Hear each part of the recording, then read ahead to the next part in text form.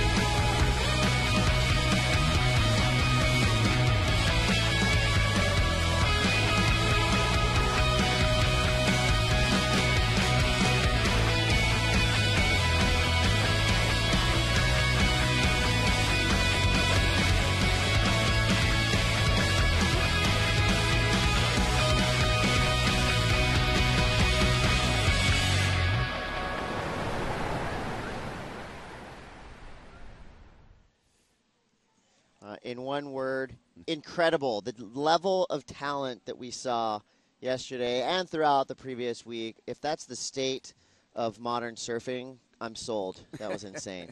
Yeah, I love seeing all the highlights packaged into one like that, and you know, jogging my memory of everything that happened throughout the day, from the morning to the middle of the day, and then at the end of the day. And none of the divisions disappointed. You know, in all honesty, you kind of get to one division and you're like, oh, it's going to be a little slow. You know, the juniors or whatever aren't as good as the men, but they're all ripping super hard, and nobody disappointed yesterday, especially the mini groms. I thought that was awesome. Well, and I also think the competitive element, too, besides the incredible maneuvers we saw from some of the competitors, some of the heats, went down to the last minute. We had a number of walk-offs where we're coming out of the water. We don't know what the result is yet. and we have to hold up the next heat because the judges are still trying to put in those last scores. And that's when it gets to the intensity of the competition, when it gets to, a walk-off. You come out of the water going, give me the score. I mean, I love that. Well, there's definitely, there's that tangible competitiveness that you feel when these surfers are both paddling out and coming in. Of course, they get to the beach. They turn back into groms again. You see them jumping around on the Fiats and having a good time back here. But I'll tell you what, the switch gets flipped. You watch these young kids all the way down to the mini groms. We're talking 10 and under, and they're in the water waving their arms, calling for heat times. They want their scores. They're, back paddling each other. It's insane.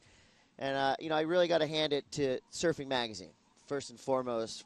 The contenders that they picked in this Nationals program have all been spot on. So thanks again, Surfing Magazine, making our job a lot easier for sure. Well, we're going to take a quick break.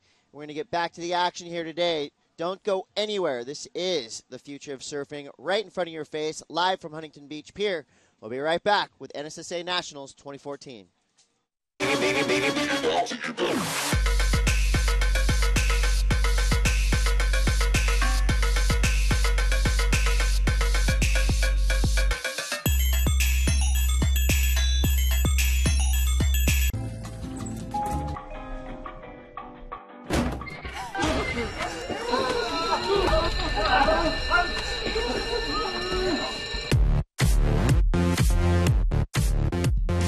Audio, headphones that flip into intense amplified speakers. Go online and try Flips for yourself free. The revolutionary new Flips, because sometimes music is just meant to be shared. See more right now at flipsaudio.com. Well, thanks, of course, to all of our sponsors for supporting amateur surfing. Couldn't do it without you. Well, take a look at this. So we had an incredible string of heats yesterday. There was a couple that stood out. Saxon, PT, we kind of all got together and decided this was going to be our heat of the day. So we're going to get to a quick little highlights package of one of the heats of the day. This thing was basically a final for all intensive purposes. Jake Marshall, Griffin Colapinto, Nick H. and Stevie Pittman. Take a look at this. Heat of the day.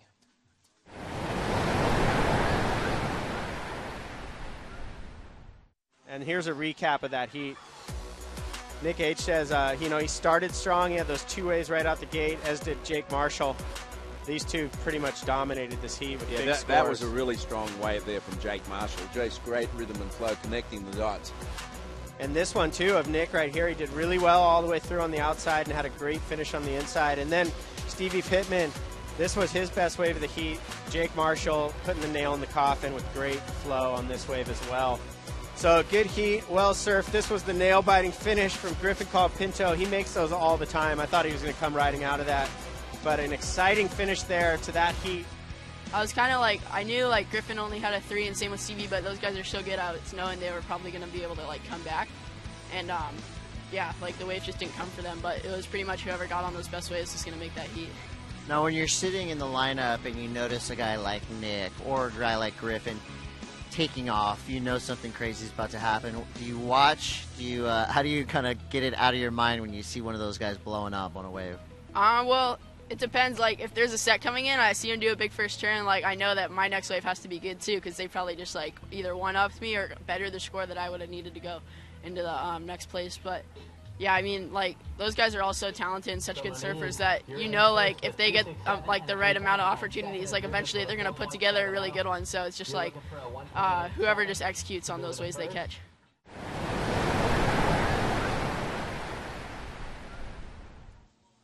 An incredible showdown from 4 of arguably the biggest competitors we have in this whole thing. So that was a great heat, but I'm telling you what, more to come. Saxon, the matchup we're going to see right now, this is the semifinals of the Open Juniors division. This first one's going to be a banger.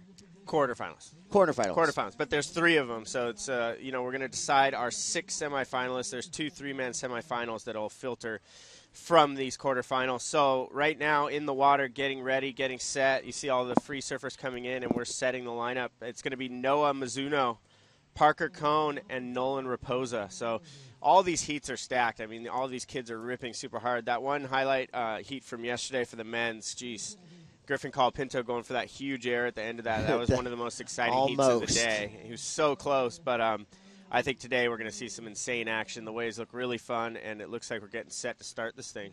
And that Noah Mizuno kid yesterday was on fire. If you remember that heat later in the day where he just dominated. You remember that was a walk out of the water, and I got that one in the bag.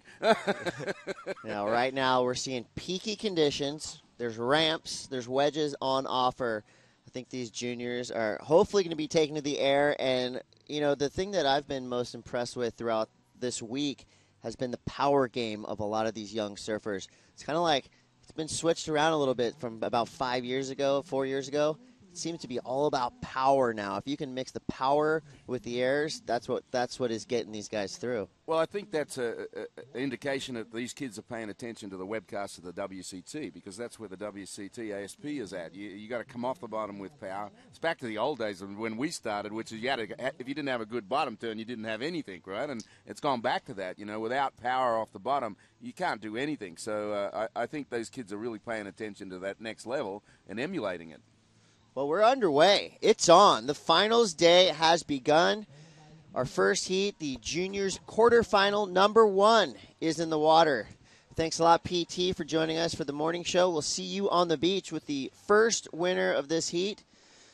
So if you're just joining us, this is the 2014 National Championships brought to you by Fiat with help from Flips Audio and, of course, Surfing Magazine. Chris Cote here with Saxon Boucher. Saxon, these guys have, they are the guinea pigs, but it kind of looks to me like they got perfect conditions out here in Huntington Beach. Yeah, look how fun it looks. Looks like someone's up and riding already.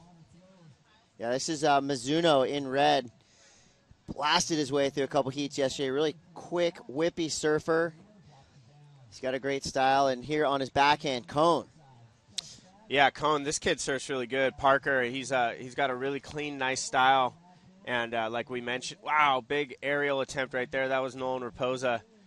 But like you were mentioning about the base of surfing, the power base, and mixing that up with some of those aerial maneuvers like we just saw from Nolan, it definitely has influenced these kids. You see them mixing it up and having a really good repertoire and a speed power flow from one maneuver to the next, and then a lot of exciting maneuvers as well. We saw Seth Moniz do a giant aerial yesterday, so they have pretty much all the bag of tricks that you would see from the top pros. It used to be a lot of these young surfers were kind of very kiddish looking on waves. They obviously ripped, but didn't really have, there was something off. But I swear this year, especially at this level, quarterfinals on, I mean, there's power surfing going on, manly surfing, even down here at the juniors level, just 15 and under. Yeah, this is a replay right here of Noah Mizuno. This kid's awesome. Know his dad. I spoke with him this morning down on the beach. He's just psyched for his kid to be here in the quarterfinals and performing well so far. A good little opening wave right there. You saw him kind of drift the tail on that first turn and nice wrap cut back, and then a little jam off the oncoming section to finish that off. So a pretty solid score in the bag for him. And this is finals day here at the National Championships. We know that we're going to crown champions in every single division, and these kids are fired up. I parked the car and saw Seth Moniz down here super early, Nolan Raposa, who's in this heat, and here we go, blues up. Yeah, Parker Cohn on his backhand. Nice big snap to open this wave up. Another solid turn. Really clean style. I really like this kid's approach. Just, nice, compact. His arms are on the right spot. Really pleasant watching surfing. Well, here we go. Noah Mizuno, second wave now. Quick little hit off the top, oncoming section. Like it. He drifts the tail a little bit on that oncoming section. So, what do you think, Chris? You remember ever having the first heat of the morning? As nervous as you are just being here on finals day, and then you have the first heat of the morning. You start the day off with a bang. Definitely nerves going on for sure. But, these guys have been surfing, like we said, since June 26th. So you got to think they've had so many heats under their belts already throughout this week that, if they can get in the mindset that this is just another heat and this is just kind of a path they need to take to get to the finals, they'll probably get over the nerves pretty quick. You see right here our surfer in blue. This is Cohn on his backhand. He's just surfing real solid meat and potatoes, and I say that as a compliment. It's like a filet mignon and a really good batch of potatoes because I really love the fundamentals that he's kind of putting together here. A little fins-free ender right there. So we're waiting for some scores to come in. Ooh, little doggy door? Is that doggy door? Little head dip there for Nolan Raposa. So, scores just now coming in for Red and Noah Mizuno. He's had 2 rides. Let's take a little quick replay. This is Nolan Raposa. He gets a nice projection down the line, and then he does a little tuck. Kind of gets lipped in the head. You see, Nolan's a really funny kid, man. He's a prankster and he's a jokester. So you see him kind of with a smile on his face on his dismount there. Is that a reverse claim? It is. It's like a joke claim. Yeah, he had a pretty good wave in front of him, but I do like that he's kind of casual in his approach. And why not get barreled?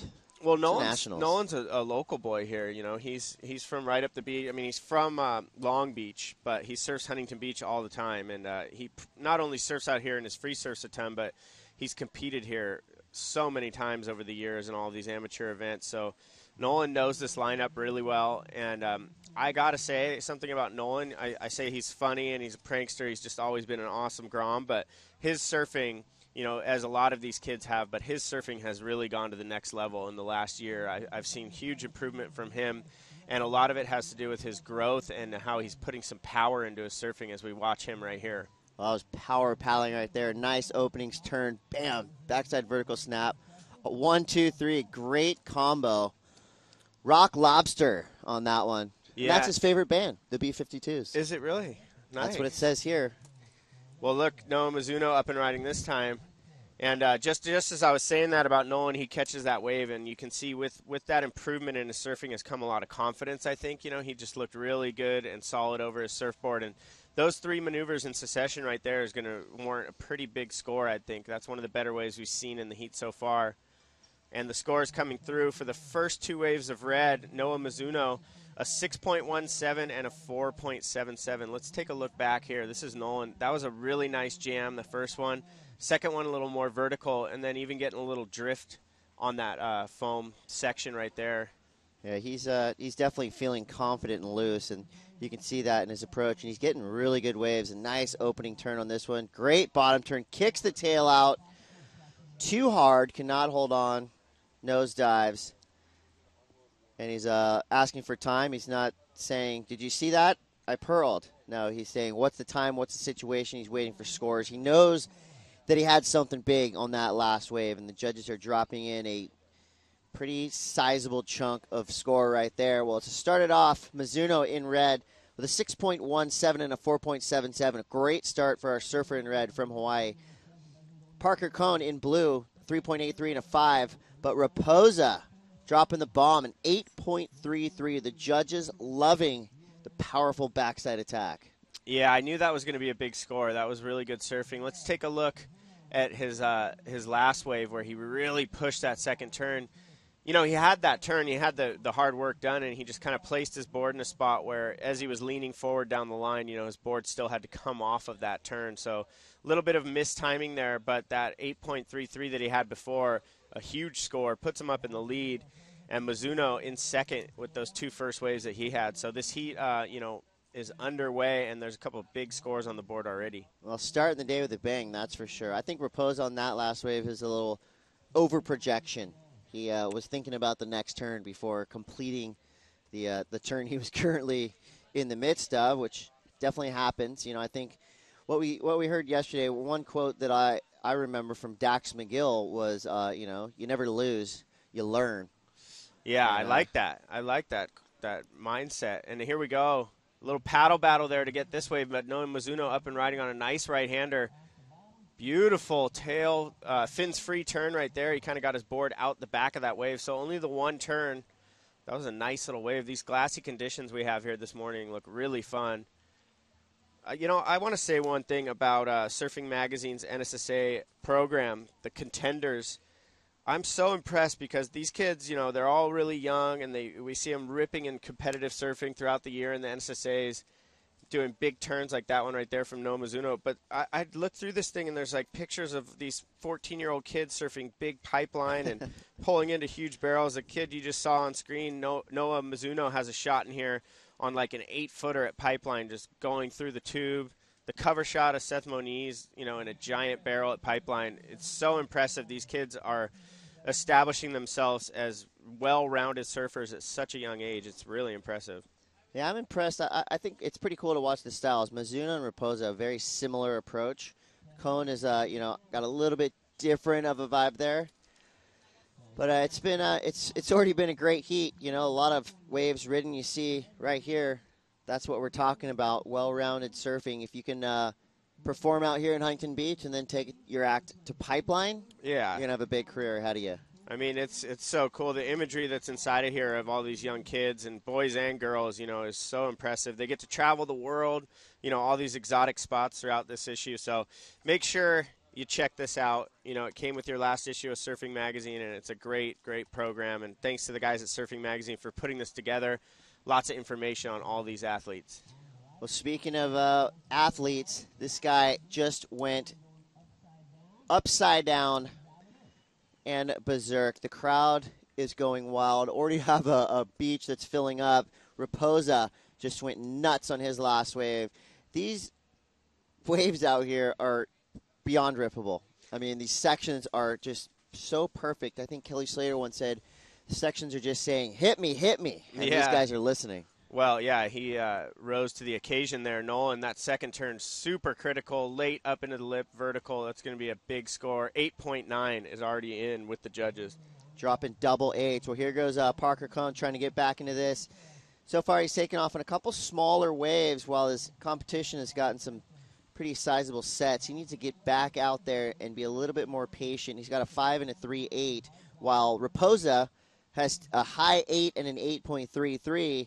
And Mizuno's sitting on a 6.17 and a 4.7. So Cohn's in a good spot. His backup wave is a 5 already, and that's a solid start. But if he wants to get back into this thing, he's really got to start trying to pick off set waves. Well, we've seen this is kind of a trend throughout this whole event, is that, one guy or one girl will get out to a strong lead the way that Nolan Raposa has. He's got 2 8s. One of those 8's a high 8. So he's well and truly in the lead as we watch him take a look at that wave. But basically, this has come down to a battle of second place. That second spot is the advancing position, and right now, Noah Mizuno in that spot, but just barely. Parker Cohn only needs a 5.95. There you can see the score totals that they're holding right now. So, we've seen this happen a lot where it just comes down to okay, it's really going to be between second and third right now to get that advancing position. You can see, looks like Parker making a bit of a move to the south. He kind of wants to separate himself from the other competitors and really make a move for that second spot. I think that's a great choice. You can pretty much tell that both Raposa and Mizuno are kind of on right now. So he needs to separate himself a little bit, and it worked. He's got a great wave ahead of him. Kind of starts it off with a little setup turn with a speed float. Great style on this kid. Can't say that enough. I really appreciate smooth surfing. It's really pleasant on the eye to watch. He could have opened up a little bit more on that first turn. That section was absolutely perfect. He kind of, didn't really fully engage to that turn. I think something you do when you have a jersey on is you try and do too much on a wave where in a free surf, I would have thought he caught that wave, that little wedge, and would have just been looking at the one section down the line. But he tried to fit in the floater, and then he wanted to combo it, which is smart. But sometimes the waves don't allow you enough time, so maybe one big move on that wave would have got a bigger score, because I don't think that wave is going to factor in anymore. And that might have been a little bit of a missed opportunity, but he's got plenty of time to get back out there. 6:18 counting down on the clock right now. I'll tell you what, the clock goes faster on finals day, that's for sure. It does. And this is that situation, between Noah Mizuno and Parker Cohn right now where it's just like, stress levels get high. You feel like, I need a wave. I want, Noah's looking to solidify second. Parker's looking to take it away. So these guys both just itching to get that opportunity. Yeah, right now Raposa has the freedom to kind of let loose. Hopefully he'll be thinking to put on an air show for us. That'd be fun to see. I mean, these waves are pretty much tailor-made. This is a skate park right here. Huntington Beach, this size and this swell direction is, pretty much as fun as it gets out here. I mean, this is kind of what summer's all about. Water right now is between 68 and 70 degrees, so it's still warm. We got a cloud layer right now, but it's definitely a lot thinner than we saw yesterday. The sun's probably going to pop earlier. And this is pretty much an epic kickoff to your 4th of July weekend right now. Absolutely. I can't believe it's already going to be the 4th of July tomorrow. Time flies. Summertime in full swing. And Huntington Beach, where we are right now live for the NSSA National Championships, is one of the funnest places to be on 4th of July. I mean, they have a huge parade, and the place just goes nuts. Barbecues everywhere, people all over the beach. It's definitely going to be a busy weekend here in Huntington Beach. There's already people camping for the parade as we speak. Yeah. On Main Street. Pretty cool. Well, we have waves on offer. We've got an incredible, talented field on hand today. We started with 900 competitors on June 26th. So 900 men and women, all under 20 years old. The division we're in right now, this is Open Juniors. So that's 15 and under. So, these young surfers with obviously a bright future, they've made it to the highest level in amateur surfing right now. NSSA Nationals, this is, pretty much the peak of your work year if you're a young surfer. You surf pretty much every weekend to get here, Saturday and Sunday if you're doing well. And it's a lot of time, money, commitment to enter the contest and get to where you're going. So, of course, thanks to all the parents and sponsors out there that help these kids get around. On your screen now, one of our top contenders, I'd say in both men's and juniors, Jake Marshall, getting ready for his next heat. Yeah, Jake Marshall's the #1 contender in this juniors field by Surfing Magazine. So he's gnarly, man. He looks really sharp. His surfing has been amazing. He's very well prepared. You saw him right there high-fiving Dad, and that was his coach, Chris Gallagher, right next to him, getting some last-minute information, breaking down the lineup. And, I guarantee they're just telling him, hey, man, just keep doing what you're doing. He's surfing great. He's been really strategic in that he's been lucky enough to find a good score at the beginning of his heats, and then he backs it up. He spends the whole rest of the heat looking for that backup score. And I think that strategy, getting something right out of the gates, has, paid big dividends for him. And, Jake's one of those guys that you look at being the #1 contender and stuff. Like, he's in the quarterfinals, which is great. He's happy to be here, obviously, but he needs to get in the finals, and really a win is all he has in his sights right now. Yeah, and, he's a humble kid. He's happy. He's just stoked to be here. I saw him this morning. He was just, smiling, walking down to the beach, and I think that's really cool. He's obviously taking it serious. He does a lot of training. He's surfing, 3, 4, 5 times a day. So he's very serious about competing here, but at the same time, he's having fun, and I think it was really cool that shot we saw of his dad and his coach. His dad has taken the pressure off of himself to be kind of here's what you need to do in your heat. He's just here for support. All right, good luck, and then Chris Gallagher, the coach, is the guy going, here's what you did wrong, here's what you need to work on, so it's pretty cool that dynamic they have.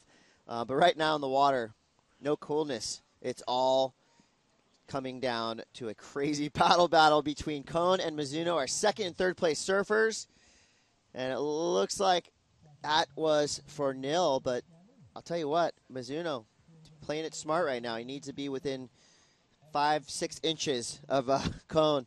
He needs to keep him off a wave because Cone only needs a 5.95, and he's highly capable of getting that score if he gets the right wave. I would imagine that Noah is telling Parker right there, he's like, I'm not going to let you catch a wave, buddy. Yeah. Nice try. I'm not going to let you catch a wave at all. I think he's going to shadow him like crazy. And right now, the way he's sitting out in front of him, a little bit further outside, he's just going to be able to shadow him wherever he goes. There you see Parker tries to make a break, Noah right on his tail. So with 1 minute 25 counting down, reason being both these guys want to get a wave. I think Noah, more importantly, wants to keep Parker off a wave because if Parker gets that 5.95, he jumps up into second and advances, and Noah will be sent packing. So Noah protecting that advancing spot. Look at these paddle battles going down. This is one of the favorite things of mine for competitive surfing is just making sure you defend your spot. And I don't know if Parker's going to catch this one. And he's up. Caught behind this one a little bit. Well, you had to go. There's 50 seconds left, and I do appreciate the paddle battle, and it's pretty cool. You can tell these guys have definitely been watching some heats on the QS. You know, the WQS has changed to a 4-man priority system or 3-man priority system, but not here. The NSSA is still a grinder. Yeah, I love it. Tooth and nail. Fight for it. Defend your advancing position. Great job by Noah, but you know what? I was pretty psyched on Parker for even getting a wave underneath Noah because Noah is just wearing him like a backpack. So, you know, it's part of it. It's part of competitive surfing to have to hassle when it comes down to it when you don't have a priority situation. You can see the frustration there from Parker Cohn.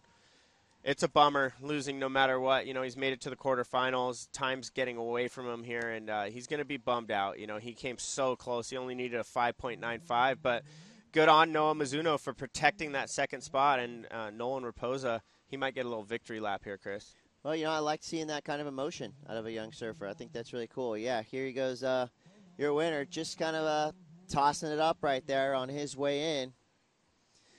And there we have it, your first semifinalists. Here's your heat recap. Well, Noah started off really well. This was a 6.17, so he started this heat, you know, in the perfect spot. Parker surfing really solid, really smooth. You liked his style of surfing, and you know, he had one good score, but this guy Nolan just was going to town on his backhand, putting up huge scores. It was almost like Raposa was out there by himself for the last part of that heat after he got these two just gems, 2 8s, and he had run away with it at that point. It became a battle for second place. And here's your some of your competitors, friends, family, fans, pit crew, gearing up, getting ready. We're going to see a lot of amazing surfing from all ages, men and women, boys and girls. It's going to be a great day here from Huntington Beach. Stick around, more action to come from the 2014 NSSA Nationals presented by Fiat.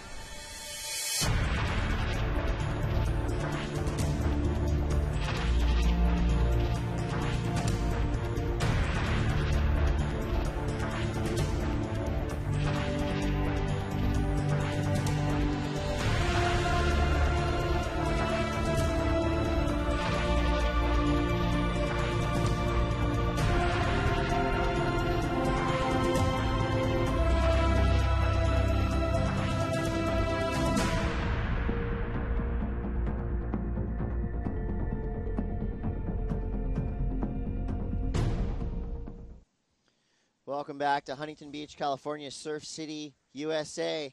This is the 2014 NSSA National Championships presented by Fiat. Chris Cote here with Saxon Boucher. We are in juniors quarterfinal, heat number 2, the open division, 15 and under, surfing at its finest. If that first heat is any indication of what we're about to see, I'm psyched. Yeah, that first heat was great. We saw how good the waves are, how glassy the conditions are, beautiful peaks, and this is a stacked heat, and wasting no time, Jake Marshall up and riding on his backhand. Big old first turn right there, flying down the line, oncoming section, big old bank. So I mentioned before when he was paddling out that he's had really good luck in getting a great starting wave and being able to pace the heat, just chasing a backup score, and it looks like he's done that again. The hard part is as he gets into these quarterfinals, he's got some stiff competition in the likes of that man right there in the blue. One of the bigger competitors in this junior division just in stature, and he has a ton of power in his surfing. He had a great heat yesterday afternoon, and he's a really cool kid. Mickey Clark right there. And then from the Hawaii division, we have Baron Mamiya, and this is a replay of his wave. This kid is a gnarly surfer. He's got an insane bag of tricks, a lot of power, great technique, 2 vertical turns so far. And then he banks it off. So all these guys with a pretty good start to this heat. I think Jake Marshall definitely getting the best of the exchange so far. Jake's confidence just showing right there. You see he's kind of on a peak of his own, which if I'm the other 2 competitors, I'm not going to let Jake Marshall go up the beach and have his way with these Huntington peaks. He's too good to leave alone like that. You know, as we see right when he paddles out, boom, straight into one of the bigger set waves we've seen of the morning. So a great start. Yeah, let's talk about Mickey Clark for a minute. You interviewed him after his heat yesterday. the same size as you, and he's 16 or 15 years old. Yeah, no, his frame, his bone structure is absolutely noticeably larger than a lot of the kids in the juniors. I think he might be one of the bigger ones, and he wears it and uses it well in his surfing. He has a lot of power, and he's just as loose and limber as all these kids. So I really like that combination in his surfing. I've seen him surf in some bigger waves before too, and he's got a crazy power hack. Hopefully he'll get like a nice open face and be able to use that, because I think he'll score really high with the judges for that style of surfing. You even saw just then on his wave where he just had that quick little hit off the oncoming section. He just throws a ton of water. So Yeah. Mickey Clark is definitely one of those names we're going to take from this national championship, no matter how he places and remember. No doubt. Well, here's another name we're going to see more of today. PT is on the beach with the winner of your last heat. Thanks, Chris Cote. Nolan and Repose are off to a good start. That one backside, I think they gave you an 8-9, couple of good cracks. Yeah, it was a couple fun waves out there. Wasn't too many sets, but a couple good ones came in, and I got them. So. First heat of the day, that's always like a guinea pig heat, but you seem to find the ones you needed. Yeah, I kind of surf out here kind of a lot, and I just knew where the spot was, and luckily they came in. Well, you're just one heat away now from the big show. You got to keep it going, right? Yeah, just keep my head straight up, just like keep it going. Well, good luck out there in the semifinals. Thank you. Back to you guys in the booth. Thank you, PT. Congratulations. Young surfer from the LBC, Long Beach, California. Well, look on screen right there. You see Frankie DeAndre and that's Enoch Harris right there. Those guys do the team management for the athletes at Fox, and that's his sponsor. And that's one of the greatest things about the NSSA event here at Huntington Beach. All the guys from the industry, all the team managers, all the managers come down here and support their Groms. And, it's so cool for Nolan to be out here performing the way that he is, winning heats and putting on a show like that in front of all those guys. Because that's a big part of it for these young surfers, is they're sponsored and they want to prove their worth. And Nolan doing a great job right there. Well, just like the World Tour, this becomes a company game as well. These team managers, marketing guys, they get paid to scout and pick surfing's next big thing, basically.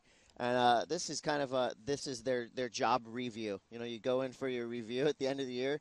This is them right here. If their team riders, can show that they made the right decision by sponsoring them, and you look at a guy like Jake Marshall, Hurley team rider. He's been riding for Hurley for like 5 years or something.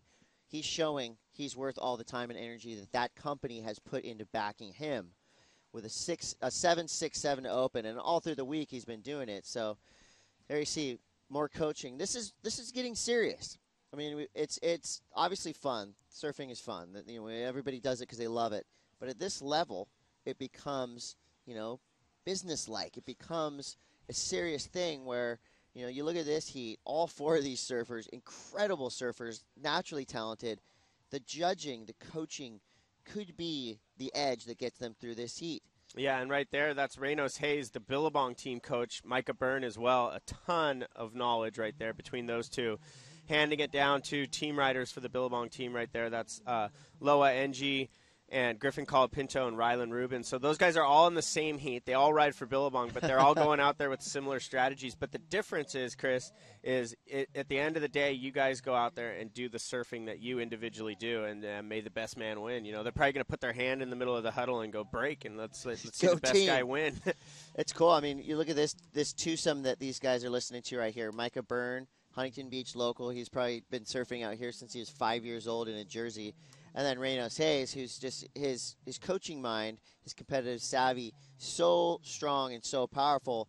That's a great duo to be listening to competing here in Huntington. And I think, these guys got to be stoked that they're getting this knowledge. And it looks like they're soaking it in. You try to tell a teenager what to do sometimes, and you can sometimes feel like it's just going right through them, and they're thinking about their last Instagram post or whatever. But you can tell those guys, those competitors are serious about it. And here goes Clark. He's got a nice little right-hander on his front hand. Going down the line. Boom. Throws the big front side 540. Cannot land it. He knew he had it. That was crazy. Landed straight out into the flats and almost had it. What happened here, Saxon? Well, take a look. He's setting his feet up. He's got great board speed built up. Quick grab to stabilize, and he spun almost all the way around. He pretty much had it right there, but you can see the board was stuck in the explosion of the whitewash there. But great technique and beautiful style there from Mickey Clark. You can see he's got a great bag of tricks. Yeah, I'm glad to see he's got the air along with the power. Here goes Jake Marshall on his backhand. Banks it off the whitewater, streaking down the line. His board's looking perfect. Nails it on the ending section. And again, this kid does not fall, does not make mistakes. A great wave for Jake Marshall. Here goes Mamiya. Yeah, this is a good little wedge right-hander. One turn and another one sliding the tail on that one and finishing off strong. So you can see that Barron and Jake Marshall alike right there, very complete surfers. They put together multiple maneuvers on both their waves so far in this heat. And Mamiya, a 7.10 on his first left. He's going to back that up with that right. And I think Jake Marshall, a pretty similar wave to his opener, which was a 7.67. So he's going to have two strong scores up. And, you know, Mickey Clark, had he pulled that aerial, he'd be out in the lead right now. So this is really a good heat on our hands right now. Yeah, this has been crazy so far. It's like I get excited when I see these guys paddling because I'm just, you know, I'm interested in what they're going to do. All three of these guys have, you know, similar yet different approaches. I thought Mickey Clark, I kind of put him in the power realm. But the fact that he just threw that almost completed frontside 540 kind of opened my eyes to what else he's capable of. And here goes Jake Marshall. He surfs his waves a lot like he surfs his heats. Strong start, an explosive ender. Yeah, and Barron Mamiya, I love this kid's style. He's kind of got that AI sort of, you don't know what he's going to do, and he adds a little bit of flair to his turns where he blows the tail out on that second one and then finished up there. I think that's going to be a great sort of backup score to his 7.10. But with the things that Jake Marshall's doing, you know, Jake's going to put himself up in the lead. He's got that 7.67 to start things off, and he's going to get a big score. I really like the way he, you know, we say this all the time, punctuated that ride. He put up a big vertical hit at the end of that one. And I think the judges are going to like it. You know, I will say this, Chris. I felt like his first two turns, the way he started that wave and then projected down the line, those turns are more just setups for that big finish, and the score reflects that. It's a 5.53. The other wave where he got a 7.67, his first turn was much more a maneuver in itself. Right. You know, I agree with you. He played it a little safe on those opening turns. And to me, that first section that he had the most perfect coping on it. He could have just gone straight off the bottom and went bam and destroyed that thing. You know, he did complete the ride, and now he's probably feeling pretty good about his lead. And so hopefully he'll be able to kind of go, okay, now switch it up a little bit, open it up, go for that 8, go for that 9. You know, had he fully unleashed and completed that last ride with, you know, instead of doing 2 setups and then that big finish, if he would have done 3 just big hacks, explosive turns, you know, he would have been in the 9 range because that wave was kind of offering him the perfect score. Yeah, you know, what it was he was kind of going down the line, you know, kind of projecting himself into that end section, which worked out perfectly. That's kind of what he had in mind for that wave. But what the judges and I think what we as spectators really like to see is guys coming off the bottom and getting more vertical on each approach for those turns. So that's kind of the point of difference as we're really kind of being critical and breaking it down. But what it's done is backed up his 7.67 and put him up in the lead. And now Barron Mamiya also with a 5.27 on his backup score. Those two holding down first and second right now. And now Mickey Clark, he needs a 6.21. He's already got a 6.17. So very attainable score with 7 minutes 20 to go. No problem. No doubt. Well, we do have a little biography piece on our number 1 contender and current leader of this heat. This is Jake Marshall.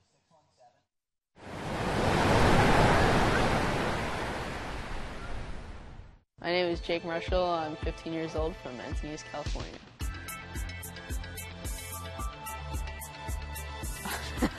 I don't really like Jello, so I'd probably rather be out of belly and eat it lower. Turn down for what? What are you supposed to say to that?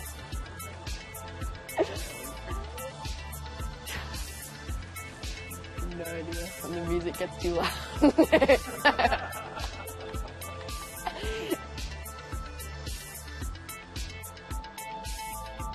I'd say Ozzy Wright, because he does he was doing airs a while ago and did some pretty. He always does really sick just straight airs and got some really long barrels and stuff. I don't know. He does pretty sick style too. It's just really different from anything else.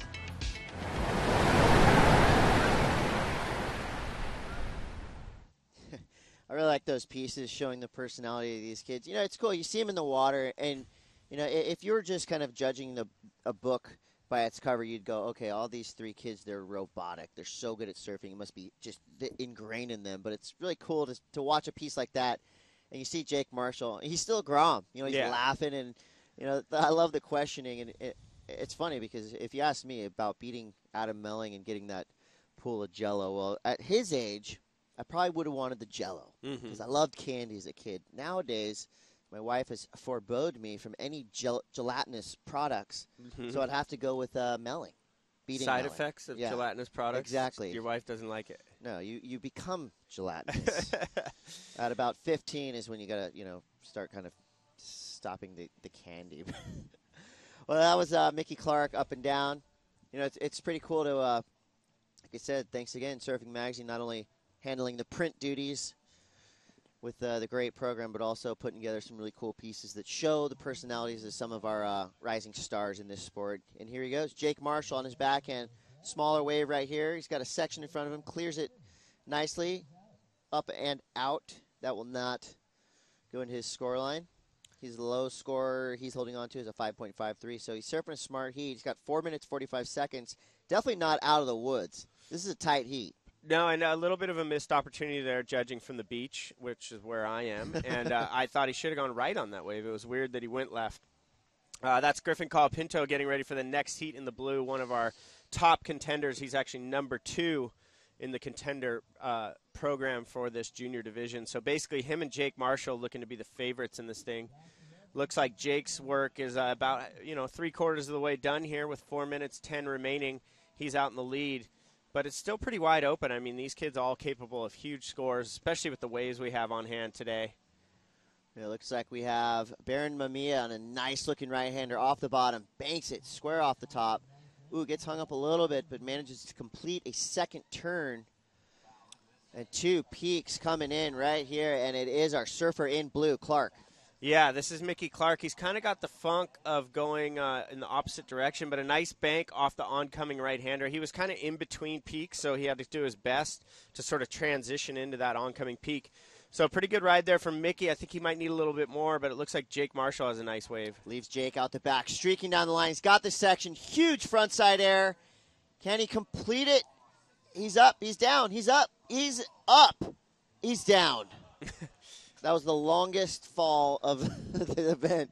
So close to making that huge air, and I love that you could see the intentions written all over his body language when he took off on that wave. That's what I like to see. He's got the basis for a win. Now he needs to punctuate it with something like this. Take a look at this. He was mocking down the line. Great grab. Look at that drop knee, back leg, almost down to the board. And this recovery was so long that I had time to think in my little brain. I was like, he's not going to make it. He's going to make it. He works out. He stretches. He's going to make it. He can get back up. He's a little kid. I would have fallen going down the line. I don't even need to say that. But he almost pulled that off, and he had the strength in his legs and his abs and everything to try and get himself back up. He just got bucked off at the end. And your surfer in blue, he's taking a look, going right. And what's cool, I think, about another kind of aspect that I'm liking about the program and kind of the calling out of contenders.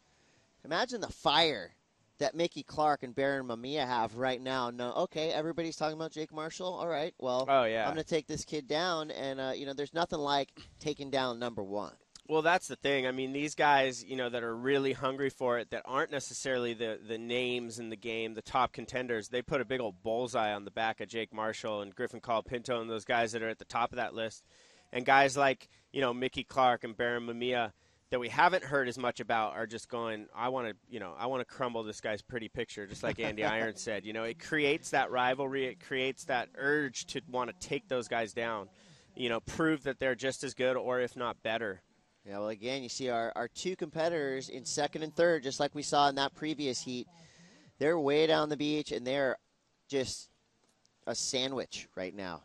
with no bologna in the middle. It's just two pieces of bread stuck together with butter, and they're going to be trying to fend each other off. Mamiya in that second spot, but Clark needing a 6.21. For him, that's not a huge score. We saw him drop a couple of those yesterday. He's already got a 6.17. He knows what the judges are going to be looking for. But with 1 minute to go, our Hawaiian surfer, Mamiya, is going to definitely, like you said, be the backpack on Mickey Clark. Well, it looks like Jake Marshall all by himself on the pier bowl. Nice turn right there. I love that style of surfing. And another one drifting the tail. I mean, he is technically almost perfect in his surfing. The way that he times his maneuvers and also that little added bit of a slide in that cutback and everything, it just is so fun to watch. He released a video on our website at surfingmagazine.com a few days ago that he's surfing. I think it's in El Salvador at these right points. And, I mean, the guy is just so good. He's got such great technique, and he showcased a little bit of it there on that right-hander. I think he's got a lot more in the bag. He's been winning every single heat that he has, kind of just sticking to his basics. But this kid's got some crazy tricks, like we saw that one air attempt, and he's going to have to bring that out in the semis coming up. Yeah, he pretty much waltzed through that heat, just kind of was left all up to his own devices. He was sitting on his own peak throughout that whole 20-minute stretch. So Jake Marshall will be moving on, your top contender, still going. And I don't know if this was an upset or not. By the way, Mickey Clark was surfing yesterday. I thought he was definitely going to be a shoo-in for the final series here. But going down to our Hawaiian surfer, the very talented Baron Mamiya. So two more semifinalists have been decided. And Jake Marshall, like we've seen all week, pretty handily taking it home. Well, he started with that wave, which was a great start. Just put him out in the lead early on. Baron Mamiya right behind him, though. This was the early exchange. He put up a 7.1. And, Mickey was in this. He had a 6.17 on this opening wave right there, showcasing some of that power. But he really got starved for a backup score, and it was to Mamiya's advantage that happened to Mickey. Well, your second heat of the day is done. And it was a cracker, just like we thought it was. But guess what? We have a four-man juniors quarterfinal coming up next with four very talented surfers, the best in the nation. Congratulations to Jake Marshall. You are advancing along with Baron Mamiya. More surfing to come. This is the 2014 NSSA National Championships presented by Fiat. We'll be right back.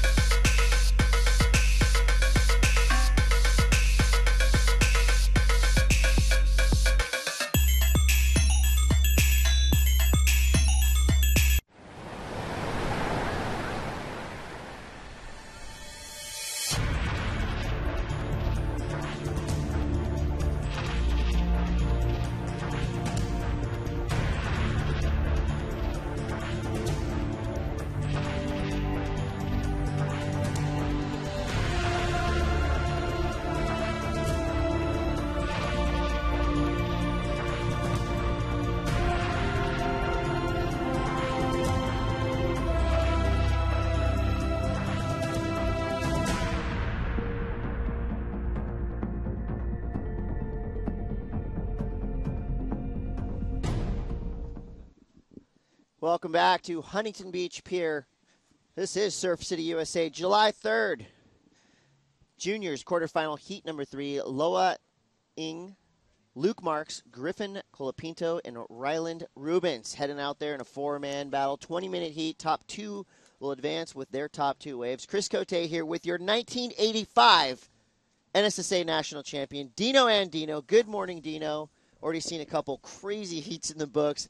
I think every heat today is going to offer us something, of course, in the way of entertainment, but also in the way of showing what surfing is today. Absolutely. That last heat was a really highly contested heat. All three competitors really had one solid score, and Jake Marshall, once again, proving his consistency, finds his way into the semifinals. Heat number 1 this morning, Raposa put on a clinic backhand, thrown up into the lip. So pretty exciting stuff here as we wind down the final day here at the NSSA Nationals in 2014. The parents and the fans are lining the beach here as we wind down the day. And this heat right here is a highly contested heat. Griffin Colapinto in blue. Luke Marks starting off his account with a 3.93, Chris. And it's going to be fun to watch. All the divisions crown a champion today. No doubt. Well, conditions-wise, Dino, we're seeing, rights and lefts. Nothing really predominantly sticking out as far as, like, what wave is going to offer the better score. As you're looking at it right now, it's low tide. It's going to be slowly creeping up throughout the day. What are you looking for as a competitor out there right now? Well, from what I've seen so far this morning, the lefts seem to be adding, offering a little bit more scoring potential. A little longer. Yeah, a little bit longer, and the rights are kind of short, but with this peaky west wind swell combined with the bigger south swell, where we are seeing peaking conditions. This is Griffin Colapinto on a nice-looking right-hander. Big first turn and another blast. Unfortunately, goes a little hard on that second maneuver and comes unstuck. He was going to be looking at a really solid score. That's really unlike Griffin Colapinto to make a mistake like that. I think that might be the first time I've ever seen him fall. I mean, the kid is just so consistent, so naturally talented. Well, here goes Marks on his backhand. Well, that's a really nice opening maneuver here, and a big blast on the closeout. Unfortunately, wasn't able to pull that second maneuver down. But it's a big difference than we saw from the previous heat. Here goes Rylan Rubens. All surfers have gone down on their first opening waves. So Rylan Rubens is going to try to buck that trend, nails it off the end. Nice approach from our goofy footer in green, Rylan Rubens. That was a nice combination of maneuvers there for Rubens. Two nice snaps. His wave was a little bit whitewatery, though, but let's see what Griffin can do. Looks like Griffin's maybe a little bit too excited, Chris. He's just going to have to kick back, relax, get his nerves calmed down. 15 minutes on the clock. Nothing too major on the scoreboard yet. So far, we have Luke Marks with a 3.93, and we're waiting for Rubens' last wave. It's probably going to be in the mid-range. And so far, Griffin's had a couple opportunities to put an excellent score on the board. It looks like Griffin's previous wave is going to get dropped, and it's probably going to be in the mid-range. So all three competitors with one good, decent score. All four guys with, a wave in the 4-point range. Here on your screen, you see a little bio of Mickey Clark. Mickey Clark from the last heat was the third-place surfer, but definitely a name that we're going to hear a lot more of. Here goes Colapinto. He's going to try to gather himself and put together a score worthy of his talent. Nice backside turn to open up. Big vertical snap. This is more like the Griffin Colapinto we have come to know. So 4 solid turns. Okay, that's the surfing that, the mistake-free approach that we're, used to with Griffin. It was pretty crazy to see him kind of fall on 2 waves in a row. His first wave on the strength of that first real big turn was a 4.73. This wave is going to be a great score as well. It kind of shows you the mental game that the kids at this level have. Okay, to get back into this heat after 2 pretty big missed opportunities, he's right back in it. You think maybe, Dino, the pressure of being considered, one of the top contenders in both men's and juniors gets to him at the beginning of this heat, and he's kind of just wiped that off? Yeah, I think he's, we have a major rivalry coming. We'll get back to that in a moment. It looks like we do have a competitor in the red jersey here. Nice couple blasts off the top. That looks like Loa Ing. Yeah, Loa Ing. That was a nice couple maneuvers.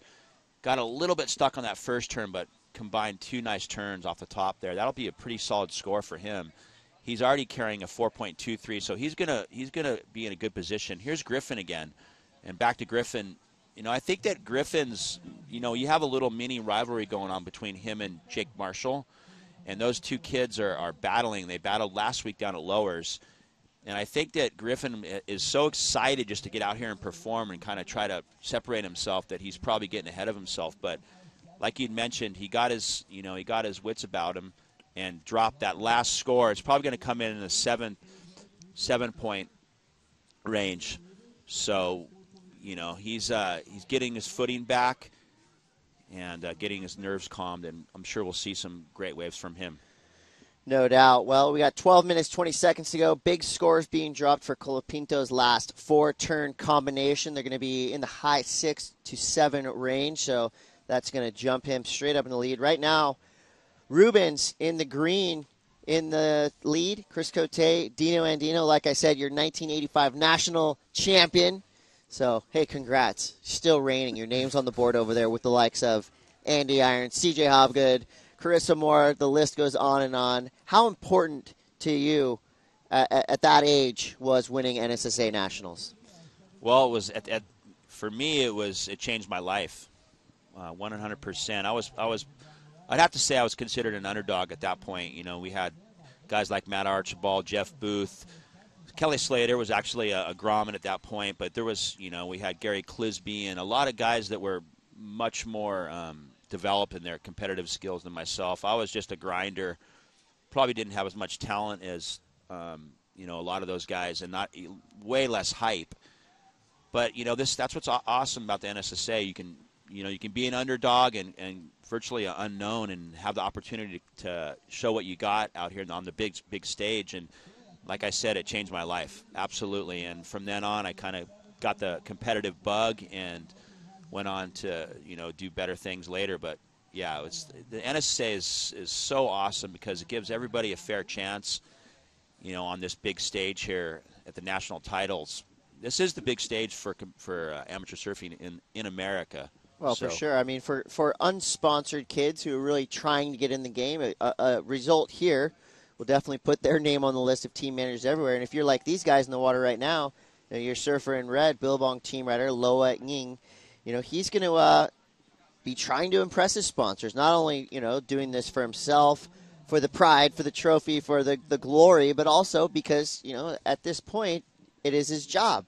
That's what he's, I don't know if he's getting paid, but that's why he gets the free wetsuits and the free clothes, because his sponsors, they believe in him and they want him to progress and to eventually, if it's his goal to become a top professional surfer, this is the starting point. This is kind of like the minor leagues, AAA, if you will, before making that jump to the QS and the CT. So these 4 surfers in the water, they're being judged right now by professional judges. This is elite level surfing. And coming up next, probably the crowd favorite, the Mini Groms. Well, the good thing about the NSA, too, is if you do want to become a professional surfer, you get a lot of heat time. You go through the conference, and then you go into the regional championships, and then you go into the nationals. So this is the cream of the crop throughout the whole country, both the East Coast and West Coast and Hawaii. So this isn't just an open event. This is where you actually have to qualify to get into this event, and this is the elite. But if you're an unsponsored surfer, you go into the conferences and you learn the game. You go through 10 open seasons and 10 explorers events throughout the year, and you get all that practice. And then you go into the regionals, and then you have a chance to go against just your the Westerns or the Easterns or the states in Hawaii, and then you have to qualify into the nationals. So you get all this heat time, all this preparation, get into the national titles, and then once you become, the older, the men's and women's open divisions, then you graduate from that and go on to the QS and on from there if you have the talent and the support. So this is a great, you really get groomed well through this, and it's a great system. Yeah, no doubt. Well, in the water right now, your juniors quarterfinal heat number 3. Your current leader in red is Loa Ying, Hawaiian surfer in second. Griffin Colapinto. Rylan Rubens has dropped to third. He needs a 6.44. Marks in fourth needs a 7.9. Plenty of waves on offer. We've seen some serious flurries with set waves coming through. The wind picking up just slightly, but still have ramps, still have wedges on offer. The little skate park has come to Huntington Beach Pier. A great place for a contest. So consistent. And throughout the day today, we're going to be seeing some final action coming up next. The boys semifinal 1 and 2. And these little guys are going to go out there and absolutely rip. So fun to watch them. That kid right there in yellow is pretty much the talk of the town. One of the top young kids coming out of Hawaii. Really talented young surfer. And he's coming up next in the boys division. He was the winner down at Lower Trussell's last week. let's see here. This is an interesting wave here. Colapinto's, he needs a backup score to that 7-point ride. And that was a nice wave there for Loa. Loa only needing a 5, now he's in the lead. So we have Loa in the lead with Colapinto trying to back up that low score of a 4.73. Rubens down in third, Chris, only needs a 6.44. This is when it gets really, down to the wire because, say, a set comes and Griffin gets starved and one of these kids get a bomb and get an 8-point ride, he's going to be out. This is a nice wave. It's a good series of combination of maneuvers. 2 snaps off the top and then finishes it with a nice closeout bang. He's trying to better a 5.97. I think it's probably going to be right in that zone. Maybe a slight improvement. Well, this could be, kind of considered another one of those underdog situations where Loa is seeing Griffin right here, and he's going, okay, I want to take down one of the top contenders. But here you'll see why Griffin is one of the top contenders. He's gathered himself from some early falls, putting together a nice little combination. That wave not really offering him much. He needs a 5.04 to get back in the lead. He's pretty solidly in second place. Rubens behind him needs a 6.44. Out the back right now, it looks like Marks, having a look, will not go. So like we said, wave selection will be key. There are kind of some middle range sets coming in, but those aren't the ones that are offering those big scores. Loa Ing right here, he's having heat. Big backside snap to start this wave off. Nice little left running down the beach. A couple nice turn combinations right there. Finishes with a big snap, throwing a lot of spray. So Loa Ing kind of running away with this thing. The crowd goes wild. Well, Loa bettered his score, Chris. That last wave previously was a 6.43, so he keeps bettering his total. Now Griffin needs a 5.5 to move into first position. Rubens only needs a 6.44, so the pressure's on. We have 5 minutes remaining on the clock. And, which can be an eternity if you're surfer Loa, in first or second. And Loa's looking really sharp, really consistent, not bogging any rails. He's got a really nice backhand snap on him. Yeah, he seems to be surfing more of a heat that we would expect from Griffin. Griffin had those mistakes at the beginning, but he's kind of clawing his way back into this. We do have a little bit more info about your surfer in blue, Griffin Colapinto. Check it out.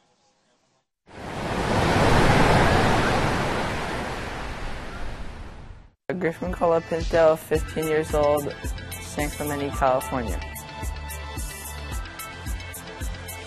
Probably have to choose the ice cream because it's so good and airs are kind of getting out of date, so I don't know. This is a lot of pressure right here.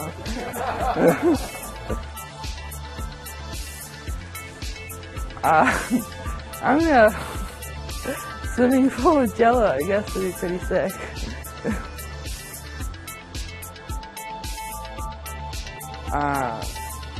I love boobs.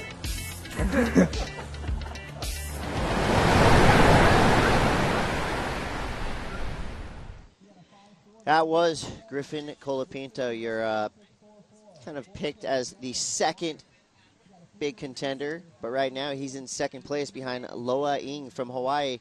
So Griffin Colapinto holding on to that second spot, but Rylan Rubens, he's right behind him. He needs a 6.44, and Marks in fourth needs a 7.90. 3.5 minutes to go.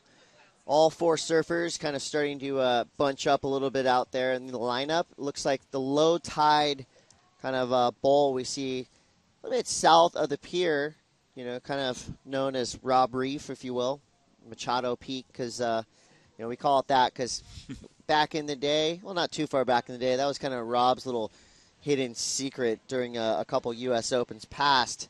He would blaze through heats by surfing this weird little wave down there that everybody was really concentrated by the pier, but Machado kind of snuck off, and from then on, it's kind of just been known as Machado Peak. Yeah, Rob really put his stamp on that wave down there. Everybody would be like, why is he down there? And then he'd get 8-point rides in his sleep. Oh, that's why. Well, here we go. 2 minutes, 40 seconds to go. Getting into the spear edge of excitement here in quarterfinal heat number 3. We're looking for our final semifinalists. And this is a big moment for these young surfers from all over the nation. The best America has to offer. Here we go. 2 minutes, 20 seconds. That set goes by without opportunity. Well, this is going to be where time management and strategy is going to play a big part. You're Griffin. You're in second position with Rubens only needing a 6.44. And you can see Griffin's kind of taking an offensive position there in the lineup. Rubens on the right-hand side of him. Griffin in blue. Griffin trying to better a 4.73. He's had a few opportunities, and I think this is the part of the game that Griffin really needs to learn a little bit better, is to back up those high point scores. He has a 7.10 for his high score. That was basically on an inside wave. He did 3 backhand blasts and got a 7.1. He had some opportunity in this heat to get in the excellent range. He fell a few times. Now it's down to 1 minute and 30 seconds on the clock, and you have Rubens needing a 6.44. So this is going to be really important. And you have Loa, who's currently leading the heat, and Griffin only needing a 5.50. So we could see a huge shuffle here. Looking out the back, doesn't look like there's much sets coming in. So we'll see what happens here in the last 40 seconds. Here you see a bio on Rylan Rubens, young surfer. He's 14 years old from San Diego, California. He's going to be trying to escape Griffin Colapinto. Griffin's right in front of him. You'll see these two surfers trying to find a little something. Griffin's going to try to hold him off. Rylan's going to try to get something from under Griffin. No priority right now. Of course, this is a no priority event. So that's where the paddle battles come into play. 40 seconds to go. Will there be a chance for Ryland? Not if Griffin has his way. And I'll tell you what, when Griffin comes in from this heat, he's going to hear an earful from his coaches wondering what was going through his mind on those, pretty obvious mistakes he made on his first couple of opportunities. Like you said, Dino, he had the chance with a wave that would have definitely put him in the excellent range had he not kind of tried to over-surf it a little bit and had a fall on his second turn. But it'll be no harm, no foul if he can get through. But right now, we do have a chance for our surfer in yellow, Marks, and our surfer in red, our leader, Loa Ing, and that's it. We're not sure if those waves will go in the books.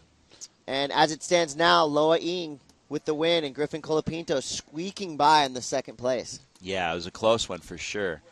I think Griffin's got the X factor and the talent. Let's take a look at our heat leader. That looks like a nice snap on the closeout there. Really Rubens, great surfing. Yeah, actually, he came in third. This was our heat leader right here. This is Loa Ing. A couple nice backhand snaps. Very consistent heat. And this was Griffin's comeback wave right here. This was a 7.10. He put together some really mature surfing on this wave. And right there, that's the talent that he has. That was a clutch wave for Griffin for sure. Well, this was your winner, Loa Ing. Just straight fundamental surfing, power surfing, and great wave selection. Well, we got a lot more surf action to come. Coming up next, the Open Boys semifinals. There's going to be some shredding coming to you live from Huntington Beach, California. This is the 2014 NSSA Nationals, brought to you by Fiat. Stick around. We'll be right back.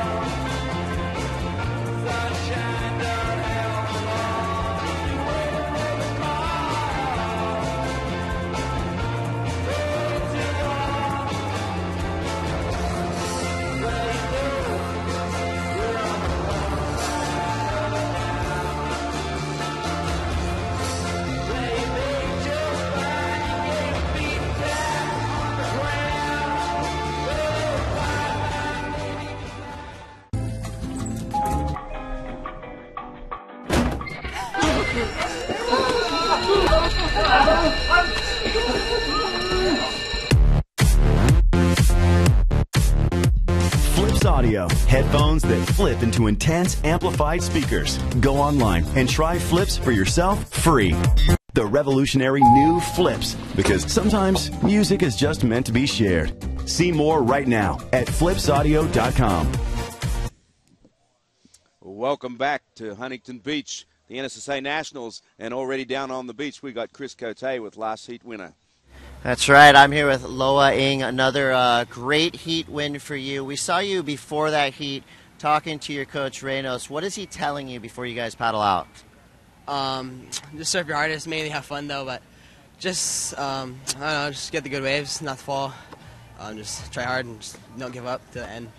Good waves, don't fall. Power surfing got you through that. Real solid fundamentals. When you're paddling out and you see wedges like that, do you get super excited, and how do you manage that excitement when you're dropping into a perfect wave like that? Yeah, it's super psyched when you get a good wave. Yeah, you just gotta settle down, just do what you gotta do, and just perform and just make a show. Just cruise and just have fun. Well, you definitely performed for us, Loa Ng. Moving on, your Hawaiian surfer making a big push into the finals. Congrats, brother. Yes, and we didn't know his name yesterday, Dino Andino, and today we do know his name because now he's one step away from the finals. Absolutely killed that heat. Such solid surfing there for the young Hawaiian. Really great variety off the bottom, off the top combinations. And, well, we're in boys heat number 1, PT. Yeah, and the action is always hot and heavy with the boys, and they've already got some big scores posted, which I'll let you get to in a minute. But we've got Axel Rosenblad and the Red Jet Schilling had some great heats yesterday. Wyatt McHale and Ellie Hanneman, and a couple of big scores up there already. Yeah, it looks like McHale has a couple bombs here. We're still waiting for the last couple numbers to get punched, but this is an awesome division here. You can see we do have some movement. That looks like Eli Hanneman. And a big off the bottom, off the top combination for him. The judges are going to love that bottom turn commitment straight into the lip. Jet Schilling opened up with a 4.33 and backed that up with a 6.10. He's currently in the lead. We're still waiting for McHale's waves to get dropped. He dropped a couple bombs, PT, 7.60 and a 6.33. So we have a heat on our hands. And it's only like 5 minutes deep, and the groms are going off already. Well, looks like we do have some scores getting dropped for Hanneman on that last wave. I mean, unfortunately for him, he wasn't able to back that first turn up with a closeout maneuver. But let's have a look at McHale here on a little air snap there. That was pretty good. Nicely, cleanly executed, and down the beach, that looks like a little Axel Rosenblad with the nice little roundhouse wraparound. And another one. It's amazing. You know, we were talking about how good the 10-year-olds are, and this is the next division up, and these guys are all just ripping. Flawless surfing there from these guys. It's awesome to watch. They look so serious. And here's Jet Schilling, big bottom turn snap right there, blowing the fins out, and follows it up with another snap. That was a pretty serious surfing there. Right on the lip line when he blew the first lip up. He came off that bottom with the, as we've been talking about, beautiful off the bottom, strong turn, straight up into the lip line, just right on the lip, like fins breaking free. I used to be able to do that. Well, these guys are definitely well advanced for their age. We talk about that all the time. That bottom turn so important for the scoring potential. This was Eli Hanneman right here. He does the same thing, big bottom turn off the top combination. And unfortunately, this wave goes flat. He would have been looking still posting a 6.10, though. So we got some big scores up here already. I mean, this heat is evenly matched already, and it's only in the early going. Well, here we go. This is live action, Peter. Little Axelblad right there. Oh, it comes a little loose off the tail block there. It's so awesome watching these guys. Bang. This is the semifinals, PT. This is where the pressure really sets in. They want to be on the podium so bad. This is Jet Schilling right now, trying to better a 4.33. He's going for an aerial there. And currently he's in second position with McHale with a pretty solid lead with that 7.60 and backup score of a 6.33. He's got that near excellent score, kind of putting himself out in front by quite a margin. Well, lots of time. We're not even halfway through this heat, and already all 4 competitors have posted really good scores, ones that could end up being in their scoreline. As we take a look at that replay again, gets a little loose off the tail coming off the top, but he recovers really nicely to, like, good sense of, I'm going to get one good move and make up for that little loss there, and that was a beautiful end to that wave. Well, this is young Eli from Hawaii. I've been gone for a few weeks, and when I got back, all I heard was Eli. Down at Lowers, he put on quite a clinic, winning that 12 and under division down at Lowers. You can see him. He's pretty excited. He's trying to better that 3.97. Ooh, this is going to be a big score. And that's exactly what I heard he was doing down at Lowers. Big backhand snap, throwing the fins out, and he finishes it with a nice roundhouse combination off the foam. This is going to be definitely better his total. Yeah, absolutely. And he had one good score already, so putting that one in the mix is going to be his best wave for sure. It'll move him out of the cellar. I'm sure he'll move up here, possibly into second, I would think, because I think Mikhail is still out in front with that one big 7.6. I would love to have another look at that backhand off the bottom, off the top combination. That's exactly what the judges want to see. They've made it perfectly clear throughout this event so far. They want to see the set waves, big bottom turn, nice, solid, deep bottom turn up into the lip vertical with risk. And that's exactly what Eli did. Let's have a look at this big bottom turn, PT. Big snap, throwing the fins out the back, really separating himself on that maneuver. Absolutely, and just really great surfing for such a youngster.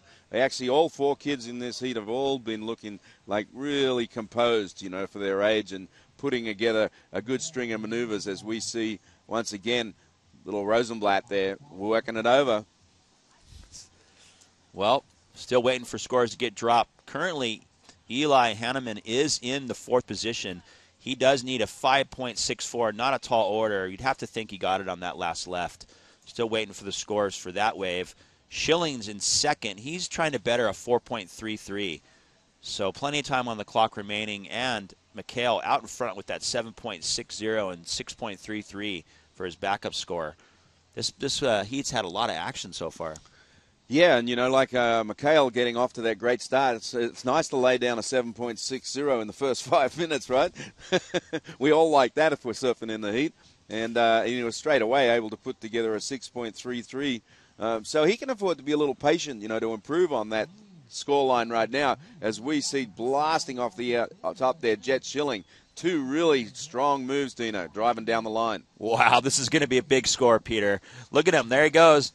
He's claiming it. That's awesome. I heard he was doing that at the Volcom contest, claiming every wave. I love that. Look and at the crowd loves it too. How is that bottom turn off the top combination? He slammed that first lip. Looked like he almost got a little bit loose where he was going to maybe go out the back of the wave, but he pulled it down and finished it with 3 nice maneuvers on the inside. That's Jet Schilling, and he's currently in 2nd, but I would imagine Hanneman's going to move into 2nd here with this next score as it gets dropped for that big backhand maneuver. And there it goes, 6.90 for Hanneman. He moves into 2nd, PT. Now we're waiting for Schilling's last score. See, we got a great crowd down on the beach. A lot of industry people this morning as we take a look at this again, Dino. How's that first turn? He blasted the tail completely out the back of the wave. Follows it up with a nice snap and finishes it off next to the pier. And look at him there. There's some attitude for you. And here we have Mikhail going with the nice air. This was a replay of that wave earlier on, and this is live right here. He's now looking to improve on that scoreline. He's been in the lead of this heat since the very beginning, and looking like he's may have improved on one of his other scores. Don't think it's going to beat that 7.6, but he might improve on the 6.33 with another strong ride. Well, Schilling put the hammer down, Peter. 7.57. The judges biting the hook on that one. So he is back into 2nd. Mikhail still in 1st, and we'll wait and see what his last wave comes through at. But Schilling, judges really liking that 4-turn combo. And the claim. I love it. Yeah, well, I was just saying there's a lot of the surf industry honchos down there. I just saw Neil Ridgway there in the crowd, the Vice President of Global Marketing for Ripcord. I saw a bunch of the other head honchos this morning. Enoch Harris from Fox. They're all hanging out watching the next generation. This is where the contracts get signed, right, Dino? Absolutely. and look at the score right there for Mikhail. I think we missed something. We got to that wave a little bit late when he blasted that closeout, but something happened on the wave that was real serious. The score gets dropped of 9.70. And, wow, that basically puts everyone in combo. Big bottom turn, snap off the top, separating himself, looking a little bit more mature than the younger guys in his heat, and finishes it off with a nice little whitewater climb. 2 major maneuvers on a set wave PT, and the scores get dropped 9.70. Once again, the judges just, sending the message loud and clear what they want to see. Well, so far in today's action, this has to be the heat of the day so far. I mean, look, all 4 competitors with pretty serious score lines already, and we're only just halfway through.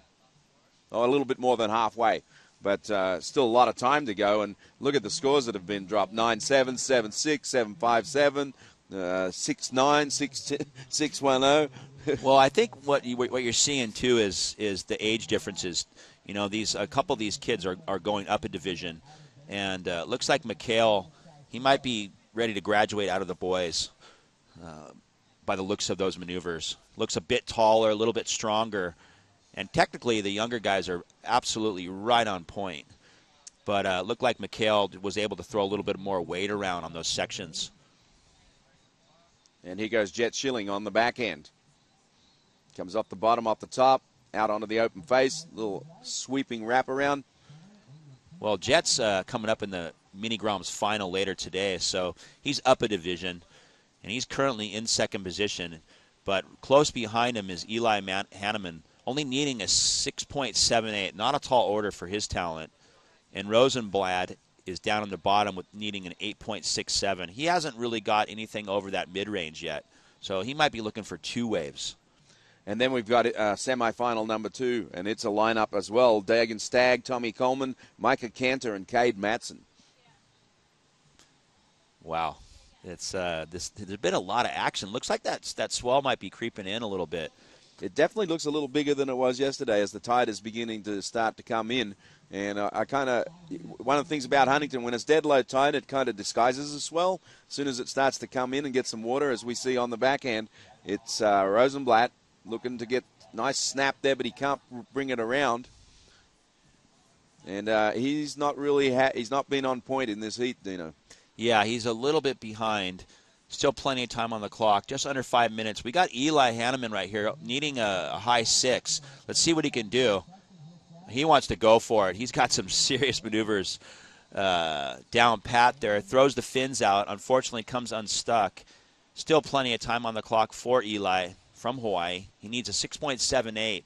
Let's see what Jet Schilling can do. He's trying to better a 6.10.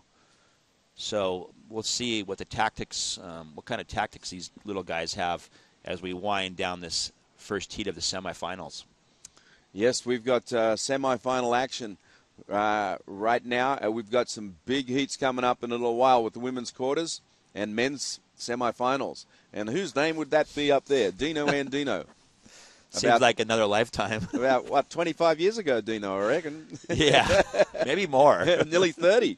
Yeah, it's a long time ago. As we see Rosenblatt there is trying to get something going here and just can't seem to – his biorhythms look a little off today. Yeah, I think he might have got a little shooken up by hearing Mikhail with that 9.70. That's a pretty scary score line when you hear that. He opened up with a 7.60 and backed that up with a 9.70. It's pretty safe to say that he's on into the final with that type of total. And the battle here right now is for second position. We have Schilling in second currently, and Hanneman, he's down in that third, needing a 6.78. And these two guys had a battle going on at the Volcom event earlier this, about 3 weeks ago. So these kids are definitely comped out. Looks like we do have, looked like Eli was making a move for that one.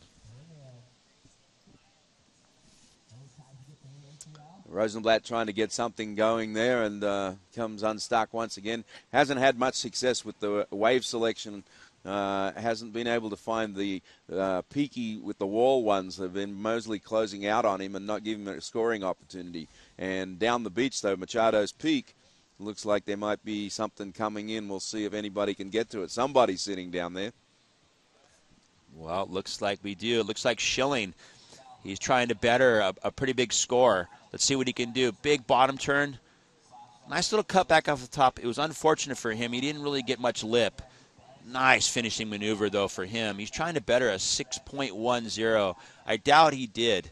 I think he needed a little bit more on his first turn. We do have some movement out the back. And it might have been a mistake leaving Eli alone. Let's see what he can do. Looks like he's on a big right-hander. Ooh, that's a dangerous combination there. He didn't get really much. He's looking for a 6.78. And you look back at the score line and think about some of the other scores that put down. It's going to be close. He might just fall a little bit short for that 6.78. What do you think, PT? Yeah, well, he really got a nice first bottom turn, and that wave was so running away from him so hard he couldn't snap it as hard as he wanted to because the section down the line was already closing down, and he knew that he had to get to that section if he was going to have any sort of attempt at a second maneuver.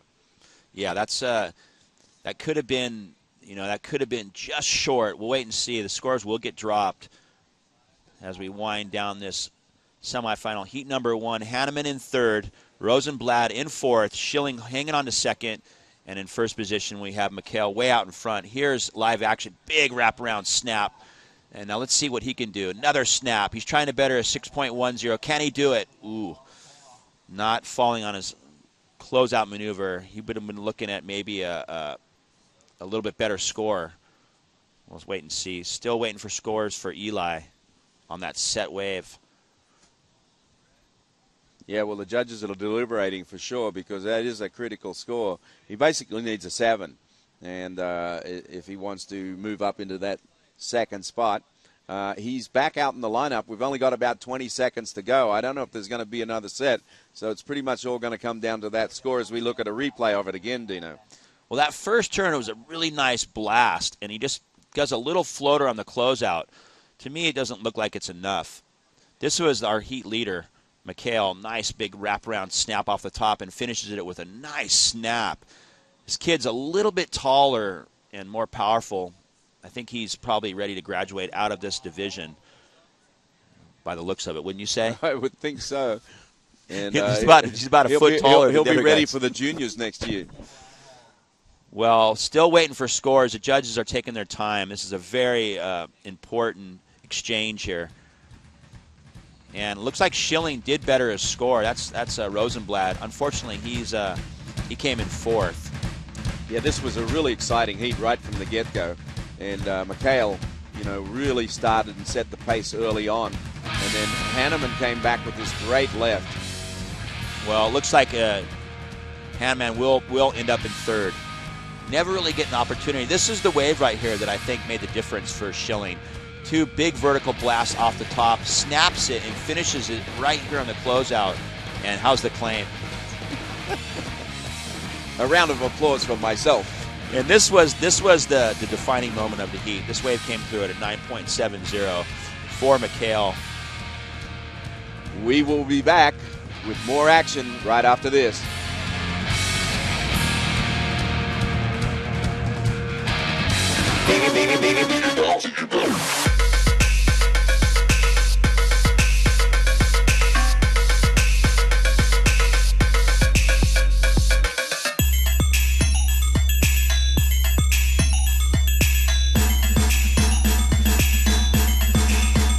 Diggy bounce, diggy bounce, diggy bounce, diggy bounce, diggy bounce, diggy bounce, diggy bounce, diggy bounce, diggy bounce.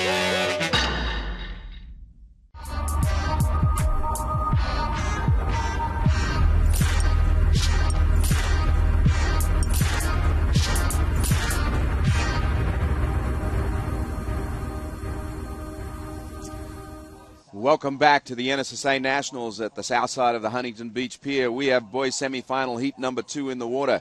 Dagan Stagg in the red, Tommy Coleman in the blue, Micah Cantor in the yellow, and Cade Matson in the green. Wow, what a lineup. Another stacked one. I'm sure we're going to see the same intensity, live action already. Yeah, this division is awesome. Really talented young surfers from all around the country, both East Coast, West Coast, and Hawaii, battling to make that final and be crowned a champion. Semifinal, heat number 2, up and running. And it looks like Matson opened up the 1.17. Still waiting for Tommy Coleman's wave. Big snap off the top. Deep bottom turn. And another little closeout blast there for Coleman. I think the waves that run and give you 2 maneuvers are going to be the big scores, PT. We're seeing a lot of peaks. Yeah, I always like to say when surfing Huntington, it's a 2-maneuver day, and if you get 3, it's a bonus. Absolutely. And it's kind of that's the way the conditions are today. It's got that peak, and hopefully you get a little wall to it so you can get that second shot at a maneuver. And if you get a third one off the rebound off the whitewater or what, it's a bonus. You know, you've coached for, the U.S. team and been involved for so long. If you were, coaching one of these kids, what would you tell them to do? I mean, I'd just tell them exactly just what I said. It's a 2-maneuver day. If you get a third one, it's a bonus. Do you think the better scoring potential is on the lefts? Actually, today we saw early on in Nolan Raposa in that first heat going against the grain on his backhand. I think the rights actually give you a little bit more opportunity to push against the wave and get a stronger maneuver, particularly if you're on your backhand. And we've got Chris Cote down on the beach with the winner of that last Grom battle. That's right. It was a battle indeed, but this young man came out on top. Mr. Wyatt McHale from Pupakea on the north shore of Oahu. Looks like you're feeling really good. The Piezel's working like a magic stick for you out here in Huntington Beach. Yeah, Piezel works super good. Waves are super fun and just a good time. I was stoked to get through that heat because that was a big one for me. So, yeah. No doubt. I know the road to get to NSSA Nationals can be a long one. So many contests I'm sure that you did on your way here. What does it mean to you to finally achieve your goal to make it into the finals? It means a lot. We compete all year. There's bunch of contests at home and then regionals and now nationals, and I've never made an open final yet, so this is my first one, and I'm super stoked, and I'm just going to try my hardest, and hopefully I can come out on top. Right on, brother. I'll tell you what, one more heat to go, and then you're on vacation, but don't think about that. Think about taking the win. Good luck, brother. All right, more to come from Wyatt later on today. Thanks a lot, brother. Back to you guys. Thanks, Chris Cote on the beach, and Dino Andino. Couple scores get laid down here. We're just waiting for a couple of judges to get their scores, and then we see live action. Well, Tommy Coleman, this is a spectacular wave for him. Series of maneuvers. That first deep bottom turn to snap off the top. Then he did a nice wrap around in the pocket. Then he backed that up with a nice roundhouse cutback. Great variety of maneuvers there for the young Tommy Coleman. He's currently in the lead with a 4.83, and he backed it up with another low score, but I would imagine this next third wave is going to be a high one. Looking really composed, as you see. That looks like that is Matson. And this is a replay of, looks like he got a score on this one, looking like his second wave in the 5 range as we look at the replay of Tommy Coleman. First nice combo off the bottom, off the top, and a couple of nice roundhouse wraparounds. Wow, that was an impressively ridden wave there for Tommy. He looks like he's going to get another one. Wow, this kid's going for it. Wow, he nearly rode out of that one. Broke the fins 3. Just couldn't stabilize himself coming down the whitewater and slaps the water there going, I was so close. Well, Tommy Coleman's previous ride came through at a 6.0. Pretty mediocre wave. Surfed it brilliantly, though. If he surfs that type of, if he performs at that level on a set wave, he's going to be looking at an excellent score. Looks like Matson on his backhand. Nice couple maneuvers on a smaller wave and finishes it off in the whitewater. He's currently carrying a 1.33 for his second wave, and that's Cantor. Nice couple maneuvers. Boy, these guys are really competitive in this division. And lots of surf. I mean, we got the surf's pumping. Definitely treated today with nice 3 to 4 foot waves here at Huntington. The tide is coming up, PT, and I would imagine the next few hours we're going to see a lot of scoring potential. And we'll see the shore break come into action. I'm sure we're going to see some through the Huntington hop section and into the beach, and see some scoring on the shore break as well. Well, there's a nice snap for Stagg there. A couple maneuvers on his backhand on a set wave. And we've talked about that throughout our broadcast about how the judges really sending the message loud and clear. They want to see bigger waves, bigger sections, more critical, risky maneuvers on that outside. And we'll wait and see. There's been a bunch of rides, still waiting for like 3 or 4 scores to get dropped. We'll give you an update with 13 minutes on the clock in this boys heat too. Lots of time. I was going, this heat must be half over already. There's so much action with these Groms. And following the Groms, we go back to the big boys. We go back to the men's quarterfinals, and we got some loaded quarterfinals here today, Dino. First one, we got Kevin Schultz, Nolan Raposa, and Finn McGill. That's a pretty good one, right? Then we have Seth Moniz, Josh Burke, and Nick Hstes. That's not too bad either, right? Wow. And quarterfinal number 3, how's this one? Jake Marshall, Josh Moniz, Rylan Rubens, and Josh Benjoya. If you're in the 4th heat, you're going, why did I get in the 4-man heat? As we see Cantor here working this one from way down the beach at Machado Peak, finishing it off nicely. Nice little snap on the oncoming section there for Cantor. We have this heat's, there's a lot of that kind of mid-range scores. No one's really broke out with an excellent score yet. So plenty of time on the clock remaining. As we do have a looker, it looks like that is Matson. Nice snap off the top, PT. Really dug into that first bottom turn off the top combination. This might be the wave that separates him, because those are pretty serious maneuvers. That first bottom turn, he almost went completely straight up and down on that first turn. Well, definitely going to be his best wave so far in the heat. He's sitting on a 5.07, and so here he is right there, Cade Matson. His nickname is Hare. He's only 11.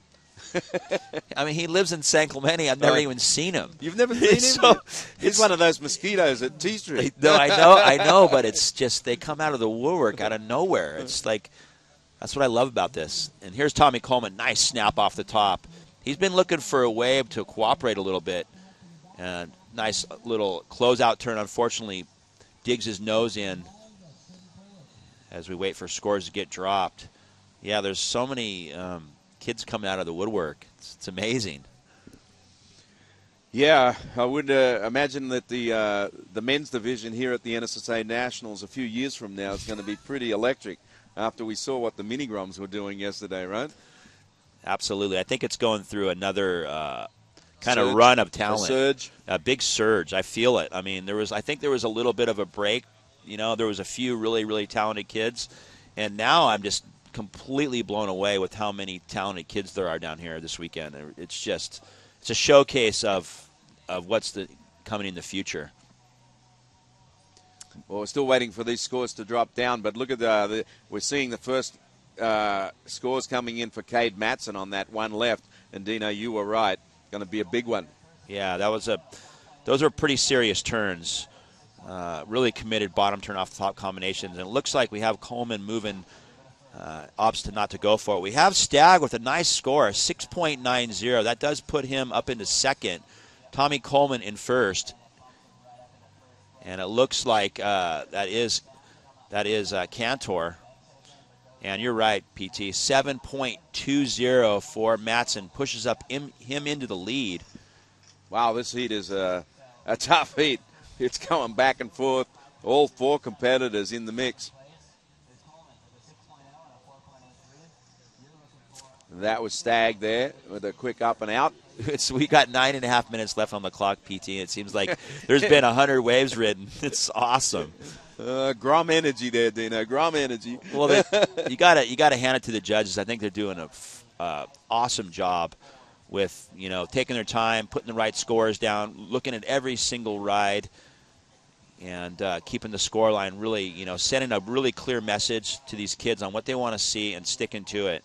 And we've seen it all week long, and it's a difficult job with 3 different kids riding different peaks at the same time, and they're you know, you got to hand it to them. They're doing a really good job. Cantor looking at this one. Looks like he's got a good... Whoa, he blew that first turn. That was a big mistake because he is needing something. He's still in the mix. He only needs a 5.74, and that wave actually had potential. Well, I think it's going to be a battle of the backup scores here. This is Tommy Coleman. Nice little vertical off the top. Unfortunately, hits it a little bit late, and that is Stagg. You've hit the money. It's going to be wave number 2 that's going to decide all of this, because just look how close this heat is. I mean, everybody only needs a 5-6 point ride to win the heat. All 4 competitors have that one wave, and they just matter what they're going to put with it. Well, you have Stagg with a 6.9 for his top score. You have Matson with a 7.20 for his top score. Looks like he's moving out the back. Let's see if he can back it up, PT. Big bottom turn off the top. Unfortunately, the wave went a little bit shouldery, didn't really have a pocket. But, yeah, you have 3 competitors. The only one that doesn't really have a score in the 6-point range is Cantor. Let's see if he can pull it off on this one. Looks like he might get a little runner here into that next section. He just gets caught behind a little bit. Looked like he was nearly going to connect that next section heading towards the pier, but it didn't line up for him. Down the beach, Tommy Coleman off the bottom, snaps it off the top. Comes around this next section. Ooh, gets the tail loose. Can't bring it back around into the old PT layback mode. Well, that could have been a missed opportunity for Coleman. He's trying to better a 4.83. Had he have just did a nice snap right there, he kind of went for broke. He might have went, you know, he played it a little bit safer and just did a nice snap to solidify that second score. He would have been looking probably in the 6-point range. Let's see. This looks like Stagg. He's currently in third, looking for a 3.93. Let's see if he can make Coleman pay. Unfortunately, the wave kind of went flat. We're seeing some peaky conditions out here. Wave selection playing a critical part here as we move on through the last 7 minutes of this heat. Well, up and riding, Cade Matson, our heat leader, gets one nice blast off the top, and it runs away from him. But he's looking to improve on a 5.07, and it definitely is a battle right now for that second wave, that second scoring ride that's going to make the difference as we're getting close to just over 5 minutes. So going to be critical here the last 5 minutes, which one of these Groms can back it up with their opening score as we see down the beach. That looks like Tommy Coleman up and riding right there. Another snap off the top. And another snap. He's trying to better a low score of only a 4.83. I think he did it. I think he did it. He was smarter on that one. He played it a little bit safer, consistent surfing there. The fundamentals were there. He finished off that nice snap, kind of breaking his fins loose. And I'm not quite sure how his first wave was, or his first turn was out the back. Maybe we can get a replay of that one. Looks like his previous ride came through it only around a 3.8 or 4. Still waiting for the final judge to drop a number on that one. But out the back, he did get another wave, and I would imagine he's going to better his total. Well, tons of waves. There's no question that Huey the Wave God has been kind to us today as we see up and riding on his backhand. Stagg with a nice snap off the open face. Comes around the section again, Dino, and whacks it again. Well, Stagg is trying to better a 3.83. I would imagine he did it on that. That was great surfing. We're not judges, but I think he did better than the 3.93. Yeah, he's currently down by 0.1 right now, so he's carrying a 3.83, and he needs a 3.93 to move into second. But the thing is, Tommy Coleman, we're still waiting for his last wave to get dropped, and I think that he's going to better his situation. It looks like he's going to be in the 6.5 to high 6 range. Still waiting for a couple scores to get dropped from that wave. And, wow, this has been a busy heat, PT. Wow, it's going to come down to the last waves, I think, as we've still got just under 5 minutes to go. So definitely going to be a couple more rides, and it probably might come down to those last couple of rides because even Cantor, who's in the fourth spot, only needs a 5.74. I mean, 1 6-point ride, and he's in the mix. Well, it looks like Tommy Coleman might move into the lead, actually, on his next wave. We're still waiting for one of the judges to drop a number. We have a 6.7 and a 7.8. So there you go, 7.07. Tommy Coleman finds his way into the lead with 4 minutes on the clock, pushing Matson down into second, PT. And now Stagg needing a little bit more. He needs a 5.38. Still waiting for Stagg's last wave to get dropped. Right, that could change everything too. And Cantor really hasn't got it going yet. He needs a 7.1 5.18. Look at this beautiful peak coming through the center. And looks like it might be Matson who's got the inside position. No, it's Cantor. Well, Cantor's in the cellar, as you would put it. Nice snap off the top, Peter. Oh, another one. And I really like that attitude on that first turn. Nice little layback snap. And finishes it off with a nice closeout snap. So that's going to be, he's trying to better a 5.10 for his best score. His second highest score is a 3.43. Guaranteed bettered that.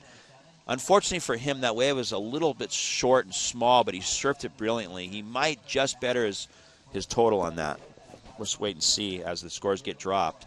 And wow, Stag's wave comes through at a 7.73. Pushes him into the lead. And here he goes again. Snap off the top. And another blast. Stag putting it into the lip. Judges really liking that bottom turn combination there. Matson still in it, but he needs a 5.83 down into third. He went from first to third in a matter of 2 minutes.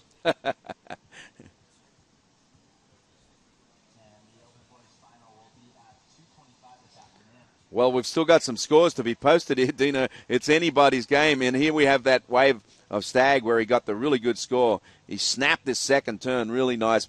Little loose on the tail block, but both outside moves. That's what the judges are looking for. Yeah, that deep bottom turn, they're really identifying that in the score line. They really want to see the maneuver come from the bottom to the top. They don't want to see the middle of the wave maneuvers. They want to see that deep on-rail commitment into the lip.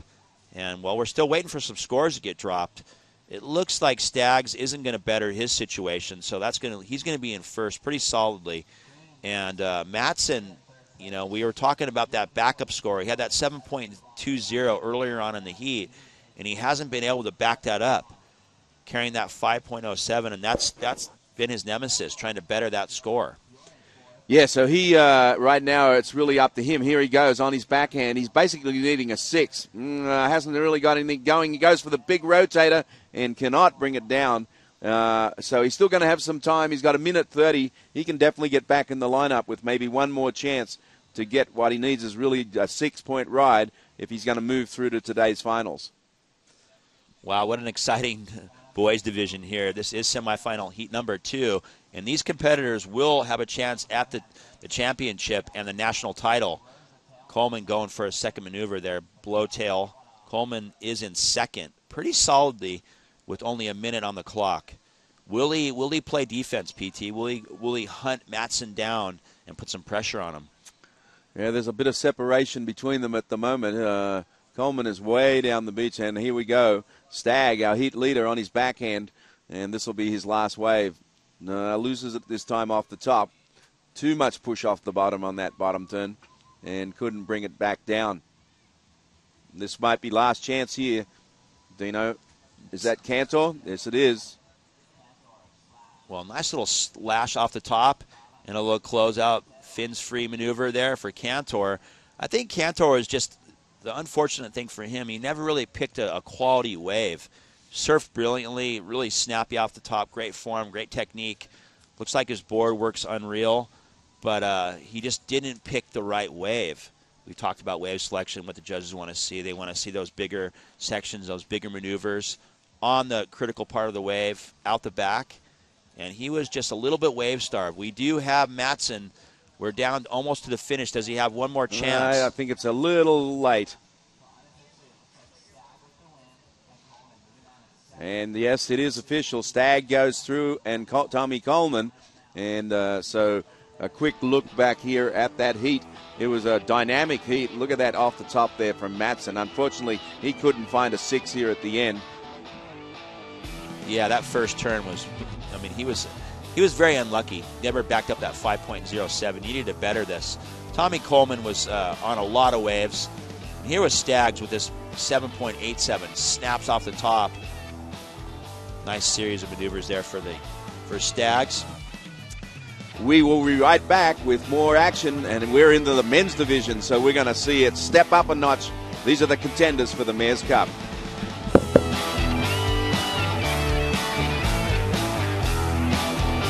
Baby, baby, baby.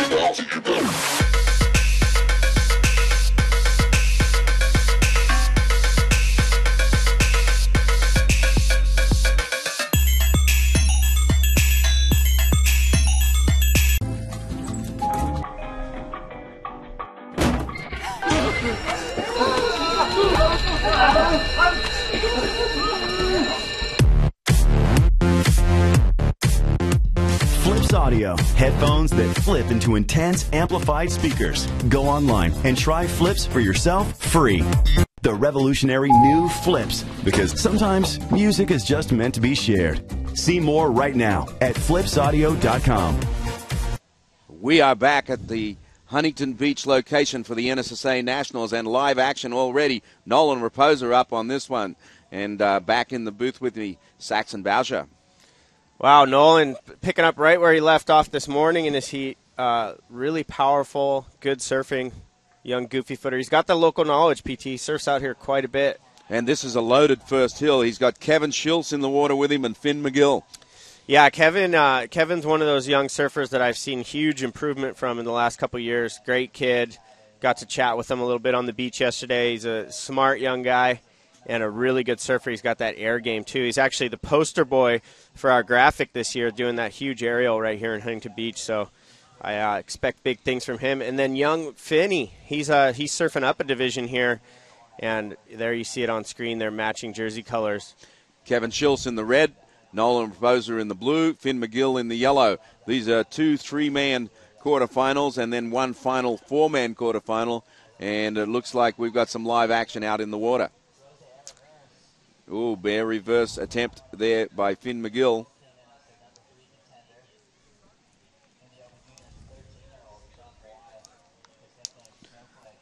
Wow, Finn McGill's quite grown up quite a little bit.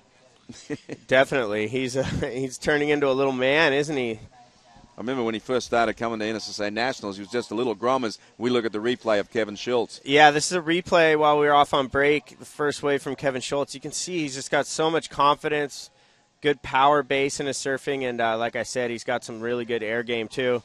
And then this was a wave that Finn had. Finn is just such a tight little package. Look at the power he has in his surfing. Great rail turn right there. And then this was the one we caught up right when we came back from break. This is Nolan Raposa on his forehand, jamming it onto that oncoming section. So a couple good scores from all 3 of our men here in the quarterfinals. Wow, hot action already in men's quarterfinal number 1. We're getting down to the nitty-gritty. These guys getting a shot into the semifinals. And, of course, we will have finals all afternoon here at the NSSA Nationals, brought to you by Fiat. A couple of hot little Fiats over there on the beach. And down on the beach, we have Chris Katay with the last heat winner.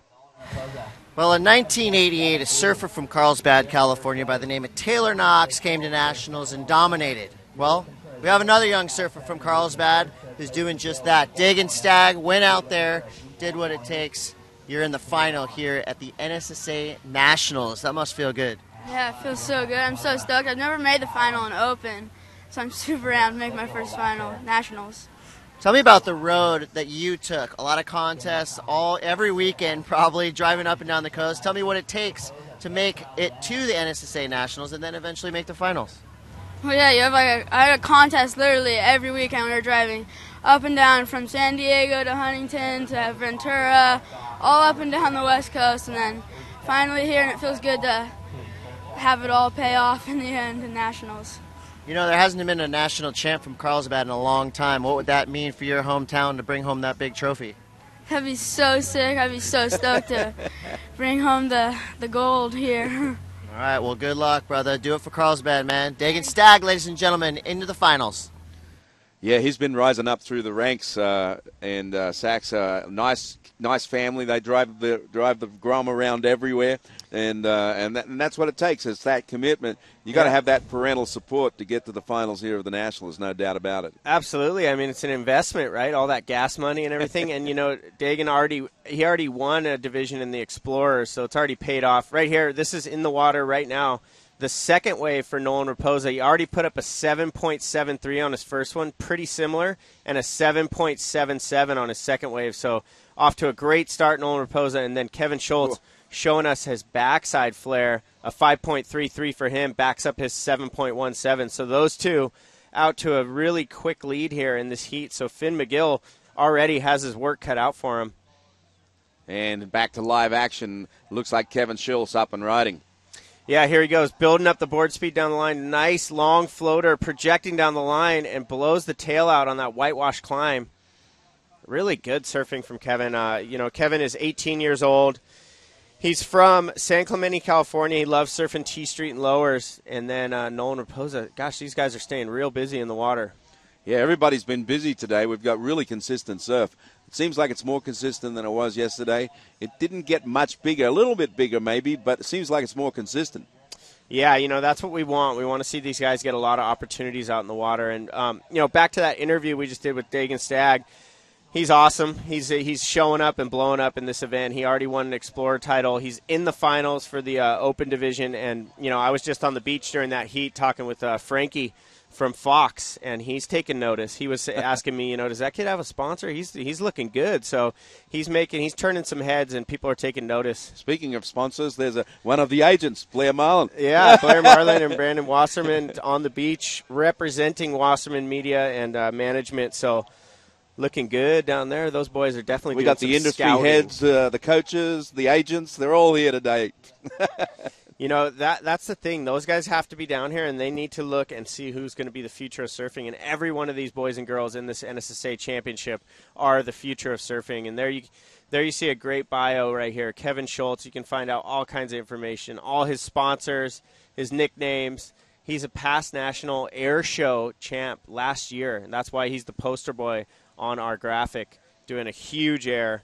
And he's a gnarly air guy, but he also has been showing some really good technique, power, and flow in his surfing. Right now, he's in second position with a 717 and a 533. But the leader of this heat right here, Nolan Raposa, going for a big air rotation. He's got 2 sevens, PT, 2 high sevens, so he's going to be able to open it up and go for some big moves. No doubt about that. And right now, the work is really cut out for Finn McGill. He hasn't really got a score of consequence that ends up in his top 2, but he's got lots of time. We're just under halfway, so plenty of time to get 2 scores, but he is going to need 2 scores. Yeah, he's got his work cut out for him, but, Finn, totally capable of big scores like that, so we'll see what he gets going out there. He's got that air game. He can go for some huge maneuvers on these wedges here in Huntington.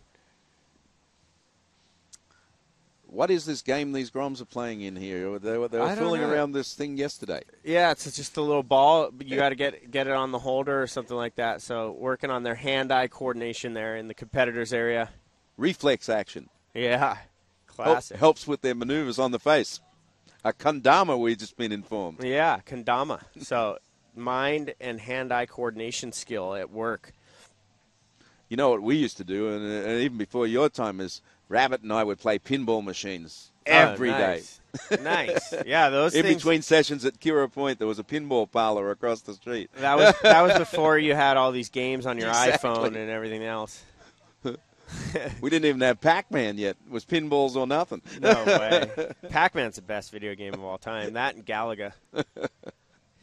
Well, halfway through the heat, just about 10 minutes, 30 seconds remaining, and Nolan Raposa, local knowledge paying off. He's moved himself down to the south end of the beach now, and he caught his first 2 lefts right there off the pier bowl and got a couple high sevens. Kevin Schultz opened up with a 717, backed it up with a 533. So those two firmly on top of this heat. You can see the score lines right there. So yellow, Finn McGill, the back half of this heat has to be a very active and successful one for him to take down one of these 2 goofy footers. And coming up in quarterfinal number 2, Zach's another loaded one. Seth Moniz, Josh Burke, and Nick Hdes. Yeah, that's, again, another stacked heat. All backsiders out here today. Regular foots, they'll be looking for some rights as well.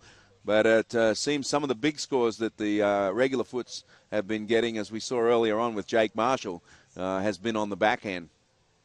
Yeah, no, these guys are so powerful, too. That group of surfers is just going to be going on the attack. And then also, we saw Seth Moniz do one of the biggest airs of the event so far yesterday.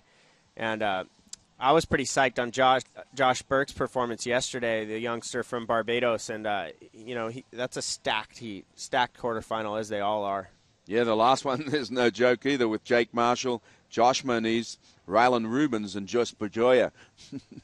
Yeah, another gnarly one. As we get down to this final series, you expect to see these heats get really stacked up as they are right here in the water. 9 minutes remaining, and Finn McGill in the yellow. He's the one that really needs to get some big scores on the board. He's got his back against the wall a little bit in this heat right now. 2 goofy footers have posted some big scores.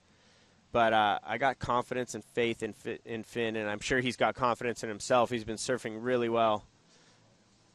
I was talking to him earlier. He has his board down here in the competitors area, and there's wax all the way to the nose except for about the last 2 inches. And I told him, hey, you got to wax the top. And he said, no, that's the part of the board I set in the sand, and I don't like when it gets sandy. And Nolan Raposa picking up one over near the pier bowl.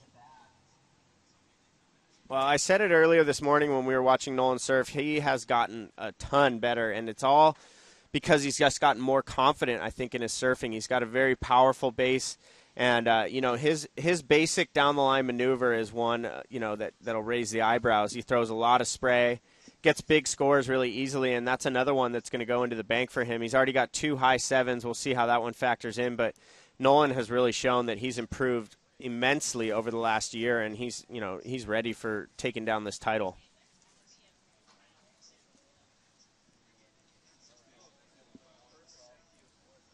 Yes, we will have a few more rounds of semi-final action, and then we're going to get into our finals here. I'm just kind of looking ahead. We have a final going down. Let's see here. On 1 p.m. will be our first final, and then it's finals all afternoon until the presentation of the Mayor's Cup.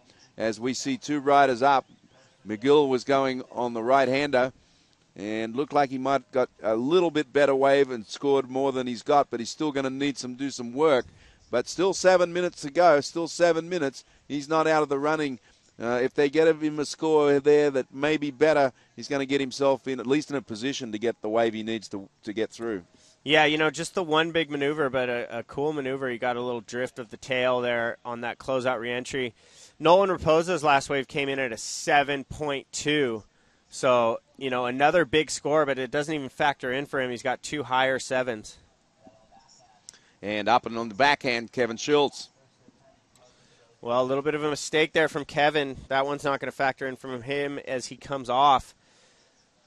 A lot of waves in the lineup. Plenty of opportunity for these guys, which I love. I love seeing them just go blow for blow this way. And, we never like seeing anyone have to sit when they need a score. You want to see them get that wave and at least go for it. So Finn, he's going to be looking for a couple scores. Nothing of consequence came through on that last ride for him, so still holding some low scores. I want to see Finn get one of these right wedges and be able to do one of his big air rotations. Well, that would get him back in the game for sure.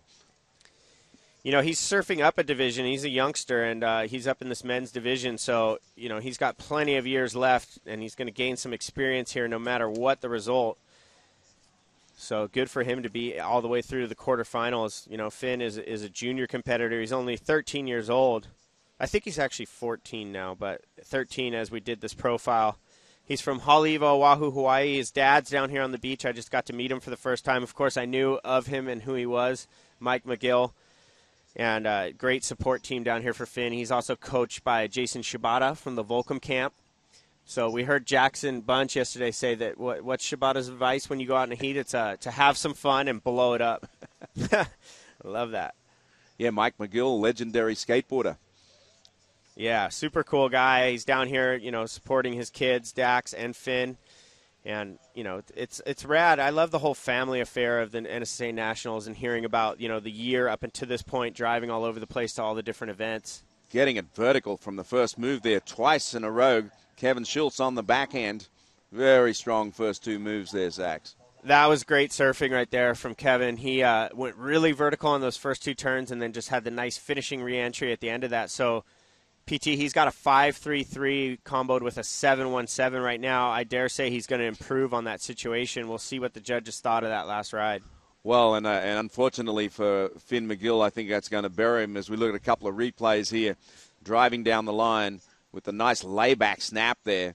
Our heat leader at the moment, and that would be Nolan Raposa, and he is, again, Kevin Schultz. Yeah, these 2 turns were money right here. Look how vertical he gets, throwing good spray off the back, and then just a nice completed ride with that re-entry at the end.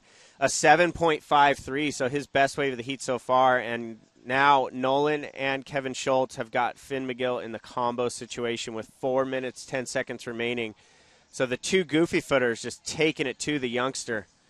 showing him what it's like to be in a competitive setting in the quarterfinals of this Open Men's And highly can you believe coveted this is division. only the quarterfinals? Yeah. We have another. These guys have got another round yet to get to the final. Yeah, it's definitely heating up here at the NSSA Nationals in this Open Men's division. This is the Mayor's Cup. There you can see Finn McGill, all that information about him. He's won the Open Boys 2 years in a row. He actually lost out this year, so not defending his title, but in the Explorer Super Groms in 2011, he took that one down too. And here he is, up and riding. I think the way he approached that little wave then, he's looking for the big rotator. You can tell. He's in the hunt. He's in the hunt for a big wedge section to blow it up on. But impressive surfing in this heat by Kevin Schultz, showing forehand and backhand skills, getting 2 big 7 scores. And then Nolan Raposa, he's throwing away a 7.20. Most guys would kill for that score in their heat, and it doesn't even factor in for him. He could sell it to Finn for a good price. Yeah, and here he is looking at this wave. Nicely composed there out of that vertical move. Goes for the backside rotator. Doesn't pull it, but he doesn't really need that wave. He's got 3 really strong rides and looking good to make today's semifinals. One more heat for him, and he could be having a shot at the Mayor's Cup. Yeah, he's looking really good. He's looking really confident, and like I said, I've seen huge improvement from Nolan Raposa. He got 3rd place at the Worlds this year, and he was actually in the lead for a lot of that heat with a big score, and then actually only needed like a 5 to back it up, and he came up just short. So he's gained some competitive experience this year for sure. Kevin Schultz there, keeping Finn McGill off this right-hander. Gets it vertical, and I think he got a little thrown off by the takeoff. He was deep, trying to keep Finn off the scoring opportunity, and never really set his feet correctly. Well, good tactical strategy right there, just keeping Finn off that opportunity. He knows well that Finn McGill is deadly when he gets a wedge, and he's going to get an opportunity to do a big air on that wave right there. So, Kevin Schultz protecting that advancing position. He's currently in 2nd, and he wants Finn to get no opportunity. We are down inside 2 minutes, and coming up we will have quarterfinal number 2. We will see in the water Seth Moniz, Josh Burke, and Nick Hasters. A very loaded heat based on the performances we saw yesterday. And they'll be out here trying to make their way into today's semifinals and hopefully get through that into contention to win the Mayor's Cup, as we see our mate Chad Wells going by with a new surfboard. Yeah, nice V in the back and the tail looking good. Well, this heat is winding down, 1 minute remaining. So there's Finn McGill on screen right there, paddling, trying to get in position for something. Yeah, there's a little set. There's probably going to be one more exchange as we just hit 1 minute. Down here by the pier bowl, Nolan Raposa on the back end. Wow, nice snap there, Sachs. And another one. Really good looking backhand surfing there from Nolan. That's a bit of a victory lap for him. He's got this thing handily won. And just showing what he's got on his backhand right there. Really nice and vertical, tight in the pocket. Like I said, he surfs here a ton. Nolan is pretty much the local favorite in this event. And he's got some local knowledge, obviously. He knows where to sit. He knows which waves are going to work out for him. And he knows how to surf them. Yes, he's from the LBC, just up the street. Yep. And it looks like he's going to get another 7, a 7.47, still throwing that one away. So Nolan Raposa throwing away a 7.2 and a 7.4. That would win most heats right now. And, that would actually put Finn in an advancing position. So a couple opportunities getting away from young Finn McGill in this heat, but it looks like he's going to have one more shot at it right here, PT. And he's going to go for the backside rotator. He does pull it, but it will not be enough. No, he's comboed. So good to see a little bit of what he's got in his bag of tricks right there with an air reverse, but it's not going to be enough as he was comboed by Kevin Schultz and Nolan Raposa in this heat. So impressive surfing from 2 of the strong goofy footers in our open men's field. And here's a look back at the heat action. Yeah, Finn definitely showed us what he has, his potential, but Nolan Raposa, local knowledge, got himself a couple 7s early on at the start of this heat and just never really looked back. And Kevin Schultz on his backhand here showing some vertical backhand surfing. I think both Kevin and Nolan are looking to be very threatening. You know, this is a very stacked division, the open men's, but these guys are just calmly and patiently with a lot of confidence putting up big scores, and they are on into the semifinals. Well, you can see years of surfing in the NSSA maturity in both of them. They've been doing a lot of heats in the NSSA for quite a long time. Kevin, I know, is in his final year, and we'll be back with more action in the men's quarterfinals right after this.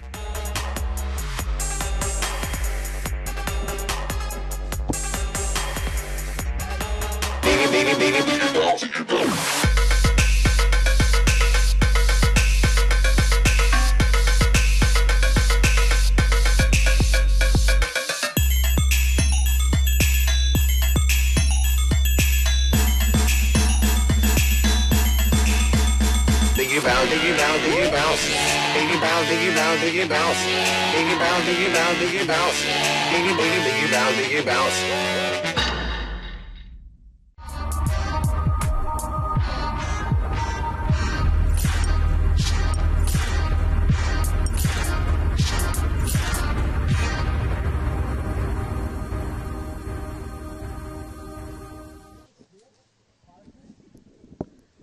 All right. We're back. More action from Open Men's. This is quarterfinal heat number 2 out in the water. Seth Moniz, Burke, H-Dez. Here's Moniz to start it off. Great combination opening flurry right there. Completes it at the end through a rough section. Chris Cote here with Saxon Boucher, 2014 NSSA Nationals, presented by Fiat. Here's your heat, quarterfinal number 2. Seth Moniz, Josh Burke, Nick H-Dez. So kind of a mishmash of areas these surfers are from. But I'll tell you what, they all share one similar attribute. All three of these dudes rip.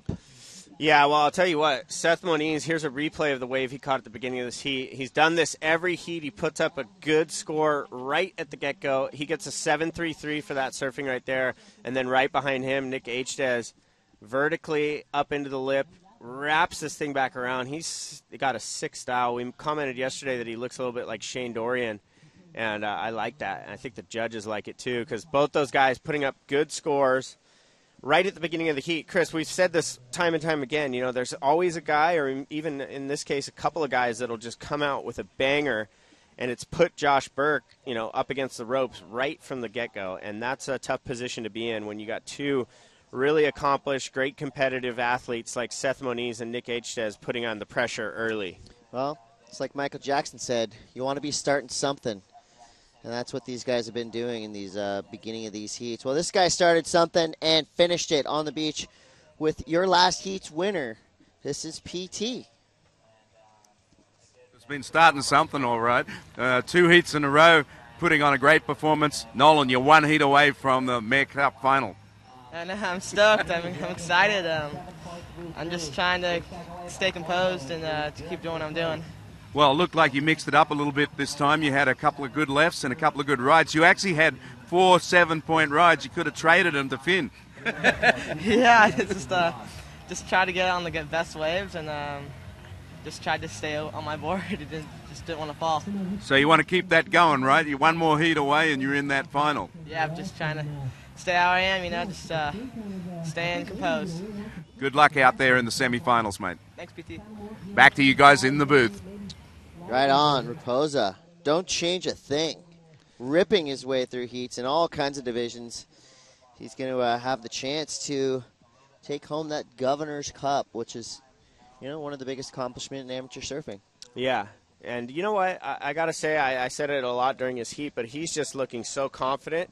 It's his basic surfing. I mean, he's just doing what he does every day out here, and he's getting 7-point rides, throwing them away, as a matter of fact. But right now, a replay of Seth Moniz, beautiful rail work, straight up into the lip there. And then that section kind of got away from him, so a bit of a missed opportunity on the end of that wave.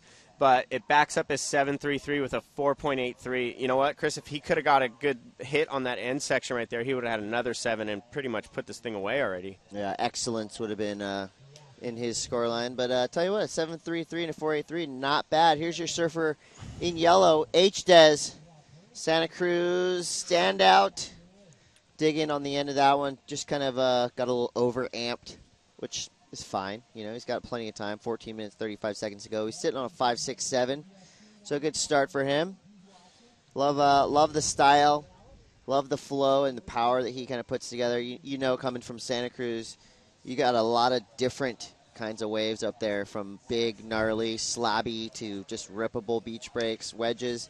So, Santa Cruz, obviously, the talent pool from up there over the past 40, 50 years has been incredible, and it's great to see Nick Hdes, who, we've heard that name for a long time now. It's cool to see him, just kind of getting his act totally solid and blasting his way through some heats. Yeah, he's definitely tuned up his act, and, like you mentioned, Santa Cruz talent pool really deep. It's a very competitive scene up there. He surfs a lot of Pleasure Point, and Steamer Lane, and there's so many great surfers that have come out of there, not only the really famous guys like Peter Mell in the big wave ranks, but, Nat Young, who's on the world tour now, doing very, very well, and he's under Nat's tutelage with his training.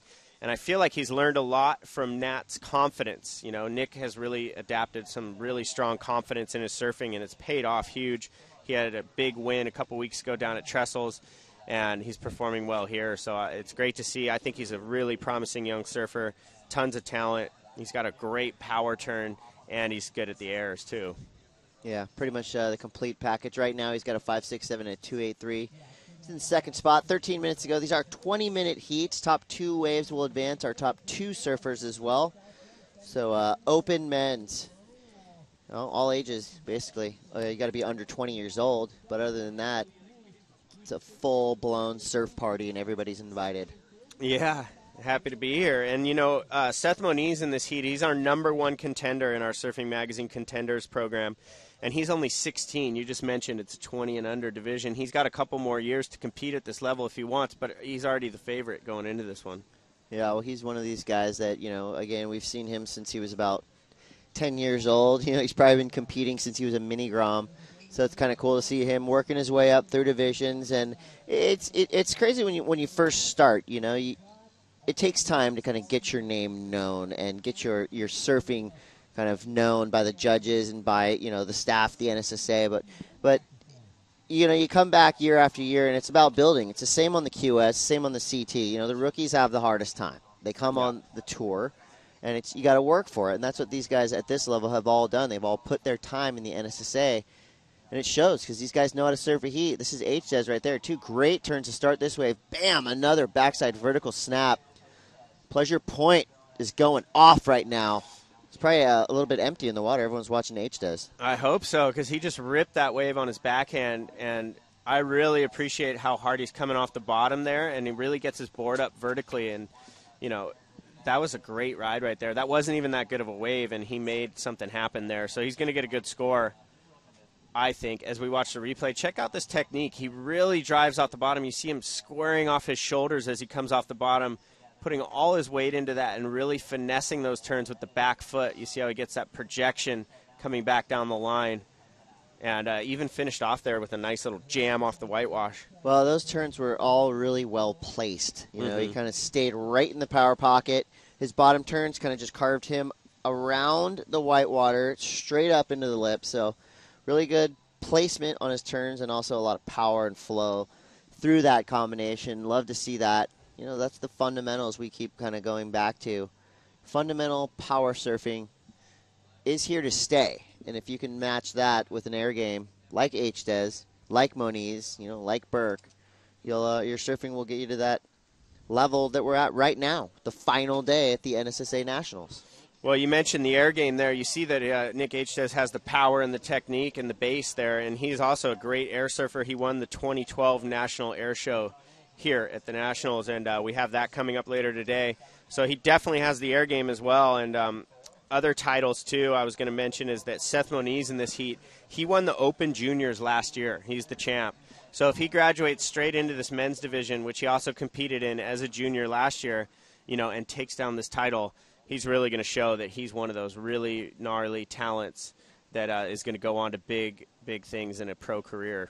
Well, percentage-wise, there's a a really good chance we're going to see a Moniz in a final today.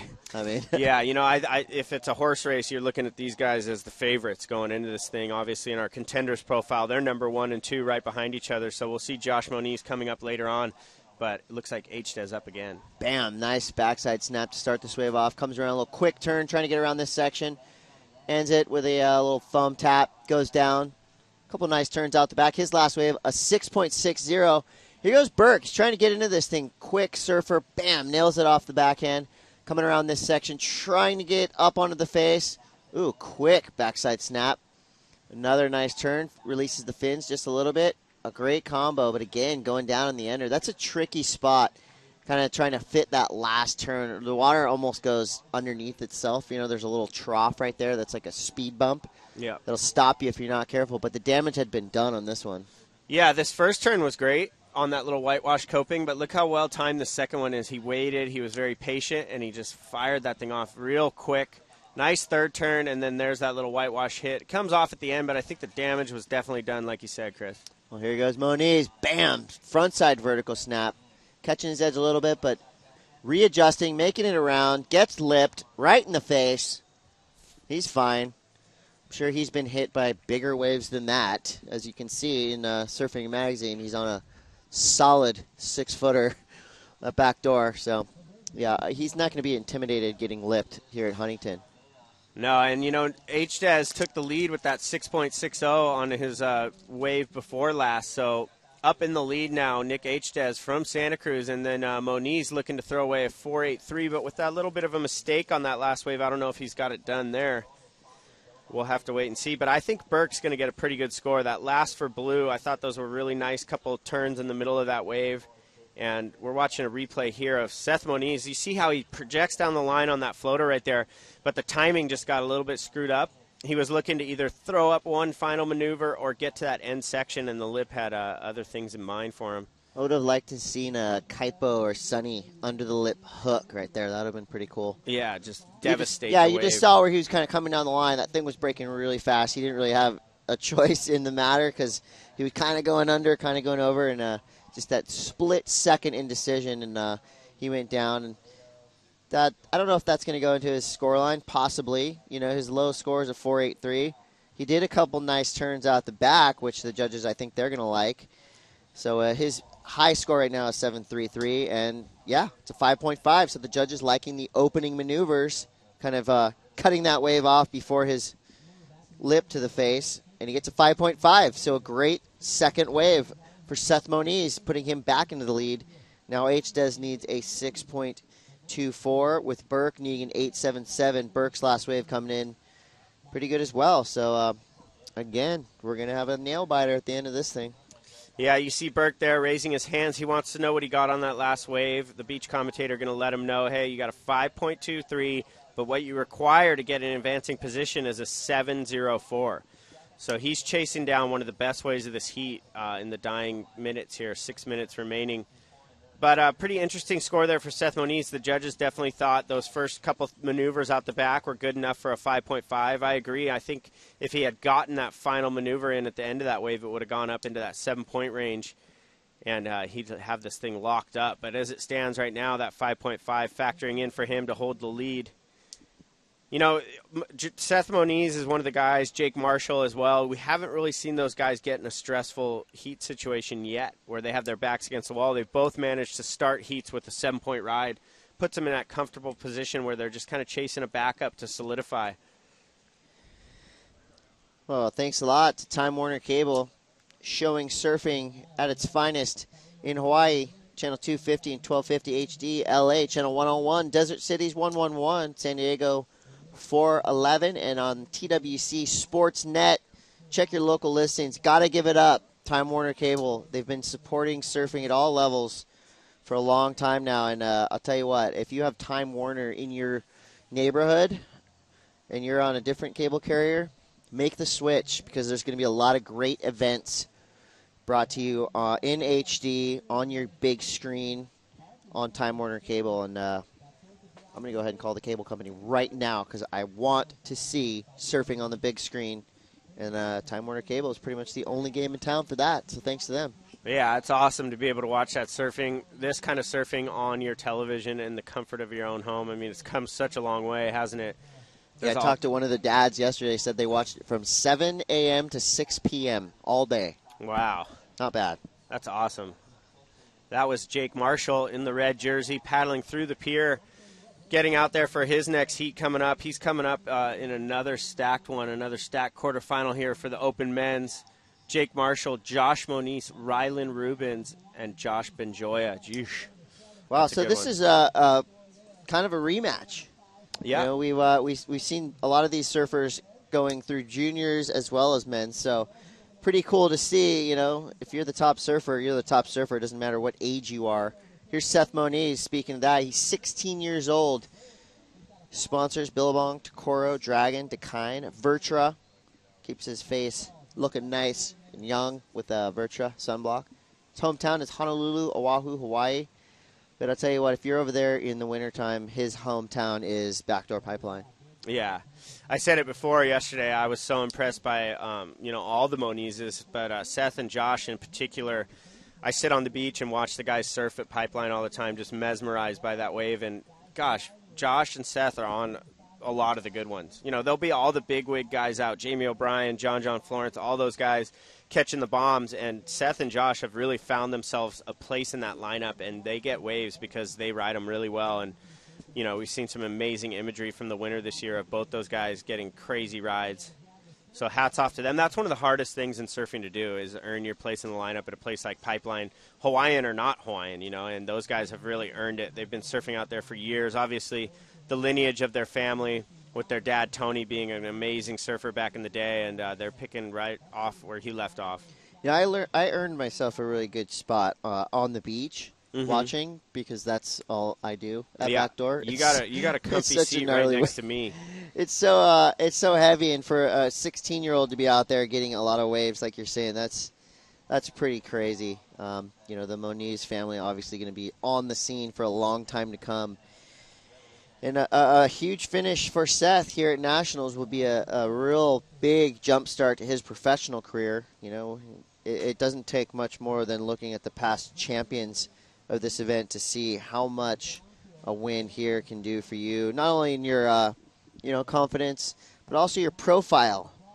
You know, you're going to get sponsors' attention, that's for sure, by winning this thing. He's already, fully backed by Billabong, but a win here will definitely up his stock on the Billabong surf team. Well, I mean, that's a good point. I think that winning a title here at Nationals, especially here in the Open Men's Division, that is really kind of putting your flag in the sand as like, hey, I'm going to be a future big shot in the pro leagues. I'm making all the right moves to step in that direction. And, Seth, for example, has already won the juniors title last year, and here he is in the men's. He's in the lead in this heat. He's making one more step towards that goal. And I can't wait till later here in the day. All these heats are going to be exciting leading up to it as well. But just getting down to the finals where we actually crown champions, it's the best part of the day where we're carrying people up the beach. Trophies are getting handed out, and, dreams are coming true for these young girls and guys. Well, if I have my choice, I definitely want to be carrying one of the mini Groms because they're about 30 pounds. The kids that are surfing right now, these are like full-blown men. Yeah. At 16 years old, these guys are ripped, and they're very, just the way they kind of carry themselves, a lot of confidence. And that comes, from not only their upbringing, obviously they have the Moniz heritage, and Tony Moniz, just a stand-up guy, just such a great influence. And so they kind of already have that swagger, but, they're also just big kids, strong. Oh, yeah, they're little men for sure. They're all going through puberty, getting their growth spurts going, Things are happening, and they're growing into young men, and it's awesome to watch. I love that I've gotten to be a part of this NSA National for a few years now as part of this webcast team, and getting to watch these guys grow up and go through the ranks and refine their surfing. It's been a pleasure to watch. Here we go. Oh, man. Well, refinement. Didn't need it. Went for it anyway. 15 seconds to go. This thing's winding down. It looks like, pretty much as we expected, Moniz and H-Des powering their way through this heat. Burke had a couple opportunities, just really couldn't put himself in the right spot for those good set waves, and that's going to be all she wrote. So we have some semifinalists going through. Moniz and H-Des. They're going to be surfers to watch, no doubt, as we progress through. Here's your heat recap. It was pretty much all Moniz, and then H-Des kind of made a heat of it. Yeah, H-Des surfed really well to get through that heat behind Seth Moniz. So, Josh Burke had this wave, which I really liked. He had some great timing, showcasing how good of a surfer he is. Unfortunate for him to go down, but it was just a strong heat by H-Des here and Seth Moniz to move through. Another great heat in the books. Open men's quarterfinals rolls on. Next up, we have a stacked affair. Jake Marshall, Josh Moniz, Rylan Rubens, Josh Benjoya. We got more action to come live from Huntington Beach. This is the 2014 NSSA Nationals, presented by Fiat. We'll be right back.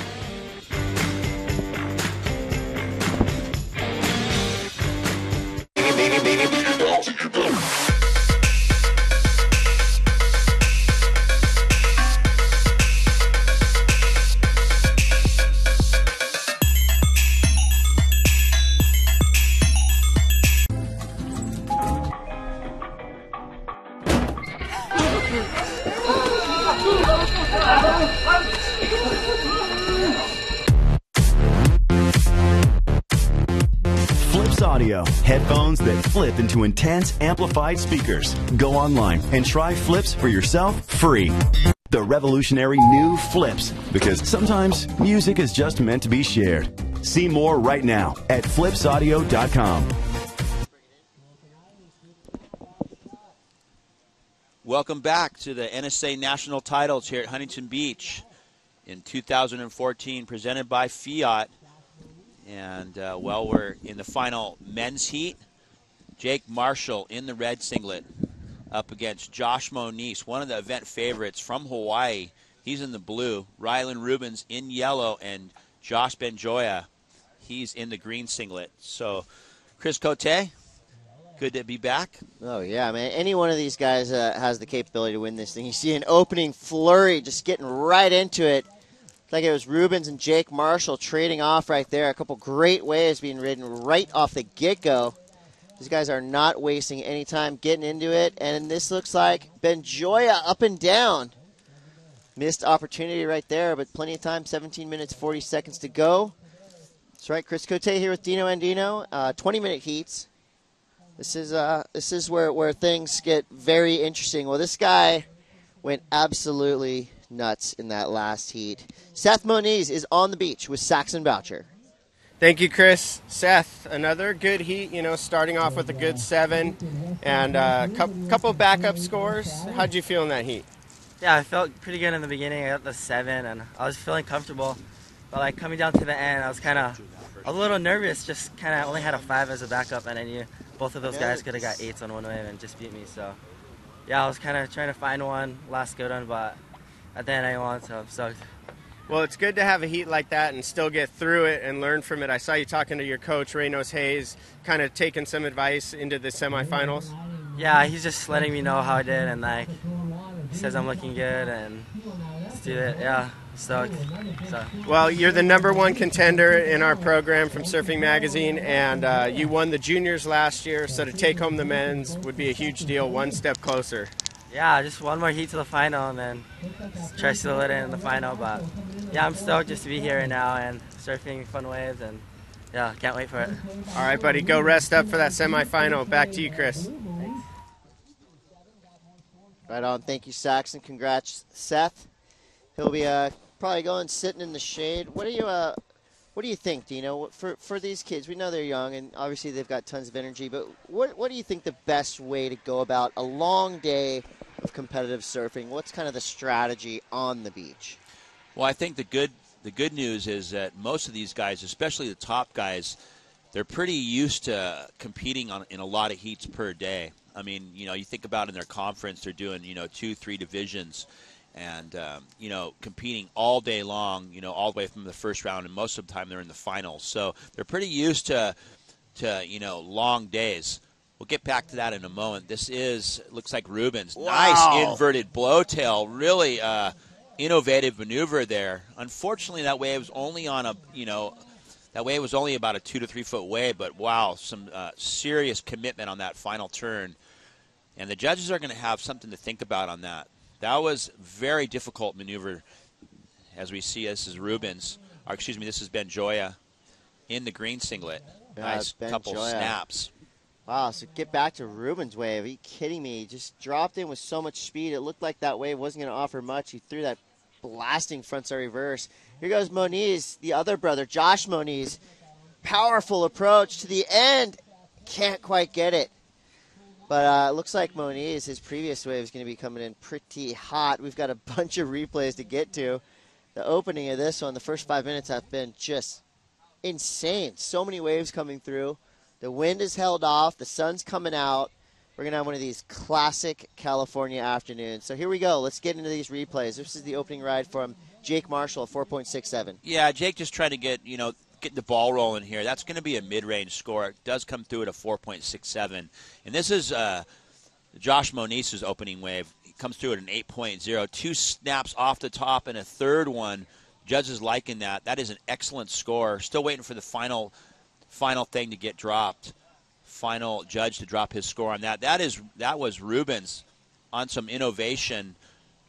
That unfortunately that wave was only a 1 maneuver wave, but definitely some commitment on that final maneuver. Well, this is a heat that I would not want to be a judge in. You see, there's 4 completely different starts and 4 completely different approaches to those waves. You have Rubens with that crazy frontside whip, and then Moniz, the powerful attack on his wave, and see him waving his arms. And it's good. The judges need a minute to kind of catch up. Thankfully, we'll give them enough time. We obviously like to get the surfers their information as soon as possible, but the judges got to deliberate and make sure everything's right. Well, the good thing is Chris, is that the judges have made it perfectly clear what they want to see. Rubens, his score is probably going to come in the mid-range, 5 to 6 point range. Had he have done that maneuver on a set wave, followed it up with another maneuver, it would have been looking in the 8 to 9 point range. But the judges have been consistent this entire event. They want to see set waves, big bottom turn, combinations out the back using power on bigger sections. So, it's not confusing at all, really, if you're someone watching or you're a competitor. They've made it perfectly clear. And they've been very consistent throughout the weekend. Josh Moniz's wave is a perfect example. It looks like it's going to come in an 8.0. So Josh Moniz opens up with an 8.0 to go along with his 2.27. Josh Moniz's wave was a perfect example of what they want to see. Very simple, to see what they're looking at. Big bottom turns off the top, power flow on bigger waves. Yeah, that's exactly. SPF, speed, power, flow. He showed all 3 of those things. And then there's the kind of the explosiveness that the judges are looking for. He kind of mixed it up, a little tail slide in the middle there. So that near perfect score for Moniz has him well into the lead. Rubens, he gets a 5.5 for that frontside quick, crazy reverse. Well, like he might have another chance right now. So is Rubens on his back end. He's got a nice size right. Nails it off the whitewater. Holds on. This thing kind of flattening out a little bit, but he's going to keep going through the inside. Here it kind of ramps up. Yeah, that wave was just a little flat. Didn't offer him much. Yeah, it went a little bit shouldery for Rubens there. And this is Josh Moniz on another one. Nice snap off the top. Really confident surfer. Probably one of the event favorites without a doubt. Boom. Nice finishing maneuver. And if you look at his first score that he dropped on that 8.0, the judges, it was an excellent score, but they left some room. Right. They left some room. 2 points they left in that top excellent part of the criteria, the score line, for, something innovative. So had he have, did those 3 powerful turns and finished it off with an air, then you would have been looking at the, above 9 point range. So the judges are on it today with what they're looking at. Jake Marshall, he's sitting out the back. He hasn't really got going yet. He only needs a 3.77. Still waiting for Rubens' last score to get dropped. Benjoya, he's got a couple mid-range scores. So Moniz really, getting out into an early lead. Well, this is a different Jake Marshall than we've seen in previous heats. Nearly every heat that I've watched of Jake Marshall, he's paddled right out there, and in the opening couple minutes has dropped a 6 or a 7. So right now he's got that 4.67, which is, a pretty good backup. and he's going to want to be looking for something major. He's going to have to be patient. Obviously, the set waves are the waves that are giving us the most in terms of opportunity. Well, there's Jake Marshall. He's a junior. He's surfing up a division into men's. Let's get a little bit more information about Jake Marshall.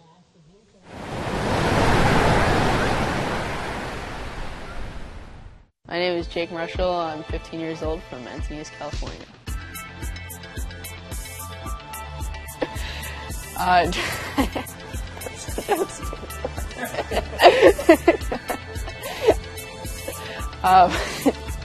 I'd definitely rather be Freddie P at Collaborate because I don't really think kendamas are that cool.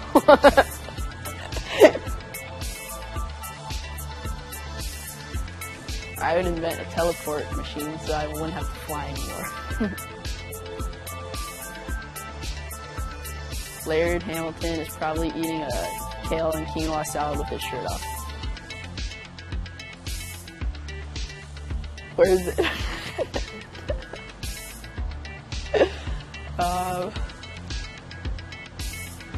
The internet's probably like locked up in the Pentagon somewhere with top secret.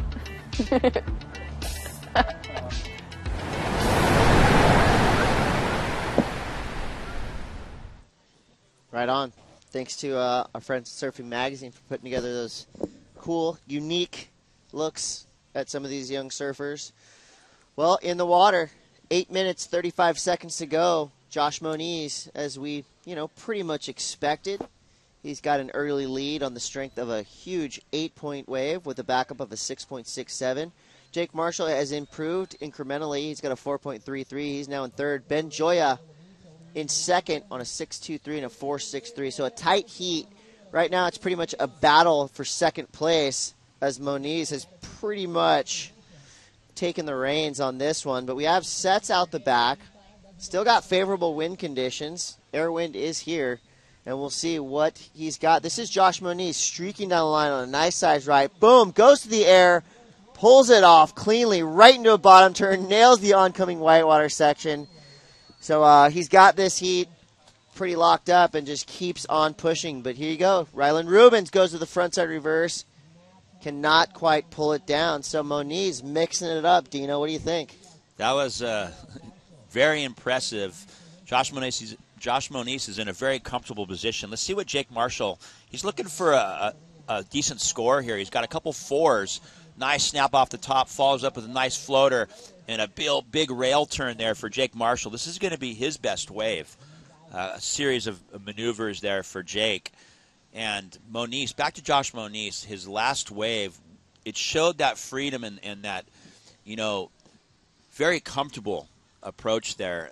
He's already carrying a 14.67 total, so he can kind of cut loose a little bit. I would have to think that's going to better his 6.67 for sure. Yeah, I'd say so. That leader confidence he's got. Yeah, he did two major maneuvers, and that first turn, so much commitment off the bottom, straight into the lip. And that was a really unique blowtail air maneuver because he did such a deep bottom turn. He went vertical. Let's check it out right here. He goes straight up through the lip. Great timing, great commitment, and he finished it off with a nice little blowtail on the closeout. Here's Jake Marshall's fight back wave. Nice snap off the top. Follows it up with a nice lip line floater and a big rail carve on the open face. 3 different maneuvers, and the judges like that. They give that a 7.03, so Jake Marshall is in second, and it looks like Josh Moniz is going to go way into the excellent range on that. The judges loving it. They made it very clear what they want to see, and that was a perfect example of a set wave, innovation, and a variety of maneuvers there. Josh Moniz's wave comes through as 9.37. One of the biggest scores we've seen all week for Josh Moniz. A huge air combination, and I'll tell you what, this kid has a huge future. Josh Moniz from Hawaii. What can you say that he hasn't already said with his surfing? Looks like they got a little brotherly battle going on here. It's pretty awesome to see. Well, let's get a little bit more information about Josh Moniz.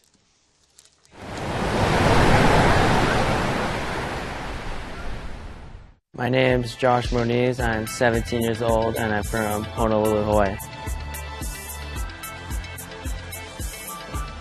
I'd rather beat Freddie P at cloud break because I'd rather serve empty cloud break than still stick around.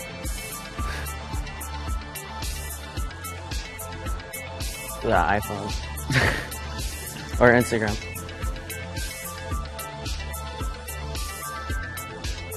I think Adriano would win because he's Brazilian, so he probably knows some type of jiu-jitsu.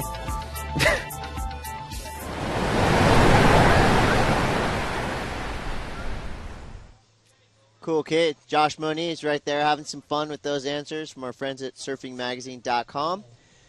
Here we have a heat underway. 4 minutes, 32 seconds to go. Rylan Rubens on his backhand. Nails it twice. Looking for the inside connector.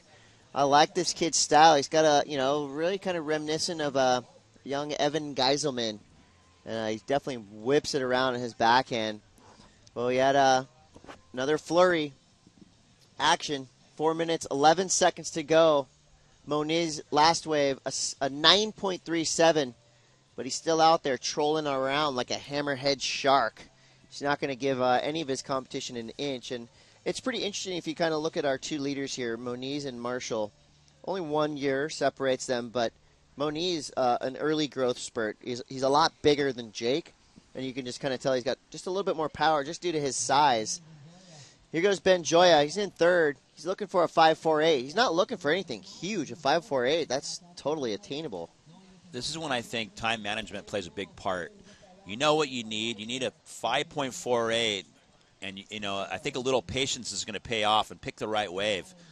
Jake Marshall's still trying to better a 6.33. So Jake Marshall just bettered his score. So Jake's pretty predictable on that. He just starts chipping away at it. All of a sudden he's looking at a near 14-point total. Yeah, his last wave, a 6.33. 3 minutes to go. Jake Marshall jumps into just a bit more of a lead in that second spot. Ben Joya now needs a 7.13. A little bit, obviously, harder to get than that 5 he was looking for earlier. Rubens right behind him, though, just needs a 7.86. Both those surfers, all they need is that one section to really flare it out and get that near-perfect score. We know that the waves are on hand out there. They're available. Just got to be in the right spot. Here's a replay of Jake Marshall on a wave during the little interview right there. Really like his approach to this one. Just quick, down the line. Boom, drags the hand a little bit. Love that last turn. So Jake Marshall mixing it up. This looks like Rubens' last wave. Nice little snap off the top. Good fade on his bottom turn. Nice little windshield wiper turn there. Kind of a pivot. Not much space on that open wall there to get really into that second maneuver. Still waiting for scores to get dropped. Looks like it's going to be, high mid-range. And, Josh Moniz is probably sitting out the back right now with a comfortable lead going, I want to make a statement here. Right. With about 2 minutes left, he's going to find his way easily into the semifinals and probably battle his brother to make that final. Oh, that'll be insane. But, if he's probably going to look for something spectacular here and really try to set himself apart and kind of create a impression on the judges with his variety of maneuvers. He's got, the air game going big time. Both him and his brother both are really pretty comfortable in the air above the lip. They've been doing it. I came down yesterday and they were doing it in their third-round heats.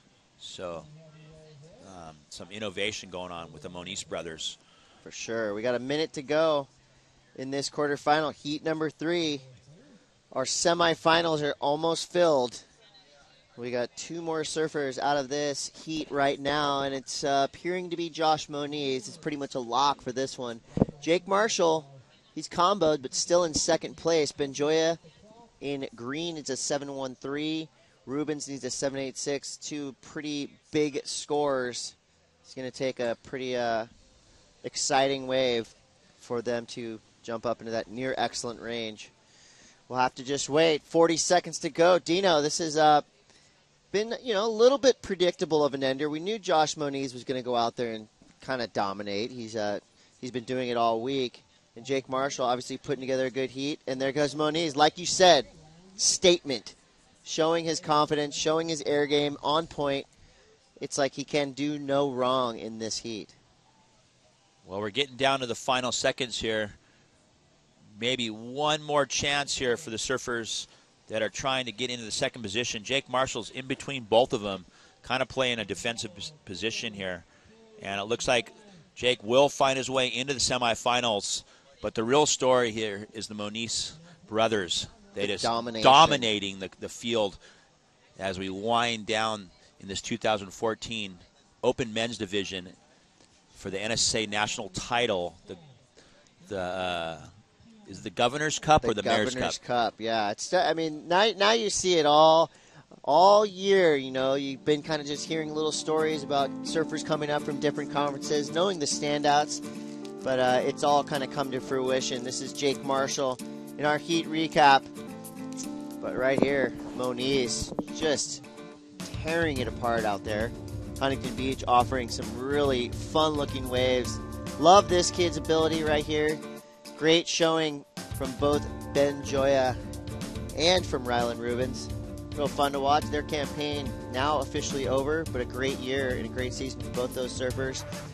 And your two semi-finalists for Open Men's here at the NSSA National Championships will include Josh Moniz and Jake Marshall. Congrats to our two surfers, both highly rated in both the men's and juniors. So when we come back, more surfing live from the Huntington Beach Skate Park. The Huntington Beach Pier. The waves are looking rippable.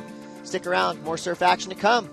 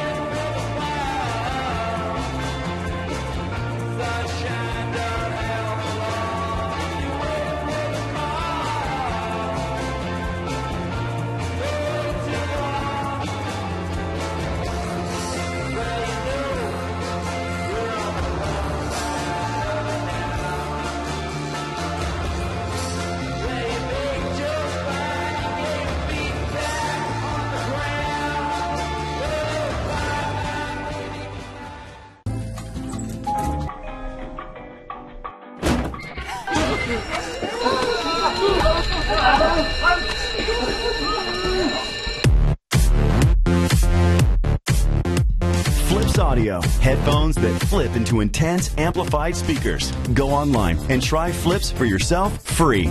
The revolutionary new Flips, because sometimes music is just meant to be shared. See more right now at flipsaudio.com. Well, Josh Moniz with a dominant performance there in that quarterfinal through to the semifinals. What is it going to take for you to continue doing performances like that all the way through the finals? I don't know. I have this good board under me right now. It's probably like one of the best boards I ever had. So this right here probably, and just staying calm. I was a little nervous before the heat, but once I got up there, I was fine, and then I got lucky and got a couple good waves. Yeah, you did. And your brother, Seth, also performing really well. You guys draw inspiration off each other? Yeah, for sure. He's been in like the heat before me for like every round, so it's been pretty nerve-wracking. He's been getting like 7s and 8s in every heat, so like I'll get a little nervous, like, oh, okay, I gotta get a couple scores after he did that. But when you guys come up in a heat together, I mean, gloves are off, right? You want to take them out. Yeah, for sure. I want to beat him, but I think we have the next heat together, so that should be pretty fun. Hopefully we both make it, though. Well, you got the magic carpet and a great Eric Arkawa surfboard under your feet. You're surfing incredible. I want to keep watching, so keep it going. Okay, thank you. Back to you, Chris. All right. Well, that is not the last we'll see of that particular Moniz brother. Him and his other half, Seth and Josh Moniz, both advancing. But the story right now is in the water. Women's quarterfinal, heat number 1. Jones, Hennessy, McDougall doing battle. This is Hennessy on her backhand, starting off strong. All three of these gals have great opening scores. Moana Jones, Zoe McDougall, and Brissa Hennessy out in the lineup right now. All three gals, really have been on it all year long, and this is kind of where it all comes down. Make or break. After a great season for each one of these girls, it's time to show what they got and make it to the final. Here goes Zoe McDougall slashing on her backhand. Great wave for her. This thing's shaping up nicely, and she falls out the back on her second turn. Missed opportunity right there. That was a great-looking wave on the inside, but she'll get right back out there and do her best. A lot of Hawaiians still left in the women's side of competition. Here goes Moana Jones. Wow. Quick surfing right there. Very from our sharp. surfer in red. Very sharp maneuver there, that second snap. The wave was a little bit small, but brilliant surfing there for Jones. She opened up with a 6.0. Hennessy, look at her total already. She already has a 7.67 and a 4.83. She's looking pretty comfortable at the moment. With 15 minutes on the clock, she's got a great start to this heat. Zoe McDougall, she's in the third position. Actually, she's on the board as second, but after Jones's wave drops, I would imagine she'll be in the third. Whereas currently Jones is carrying a 6.0 and a 5.43, so she gets into second. McDougall down into third. Here goes Brissa Hennessy on her backside. Nails it off the top. Well-placed turn. Another little foam climb. She's making her way to the inside. Looks like she might get a good little connection right there. I like that ending move, and she's up and out. So Brissa Hennessy in the blue. She's already got two great waves under her belt. I think that's going to be another excellent score for a young Hawaiian surfer. Yeah, these conditions, Chris, have really improved. As you can see, looks like Jones out the back, big bottom turn snap off the top. And that's going to reward her some points for sure.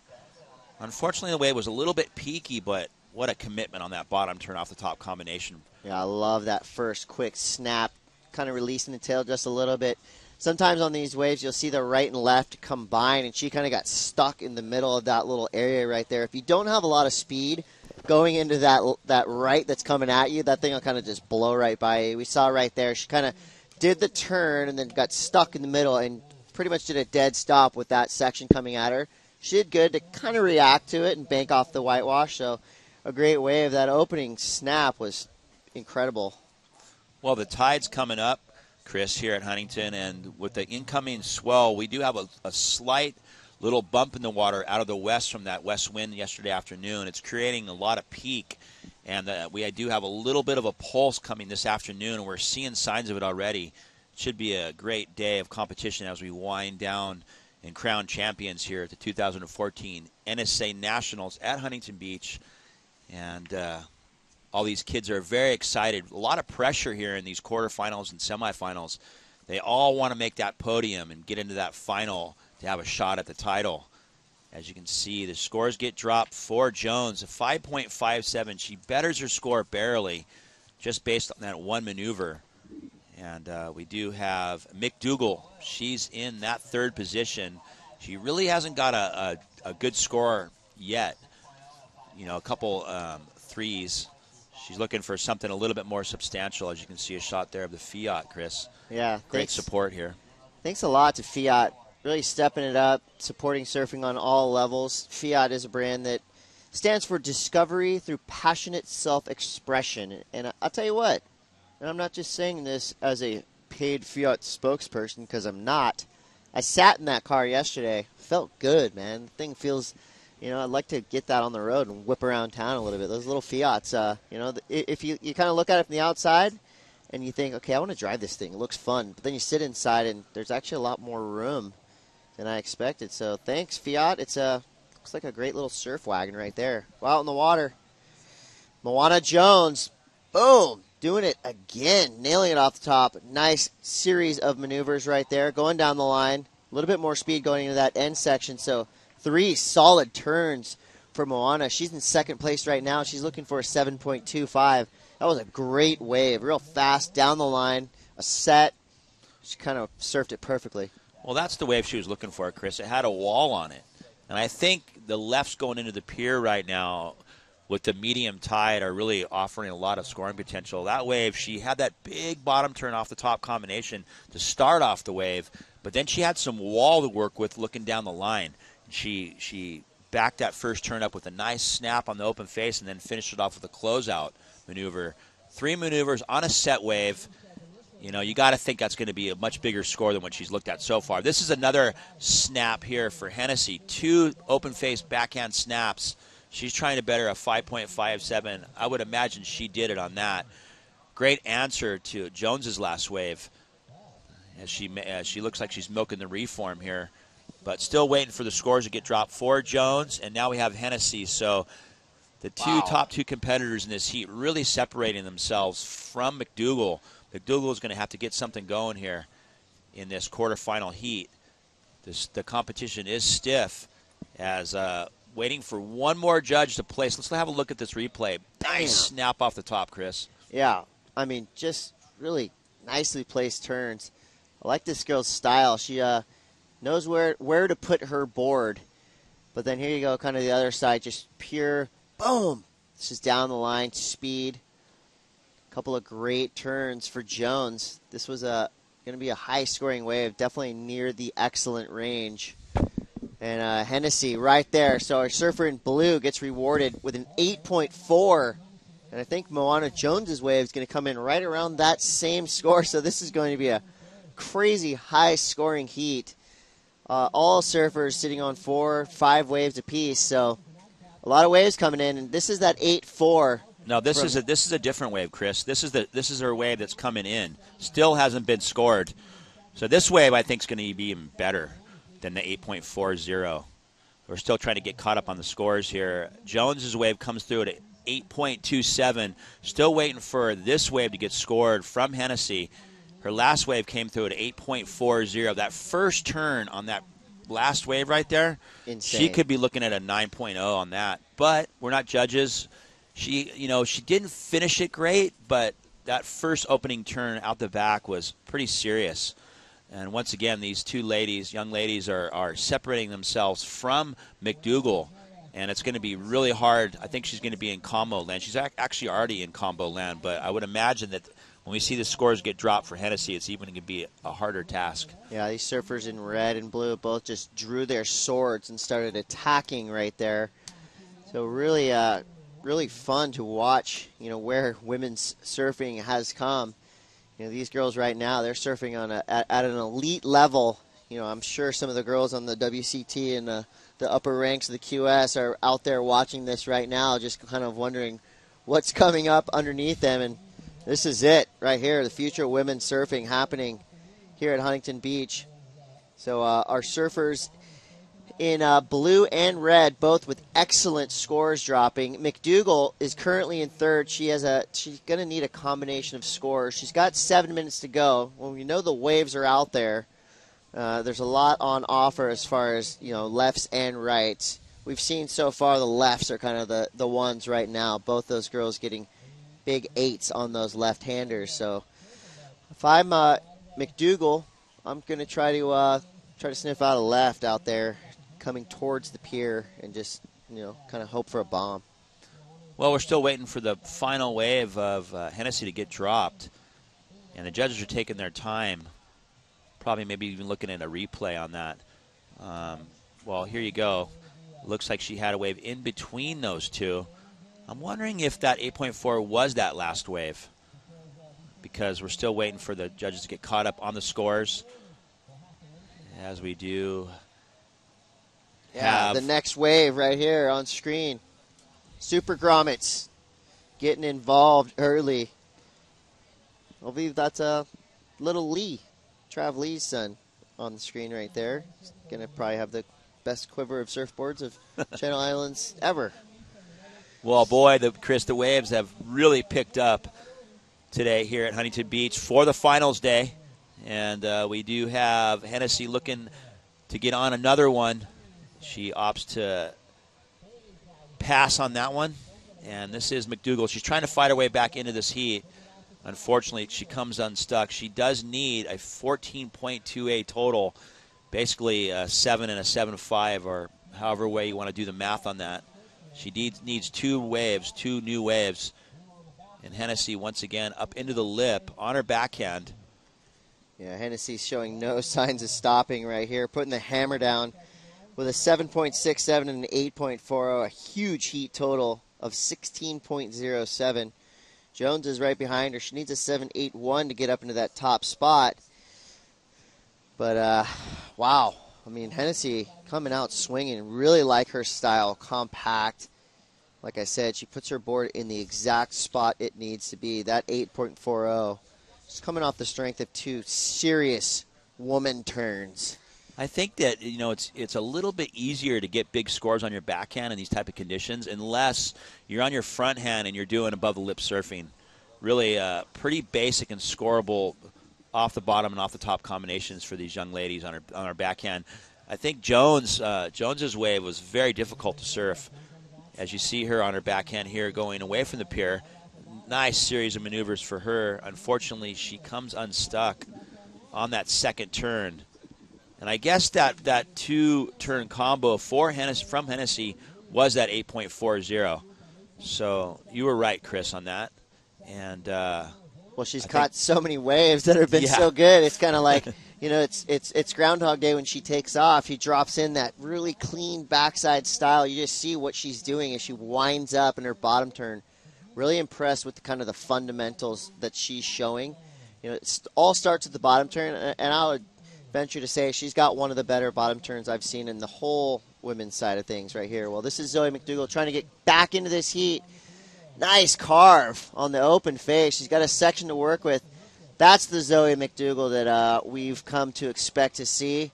She's got kind of a rough start here. That wave's going to definitely help her cause. She's sitting on 6 waves that are all kind of low scoring, but that one's definitely going to go into her scoreline. Yeah, you'd have to think that would take her out of combination. She needs a 14.28 total. So basically, if she gets a 4.28, then she'll need a 10. I would think this is going to put her out of the combo. Nice series of maneuvers. Nice blast on that closeout. And it comes through at a 5.0. So now she needs a 9.27. Puts herself in a better position as we wind down in this quarterfinal heat number 1 of the women's division. And 3 ladies out in the water. Top 2 advance into the semis. And McDougall in that 3rd position, needing a 9.27. That's a pretty tall order, but it's doable. You know, she might even look for 2 waves. Right. Maybe a 7 and an 8 or something like that.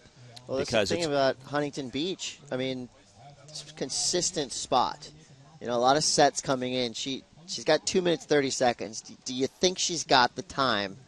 You know, maybe if she gets one right now and then gets right back out there. But, I mean, we've seen it time and time again. These last seconds of these heats, that's when everything changes. Well, it's getting down now to the 2-minute mark, and I'd have to say that she'd have to sit out the back and wait for something spectacular and maybe, you know, go for a Hail Mary or really try to get a quality wave where she can do three big maneuvers, because you look at the score line and the other ladies in this heat, they're getting mid-8s for really, really well-surfed waves, and they're only in the mid-8 range. Here she goes.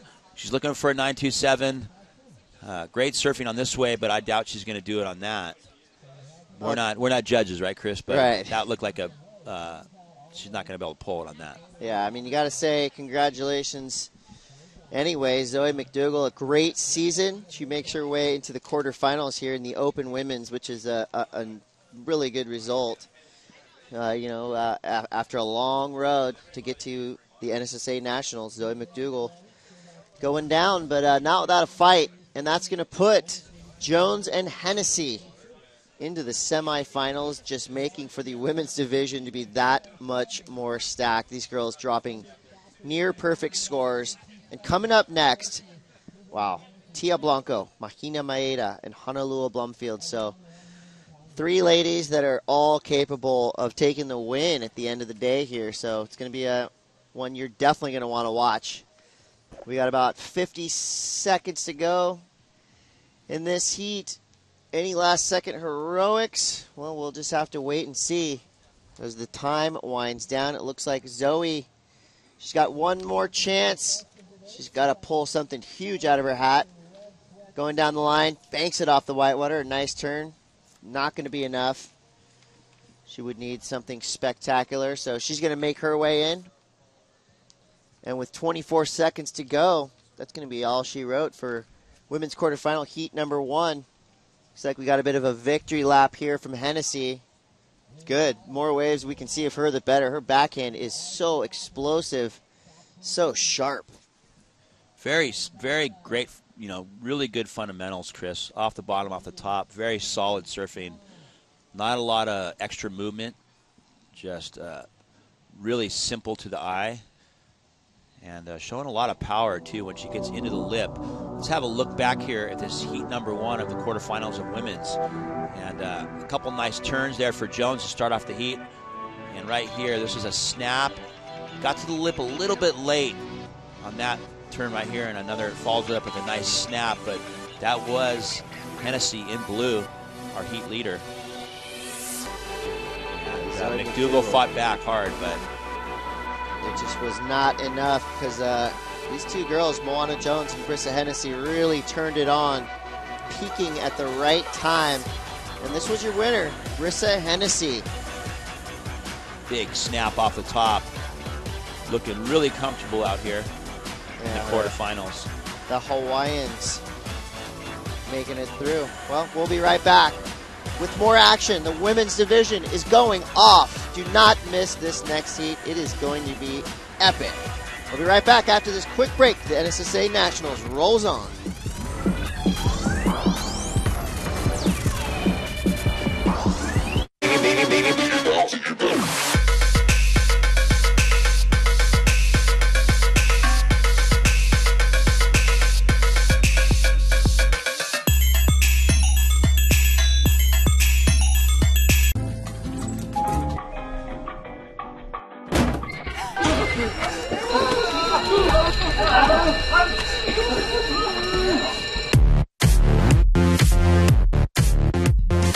Audio, headphones that flip into intense amplified speakers. Go online and try Flips for yourself free. The revolutionary new Flips, because sometimes music is just meant to be shared. See more right now at flipsaudio.com. Welcome back to Huntington Beach. We've got girls action out in the water, continuing that hot heat that just went down. I'm Peter P.T. Townend, and back in the booth with me, Saxon Boucher, and we've been cruising around out there in amongst watching all that great girls action. Yeah, it's awesome to see these girls going at it and already live in the water. That was Tia Blanco. She's in the red. Where's my heat sheet? Right here. Tia Blanco, Mahina Maeda, Honolulu Bloomfield. You see right there their colors, red, wow, stacked blue. Yeah, this one is stacked. All these girls have been ripping up to this point so far, and then as we saw in that last heat, Brissa Hennessy and Moana Jones is going off. So. And we still got one after this with a really good lineup as well. Bailey Nagy, Maddie Peterson, Caroline Marks, and Summer Macedo. We saw all those girls yesterday, and all of them really fared well yesterday in these conditions. And the sun is out, Sax. Time to break out the sunscreen. Yeah, and guns out, sun's out. A little early today. It came out a little earlier today. Got rid of the June gloom early. And it sure is making the conditions look great as we see up and riding in the blue. Mahina Maeda. Yes, Mahina Maeda. She looked really good yesterday. Yeah, she did. She looked really good. I mean, look how big the scores were in that last heat. Couple 8s, high 7s. Brissa Hennessy taking that one down. Mahina Maeda yesterday put up some huge scores too. Looking really good, really confident. One of the more experienced girls in this division. But, Tia Blanco, a really outstanding performer throughout this entire NSSA season. She was on a streak of winning that was incredible early on in the season. She won like 7 in a row or something like that. And Honolulu Bloomfield also performing really well up to this point. Well, we have Chris Cote down on the beach with the winner of the last heat. That's right. This young lady just put on a clinic in backside power surfing. Brissa Hennessy from Oahu. Tell me your backhand out there. Unstoppable. Thank you. There's some pretty fun lefts coming through, and I had a blast out there, and it stayed glassy, and the sun's out, and it was really fun.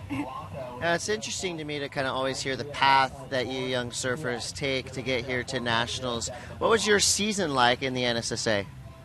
It was great. Auntie Bobby runs all the NSSA, and she's the best. And yeah, we get to surf all around the islands, and it's really fun, and I enjoy it. And it's one of my favorite competitions. Awesome. Well, I know it. I know you don't do this alone. It takes a support team, and you got a lot of supporters behind you. You want to say thanks to anybody that helped you along the way? Just thanks to all my friends and family back home, and all my friends and family here and around the world, and my sponsors, and my mom and dad. They're the best. And just thanks, everyone. You. Shoots. Thanks, Brisa Hennessy. Moving on, Oahu. Staying in the house. Right on. Back to you guys. What a sweetheart. She's awesome. You know, I took notice of Brisa a couple years ago here at the Nationals, and I thought to myself, you know, not only her surfing but also her personality and just how sweet of a girl she is, that she's going to make some big moves in the surfing world, and she's doing exactly that. She's had some amazing competitive results of late. She won an Explorer division already for the girls, and she's moving on now.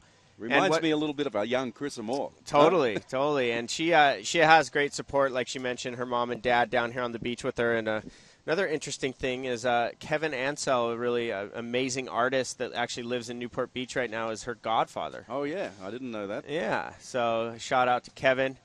And then live action. While we were in that interview, we saw some great rides, huh, PT? Yeah, there was some good rides already in the opening 5 minutes as we're looking at the replays of them right here. And you can see there a really good snap off the open face by Tia Blanco right there. Yeah, Tia has a really good power turn, and she showed it right there on that wave. You saw how her fins got adrift for a moment. That's going to be a good score, finishing off with a little re-entry at the end of that one. So she's going to put herself in the lead, I believe, with that wave right there.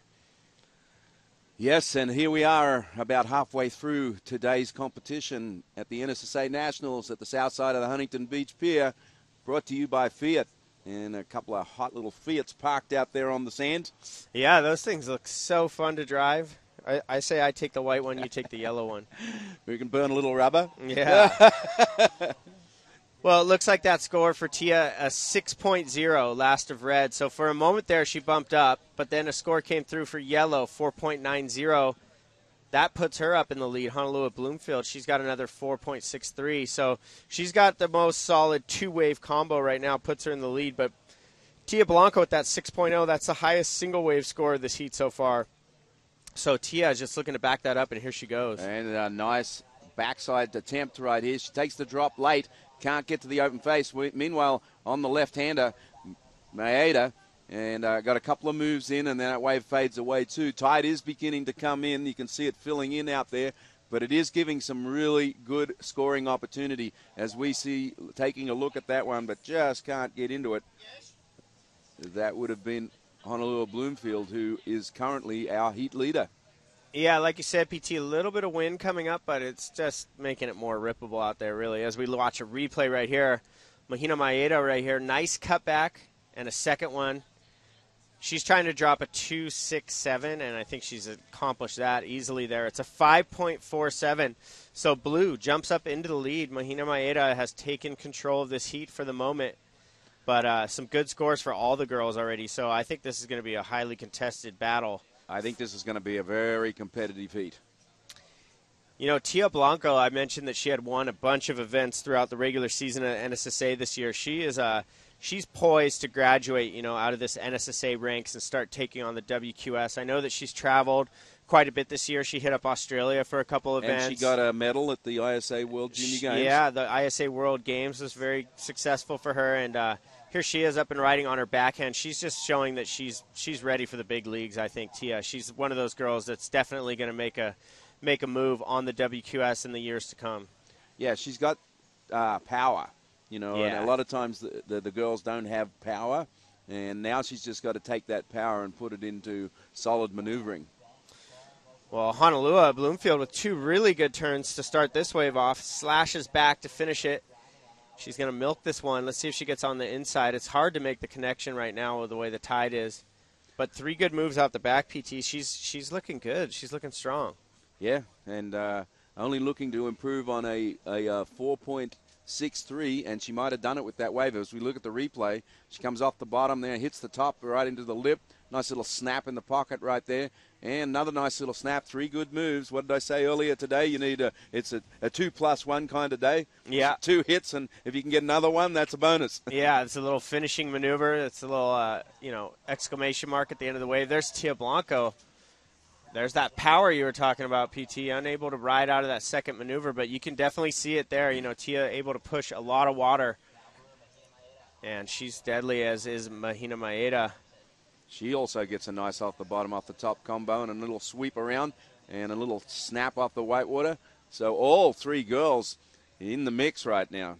I like this. I like when there's a lot of waves and they're just going blow for blow this way. The judges got to figure it out, get those scores in as they drop. A couple scores coming in, so we'll update as soon as possible, but more waves out the back as well. You see the girls making their way back out.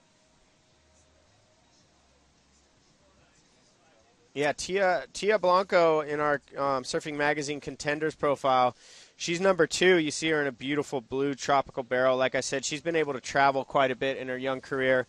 She's on the Reef team now, and they took her over to Tahiti for their new film, De Passage, and she is ripping over there, obviously. As we see Honolulu Bloomfield up and riding, quick up and out. So Tia Blanco is 16 years old. She's from San Clemente. She surfs lowers quite a bit.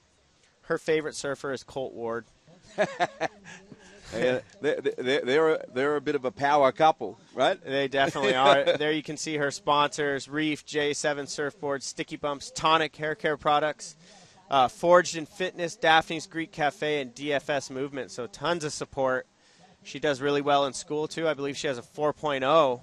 So one of the great scholastic achievements, as well as her great surfing, which is what the NSSA is all about. It's all about, founded by a bunch of school teachers here in 1978, and it's been going strong. You can't surf out here unless you got a 2.0 or better. Yeah, I love that factor, and I also saw that the list of people that have 4.0 averages is probably bigger than ever this year. There's crazy. There's all these, big names on there, like Tia Blanco, Jake Marshall, all the big-name guys are doing really well in school as well, and that's super important. Obviously, you see the character that it builds as we interview these kids when they come in from their heats. They're all very well put together, eloquent speakers.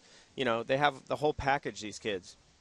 Well, if they're ever going to make it to the big show in the end, this is just great training. I mean, every time you win a heat, the fact that you and I and Dino and Cote go down on the beach and interview them, it's just practice for if you're going to have a shot at the big time. Yeah, I mean, that's the beauty of us being able to bring you this webcast, thanks to Fiat and our other sponsors, Flip Headphones, Surfing Magazine. The fact that we're even able to do a webcast here at the Nationals is always such a treat. And for these kids to get the experience, to know that the whole world is watching. Some of these kids, family and supporters are all over the world, and they're tuning into this webcast, getting to watch them surf, and then also getting to see them on camera in interviews and otherwise. And it's a great opportunity for them to really build their profile out there in the world as they graduate out of the NSSA ranks with national titles, hopefully, after the end of the day. Well, the waves have stayed consistent all the way through the morning, and I think we'll have much of the same throughout the day, as we see up on her backhand, and that would be Honolulu Bloomfield on her backhand. Nice little snap in the pocket there. She's got a unique way of sort of pushing on the back foot and getting a little bit of slide out of those top turns. Not as critical and up in the lip as we like to see, but she's definitely throwing a lot of water and getting a little slide in the end of them. So that should be a pretty good score. She needs a 6.17 to get an advancing position because the scores have dropped, PT. We see some big scores on the board. Yeah, Maeda got a 5.60 on her last one, and the one before that, a 5.47 to put her up into second. Tia Blanco now out in front with a 6.0 and a 5.50. But the heat overall is very tight. I mean, it's just one good wave in amongst all the girls as we see up and riding. Tia Blanco, nice open face snap, but she can't bring it back around. So an opportunity there to put maybe a nail in the coffin if she could have brought that turn around and maybe open up her lead even a little bit more. Yeah, she kind of just pushed a little hard for what that wave was pushing back and got stuck at the top. You saw that little bit of frustration as she went down on that one because that was a really nice turn that she started with. But, yeah, fairly comfortably in the lead. You can see the point totals on screen right there, the two wave totals combined.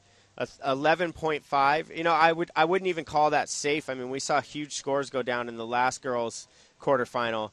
So you know these girls are capable of getting those 7s and 8s. So I would say that Tia, right now at this stage of the heat, 6:30 counting down, she's in the lead, but she wants to put that nail in the coffin, just like you said, PT. Yeah, one good wave could win the heat for any one of these three girls right now. I mean, we were just talking about a 6.5 to win. Yeah, I mean, it's wide open, and the waves are great. We got sunshine out today a lot earlier than we did yesterday, so it's going to be an action-packed finals day here at the NSSA Nationals. And waves are really rippable and really fun. You see all the guys down here checking out the action. Taylor Clark, former NSSA competitor right there, checking it all out, cheering them on. Last year's national champion, Mayor's Cup winner. Yeah, that's right. He can't get enough. He's here today just making sure he's checking it all out live. With about just under 6 minutes to go, we have a very close heat on our hands here. And Honolulu Bloomfield just scored another wave that we might have a replay of. And it could have some consequence. She is looking for a 6.17. Well, she's gotten a bunch of 4s, right? But this last score, much better. It was on her forehand. And look at that, PT. A 7.57 puts her all the way up in the lead. It's exactly what you were mentioning. She went over to the pier bowl there and picked up a good one. Yeah, and you were saying, the one good wave, that 1 7-8-point score is going to put someone well up into the lead. That lead of Tia Blanco's was not safe. We mentioned that. It was, mid-range scores. It puts her back down into second position. And Mahina Maeda, one of our most dominant performers on the women's side so far, has now fallen into third. And that's the danger spot. She needs a 5.91, and she has 4 minutes, 40 seconds to do it. Yeah, well, like we said yesterday, when the tide starts coming in, you start to get more of this pier bowl over here. And Honolulu moved over there and picked off a beauty and actually scored the highest scoring ride of the heat so far, that 7.57 to take the lead. Yeah, well, great strategy on her part, right? She must have been paying attention to that, difference in the tide and how that right starts to form off the pier. And she got a great one, a 7.57. So she's bested all the girls in the heat so far on that single wave score. She puts that with a 4.90, and she's up in the lead. There's some information about her. Another Hawaiian competitor, as we've seen quite a few of them. She serves Haleiwa quite a bit, which is a great right-hander, which is probably where she learned how to do that kind of surfing that she just did to get a 7.57. Another good student, actually. And she actually won the longboard last year. World Championship. And the World Championship, and also the Explorer in the Nationals last year. So yes. Multi-talented.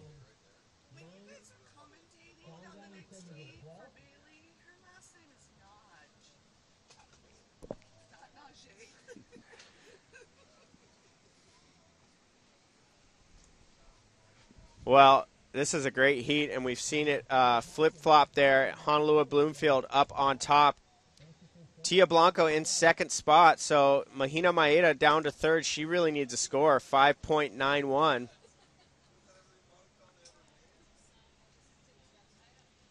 Yeah, and time is ticking away.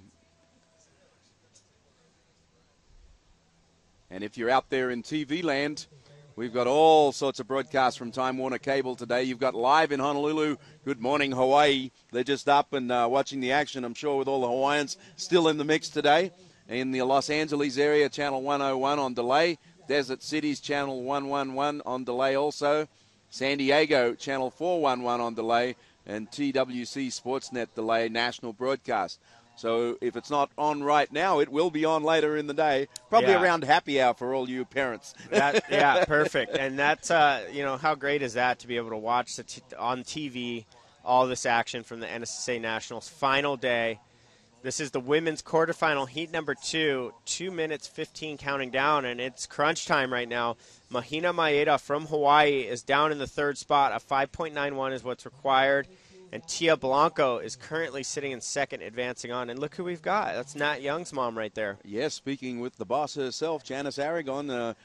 Big props to Janice and Gayleen. They've been now running this organization for 20 years, Sax. That is so awesome. I mean, I've known them for a long time, almost 20 years actually, and they are awesome. And they've done so much for all the young girls and boys going through the NSSA ranks. And, you know, and you can't Janice, say enough and Janice good stuff. herself, an ISA world champion 30 years ago this year, right here at Huntington Beach Pier. No way. It's so cool. Yeah, thank you so much, Janice and Gayleen, for all that you have done for surfing, for amateur surfing, and for all the kids and parents, and on behalf of everybody, really. Thank you so much for the years of dedication and support. Well, the clock is not helping Mahina Maeda. Well, Tia's also sitting on her pretty heavily right here. It's going to Best be girlfriend tough. at the moment. Yeah, it's going to be tough for her to get a wave. And, you know, a bit of an upset. I think Mahina Maeda has been one of the top performers throughout this event, throughout this women's division, and she was one of the favorites, in my opinion, going through this. And our contenders agree. You know, Surfing Magazine contenders, they rated her up in the number 4 spot. But Tia Blanco, number 2, sitting on top right now, or in second place anyway, and Honolulu Bloomfield, our number 7 contender, is up in the lead right here with that really impressive right-hander that she caught. Well, there's only 30 seconds, and there is a couple of ripples out there and she's up and riding. This is it. Oh, nice first snap. Oh, and she doesn't bring it down, and that will be it for Maeda. I don't think she's going to get a chance to get another shot at a wave, so it will be Honolulu Bloomfield and Tia Blanco moving on. Yeah, great job by this girl in the yellow as she takes a little victory lap and does a nice slash, a little bit of a layback on that one, and jams it up for the re-entry. So another good wave right there. That might actually extend her lead. That was a good ride to finish out this heat, and a great win there from Honolulu Bloomfield. Congratulations to her. And then Tia Blanco holding down second position. So a well-surfed heat by those two girls, and unfortunate for Mahina Maeda not to get an opportunity towards the end of the heat to get the score she needed. Yes, and that was a good change of tactics about middle of the way through the heat for Honolulu, where she went over to the pier bowl. As we take a look at the heat recap here, this was one of the earlier waves. Nice snap on the face right there. Yeah, that was her big score, you know, that pier bowl right, getting a 7.57, I believe, on that wave. And Tia Blanco just looks solid throughout the heat. You know, she's got that really nice forehand gouge that she just showed on that wave, and finishing strong. So a couple of good 6-point rides from her. Now, one of my favorites through this whole women's event has been Mahina Maeda right here. She just did not get the opportunities, PT. That's right, and Honolulu kept chipping away, following up that good wave to add to her scoreline, and a pretty strong victory. And we'll be back with more girls action after this.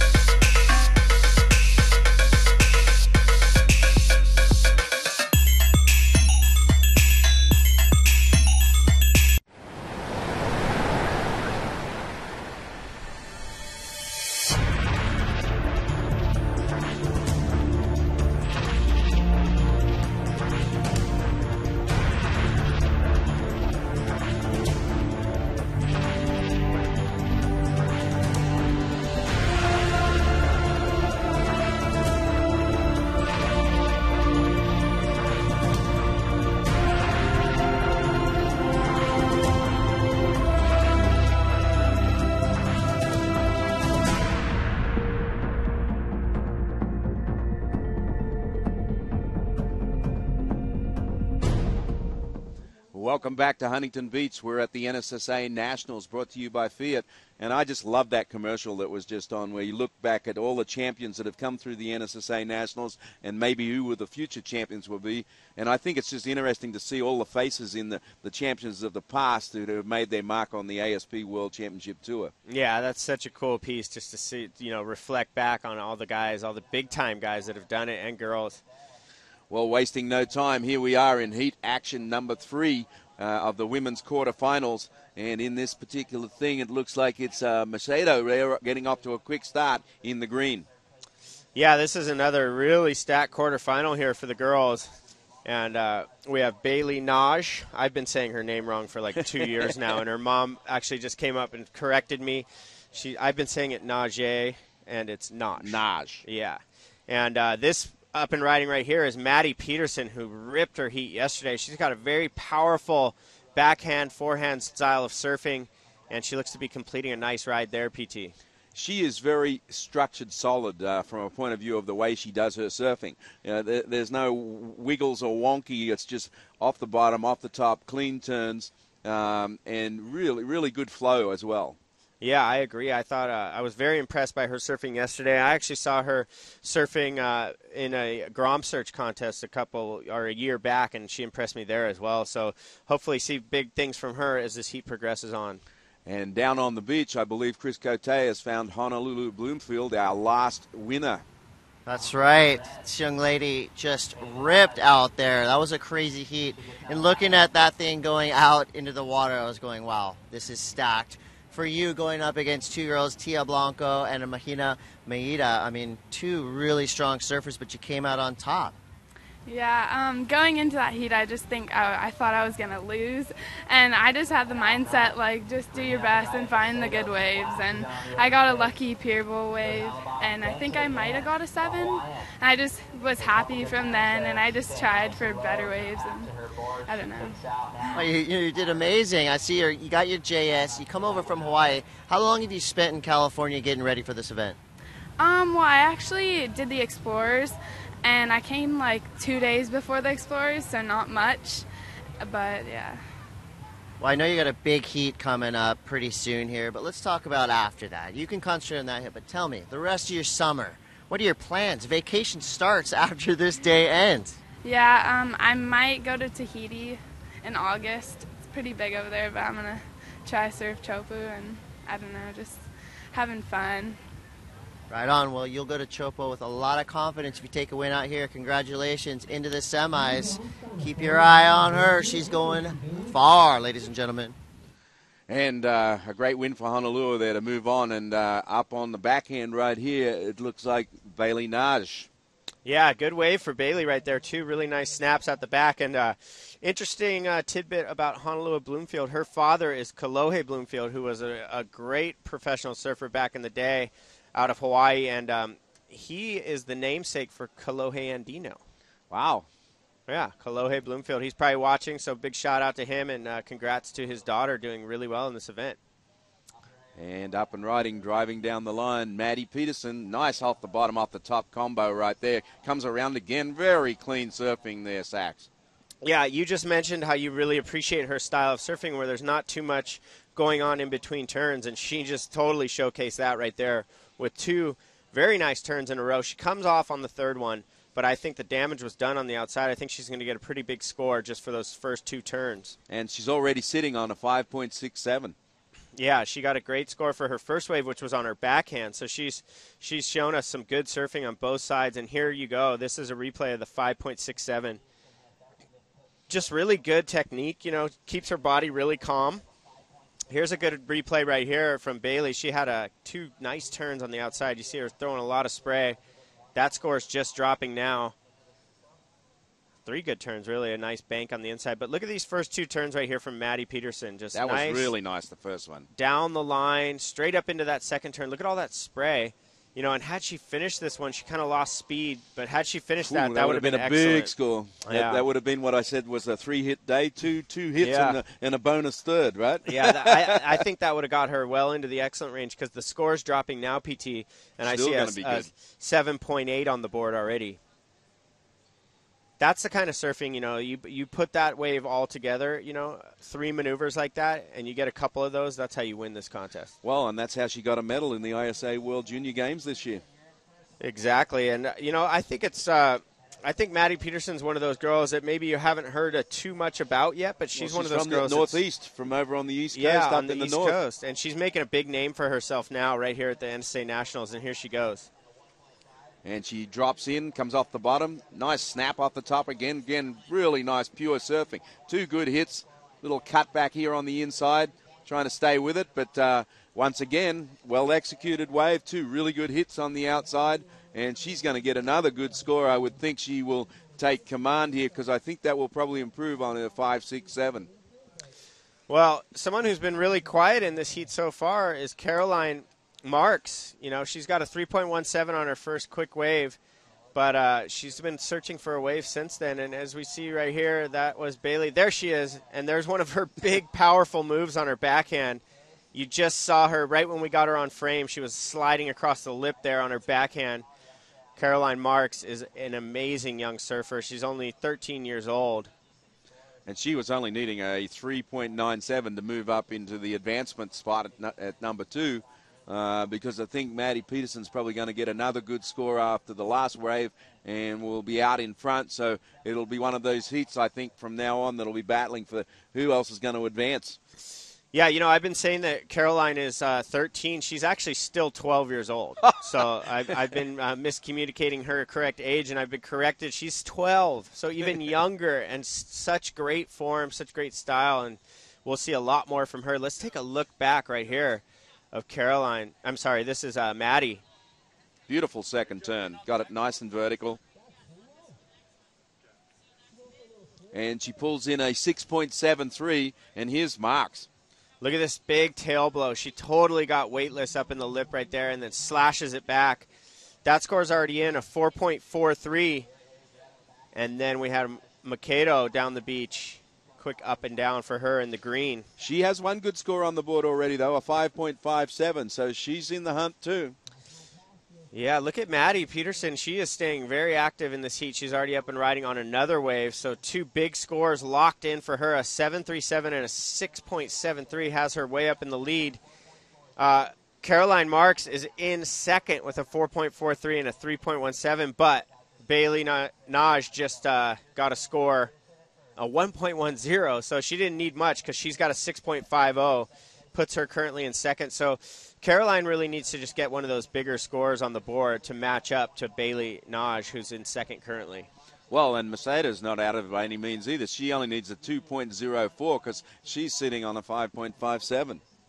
Yeah, so, and holding a 1.53 right now. So, once they drop those low 1-point rides, they're really going to extend on their leads here. And we have lots of time. We're just under halfway. We've got just under 10 minutes to go, so plenty of time for this girls' quarterfinal. That's right, quarterfinal in the water. We are coming up with the big boys, men's semifinals 1 and 2.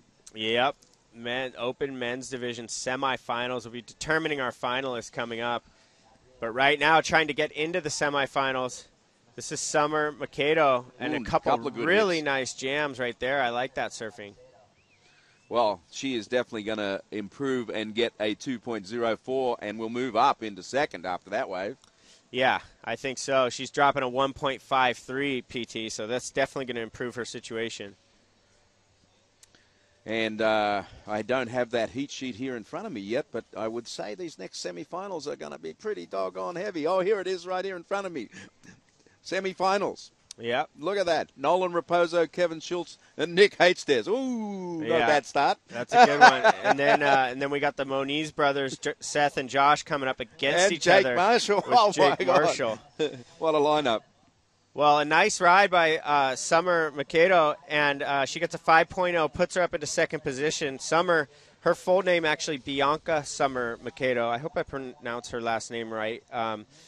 But her nickname is Summer, so that's what we call her. She's only 13 years old, and she's from Lahaina, Maui. Her favorite break, home break, Honolulu Bay. No past national titles yet, but she's working on it. Right now, though, up and riding a great tail throw at the end of that wave. That was Bailey Naj. And Bailey's trying to drop a 1.10, so this heat is really wide open. We saw Summer come up and get into second position, but just barely. I mean, Bailey's about to replace that 1.10.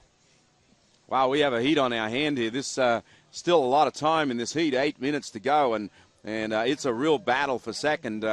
Maddie Peterson has put herself strongly out in front. She's got about a 9-point need for anyone else to actually bump her out of first. So it really is a battle between these three girls, Macedo, Naj, and Marks, to who else is going to join her in the next round. Well, Summer just throwing down a mean tail slide right there, but unable to hold on to it. And our heat leader up and riding. Another beautiful slice off the open face. And another one. Oh! She's looking on point today, Zach. She's ripping. She looks just so calm. Her style of surfing is so calm and mellow. Her body language just going from one turn to the next, and a couple very powerful turns to start that wave off. So she might be extending her lead there. We'll have to wait and see what the judges score that. But great surfing to watch right there. You know who from she Maddie reminds Peterson. me of a little bit, and you would know this, is the way she surfs is Pam Burridge. Okay, I remember Pam Burridge. Yeah, real, very real powerful, real clean all the time. Yeah, there was no funk in the deal. It was there's no jumping up and down. No. So the score is coming through, and it's a 6.73, so it matches her low keeper right now. So just great surfing. I mean, she's throwing away a 6.73, which she could easily sell to one of the other competitors at this point. So she's having a great heat, having fun out there. That's blue, Maddie Peterson. You see her name on top of the list right there. Currently in second, Summer. She's got 2 5s in the scoreline, but Bailey Naj, she actually has a 3.03 as her low. And then Caroline, who's paddling for this wave right here, PT, she's up and riding on this right. Well, this is a big wave here for her. Nice first turn and blast off the whitewater. Oh, cracks it. Oh, if she could only ridden out of that, Sachs, it might have been the wave she needed. Yeah, she's chasing a 6.14 right now, so pretty hefty score she needs, but I think she might have been able to get it right there because that first maneuver was really nice. And then that second one just late up into the lip, and the lip actually caught her surfboard a little bit too much, and she goes down on that one. We've seen her put together, amazing combinations, three maneuvers on a wave, getting her up in the 8-point range. So we know she's capable. She's got 5.5 minutes remaining. So Carolyn and Bailey looking for scores, and there you can see 2 competitors on screen now. Yeah, well, with just over 5 minutes to go, this last 5 minutes is just going to be really critical. Little paddle battle going on out there, Sachs. Yeah, it looks like Bailey wanted that wave, but Summer wanted it too. Summer's protecting her second spot right now, and Bailey's one of the girls threatening to take that spot. She's not going to give her an inch at all. You can see frustration in Bailey trying to paddle down the beach a little bit and make some separation from Summer, but Summer hot on her tail. Yeah, well, the one thing that cures that is a set. Yeah. Yeah, we definitely need to see some activity right where they are waiting for waves right now just to see if they can get some separation. Bailey, very hungry to get a wave. She wants to replace that 3.03 with something around the 5 range to get up into that second spot. And up and riding our heat leader, Maddie Peterson, up and out. Meanwhile, on the other side, Caroline Marks with a big sweeping wraparound cutback. Little blast off the whitewater as it closes out. Wow, she was flying on that wave. Caroline just has such a powerful surfing style. Like that cutback when we caught it, she was just on rail, driving it back into the whitewash and then finishing that one off with a nice re-entry. So Caroline Marks, she's looking for a 6.14. We'll wait and see what the judges thought of that ride on her forehand this time. She's just, at 12 years old, we're going to see a lot more of Caroline Marks. She's an amazing talent. If you and I are doing commentary for the next couple of years, I think we'll be calling her name quite often. I think so. And there you saw Maddie Peterson, live action right there. She's just having a heyday out there. She's just put up another big score, I believe, and, she's caught about 8 waves in this heat, and almost all of them have been big scores. No doubt about that. And here we go, up and riding. Bailey Nars, she needs a good score here. And the wave runs away from her, but she just cannot get to that next piece to get a little move off the lip, and it runs away on her. Yeah, I thought that might have been the wave to do it. I thought good on her to get away from Summer, who was sitting on her, and get that wave. She only needs a 4.07. One nice turn as she set that thing up going down the line. But like you said, PT, it kind of ran away from her. Score comes through for Caroline Marks, a 6.60. She catapults from 4th up to 2nd position. So now the requirements for the other 2 girls, Summer and Bailey, have gotten a little bit higher. Summer needs a 5.47 and Bailey needs a 4.54. Very achievable scores, just need some sets. And looks like Caroline, taking a look at that one, not going to go.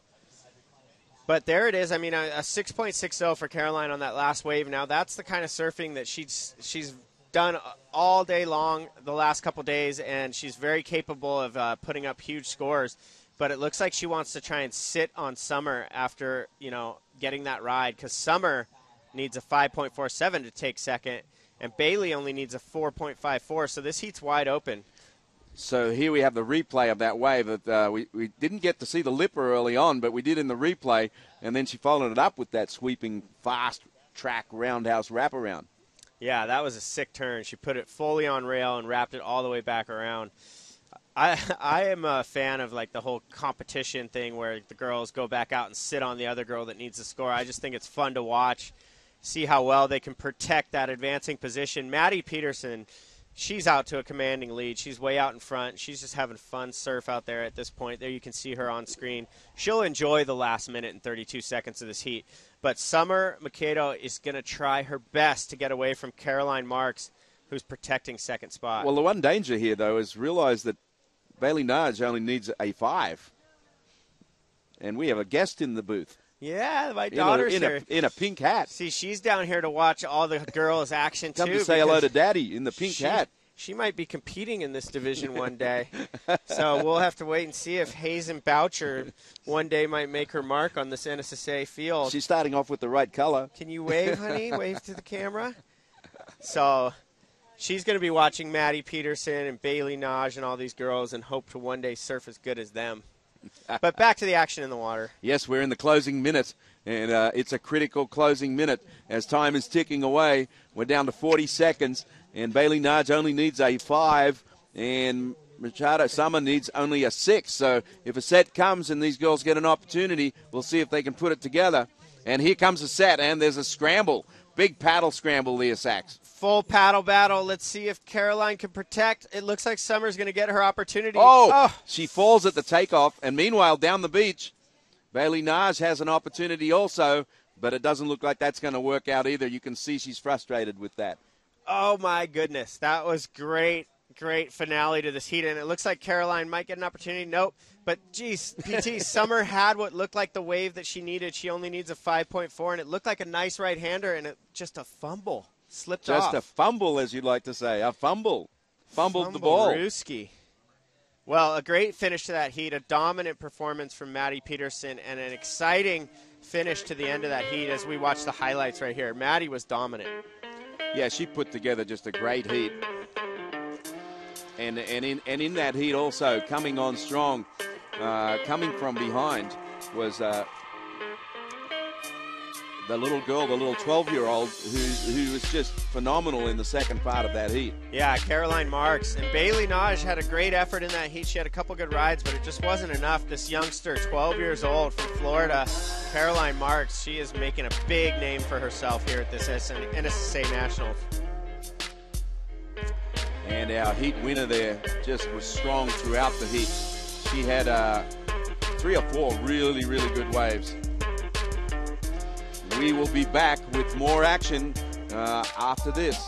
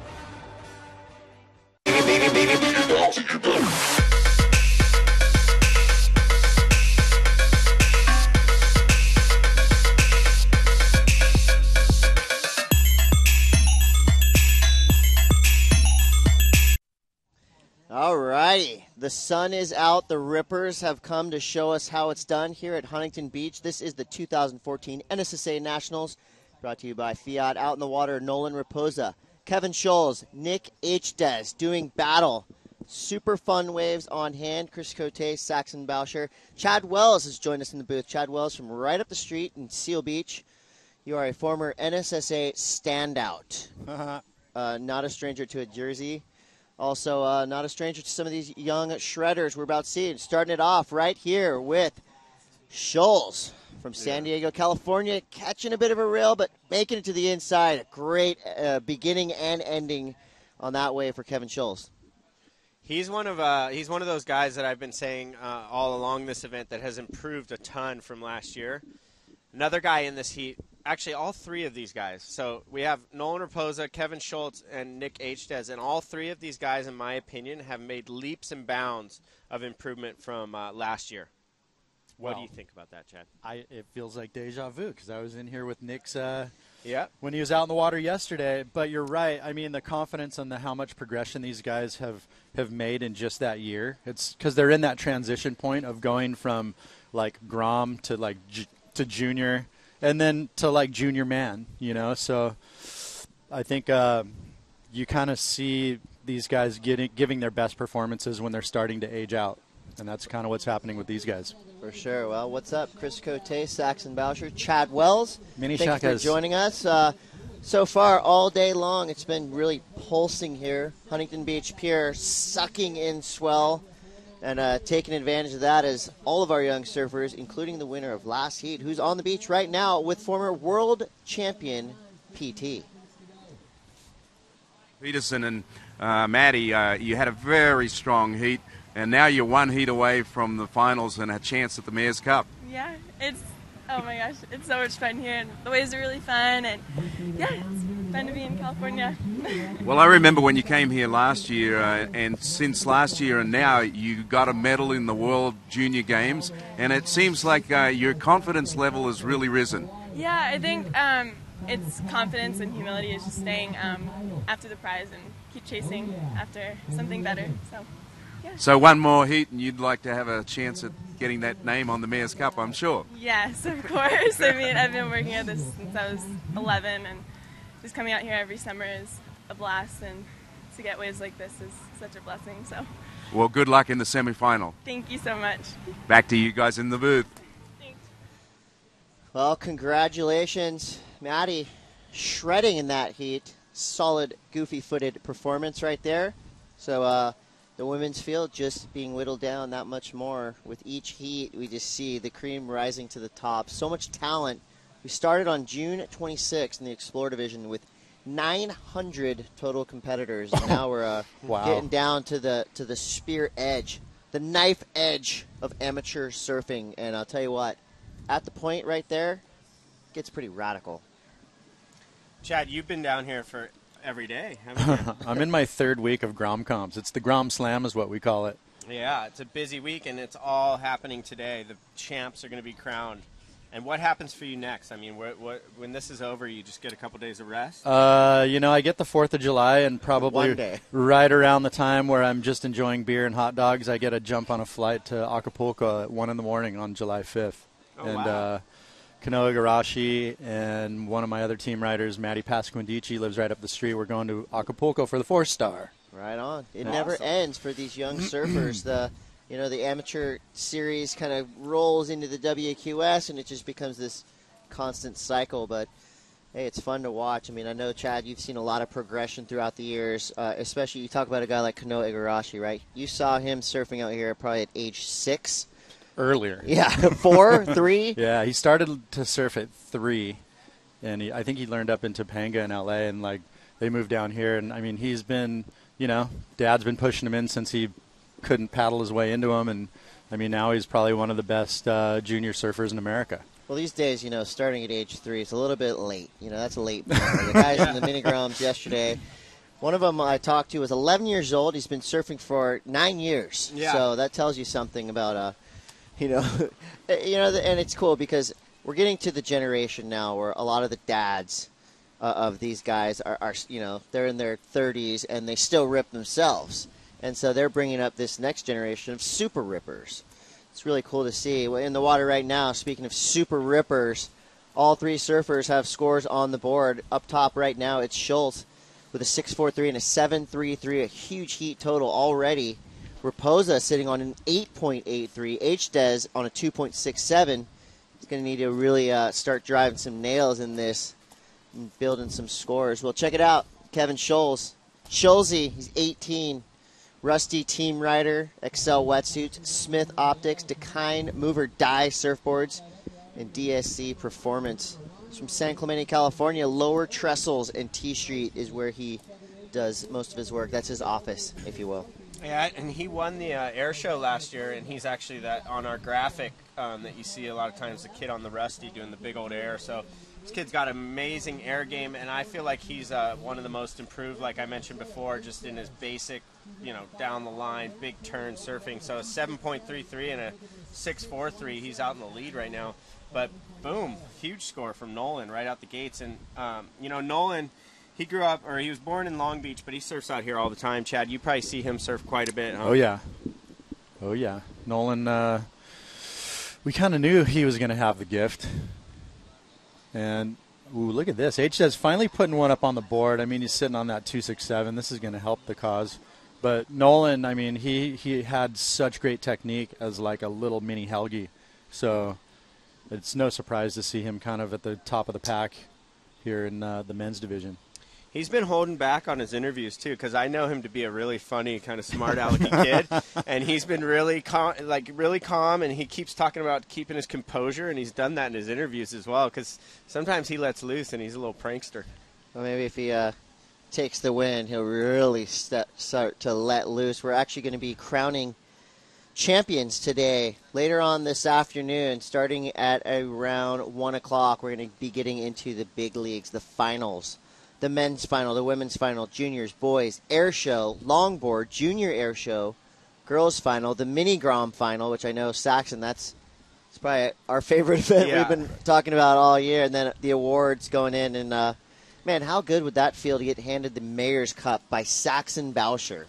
Oh, what man. an honor that would be. Or the mayor, more importantly, if he hands it to you. It's cool, too. I like that our mini Grom final is like at the end of the day. It's going to be around 4:30 because that's like the big grand final for me. I can't wait for that one. Well, check it out. We had a really strong, quick start to this heat. Here are your replays. San Clemente surfer right here, Kevin Scholes. Yeah, he's ripping on his forehand on this wave here. Nice tail slide on that oncoming section. And then check out Nolan right here. This was a big score, 8.83. He's been sticking to this left all day. He has an uncanny ability to just connect into that pier bowl and throw it down to finish his waves. And then this is Schultz back up, a 7.33.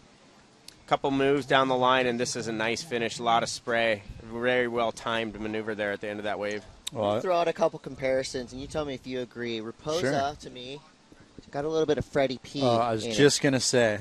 He is so Freddie P-esque. And then I look at Scholes, and I'm almost seeing a little bit of like a Rizal, but we'll get back to that. And you tell us at home, this is a Freddie P-esque backhand attack. I would say so. Raposa surfing with so much power, getting huge scores. His last wave, an 8.57. Here goes your surfer in yellow, not to be outdone. H-Des from Santa Cruz, California, bashing his way on this right-hander. So all three surfers starting to kind of answer back to each other. Who do you see in Nick H-Des? You said it already before. If we're doing our comparisons, Freddie P. Dorian. Yeah, a lot of Dorian and a lot of flair on those top turns right there. So that's exactly what Nick needed to get into this heat. I got one for Scholes. Miguel Pupo. Watch him on his next. He kind of has like the arm styly, which is really cool looking. And obviously these guys are all developing into their own great surfers, but you look at this backhand whip. Super impressive. Well, look at the score for Nolan on that one. 8.57 coupled with his 8.83. Are you kidding me? Yeah, that's a huge score. Good surfing here from Nick, too. Down the line, really good points up where he lives, so he gets a lot of practice doing that. But that's going to be a good score, too. I think that's going to get him in this heat because up until this point, the other two surfers, with some huge scores, and Nick only having a 5.83, he was kind of out of it until that wave came along. Well, Raposa's not slowing down. You see him just keeping the hammer down. He's not going to drop the hammer on that one, but this kid is. Scholes on his backhand, whipping it around that section. Bam! Great vertical snap through this inside. He's looking for the connection, but pulls out. Loving the laser sharp style of this young surfer from San Clemente. I tell you what, it's heating up. I mean, in this men's division, these guys are starting to let go of the brakes a little bit and step up their game in this heat. You know, Kevin Scholes showing some good power, perfect timing, and a lot of spray flying out the back on that wave. Nolan's already got 2 8s in the bag, and still waiting on a score for Nick Hdes. But these guys are really starting to blow up now. It's heating up in the water. Right. This third score of Hdes is going to be an important score. He's washing off that 2.67. Well, there it is, a 6.0. Probably not as high as he would have hoped, and he's still chasing a pretty good score, a 7.76. And I mean, he's got his hands cut out for, or his work cut out for him with these two goofies. Ooh, this is more like it. Yeah, there you see the backhand attack. A great turn on the outside. A couple nice finishers right here. He's really looking strong, super powerful on his backhand. And Saxon, I got to agree, it's getting hot. Kind of reminds me of that Smash Mouth song you love, Walking on the Sun. Oh, I do love that song. Yeah, that's what it feels like right now. The temp is heating up in this heat. These guys all have their swords out, doing battle on his backhand. Kevin Scholes. Nice spray on that first turn. Look at the timing of this kid. He's just really lighting this wave up on his backhand. Similar to his last wave, which was a 6.33, which didn't even factor in, but he might get a little bonus section on the inside this time. He's working this thing all the way through to the inside. And here he goes, building up the board speed again, maybe one more turn. So he likes it. Little clap claim from him. I like the enthusiasm. Wellesley, I know you've surfed a lot of heats out here. You've watched a lot of heats out here. That connection to the inside when the tide's like this, do you think it is going to add enough points to make it worthwhile to work it all the way in? I mean, you are going to eat up a little bit of time getting back out there and everything. What is your thoughts looking at the conditions right now? Should these guys be really trying that hard to make that connection? That's a really good question because that's something that we always talk about, like team stuff, workout stuff. And my personal feeling is that if you're going to work that hard to make it to the inside, there's got to be something meaningful at the end, to kind of put that exclamation point on that ride, to leave it in the judges' minds so that they give you that better score. But for all the work that Kevin just did, I don't think it's going to really make too much of a difference. I mean, splitting hairs with, 10th and half points here. And honestly, I think that wave was better than his last, but it didn't even, or did it factor in? It did. So, I mean, Nick's chasing a 6.63. Yeah, I mean, in this but he got a 7.77. It's all freaking coming down. Yeah, in this heat right here, it's like, those tenths of a point, that could be the whole difference right there because we see, so Hdes's high wave is a 7.77, and he thought that was going to be more. He wants a bigger score than that. I love the passion we're seeing right here. Yep. Well, if he would have had a little more wall, he could have probably gotten up into that high 7 or maybe low 8 range. But that thing cornered out. He got that one big hook in the gaff, and then that was it. I love the passion that he's showing right now, though, because he watched Kevin's last wave, and he's probably saying some words of like, hey, I ripped my wave too. But I think you're right. I think just the wave, all of us watching from the beach, and the judges included, it kind of tapered off. So you knew there wasn't much opportunity down the line. He did really well on that hook and that open face gouge, but I think a 7.77 is a pretty fair score for that. And totally. Them giving Schultz maybe that little bit of a half a point, like you mentioned, for making that inside reform, comparable to the 6.33, that's about fair too. So I think the judges have it right. It's just going to take a better wave for Nick to get that higher score. Well, we'll see if that anger plays into this wave. He's going to take it out on his backhand. Boom. Backside vertical snap.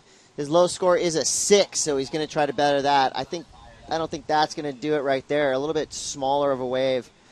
I know he's, feeling kind of the emotions of not getting the score he wanted, but he needs to clean that off, wipe it away. He's got 2 minutes and 50 seconds, enough time to drop a big score. Right. I mean, this is the semifinals. That's why he's showing so much flair and so much heat in his surfing and in his attitude right now. This is to make the final.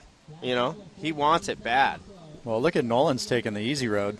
He's staying away. He's ridden 2 waves, and they're both in the mid to high 8 range. I mean, he's done the hard work on 2 waves. he could just paddle in at this point. It's a battle for second.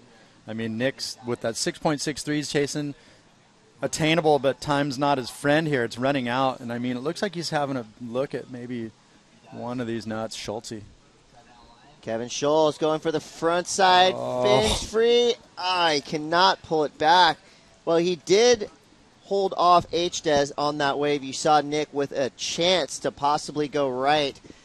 There you see some of our lady competitors getting wild. What's up? We're going to see Honolulu right there, right in the front. We're going to see her later on today.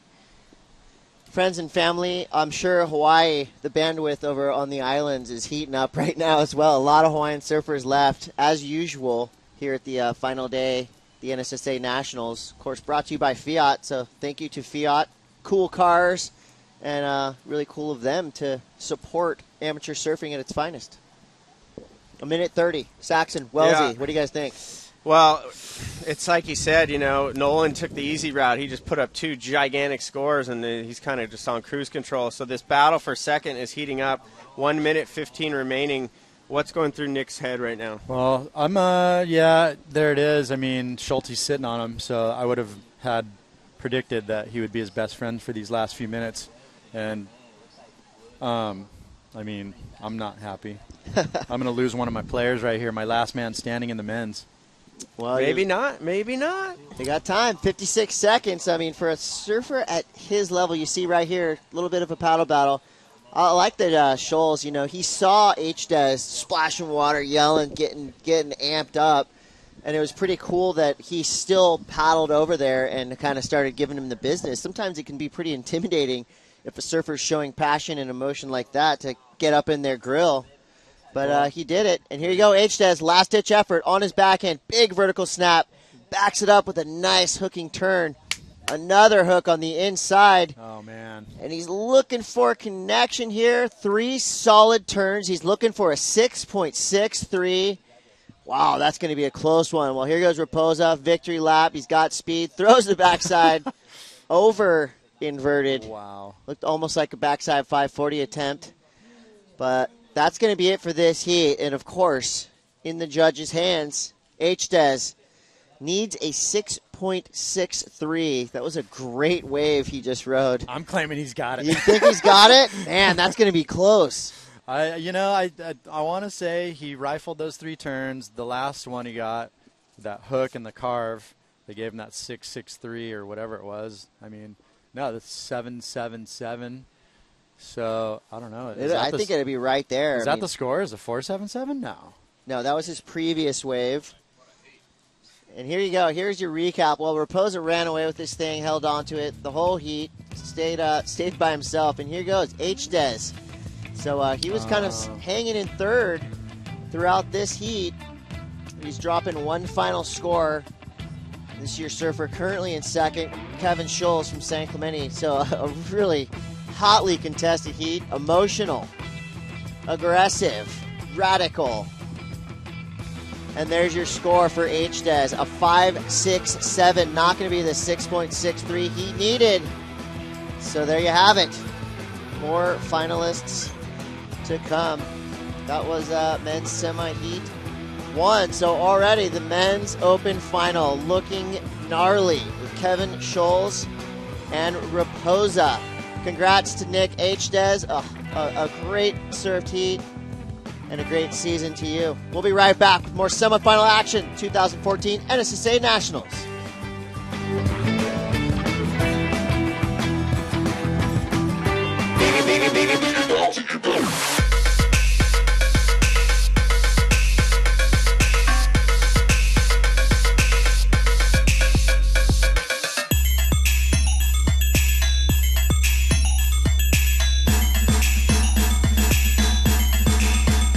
Diggy bounce, diggy bounce, diggy bounce. Diggy bounce, diggy bounce, diggy bounce. Diggy bounce, diggy bounce, diggy bounce. Diggy, diggy, diggy bounce, diggy bounce.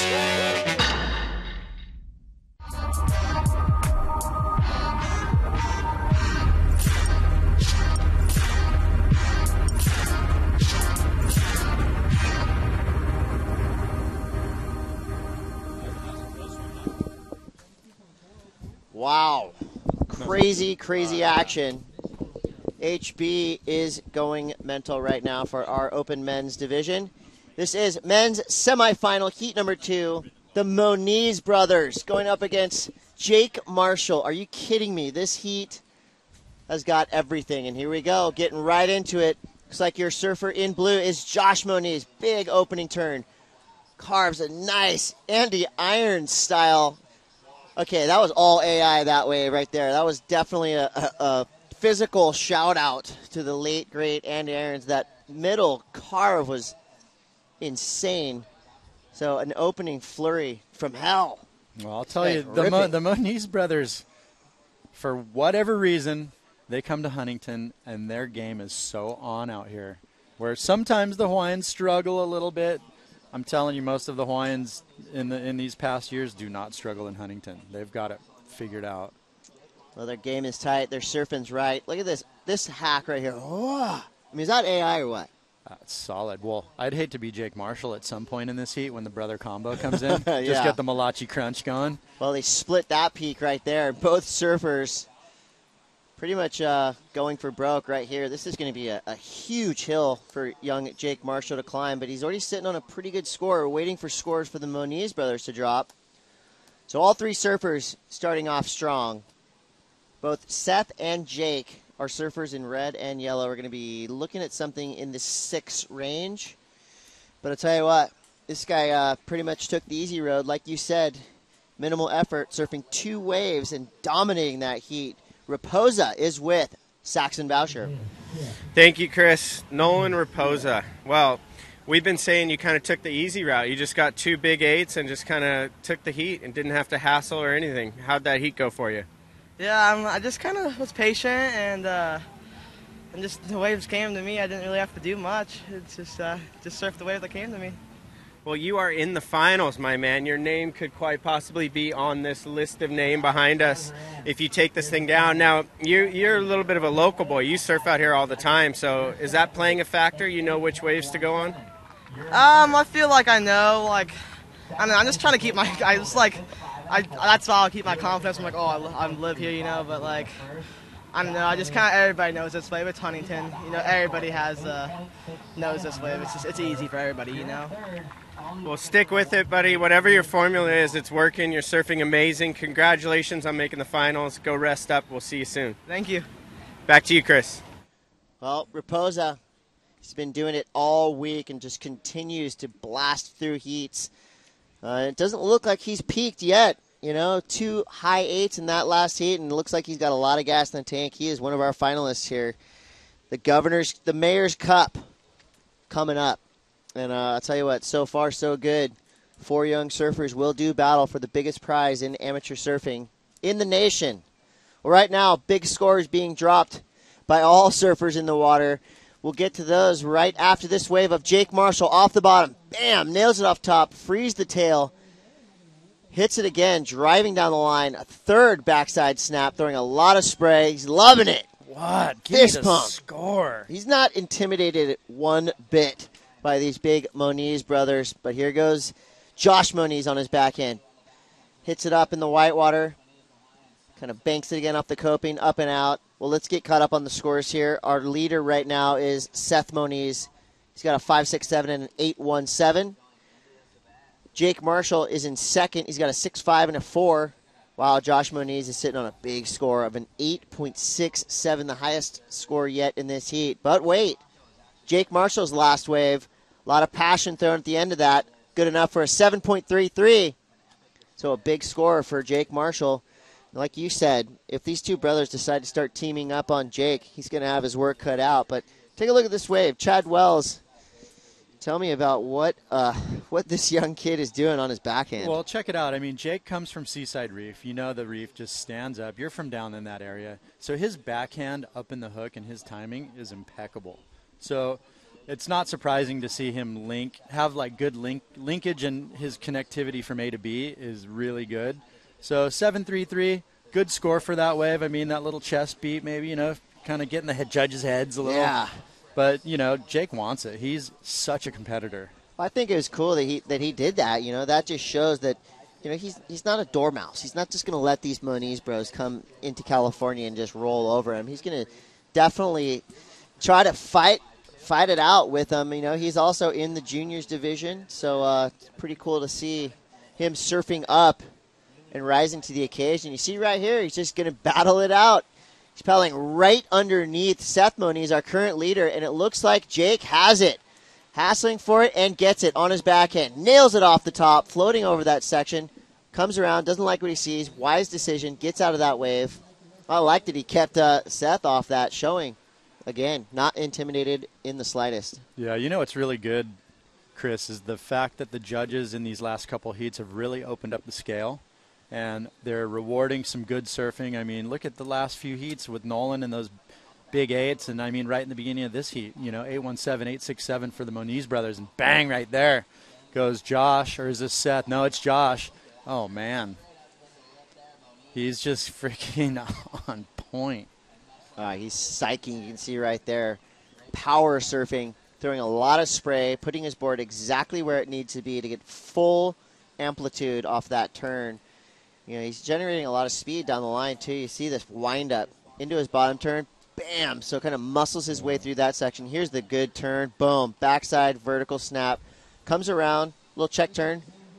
Finishes it with a kind of a little half hit, but still throwing a lot of spray. So it's going to be another solid score in the mid-7 range, I'm sure. So Josh Moniz overtaking the top spot from his brother Seth with that last score, a 7.57. So right now the Moniz brothers going blow for blow. There's Josh. His nickname's Josh. He's 17. He rides for Billabong, HIC, Dakine, Vertra. He's from Honolulu, Oahu, Hawaii. Surfs koalas a lot. And, of course, we see him at Pipeline during the wintertime and all over the North Shore. Thanks to Surfing Magazine and the, I believe the intern posse there helped with a lot of these stats. It's not easy tracking down 20 stats from 900 surfers. Holy so smokes. Thanks a lot. And the, of course, the contender list, spot on. You know, they called Josh and Seth as two of the top contenders, and yep, they were right. In this heat right now, halfway over, if it ended now, the Moniz bros would move on. But I tell you what, Jake Marshall, he's not going to go down without swinging. He's going to be just shadowing Seth. So Seth in the second spot right now. Plenty of time to go. Big scores for sure going to follow up those last scores. Seth's rolling in. Consistent surf here in HB. Yeah, sun's out. Tide's coming in. It's a little combo in the water. It's, you know, a beautiful day. I just hope the wind doesn't get a little nuts like it has in the last couple afternoons. But, you know, it's a great final day. And is this the Army of Junior Guards? Yeah, Chad, so you're from around here. Tell me what's going on. I know the beach is filling up with photographers, spectators, but what is this Army we see? It's a Junior Guard program. And, I mean, I don't know what their head count is, but I can tell you there is a mean posse. In the hundreds? Yeah, it's like an infantry of grommets running the beach and doing drills. And, you know, it's probably some good daycare for parents. Yeah, I think it's a really cool program. You know, it kind of teaches confidence in the water safety, and if you get into trouble in a rip, then I'll tell you, having 1,000 junior lifeguards out in the water to watch your back, it's got to feel good. So we're looking at 9 minutes 45 seconds to go. The Moniz bros on top with Josh in that number 1 spot. Seth Moniz in the number 2. Jake Marshall in third right now. He needs a 6.52. 9.5 minutes to go. What's going through Jake Marshall's mind? Well, I'll tell you, it's not a matter of if, but when. But 9 minutes, you know, the brothers aren't going to go sit on him just yet. He's just hoping that one of these nice little diamonds in the rough comes to him and he gets to open up on it. And hopefully that moment happens before Josh and Seth go, okay, you know what, it's time. So in these 20-minute heats, we've seen the scores in the 14, 15, 16 range kind of being, you know, what you're trying to attain to make it through these heats. I think as we move on throughout the day, the judges are going to get a little bit looser as well. And I'm thinking if these waves cooperate, we're going to see some 9s and 10s being dropped before this thing's over. Because these surfers, you kind of seen this incremental increase in their, you know, in their performance as well. I think both Moniz brothers already earlier this morning, both of their heats were just insane. They kind of kicked it into a new gear. Yeah, well, I mean, Chris, you guys have only been here for 2 days, but this is an 8-day event. And, I mean, it's not a sprint, it's a marathon. Right. And to have the perseverance to keep your focus, your drive, and your performance levels and be able to gauge that all the way throughout the event, it takes a lot of mental stability. Well, here goes our rider in red, Seth Moniz. Nice bottom turn straight up off the top. Carves out on the outside section. That wave just kind of fattens up, and he pulls out. 8 minutes to go. Out the back, surfers in yellow and red will all come back together. So the Moniz brothers don't look like they're quite yet teaming up on young Jake Marshall, but you can bet as time winds down, if they do remain in that 1 and 2 spot, there could be a little bit of teamwork coming into play. Here's Seth Moniz, foul. His nickname Sethy. He's 16, so the younger of the two brothers. He rides for Takoro Surfboards, Billabong, Dakine, Vertra. You can bet there's a pretty fierce rivalry between these two brothers. That's always fun to watch. And looks like, yeah, Seth's going to go again on a left. Bang, nails it on his backhand. Vertical, 2 vertical snaps, 3 vertical snaps. Winds it up with a nice foam climb. So a great series right there. His low score is a 5.67. That's most likely going to be better than that. Look at this. Right, nice big crack off the top, and I love these little west windswell ones that bend at you, and literally he just set his edge every time he came off the top. The lip was just sitting there waiting for him. So he's trying to throw away this 5.67, I believe. He's probably going to land in the 6 range, possibly in the 7 range with that one. Let's say so. And it's going to kind of twist it up on Jake Marshall a little bit. There's a fine line between over surfing a wave and surfing it perfectly. I would say that Seth on that wave pretty much surfed that thing perfectly. He didn't try to do too much. He fit in 4 crazy turns in such a short and small space right there, but he did it with control and with good style. It looked really good, and like you said, every turn was perfectly on edge. Yeah, as a surfer, after you've come off the top, you're praying that there's still lip there, and he literally just was straight into each maneuver, and I mean the score reflects that. Believe there's a little window in front of it, but I think it's a 7.57, and there it is. He's made the job a bit tougher for Jake Marshall now, chasing an 8.41. So Jake's chasing something up into the excellent range. Obviously not impossible for him. He's completely capable of throwing down high scores, and here he goes. He's going to get a chance. Yeah, here's his chance right here. Jake Marshall on his backhand, streaking down the line, looking for a section. Well, that shows you how smart a competitor he is. He knew that wave wasn't going to offer him what he needed, so he gets right back out of it. And you see he's trying to get on his own on a peak towards the pier, but streaking down his back is Josh Moniz, paddling over to try to sit on Jake Marshall. So here's where the teamwork comes into play. Yep. He's left his brother Seth down the beach to his own peak.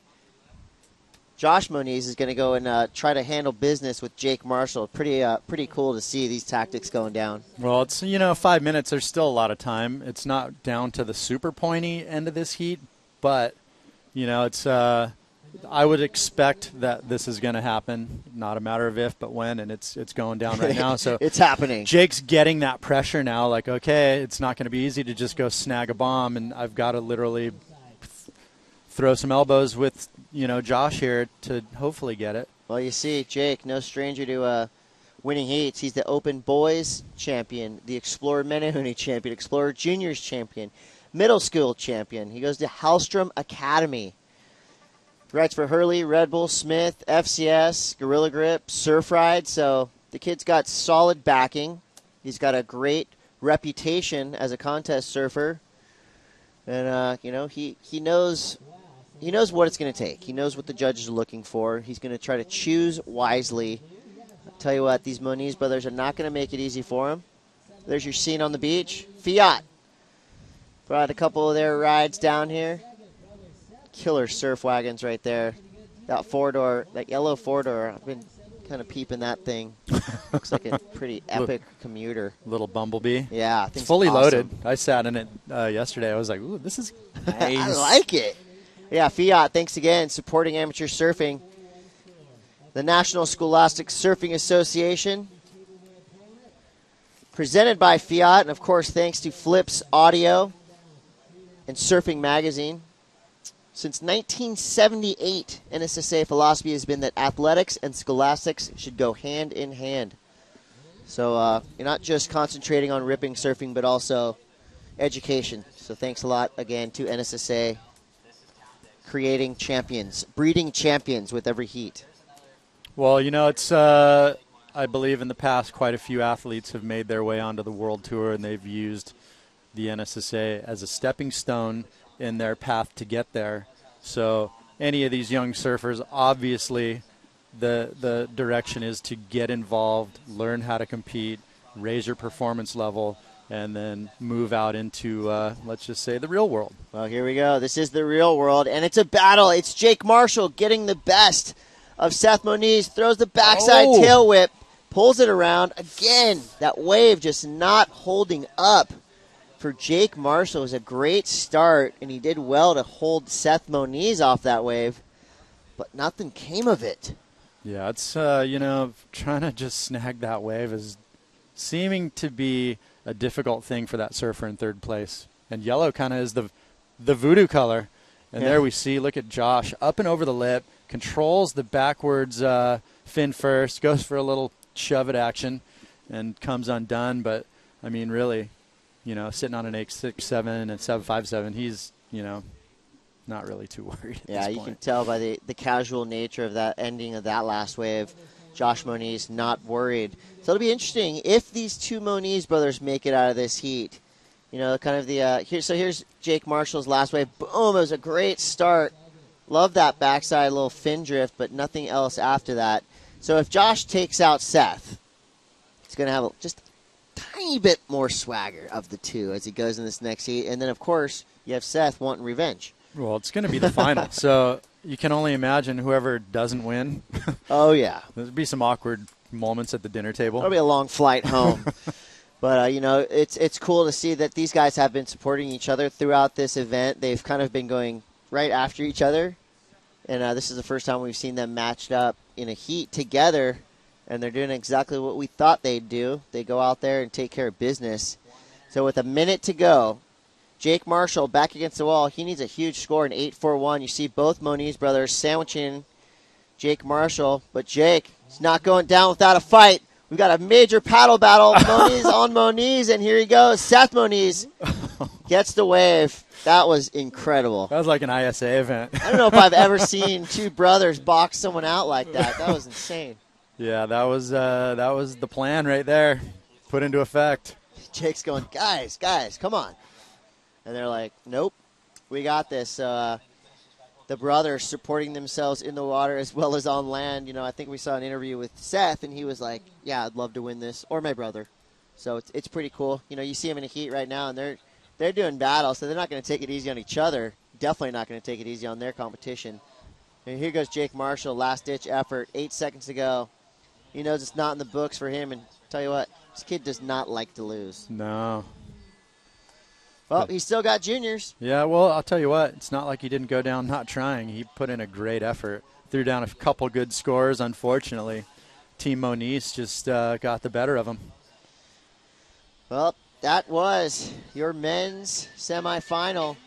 Jake Marshall on your screen right now. A huge performance for this young surfer, but it was the Moniz brothers getting crazy. Putting together some insanely powerful combinations. Front side, backside, they did it all. So we're going to see both Moniz brothers in the final, and that's going to be coming up around 1 o'clock. So you're definitely going to want to watch that matchup. It's going to be insane. Well, congratulations to Jake Marshall, a semifinal finish at the 2014 NSSA Nationals presented by Fiat. We'll see more of Jake in the juniors division coming up very soon. But it was all Moniz all the time, doing work here at Huntington Beach. Seth and Josh making it through to the final. Chris Cote. I'll be right back with Dino Andino to call the next heat. More surfing to come. This is the NSSA National Championships brought to you by Fiat. We'll be right back.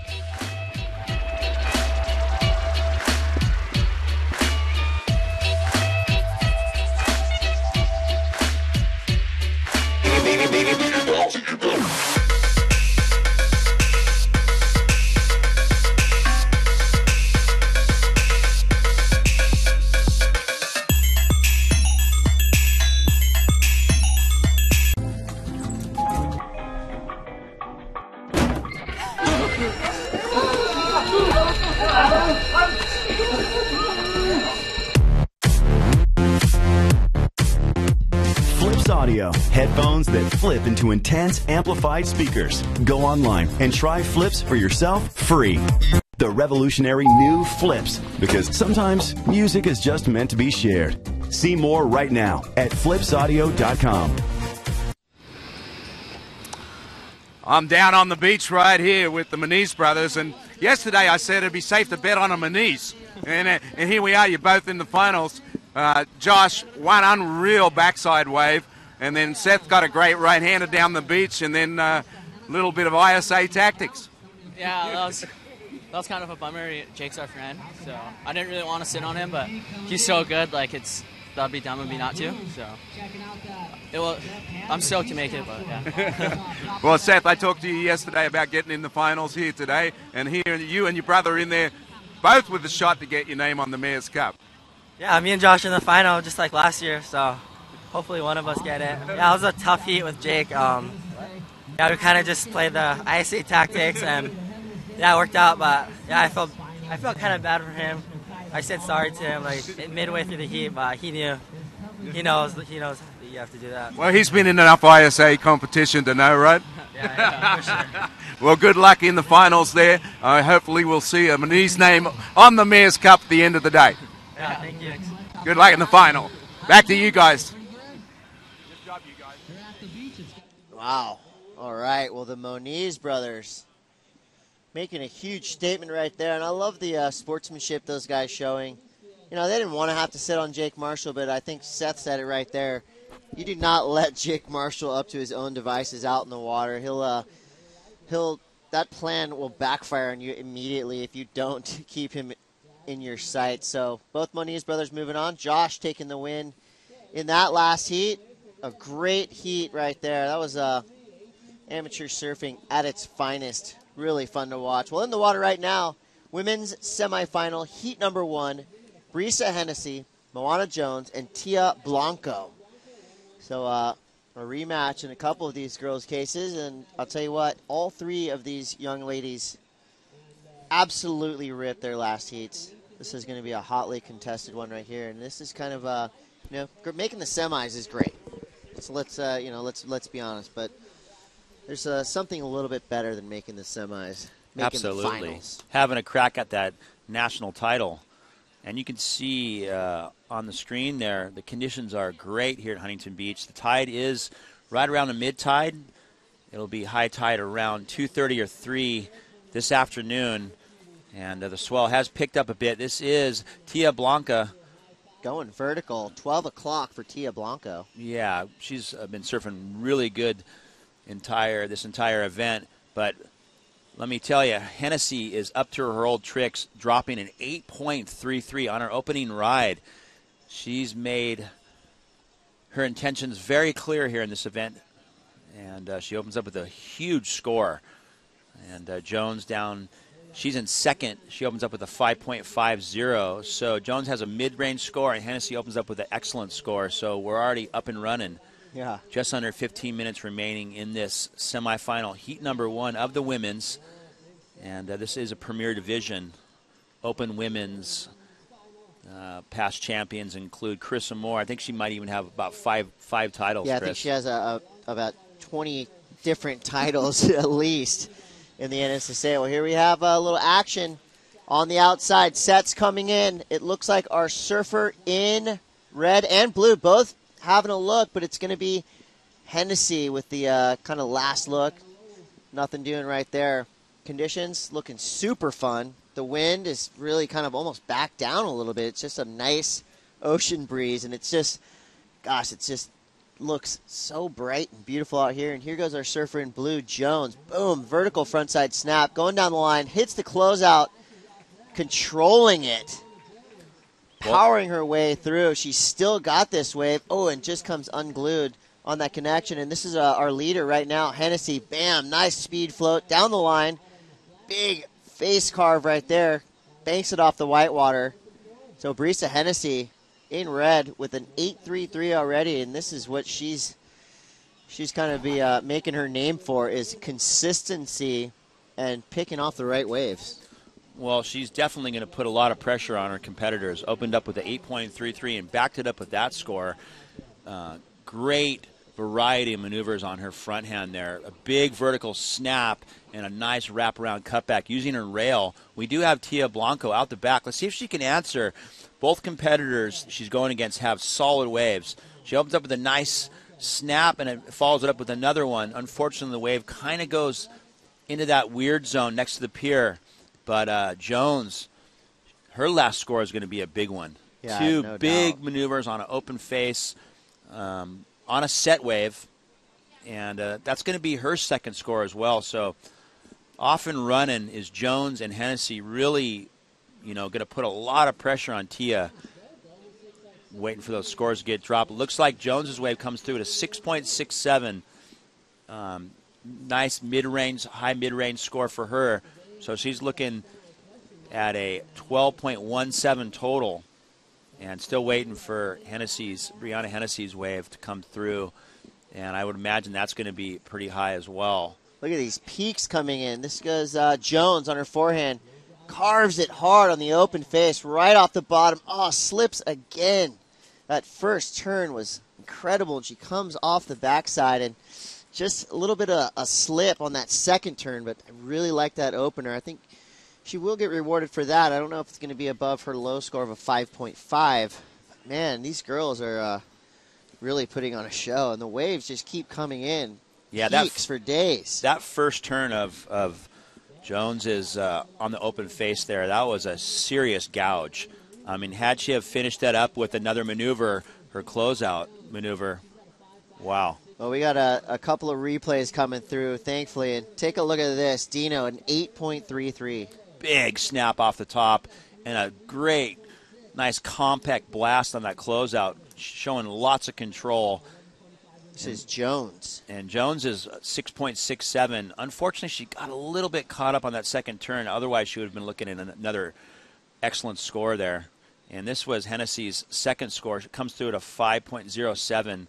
Great backup to her opening ride of an 8.33. So now we got a situation here where Tia Blanco needs a 7.57 and plenty of time on the clock remaining. This is a highly competitive semifinal. The first and second position in this heat will move into the coveted final and then have a crack at the national title of Open Women's Division. And here goes Blanca. TT on her backhand, snaps it off the top, coming around this section, bang, nails it off the whitewater again, hangs on. So a couple nice opening turns for Tia Blanco, our surfer from San Clemente, California. You can find her at her home break, Lowers. I'm sure she's going to be spending a lot of time there this summer. She rides for Reef. She's also does a lot of modeling for Reef. If I'm not mistaken, she's actually on the biggest window in the world behind us at Huntington Surf and Sport. Kind of look up. I go, I recognize that girl. It's Tia Blanco. Yes, I mean, I've heard a lot about her, but I hadn't really seen her surf until this weekend, and I'm really impressed. That last wave, I would imagine, is going to be her best ride. She opened up with a nice carve in the pocket and finished it off with a vertical snap on that closeout. Let's see. Scores are getting dropped. There's a high standard in this semifinal heat as the wave comes through at a 5.0. And Jones out the back. Nice vertical snap. And really going for it on that first turn. Loving that approach. Well, here goes Hennessy having a look. She's got a nice little right-hander. Straight off the bottom. Bam! Nails it off the top. Gets hung up. But I love this girl's style. She's kind of got some Beshan influence in her right there. You see when she kind of comes off the bottom. And she likes to serve koalos in Ala Moana Bowl, South Shore of Oahu. Full name, Brisa Hennessy. She's 14. And, man, she rips. You can find out more about her by following her on Instagram, at Brisa Hennessy. Always fun to see what these young shredders do on their off time. Pretty cool, the life of a young, budding professional surfer. Very impressive. She goes again. Hennessy on her backhand. Very impressive technique from this young lady. Really nice snap off the top. She's trying to better a 5.07. I doubt she did it on that, but you can see flashes of her ability as she snapped that second turn, throwing lots of spray. Perfect timing. That's what I'm so impressed by these young ladies. Their timing and their, how they flow with the pocket of the wave. They're only getting better and better as time goes on. it's impressive. At such a young age, they're doing such good surfing, really mature. Yeah, it's women's surfing obviously keeps jumping leaps and bounds with every year, and here's part of the reason right here. Amateurs like this, Jones on her backhand, up and out. Didn't like the looks of what the rest of that wave had to offer, but I tell you, these girls, a lot of these girls are competing already on the 6-star level. Mahina Maeda, who we unfortunately saw go down in her last heat, I saw her down in the Los Cabos Open of Surf, women's 6-star. She was dropping 10s. So these girls just advancing so quickly, and I think we're going to see a real, flood of really talented girls coming up through the QS and onto the CT very shortly. I mean, just judging by what we're seeing here, a girl like Brisa Hennessy with that form and that, already power and style and flow, she's already looking like a WCT surfer. Absolutely. I think it's safe to say the future of surfing is in great hands. I mean, all the way down to the 10 and unders, we're seeing such brilliant talent. Dino Andino, Chris Cote. Check it out. One of our sponsors, Flips Headphones, Flips Audio. So, Dino, let's say you and I we're stuck in an elevator together. I'm jamming to my tunes with my headphones on. I look over. You're kind of bored. I go, you know what? I want to party with you, man. I flip them around. Now we're partying together. So there's speakers and headphones in one. Pretty cool. Flips Audio, one of our sponsors. So thanks for making this cool product, and thank you, Flips, for supporting amateur surfing in the NSSA. It takes really good sponsors like you to make this all happen. So thanks again, Flips. I wonder if they have that. Wonder if they have that patent. That's a really good idea. It's really cool. Well, this girl's got a patent on powerful surfing. Brisa Hennessy, young Hawaiian, making a huge name for herself. Well, it looks like we have Tia Blanco out the back. Nice opening maneuver. Let's see if she can finish it off here. Another snap. Unfortunately, she hasn't got the critical section that she needs. She needs a 7.17. Very nice maneuvers, but I think she's up against the wall here with these two competitors. She's going to need to sit out the back and wait for that special wave to get in that high mid-range to low excellent range. She's looking for a 7.17. Plenty of time still on the clock. And, boy, Hennessy, she has some technique going. Really a good first turn on this wave and finishes it off with another snap. She's in great rhythm, Chris, just on every good wave so far. Oh, this is live action right here. This is Moana Jones on her forehand, just kicking that tail a little bit, adding some flair to the end of her turns. Looks like she's going for this inside connection. Haven't seen much of consequence on the inside yet, but this looks like it could be a good one. Staying along in the power pocket. Boom! Kicks the tail out. Can't hold on. But great effort right there from Jones. Loving that quick whip on her frontside turn. Yeah, great technique there for Jones. She had some amazing heats yesterday as well. Let's take a look at her ride. Nice first turn. Big blast off the top, and she gets onto the open face. Big hack. Really showing a lot of variety. Two different types of maneuvers those first two turns. The first one vertical, and then onto the face, and showing she has the rail game as well. Big snap on the open face. You know what I find really interesting, Chris, is that Tia Blanco is opting to wear a short sleeve full suit.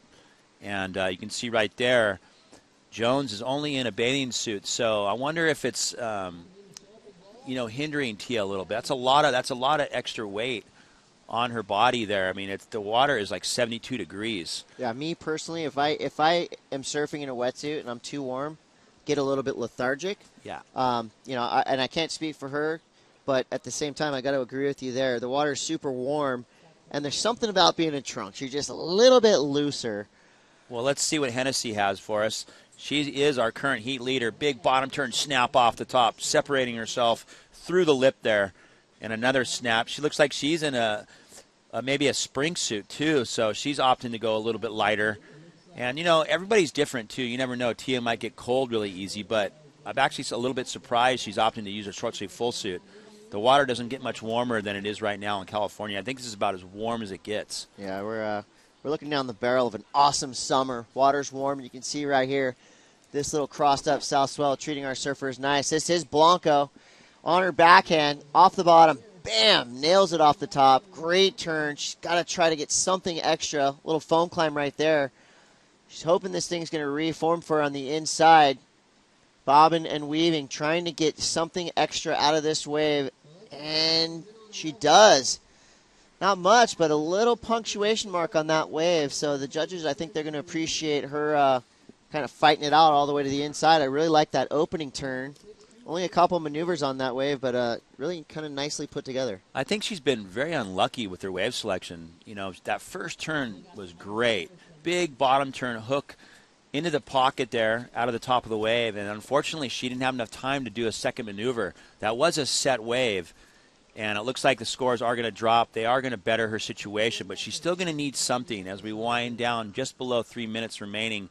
She's going to get back out there and give it another go. It looks like Hennessy bettered her situation. She bettered that 5.07 with a 6.20. Still waiting for Jones's wave to drop. She's trying to better a 5.50, so it is tightening up. And Tia is fighting back, trying to get that 7.17. Looks like she's going to get right around a 6, Chris, and better her situation. I got to hand it to the judges. They've been spot on throughout this whole event. I mean, we're going on about 8 or 9 days that they've been up there rotating in and out, keeping their eyeballs fresh. But the judges have been really good to our competitors, and, of course, the viewers got to appreciate it as well, all their hard work.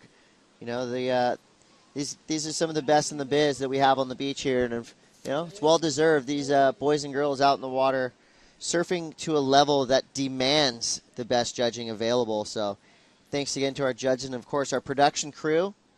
You know, this NSSA has only been broadcasting the final couple days for a couple years now, and thankfully so, because these kids deserve to be seen by the world. And you can bet there's some international viewers out there kind of sizing up their competition, the best that the United States of America has to offer. So in the water right now, some of the best women in the nation doing battle. 1 minute, 26 seconds to go. Tia Blanco's last wave, a 4.83. The previous wave to that, a 6. So she's sitting on 11 points total. Right now, she still needs a 7.17. Jones's last wave, a 6.5. And like you said, Hennessy improves with that 7.67. 1 minute, 10 seconds to go. And it looks like out in the water, paddlers just kind of trying to get their spot set. This is your surfer in yellow, Tia Blanco, finishing up this wave. She's got 58 seconds to go. Again, she's kind of making this inside section. Hopefully this thing will wedge up for her on her backhand. Weaving left, going back right, edging it off the white water, and she'll be coming in with 45 seconds to go. I think she's been unlucky. We mentioned it a couple times. Yep. Her waves never really allowed that second maneuver. That first turn on that last ride was pretty nice. Let's take a look at it. Big bottom turn, snap off the top. And if she had a little bit more time, I think the rights right now are a little short. Yesterday we watched her opt to go left into the pier, and she had a few waves that gave her multiple maneuver opportunity. And unfortunately for her, I think she's going to fall a little bit short and not make it into the final. Whereas the young ladies that are in first and second position, they just picked a little bit better waves. Yeah, I agree with you. You know, it does skill's the main factor, but luck definitely plays into it out here, especially with these kind of crossed up wind swells. A lot of times when you're paddling into these waves, you're looking right, you're looking left. They're going to look perfect, but you know, sometimes these things turn into full-on shoulders and offer nothing. That first wave for Hennessy, that could have been in the 9-point range. Here's Tia. This one right here, she did get 2 turns on. I like that second turn, really digs into that second maneuver. Look at that bottom turn there for Hennessy, and this big rail carve really showing a lot of maturity, this young lady. And she will find her way into the final. Jones, as well, came in second. Nice series of maneuvers. I like her combination right here. Bang, off the top. And Hennessy really separating herself on that backhand into the pocket there. Well, it was all about speed, power, and flow for our surfer from Hawaii. Hennessy taking the top spot in the semifinal. Heat number 1. More women's to come up after this break. We'll be right back, ladies and gentlemen.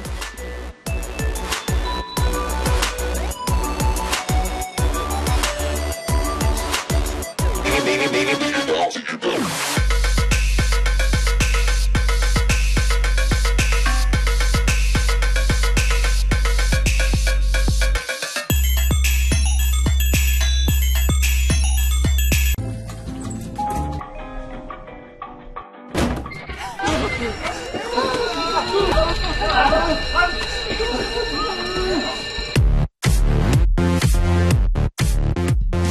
Audio, headphones that flip into intense amplified speakers. Go online and try Flips for yourself free. The revolutionary new Flips, because sometimes music is just meant to be shared. See more right now at flipsaudio.com. Welcome back to Huntington Beach. We're hot in the action, getting close to the finals. We've only got one women's semi to go there, Dino and Dino, and we're back in the booth, and wow, how good are the conditions at the moment? I mean, beautiful. You couldn't ask for it to be better. The sun's out. We've got that nice tide that's giving those nice peaks outside, and the action has just been hot and heavy. Yeah, we've been lucky. We've been blessed with great conditions this morning. It looks like Honolulu Bloomfield, she'll be in that red singlet, and it looks like Maddie Peterson from the East Coast of America, she's in that blue singlet, and Marks, the super freak from Florida, winning everything down at lowers, 16 and under, 14 and under, and 12 and under. I was talking to the U.S. team coach over there earlier today, and he was saying that he might even think that she's more dominant than Slater. There she is opening up in this heat right now. This is a semi-final, 2 girls to get to the final, and a chance at the Mayor's Cup. Well, this is the big show. This is the premier women's division, Open Women's, trying to get the crown here. This is semifinal heat number 2. And like you mentioned, Peter, we've been really lucky today. We have a slight 1 to 2 foot west wind swell from yesterday's wind, and then we have a building south swell with medium to incoming tide. The wind is pretty laid down at the moment, and we've been greeted with great conditions as we see Maddie Peterson. And there she goes. That's Marks. Nice hook off the top. Well, they're up and at it already. Wow, have we seen some heats? How was the Moniz brothers versus Jake Marshall? That was a pretty strategic attack there by the Moniz brothers, really picking that heat apart. But also the surfing in that heat was unbelievable. There was one wave on his backhand Josh Moniz had. He did it. The second turn he did was incredible, and we have our mate Cote down on the beach with our heat winner from the last heat. That's right. I'm here with Brisa Hennessy. It's pretty fitting that we're standing here looking at a picture of Carissa Moore, a fellow Hawaiian surfer who's, pretty much dominated the NSSA, and then from there has gone so far in professional surfing. For you, what has the NSA taught you so far in your young career about surfing? Just wave selection and having fun, and just, I guess, helping us go into the tour, I guess. Well, I watched you in that last heat, and I made the comment that you're already looking like a WCT surfer. What's your final goal for your career? I still enjoy surfing so much, and I love it, and I just want to keep on having fun and enjoying it as much as I do now, and it's just a blast, and I'm blessed to be a surfer. Well, it's a blast watching you surf, and we get to see one more heat of you. On to the finals. Brisa Hennessy, ladies and gentlemen. More to come from this young phenom from Hawaii. She'll be up in just a little bit here. Congratulations. Thank you so much. Thanks, Chris Cote, and she has a chance to add her name to the Mayor's Cup, and so will 2 girls that are out here right now. And Dino Andino in the early going. Looks like the only real score of consequence is a 4.17 from Caroline Marks. Yeah. Early moments here in this heat. Plenty of time on the clock. 14 minutes and 50 seconds on the clock here in this semifinal heat number 2. And, man, I really like that interview from Hennessy. It's really she's got a great head on her shoulders, talking about having fun and how blessed she is, and that's the truth. Well, yeah, and when you're as young as all these kids are in the NSSA, particularly if you're not in the last years of your school, like in high school and you're graduating and stuff, it's got to be about fun. As much as there's competition, I think if you keep it fun, it keeps you looser, and it takes some of the pressure off, because what happens with a lot of these kids, the hype, just it can be overwhelming, as you only well know from dealing with that with your son. Yeah, it's really refreshing to hear that interview. She has a great, sense of reality, really stoked to be out here. I mean, why wouldn't you be? It's 3 foot, 4 foot Huntington, sunny. She's going for a national title. She's in the final. And back to action at hand. We just saw Maddie Peterson unload on a wave, and it looks like she's going to get a high mid-range score on it. 2 big maneuvers out the back. And you'd mentioned a couple times that she's a medalist in the ISA World Games in Ecuador. She's definitely gaining some momentum. Well, I think that medal has given her confidence that you see in her surfing now that you didn't see before. She's very confident in her ability to know what she can do. She knows how to do a nice bottom turn, and she knows how to hit the lip, and she also knows how to do that slice in the open face. And she doesn't try to do anything fancy. She just knows what she can do, and she applies it. And her execution is really good. I'm really impressed how much she has improved. Well, there you go. Big, like you mentioned, big off the top, bottom off the top combination. And just 2 maneuvers, very simple to the eye. And the judges rewarding her a 6.50. Really just a solid surfed wave. Technique. Great technique. A lot of patience. You'd mentioned that. She's not trying to rush it. She's not trying to do too much more than the wave actually allows. Just simple surfing. Great surfing, no bobbles, no bogs, and it comes through at a 6.50. Now, will that win the final? We'll wait and see, but, I think that's a good way to try to get into the final or at least build a house in this semifinal heat. Well, there are other 2 competitors in this. Honolulu Bloomfield and Caroline Marks might have something to say about that, Dino. Well, Honolulu in her quarterfinal heat, she had a couple brilliant surfed waves. Great right-hander off the pier bowl. Yeah, she usually rides a longboard, and she's been riding shortboards now, and I'm like, wow, she looks like a top competitor. It's awesome to see. I know I'm friends with her dad, Kolohe, and it's great to see the next generation out in the water here at Huntington. And, just under 12 minutes PT, and this is semifinal heat number 2. And after this, we start to get into we got one of the most fun things we got 2 more junior semis, and then we've got the show up and blow up, the pool toys. Wow, there's some. I bet you that those 2 junior semis. Well, let's take a look at live action here. Nice snap off the top, and that is Bloomfield. Big vertical snap. Really committed turn on a set wave. Unfortunately, she wasn't able to get a second maneuver, but that was a really big turn out the back PT. Let's see if she can put together a finishing reform maneuver. Yeah, well, again, it's going to be a hotly contested, and we're going to go back actually and look at one of Honolulu's heats from yesterday in round 2, which was a big upset when our defending 2-time champion got knocked out.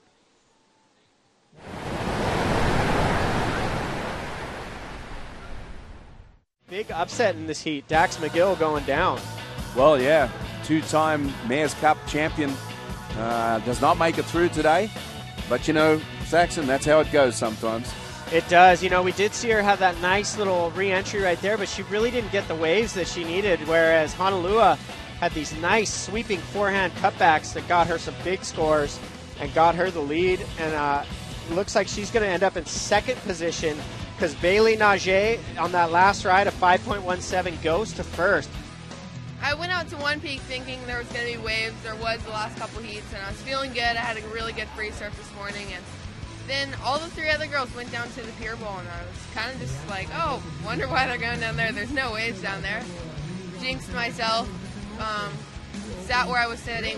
Sets came through, kind of the only sets of the heat, and then I paddled over there and nothing came through, so it's a bummer, definitely, but you live and you learn. Well, you've won it 2 years in a row, so I gather you'll come back next year and try and win it back. Yeah, that would be awesome. I'm just seeing how the year goes out. It's been a tough year, so hopefully come back and try to get that title again. It was a tough heat, but you learn, you never lose. You just got to keep moving forward.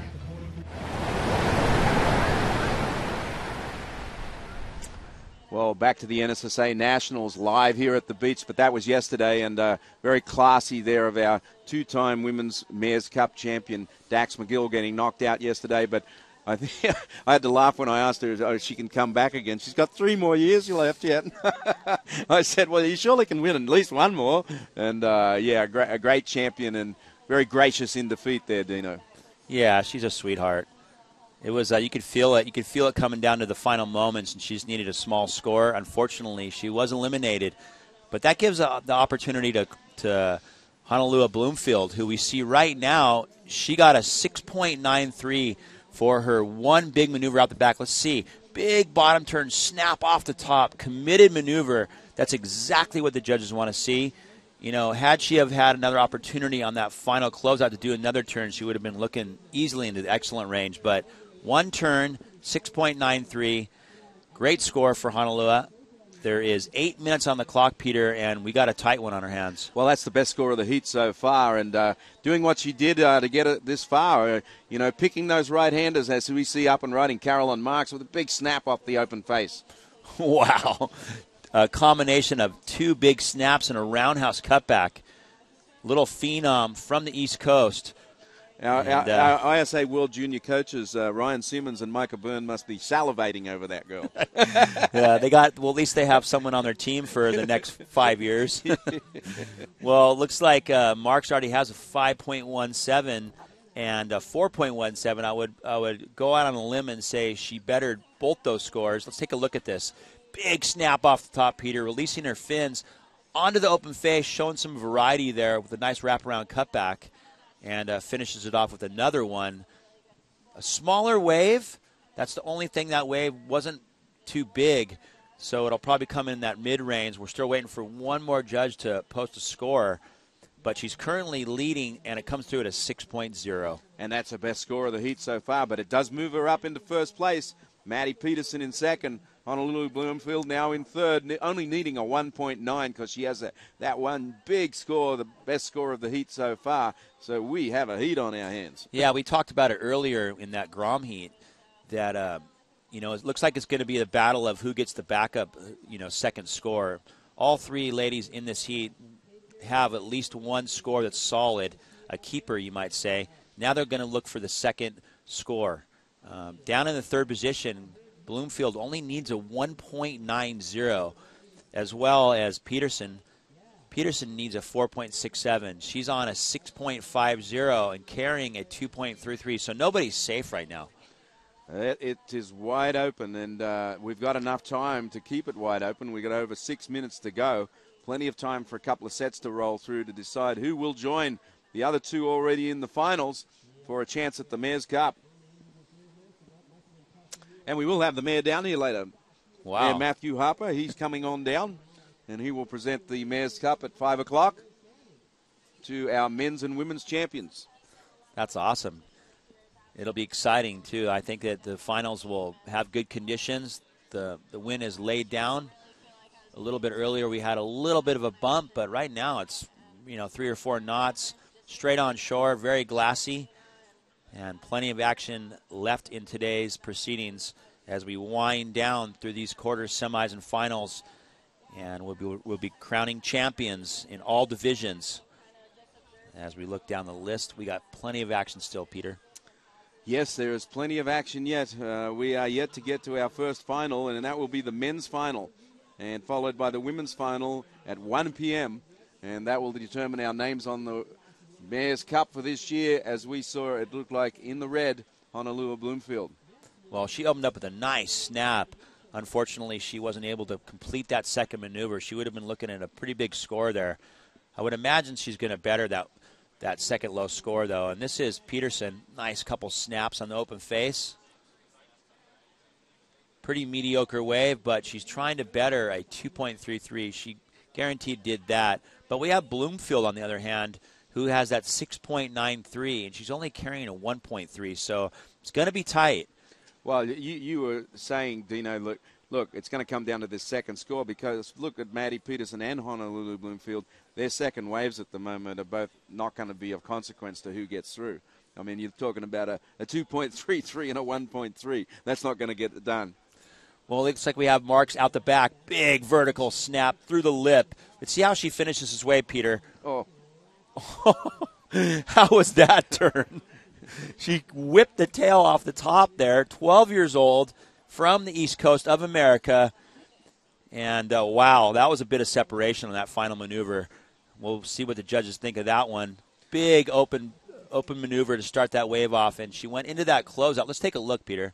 She comes off the bottom, whacks it off the lip right there, drives down the line. She sees the section and just sets it up and just fly papers across that lip, right, and just brings it round like a WCT pro. Yeah, that was definitely seasoned. Amazing talent we're looking at here. I heard a lot about this young lady, and it's great to see it in real life as we wait for the scores to get dropped for Marks. She's already in the lead. Bloomfield drops a 3.67. That does push her into second momentarily, but Peterson drops a 5.37 for her last wave. So we got a little mixed match going on here. It's jumping all over the place. Wow, that was and the scores are getting dropped, Peter, an 8.50 for Marks. Man, the judges. So Maddie Peterson had the lead for like 15 seconds. Well, the judges have been. We've talked about it all week long here, and the judges are making it very, very simple. They want to see big maneuvers out the back and finishing on those critical maneuvers on the closeouts. Marks and time's becoming a factor. Only a couple of minutes to go. So Honolulu Bloomfield with that one big score, they're just needing a 4.94, basically needing a 5, and there's a paddle battle. Well, we got Peterson wins that paddle battle. Nice big vertical turn. She's trying to better. Ooh, another one. A 5.37. She might have done it on that series of maneuvers on her front hand. Comes unstuck, but not before she completed 2 nice turns out the back. Honolulu still has some time, though. We're down to just 2 minutes remaining on the clock. And, well, I think Peterson was looking to improve on a 5.37, and I think she might have done it on that wave. So that's going to even make the challenge for Bloomfield even harder. And we're down to 2 minutes. So Bloomfield's going to be looking for a set wave, and she's going to have to put something together because it's going to have to be a pretty decent score. Well, it was unfortunate for Bloomfield. Maddie got right underneath her on that paddle battle and bettered her score up to 7.73. The judges wasted no time. They want to make sure the competitors in the lineup know exactly what they need, and they posted that score basically in like 20 seconds that it was on the board. So the wave comes to a 7.73. Maddie Peterson is in second pretty solidly with Honolulu Bloomfield needing a 7.31. And on that replay, you could see the two ladies battling for position on that wave. And if Honolulu would have got that wave, she could have got the score. But Maddie paddled on her inside, strategically took the wave from Honolulu, and now we're down to 1 minute on the clock, and Honolulu needing a big score. Yeah, and that's a big score. She's going to have to get, I would think, one of those right-handers because that's where she's been getting her scores. She hasn't been getting the big scores, the ones that count for her on her backhand. They've all been on the forehand. So, hopefully Huey the Wave God is kind to her and sends her a right-hander. Well, we're down to 45 seconds on the clock remaining. You can see Marks. She's right up against Honolulu. Let's see if Honolulu can break free and get into this wave. Feisty little competitors, these young ladies. As you can see, Honolulu still needing a 7.31. Is unable to connect with that one. She's going to break away. She's quite a bit taller, Honolulu, than She's Marks. a tall girl. I interviewed her earlier today, Dina. She's taller than me, but I'm a bit of a shrimp. Well, this is semifinal heat number 2 of the Open Women's Division. And, wow, great action on hand here in the final day of the 2014 NSSA Nationals presented by Fiat. I'm sitting next to a former world champion Peter Townend. Pleasure to sit next to you and hear your insight. Well, that brings that heat to a close, and it looks like in the finals will be Caroline Marks winning that heat and Maddie Peterson. So they will have a chance to put their name on the Mayor's Cup. Great to see these young ladies perform at the level they are. And you must be pretty proud, Peter. You know, you were one of the founders of the NSSA, really took it to the next level, you and your mate Ian Cairns. And it's came a long ways. And you guys are, you developed must be really cool for you to see this stuff. Yeah, it's super cool. I mean, I was on the beach of the very first NSSA Nationals as we're looking at the replay in 1978 to watch Bud Lamas become our first champion. And that wave right there of little Caroline Marks is where she just tiled the lip around it. And then this beauty here from Maddie Peterson. Those were the two key waves in it, getting them through to today's women's final. Later in the day, we're about maybe an hour away from that final. The Men's final will be first and the women's final, and then we've got a whole pile of finals all the way until the awards this afternoon at 5 o'clock. Another long day for Dino and BT. We've got a commercial break coming up, and we'll be back with more action as we get into the junior semi-finals.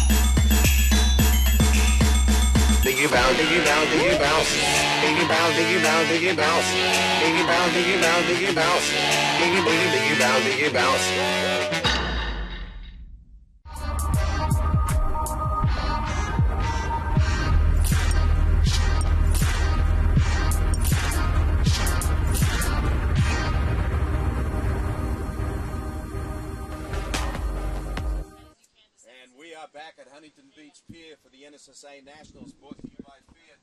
And we've got junior semi-final action coming up. Oh my God, it's been non-stop now for like 3 hours. Incredible heats, every one of them coming down to the last waves of the last 5 minutes. That last heat right there was no exception, the last heat of the girls. And now we've got the junior semi-finals, and we've got a lineup coming up with those guys too. And joining us in the booth, Xander from Surfing Magazine. He's going to be joining us in here. He's responsible for this great program here that we've got. And Saxon, Belshaw, what are we going to see as we already see someone up and riding and ripping? Yeah, that was Baron Mamiya up and riding. This is a stacked junior semifinal. We have Noah Mizuno, Baron Mamiya, and Nolan Raposa out in the water. We've already seen Nolan performing super well in the men's division. And joining us, like you said, Xander from Surfing Magazine, the editor, as we watch Nolan Raposa up and riding. We'll get right back to Xander in a second. Jeez, he's picking up right where he left off in the men's division, just ripping on his backhand. He loves that little right pier bowl over there. Local knowledge. So, Xander, pleasure having you in the booth and joining us. Thank you for all the support from Surfing Magazine. You're the editor over there. Yeah, you're the man in charge these days. Good to be here, Saxon. So, let's take a quick break here, PT. Yeah, we got Chris down there on the beach with the winner of our last heat, which was Caroline Marks. What a performance she put on. Yeah, talk about a performer right here. 12 years old. It doesn't matter how old her competition is. She's going to take him out all the way from Melbourne Beach, Florida. Caroline Marks, are you serious? Going to town out there. You look like you're feeling good. Thanks. Yeah, I mean, the heat before I was like kind of slow. Like I don't know, like I kind of struggled, but I mean, I got through the heat, and that's all that matters until you get to the final. And I don't know, I'm just glad the hard work's away, and I'm just ready to blow up in the final. So I'm stoked. I'm stoked to watch you. You're ripping. I know you got a lot of support from your sponsors, Fox, of course. But at home, your coach, CT Taylor, he must be watching right now, just so hyped to see one of his young prodigies out there doing work. What did CT tell you before you came out here to California? I mean, it depends. Like when we just look at the waves before the heats, and we just make sure we have all the boards dialed and make sure we have the right boards. And yeah, he just stay busy and just normal stuff. Just go out, have fun. I mean, just you can't really worry about it too much before you go on your heat. I mean, it's kind of hard to explain, but yeah. So. Well, I got to thank you because I've been taking notes watching your competitive surf, and I'm learning a lot. Caroline Marks is on to the finals. She's going to want to put her name on this list behind you right now, and congratulations. Good luck. One more heat to go. Thank you. All right, Caroline Marks, ladies and gentlemen. Wow, what a well-spoken young lady at 12. Yeah, she's not only impressive in the water, but she's just a really nice young lady, and 12 years old. Geez, Xander. Yeah, she's from Melbourne, Florida. She has a really good family. I think she has 4 brothers. Her younger brother, Zach Marks, started the Grom Social website, and yeah, they're all just a really well-spoken, really great family.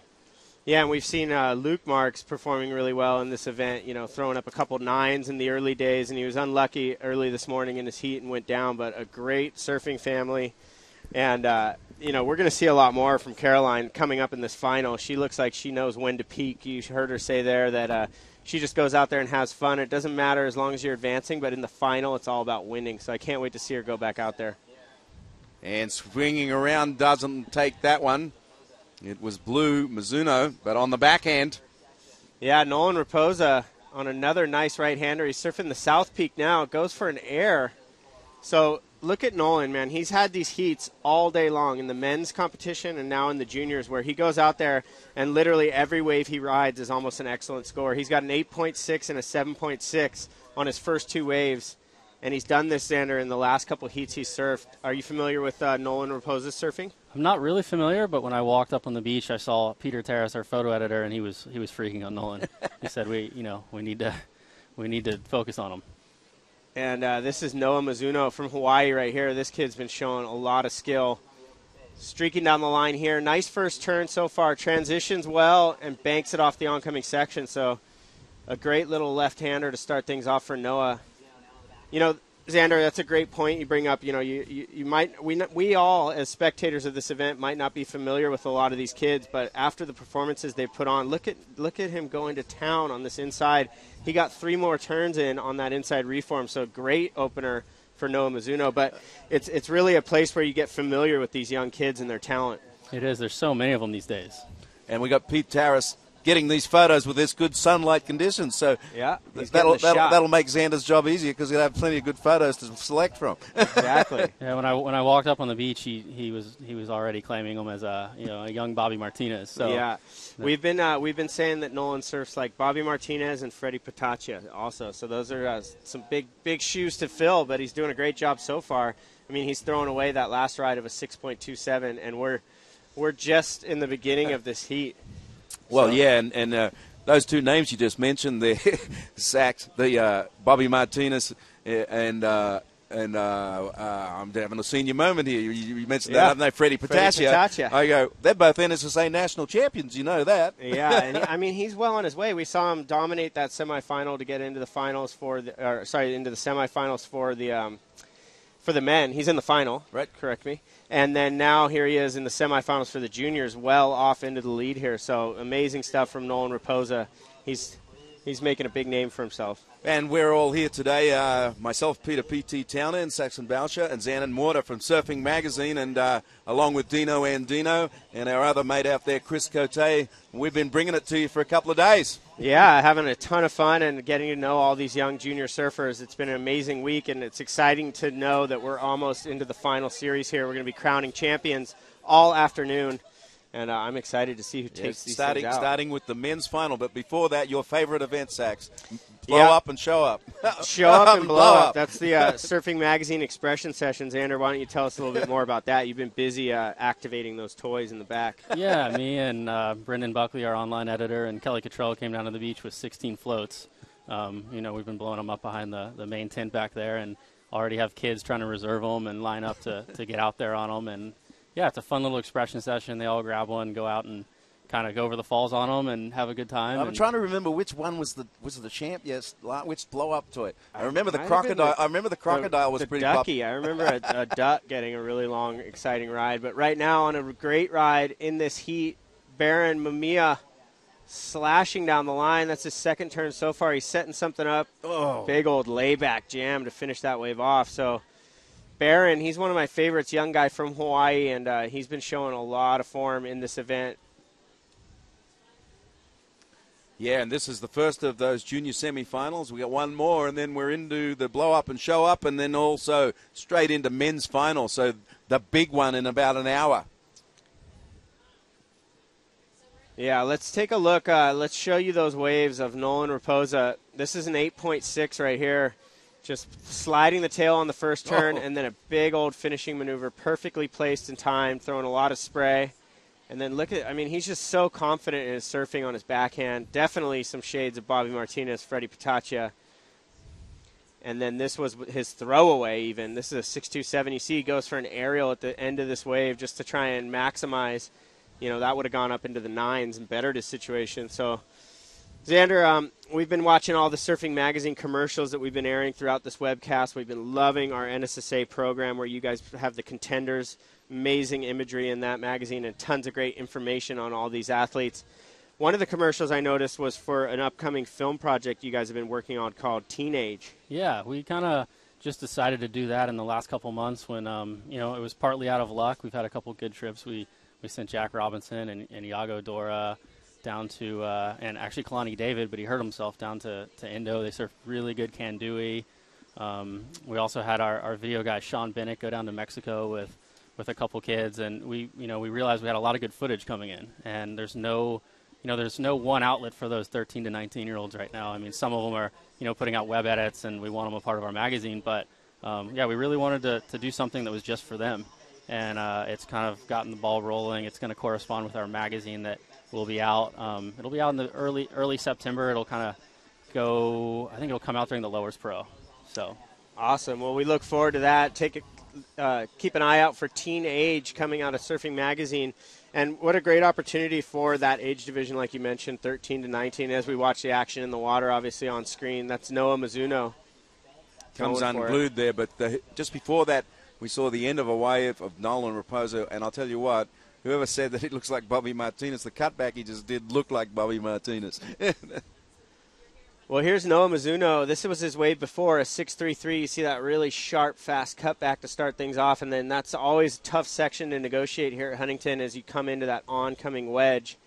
And then he just milked this thing all the way to the inside, and he got a couple little jams off on the inside as well. So pretty good score.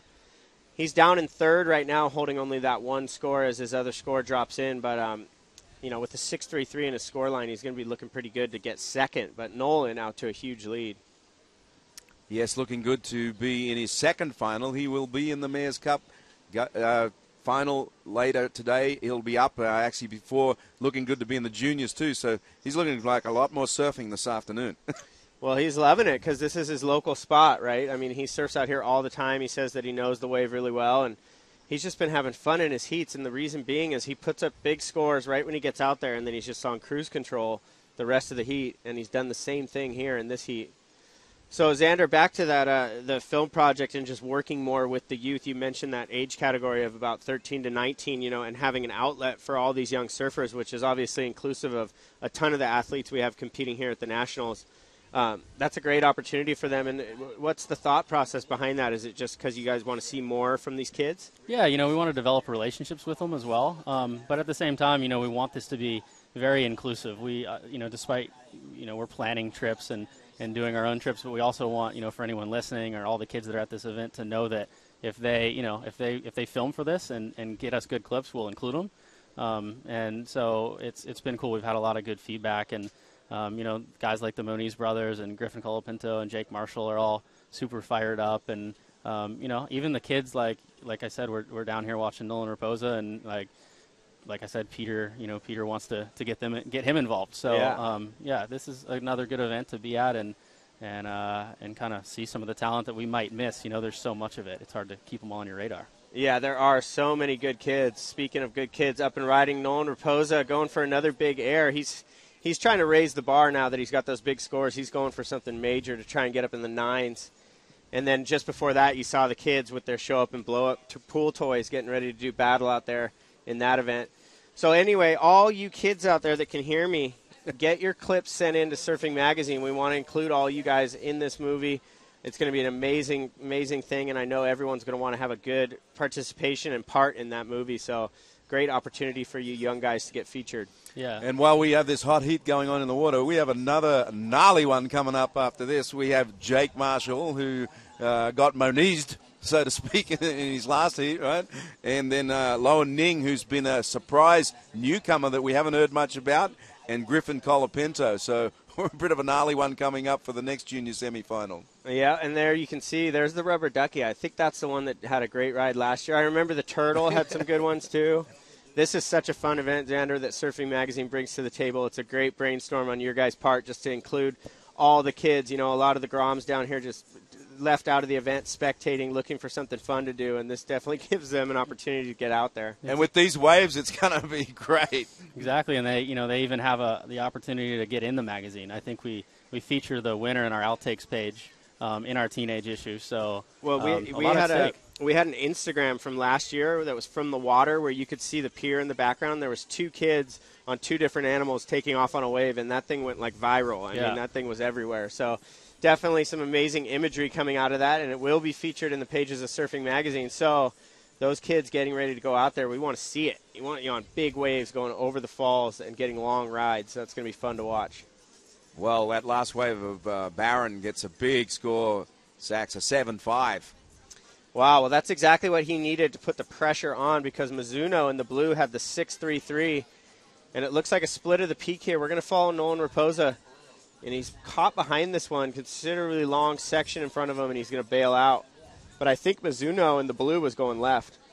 And he was looking for not a very big score. He only needed a 5.08 going the other way, because Momir has moved up into second with that last great ride, a 7.5, which is actually the best, just short of the best score. Nolan's got a 7.86 and a 7.6, so one of the better rides of the heat so far.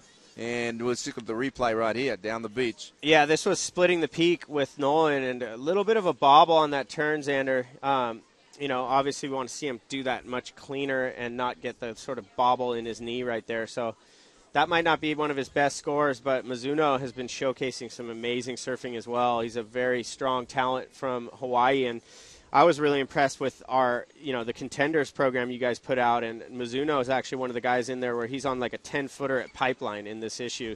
So I was like, dang, you see him surf these small waves really well, and then you get to go through here and check out these kids' profiles and all the imagery that you guys get at Surfing Magazine of them surfing all over the world. Yeah, and it's great because we also we get to put this together and talk to these kids and get their answers. And, it's a fun thing to produce, really. And, when we get good imagery, these guys at Pipe and Backdoor, and, this magazine all of a sudden looks just as quality as the magazine itself. I mean, we had people telling us this, this cover of Seth could have been the cover of our magazine, and it's hard to argue that.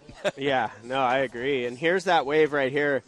This is the 7.5, and he's backed it up with a 7.3 after this, too. So Barron getting really active out there and putting up two huge scores.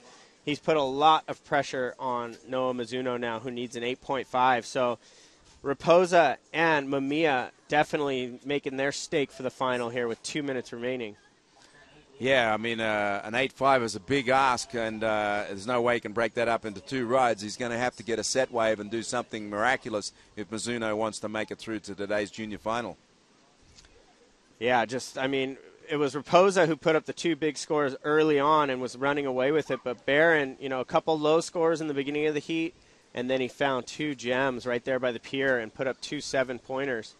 So with a minute 40 counting down, Mizuno, who's absolutely capable of an 8.5, needs to find the wave that's going to get him that score. There's Bob Hurley. Yeah, Bob Hurley's good to see here. all the industry guys down at the beach, right? Well, I'll tell you what. I'll tell you something about Bob. He's showing up at the perfect time because his favorite division is the mini Groms. He loves watching those little guys out there. He's a huge supporter of the youth movement and of amateur surfing, and of course he shows up to watch the finals. We had that event here 2 weekends ago when men were men, when boards were made of wood, and his son turned up as George Freet. I know, we were talking about that earlier. Here's your current heat leader, Nolan Raposa, throwing it up once and going down. Looks like there's a pretty nice set, Xander. I'm hoping that Noah Mizuno is going to get a chance out here. Yeah, and it looks really fun. I feel like sometimes when it's a really south swell, Huntington tends to run into the pier. You get a lot of closeouts and a lot of one maneuver waves, but with this looks like a little combination. It's got a little bit of east in this south, and that's what's making it peaky like this. Yeah, and I mean with the sun out and these sections, it's hard to argue that these guys could really surf anything more fun than this. Yeah, they're all having a blast, and most of the guys coming in telling us that they're just having a good old time out there, and the waves are really rippable. So perfect contest conditions here for the 2014 NSSA National Championships, and we're down to the nitty-gritty here, PT. 25 seconds, but here goes Noah. Well, this is it. It's all on this wave. Gets a nice first snap. Another good crack on the face, but not enough. Not too. What were we talking about earlier? You needed a two-wave day, but you need the third hit to. Yeah, he really needed something really special in that wave to get up in that excellent range and get an 8.5, and I don't think he's done it there. We'll have to wait and see the final score from the judges, but it looks like a walkthrough again for Nolan Raposa. He put up some huge scores right at the beginning of that heat and was basically free surfing the rest of it, and then Barron Mamiya 2 scores at the end of the heat to get up into second position. Well, yeah, and we're going to have a quick look back at this heat. Our production crew behind us doing an amazing job to get these recaps to us within seconds of the end of a heat. Yeah, that's Noah Mizuno right there. He had this one pretty good wave, a 6.33 at the beginning of the heat, and then he got kind of starved as, Baron Mamiya here got real busy right by the pier and put up some big 7-point scores. Wow, that was a man turn right there. Yeah, so Barron looking strong into the finals, and this guy just basically dominating every heat that he's been in today, and he looks in very good form to be in the finals for this Open Juniors division. Yes, I think he had a good night's sleep and he had his Wheaties last night because he has been on in every heat he's been in today, and we'll be back with more action with junior semi-final number 2.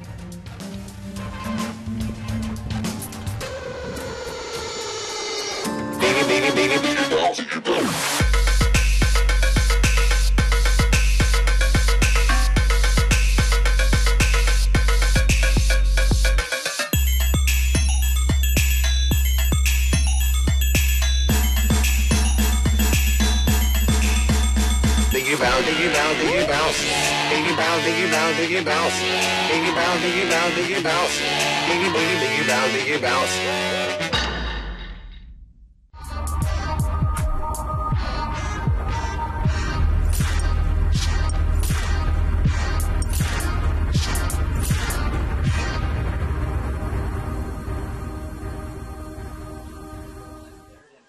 We are back live at Huntington Beach, California, and we are on the final day of the NSSA Nationals, and we have one more semifinal, and then we will be into the finals. We've got a killer semifinal coming up. Jake Marshall, Lone Ning, Griffin Colapinto, and a just gnarly heat, this one, Sax. A gnarly one. Well, this one's super gnarly, and I'm going to put Xander, the editor of Surfing Magazine, on a spot here. Because in the Contenders program that you guys so beautifully put together and put out, we have Jake Marshall as number 1, and we have Griffin Colapinto as number 2, and they're both in this heat. Now, I know that NSSA worked with you guys on why one person was ranked 1 and 2, but what's your opinion of these two young surfers? I know there's a pretty good rivalry starting to heat up between them. There is, and actually I live on the same street as Jake in Cardiff, so I've surfed with him a little more than I've surfed with Griffin, but it's super hard to choose between the two. Well, here we go, and it looks like the man in red, Jake Marshall, he's loving these rights all day today. Sweeping cutback, beautiful style, great technique. Wraps it around one more time. This one kind of dying out on him, so he's going to get off of it, but showcasing a little bit of that perfect technique and style that I saw on surfingmag.com. He had a great video posted there a couple days ago. Yeah, that was El Salvador, and that really brought out the strongest points in Jake surfing. He's one of the younger kids who uses his rail a lot more than he goes to the air. We actually asked him a question in the little NSSA interviews: ice cream or air reverses? If you only have one for the rest of his life, and he was like, "I'll take ice cream because I don't really do air reverses." And that's for this age bracket, that's refreshing. Griffin kind of has a good mixture of it. I think he has a little bit more of the fin free stuff down, but they're both amazing. They're gonna go neck and neck for a long time. I mean, they really are the stars, of this division, this juniors division. But you know what? Loa NG is gnarly. He's proven himself in this event so far. He's one of those names that I'm going to take away from this event, and I know you guys at Surfing Magazine will too. This kid from Hawaii has been ripping, and he's taken down some of those other bigger names along the way. So he's got his work cut out for him up against Jake Marshall and Griffin Colapinto, but I'm looking forward to see what he brings to the table. And looks like paddling out the back. And up in the red, Jake Marshall once again comes off the bottom. Nice little snap on the open face. And Sachs, there's the move right there. Yeah, he's been working these lefts over all event, and it's been paying off. He's had some big scores out of him. Nice wrap to connect this thing. Look at him go. He's just so light on his feet, cruising right all the way into the shore break, and he'll get one more little finisher. That was the Seaside Reef connection again on the inside. he does have to do that at his home break to make the inside, so he's no stranger to just weaving his way through the flat spot. So right now, Jake Marshall, the only one really doing anything out there. He's got a 6.17 for that first right, and he's got another score on the board now. And down on the beach, we have the winner of the last heat going into the finals here this afternoon. Well, his new name is going to be Raposa the Ripper. We have our first dual finalist. Dude, seriously, we're like best friends now. We've talked to each other 20 times in the past 2 days. You're having like the event of a lifetime, aren't you? Yeah, it's just been fun. I mean, I don't even know like what to think because this is just I'm just stuck. I don't even know. Well, I know you're going into Open Juniors final. You got Open Men's final. What are you going to do between now and then to kind of get in that zone? You're already in it. So what are you going to do to stay in it? Just try and cool down. I don't know, get in the shade, not get too hot. Just try and just relax. Right, I'm going to let your mind get settled. Your big dual finalist right here in red. Raposa's going to be back out there 2 more times today. And who knows? Who knows what's going to happen? All I can say is there's an energy coming off this kid. You can feel it. Good luck in both finals, brother. Yes, Mr. Cote, and he's a dual finalist in the men's, but I've just been informed from the back there, Sax, that we've got a dual finalist in the women's. Yeah, Caroline Marks, and she is going off. She's been surfing amazing, and she's only 12 years old, so it's pretty amazing. She's in the Open Girls 14 and Under Division final, as well as the Women's Open final. So what a name she's been making for herself, Xander. Like, you guys really take notice of these young athletes as they put up these big results. This is blue. This is Loa Engie. And like I said, this kid's been surfing really well the whole event. And he waited a little while to get his first wave. He waited about 6.5 minutes. The other boys, Griffin has a 6.83, and then Jake Marshall has 2 scores, combined total of about 11.5 points. So he's up in the lead.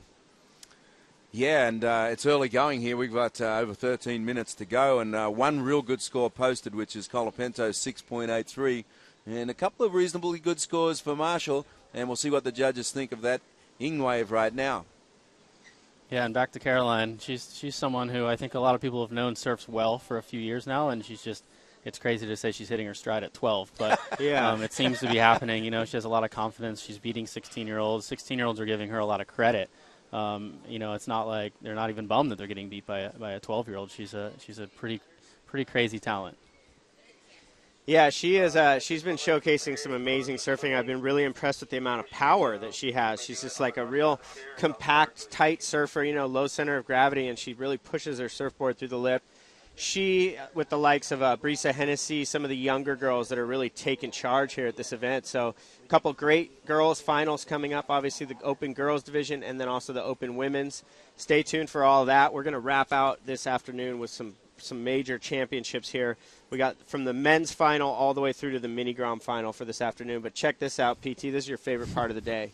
Yes, the boys are making it into the lineup on the inflatables, and it's going to be show up or blow up or show up, whichever way you want to say it. But you know what we've never seen is one of the animals actually blow up. Yeah, in the middle of the ride. They'd have to hit the pier and pop one of those things, but you never know. We'll probably see it today. But they're creeping into the lineup, and they better pull back a little bit, or the water patrol is going to get them, because they still got 12 minutes counting down in this heat right here, and this is a big one. I mean, these are the superstars of the junior division. But you can't stop frothing Groms. No, it's a tough one. And on the forehand there, Colin Pinto looking to get a second score. And right now, that wave of Nying came through at a 6.03, so they all have a good score. And it's going to come down to that, what can they put with it? Exactly. You know, Loa's put up a good score, a 6.03. You know, that was kind of a quicker wave. It died out at the end, so it wasn't at all the maximum of his potential, and he's going to get himself on a better wave and really put it to these two guys. You know, I like the position that he's in. He's in the semifinals for the juniors. He's up against the 2 biggest names, arguably, in this division in Griffin Colapinto and Jake Marshall. And I think he likes being that guy that's not, you know, well known, and he wants to make a name for himself. And this is how you do it, man. If he gets a good opportunity here, we're going to see some good stuff coming from him. And after we're done here, we've got the show up and blow up, and then it's on to the Mayor's Cup finals, the men's final and the women's final. And we'll see who gets their names added to the cup and to the big banner over there. So, Xander, for the guys over at Surfing Magazine, just so all the Groms, you know, that are listening can tune in as we look at a profile there that you guys did for Jake Marshall, you know, all that information about him. Follow him on Instagram. But I'm just curious, so when you guys see that these young guys are doing well in the NSSA, young guys and girls, and in the other competitions around the world for the juniors, you really start taking notice when they're putting up these big results. Is that kind of how you familiarize yourself with some of these young athletes? Yeah, a little bit, and like I said, there's so many of them these days, and all over the world too. And they're kind of coming out of nowhere. Yago Doro, wasn't even a name, a year and a half ago. Apparently, he's only been surfing 4 years. Wow. Here in the States, it's a little bit different. I think you hear about some of the top guys, the Griffins and Jakes, at a really young age, just because they're from California. But then, it's a little bit different for some of these guys, and to see the ones that aren't in the contenders make the finals, you definitely take notice of those names, and they do make it on your radar. Yeah, well, there's been some standout performances throughout this event, and here we go, up and riding Griffin Colapinto. He's caught behind this section but floats right over it. Very nicely timed maneuver right there, throwing the board vertically and throwing a lot of spray. He's trying to connect that thing. So just a quick couple turns, but PT, that's going to replace a 1.23, and it's going to help him out a little bit. Well, it'll probably move him up into first place, I would think. Although the scores that Marshall have, they're pretty good combined total. It just depends what the judges give him on that wave right there. One good move outside and another kind of crispy one before it faded out on him. A lot of people down on the beach today, not besides all the fans of the surfing and everything else, just tons of sunbathers and tourists that are coming down and just stumbling upon this July NSSA, 4th weekend, mate. Yeah, but stumbling upon all this talent, and getting to watch the best amateur surfers in the world do battle out here at Huntington Beach. So great day to be down here at the beach, and if you can't be there, you guys have the best seat in the house watching this webcast. Special thanks to Fiat for being the presenting sponsor of the NSSA Nationals, and our friends at Flip Headphones as well, and then Surfing Magazine. And we are joined right now by Xander Morton, who is the editor at Surfing Magazine. And what a fun job you have. Yeah, it's pretty much a dream job, really. And people ask me that all the time, and it's a great magazine to work for. You get a lot of perks, a lot of travel, and you get to come to events like this and talk about surfing all day. Exactly. Well, 3 of us have done some time there. Yeah, we have. I did my stint for about 10 years. Yeah, PT was there. His son Jai's there now. I'm there. You're there. It is a great place to work. I mean, if we said anything different, our jobs would be at stake. I remember, I think, PT, when you were probably still at the magazine 10 years ago, and you were announcing, beach announcing the pre-webcast days, the Nationals down at the Bud Surf Tour, and then even the Nationals down at Lowers. Prime ticket. Yeah. I actually remember you betting Joel Centeno live $100, but he wouldn't make it around a section, and losing that bet and having to pay him at the. I paid him at the banquet. Remember, I had the $100 and held it up in the air. Yeah, that's easy money right there for Joel Centeno. I saw Joel. Joel's here right now because he's a team manager, so he's hanging out at the beach. Yeah, it's good to see guys like him and a lot of the other guys in the industry that transition from professional surfers into coaches, mentors, and team managers for these kids. Yeah, that is an awesome transition, and Joel's done an amazing job. Up and riding now, though. This is Loa Engie, and a nice slash right there. A lot of power from the young Hawaiian, but kind of caught behind that one for a while. He needs a pretty decent score. A 4.74 is what he requires. Colapinto is holding on to a 3.93, and we've seen much bigger scores from him in the past heats. So with 6.5 minutes to go, I would imagine that all of these guys are going to better their second low score at the end of this heat, and that's really when we're going to have the shakedown and see where people end up. Yeah, well, we're just about down to, 6.5 minutes. So plenty of time yet to get, as we've been saying, much of today, it's all about the second score. And that's what this heat's exactly looking like. Yeah, they all kind of have that 6 in the bag. You got a 6.17 for Jake Marshall. Loa has a 6.03, and then Colapinto, the best one, a 6.83. But it's all about that second score. I mean, they all are kind of holding low scores. Even Jake Marshall up in the lead, he's holding a 5.17. I don't think he's gone through a heat with that low of a score yet. I wouldn't be feeling safe with a 5.17 out here with these conditions.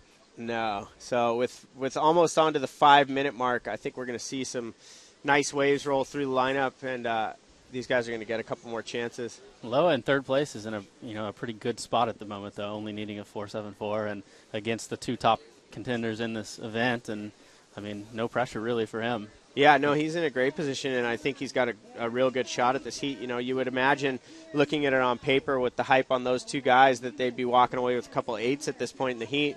But Loa holding his ground, he's got his 6. He's matched those guys pretty much for the best wave.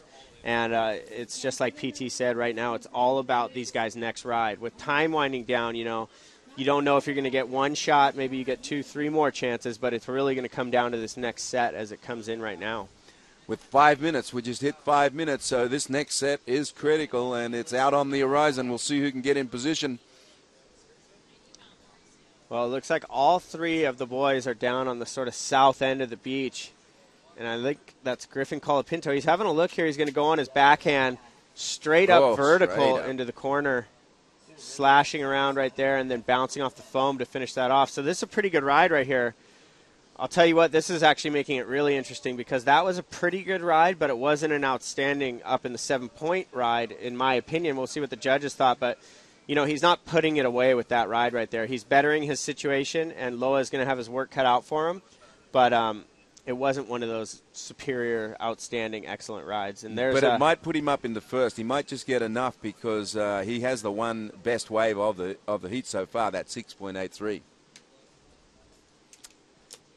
Well, there's one of our partners, Flip Headphones. They're down here on the beach with us, and you can use these headphones as regular headphones, as that guy's doing right there, or you can take them off, flip the headphones inside out, and blast the tunes you're listening to all your friends that are in the room. And they're actually pretty loud. We have a set right here. PT's been listening to his favorite music as we've been broadcasting. But it looks like the score coming through for Colapinto, and you're right, PT. He's going to get a good enough score that's going to put him up in the lead. So now on screen, the reason why Loa and Jake Marshall are in a paddle battle is because Jake Marshall has dropped down to second. And now Loa needs a 5.32 to take over that second spot from Jake Marshall. So this is crunch time for these two. It seems that Griffin Colapinto did enough on that wave, a 6.4, to put himself in the lead. But it's not by much. It's not like he's got 2/8 or anything like that. So all these guys are probably looking to better their situation. And here goes Jake. Well, Jake decides to take a wave and see if he can better his position with a good crack on the open face. Again, comes off the top, sets up for the last big snap right there. Shows a lot of spray. He's feeling pretty good about that one. Xander, what did you think of that ride? That was a good wave. I think that was kind of the worst-case scenario for Loa. Right after I said he was in a good position to have Jake and Griffin both better their second scores. It's going to make it really tough for him to I think he's definitely going to need something in that 7-point range now. Well, here's the replay. That first turn, very critical and blowing the tail out a little bit. And then the last one was really the good one. And look at Jake's body language. He feels good about that. And he's stoked because he just got an 8.33, and he goes back up into the lead. So Jake Marshall, really impressive here in the dying moments of the heat. And now the situation, Griffin Colapinto drops down to second. I had mentioned before that he hadn't really put the heat away with that 6.4. He's still in a dangerous spot because Loa, NG, he only needs a 7.20, and he's very capable of getting a score like that. And it looks like he's broken away from Griffin Colapinto. You can see on screen there, that's Loa in the blue. And he's just hoping that a wave comes down to this north end of the beach because he's motioned for that peak. A lot of the kids I've talked to hate doing this in the minute range there, having to sit on your friends. But at the same time, they're smart. They know there's a Nationals final on the line. Well, do you think Jake Marshall's going to help Griffin out and sit on Loa? Because it looks like he's doing it. He kind of is, and he's in the lead. So that's normally this would be Griffin's. Griffin would be the one that's aggressively chasing him down the beach. But at the same time, they may not know exactly the position that they're in. Yeah, they may not have heard those scores there and the change from that last wave of Jake, which put him in the lead. They might still think it's the other way around. Loa's about to paddle into the whole show up and blow up group and try to use them as decoys. Yeah, what he's done is put all his eggs in one basket now. He's hoping that one of these Pier Bowl waves comes through. I do see a little bit of a bump. There is a bit of a bump. He's going to pin himself against these pylons. So there is a bump. There's a right-hander right here. Yeah, this is... Well, Jake is really doing Griffin a favor here. Wow, he got around him heavily, and he got around him. Nobody gets it. Griffin better buy Jake lunch today. Are you kidding me? He's doing him a huge favor. I mean, Loa would have got that wave no matter what because Griffin was way far away from him. He would have paddled himself right into that little right and potentially gotten the score. But Jake Marshall just doing a huge favor for his fellow Southwest Division partner, Griffin Colapinto. So hats off to him for helping out. Well, he needs a pretty big score, so 7-2. I don't know if there's a 7-2 going to come through in the next 20 seconds. So it's looking like the two Southwest competitors the rivals. These guys are they go at odds with each other a little bit. Oh, full on. They I mix mean, it it's up. a great rivalry happening between these two, and it looks like time has gotten away as Jake Marshall, a bit of a victory lap here for him. Convincing win there in that heat, but a very interesting heat with these three of these guys doing some battle there at the end of it. Well, we have seen some tactical battles. None better than the Menezes taking it out on Jake Marshall in the Open a little while ago. And we'll get a recap real quick here of that heat. We can see on the backhand Jake Marshall here with some nice clean surfing. Finishes it off with a nice whack. And like I was saying, that's when you get three, that usually ends up with a good score. Ning here on his backhand. He was in the heat most of the way up until about the last 5 minutes. And then Colapinto got a couple of good ones as well. It was a tightly contested heat. Ning just couldn't come up with that second score to get him through to today's final in the juniors. We are going to be coming back after this heat recap with Show Up and Blow Up, and the kids will be out there in their pool toys.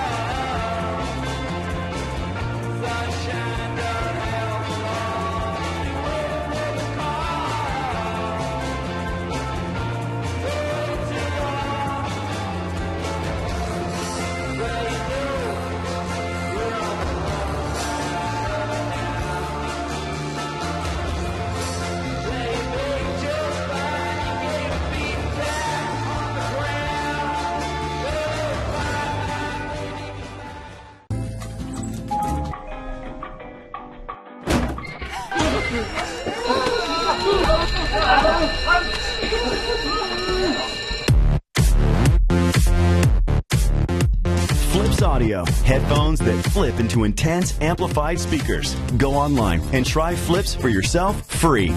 The revolutionary new Flips, because sometimes music is just meant to be shared.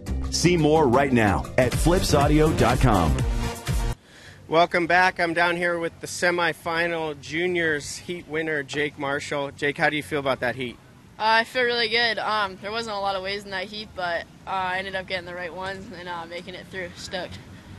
Well, your name's already up here on this board. A couple years ago, you won the Open Boys. How big of a win would it be for you to take down the Open Juniors? That'd be insane. I mean, there's so many amazing surfers on the Open Juniors board. And, yeah, I mean, I was really stoked to take down the boys, but 15 and under is, like, a lot harder. Everyone's a lot better, so that's definitely, like, my main goal. Now, at the end of that heat, there was quite a bit of a paddle battle between you and Loa. Were you aware that you were in the lead, or were you just helping Griffin out? Well, they didn't drop my score for, like, a long time, and I couldn't really hear it very good. And so I didn't really know if I got it. Like, I knew I had a good wave, but I think I needed, like, a 7-something. So I was like, hopefully I got it, but I'm not for sure. And, like, yeah, I mean, I didn't really know, like, what was going on. That kid sat on my brother for, like, 7 minutes in the beginning of the event, too. So I was kind of, like, didn't really want him to catch a wave. But I don't know. Yeah, I just didn't really know if I was in first or second, so I just didn't want to take any chances. Well, a competitor all the way till the buzzer blows. Great win there. You're into the finals. Can't wait to watch it. Go rest up, and we'll see Jake Marshall in the finals. All right. Thanks so much. Back to you, Chris. No, thank you, Jake. That was super fun to watch. Love the commitment to the win at the end there, the paddle battle. So, you know, we thought Jake was just being a bro, helping out his buddy, but really he was just being selfish and trying to extend his lead, which is always good. You know, it's he just narrowly missed out on the Open men's final. The Moniz brothers knocked him out of that division, so you can bet he's out for blood in Open Juniors. Well, Chris Cote here with Surfing Magazine editor Xander Morton. Xander, congratulations. Thank you. Jumping into that head honcho spot. And tell you what, you guys have been doing amazing work. And one thing in particular, just looking at this NSSA National Championships program, it's incredible.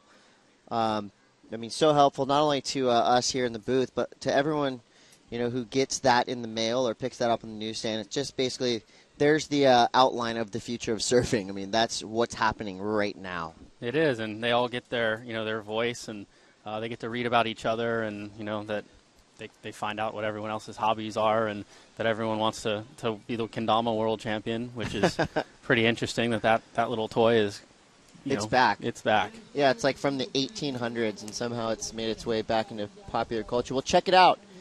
This is a really gnarly part of NSSA Nationals. This is kind of like where the real competitive nature comes into play here. So this is called Show Up and Blow Up. And this is basically a free-for-all of aquatic amazement, really. It's real dangerous. There's a lot of, potential for disaster when you put a cow and a tiger and a turtle in the same lineup. Yeah, and it's amazing how many kids want to do this. We were back there blowing all these up, and they were trying to reserve them and line up to grab their turtles and alligators. And then you watch them paddle out, and they don't walk 100 yards down the beach and try to make it through the waves. They go directly through the pylons. Yeah. So we've got, it's serious. It's serious. They want to use that rip to their advantage. They want the pier bowl right, and it looks like we've got a few unmanned floats, but for the most part, they're showing up and doing their thing. Yeah, cow and turtle really standouts. Well, basically what this is of course it's a fun little break from the serious competition. We always got to remember, these kids and young ladies, young boys, young men, they rip so hard in their heat, and they're so focused on surfing. But let's not forget, at the end of the day, they're still grommets. Yeah. They like to have fun, and that's basically what Show Up and Blow Up is. Gives our competitors in the final a chance to chill for a little bit, maybe laugh at the rest of their buddies out there in the water. It makes for some good photos. Aloha.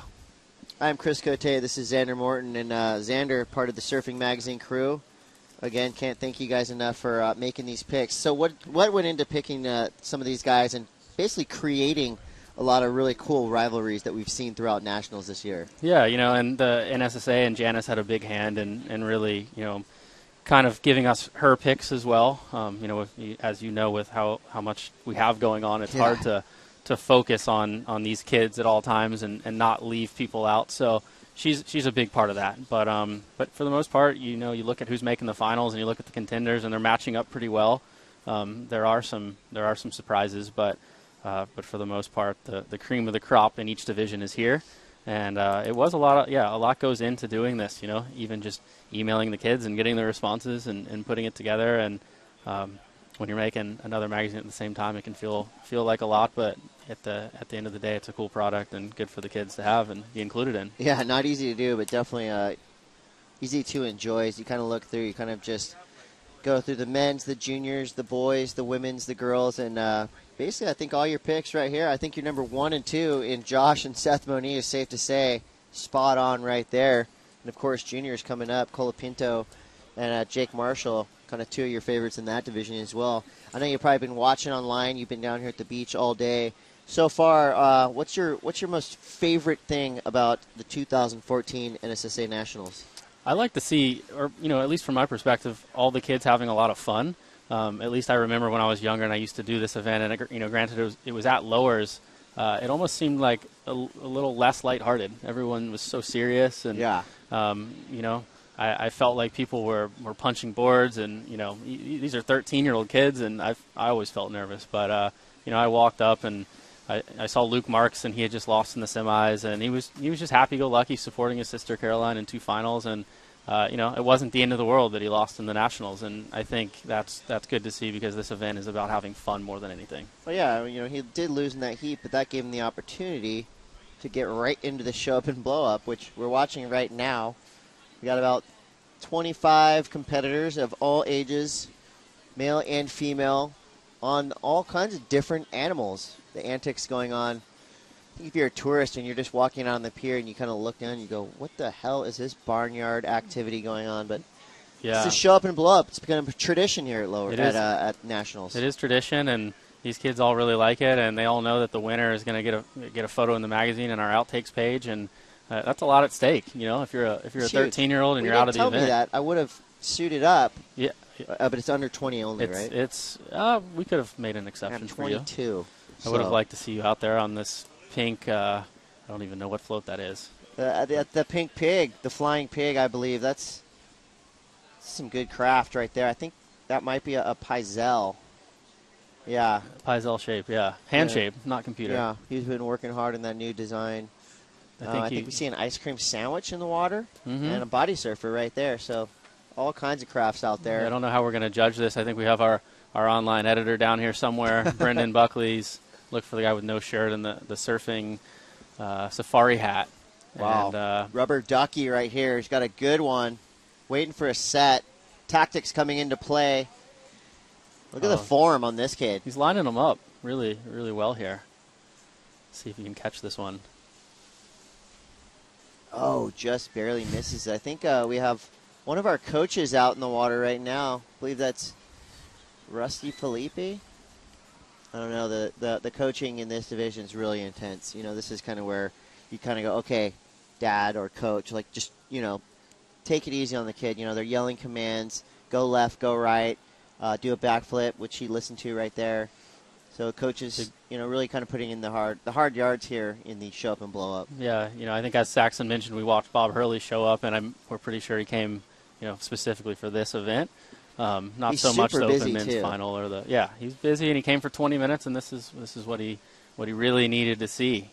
So he wants to put a big Hurley on one of these rafts. Well, I got a serious question for you. As we see the some fans up on the pier taking a look, kids getting back in and out of the water. But here's my question, Xander. I know you know a lot about amateur surfing and professional surfing, of course.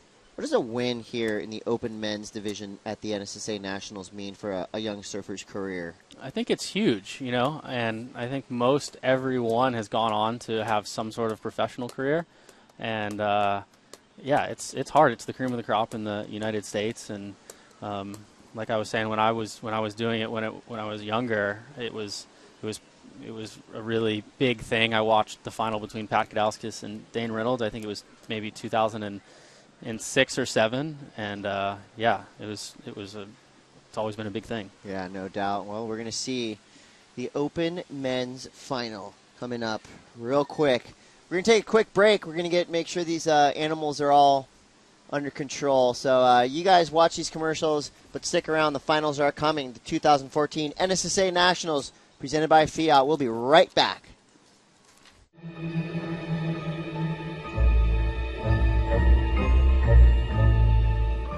From here to Lord Faisal's camp is Harith country. Yes, I know. I am not Harith. No.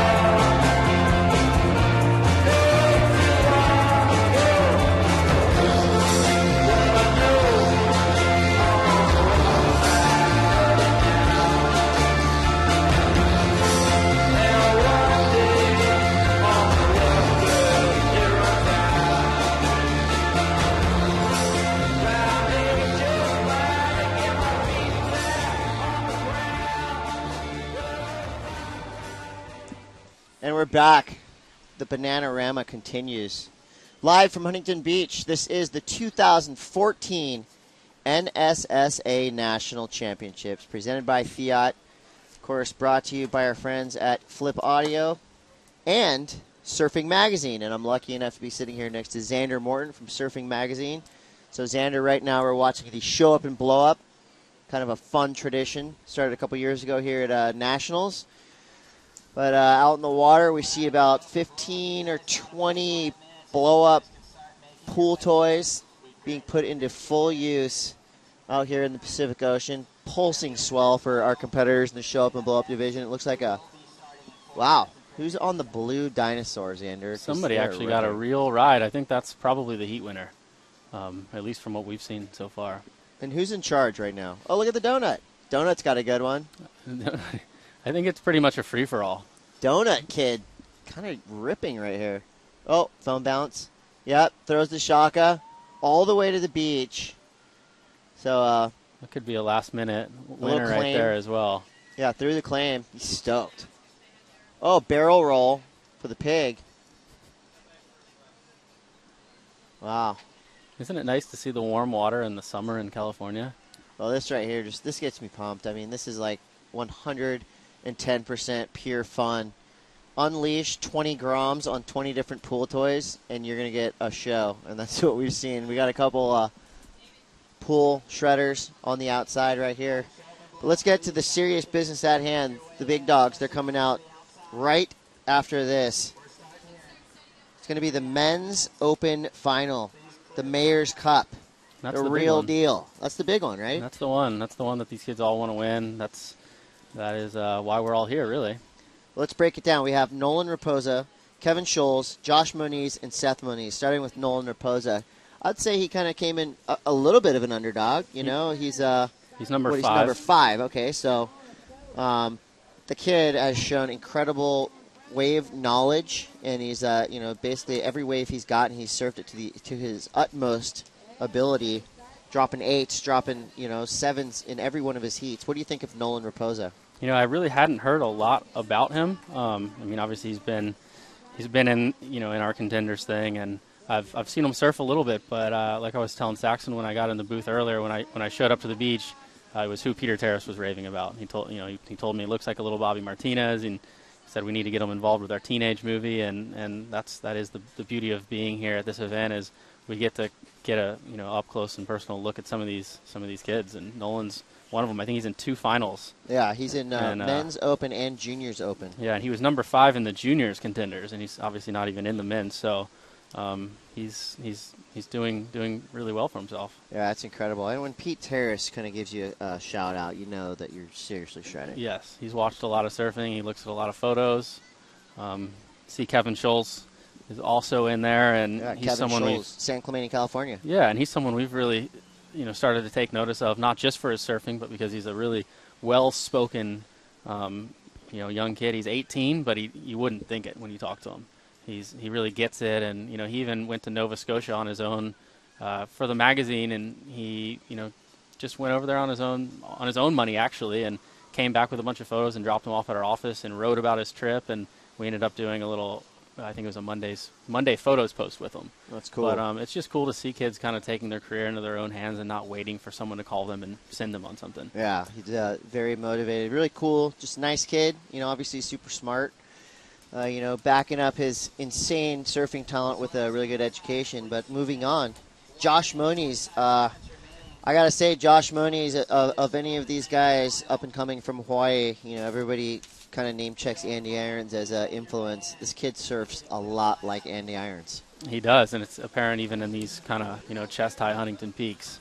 I wonder how he feels to have his brother end up in the number 1 spot on the contenders list. I'm sure it just adds to their own brotherly rivalry. Yeah, well, let's get into that one. Seth Moniz, a super strong competitor. I mean, you can't really begin to say enough about the Moniz kids. Both these guys got the airs. They charge.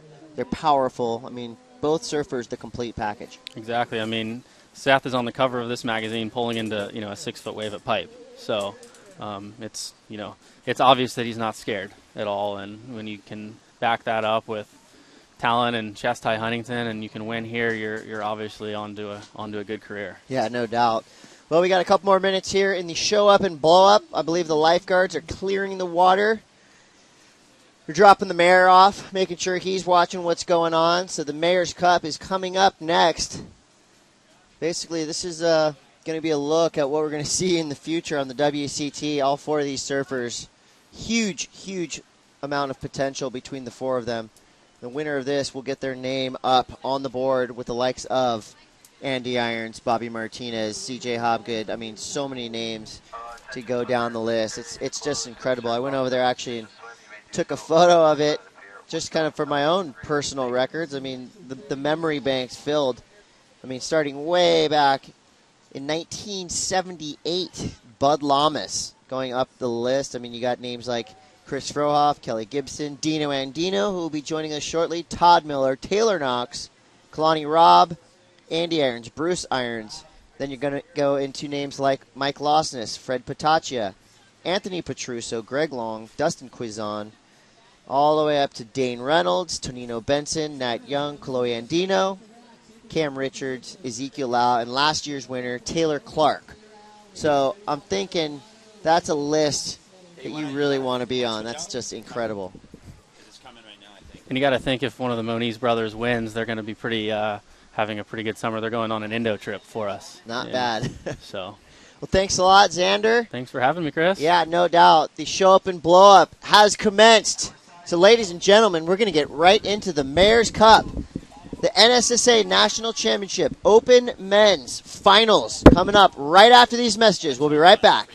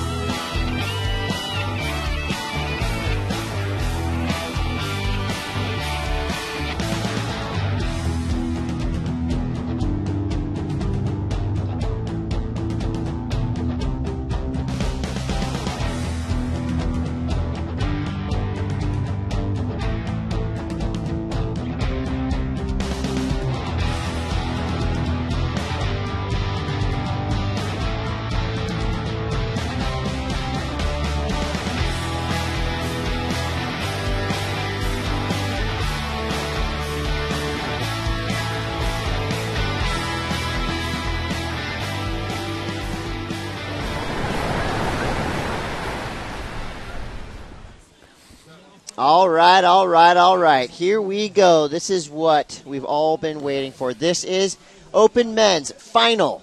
Josh Moniz, Nolan Raposa, Kevin Scholes, and Seth Moniz.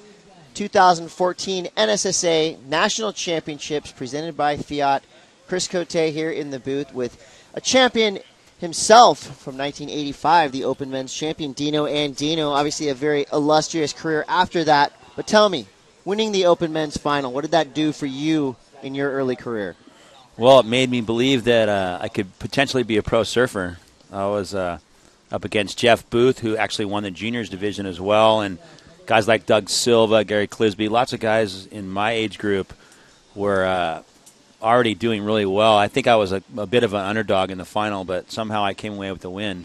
Luckily enough, because you ripped. No, I just got a bunch of. I was pretty grindy competitor. I wasn't really a talented guy. I was more just super aggressive. But these kids in the final, they have it all. And here he is. This is Kevin Schultz going for it off his first turn. And that's what he's going to need to do. He's going to need to separate himself a little bit. I think that if you think about power, you think about the Moniz brothers and their dominance in the lineup. But Kevin Schultz, his way through to the victory circle is maneuvers like that. Unfortunately, he wasn't able to capitalize on the inside, but big fin throw on his first turn. Way to start this heat off for Kevin. Yeah, that was. It's great to see Kevin Scholes Yeah, I would say, maybe not.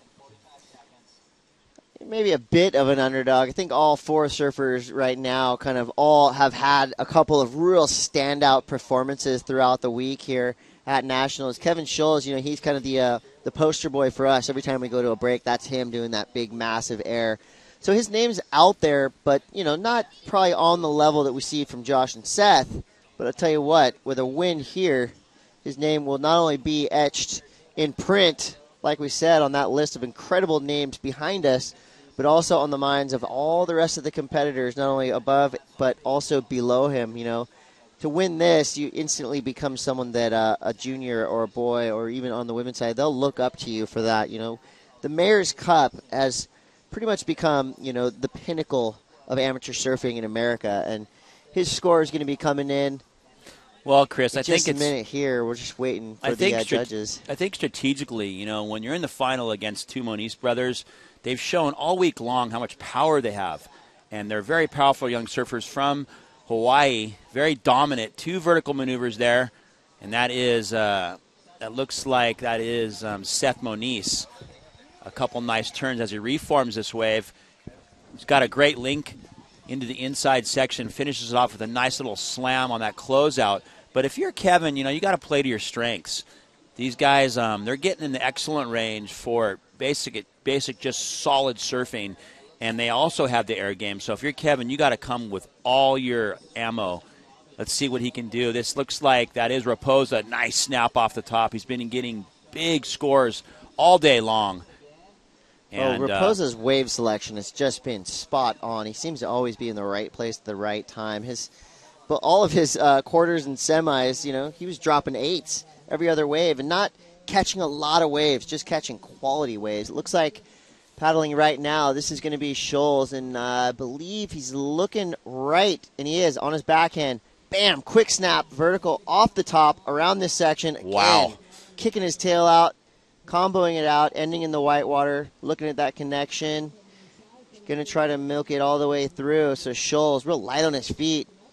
Might have a little something on the inside. He's getting some speed. What's he got? Just a nice little slash to end this. A great wave for Kevin Scholes. Wow, Kevin looks really sharp, Chris, on his feet. His board looks super dynamic through the flats, flying through those flat sections into the reform. But his backhand on that opening maneuver, let's take a look at Raposa. Nice snap out the back. Looks a little shaky on this one. Kicks out. But Scholes is looking so dynamic and on at the moment. He's only got two waves. They aren't, in the excellent range, I don't think, but I think they're great starters for him. He's building a house.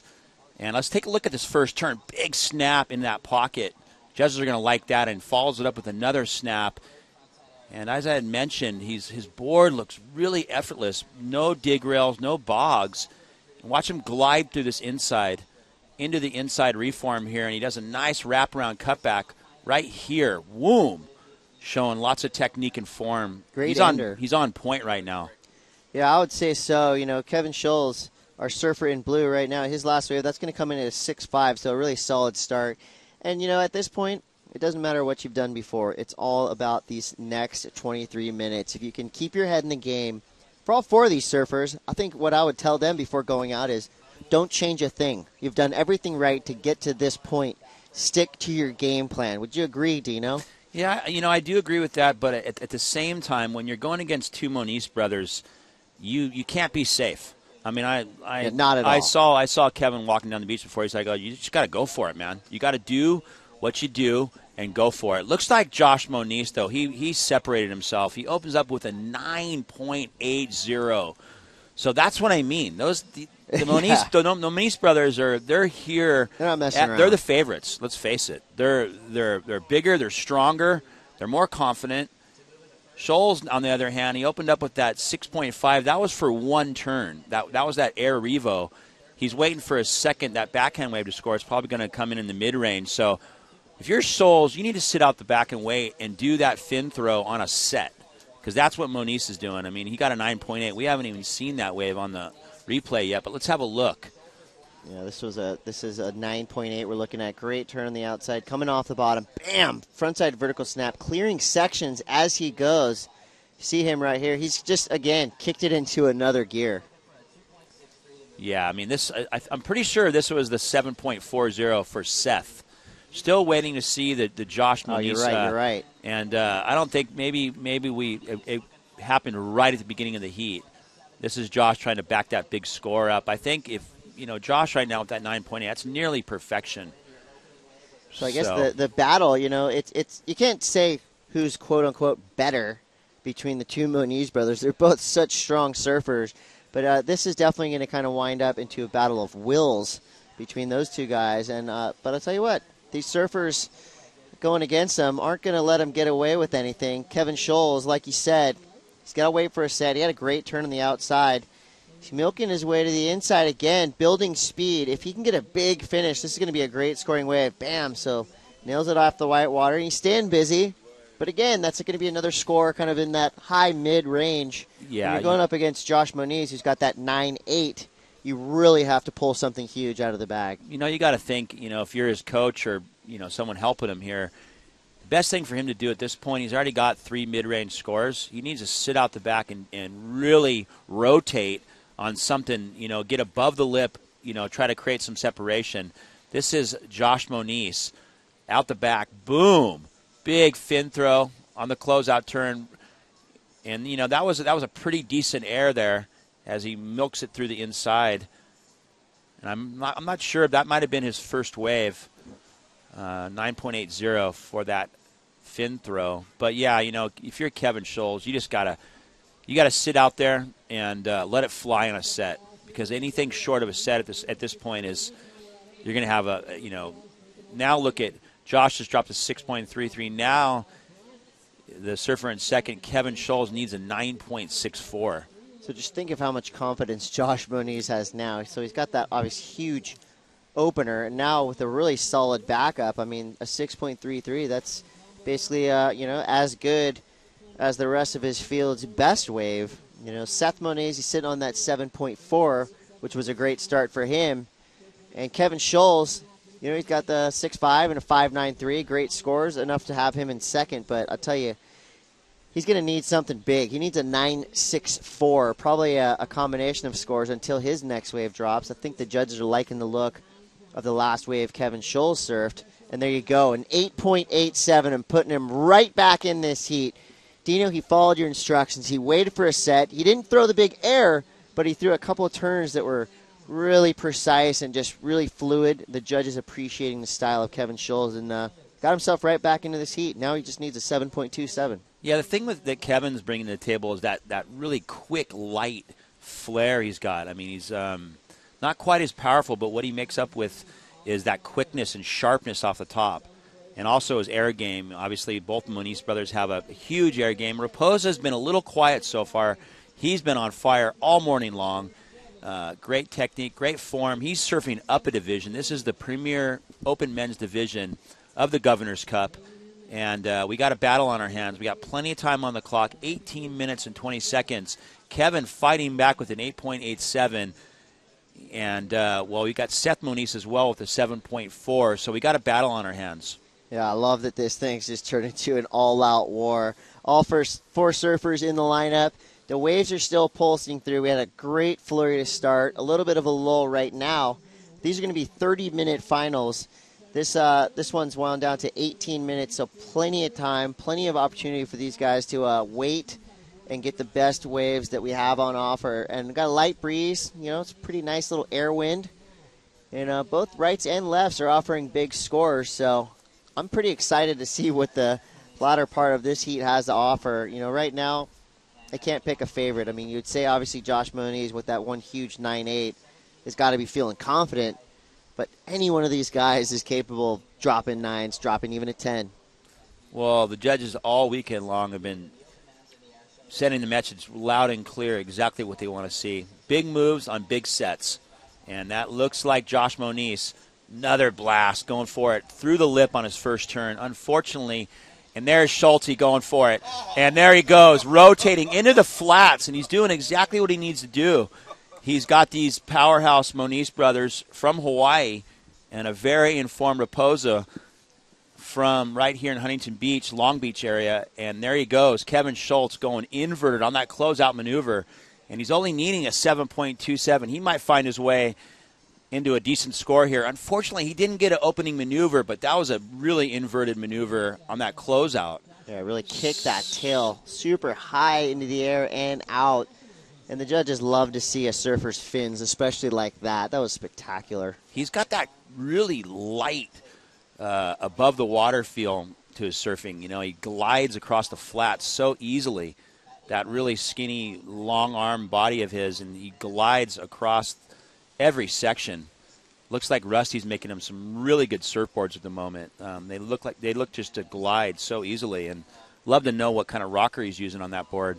It's a perfect board for Huntington. Well, there you go. Improves on his low score. That was a 6.73. And here we have your surfer in yellow, Josh Moniz. Ooh. Is that green? That's a dangerous wave for his competitors. Those are 3 big turns.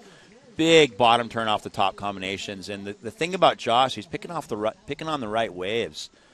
That was a 3-turn right next to the pier bowl right. And his second turn really threw a lot of water. The judges, I think, are going to like that. Let's see this first turn snap off the top, and watch this second turn digs into the lip of the wave. Wham! Perfectly placed. And 3-turn combination there for Josh Moniz. It's going to be tough for the judges not to drop something in the near perfect range. The way he surfed that wave was spot on. Well, here goes Raposa. Like you said, he's been quiet in the beginning of this heat. He's getting back into it. Blast the tail out. Not the wave he's looking for, but Schultz right now on his backhand drives off the bottom, vertical snap, getting around the section, bam!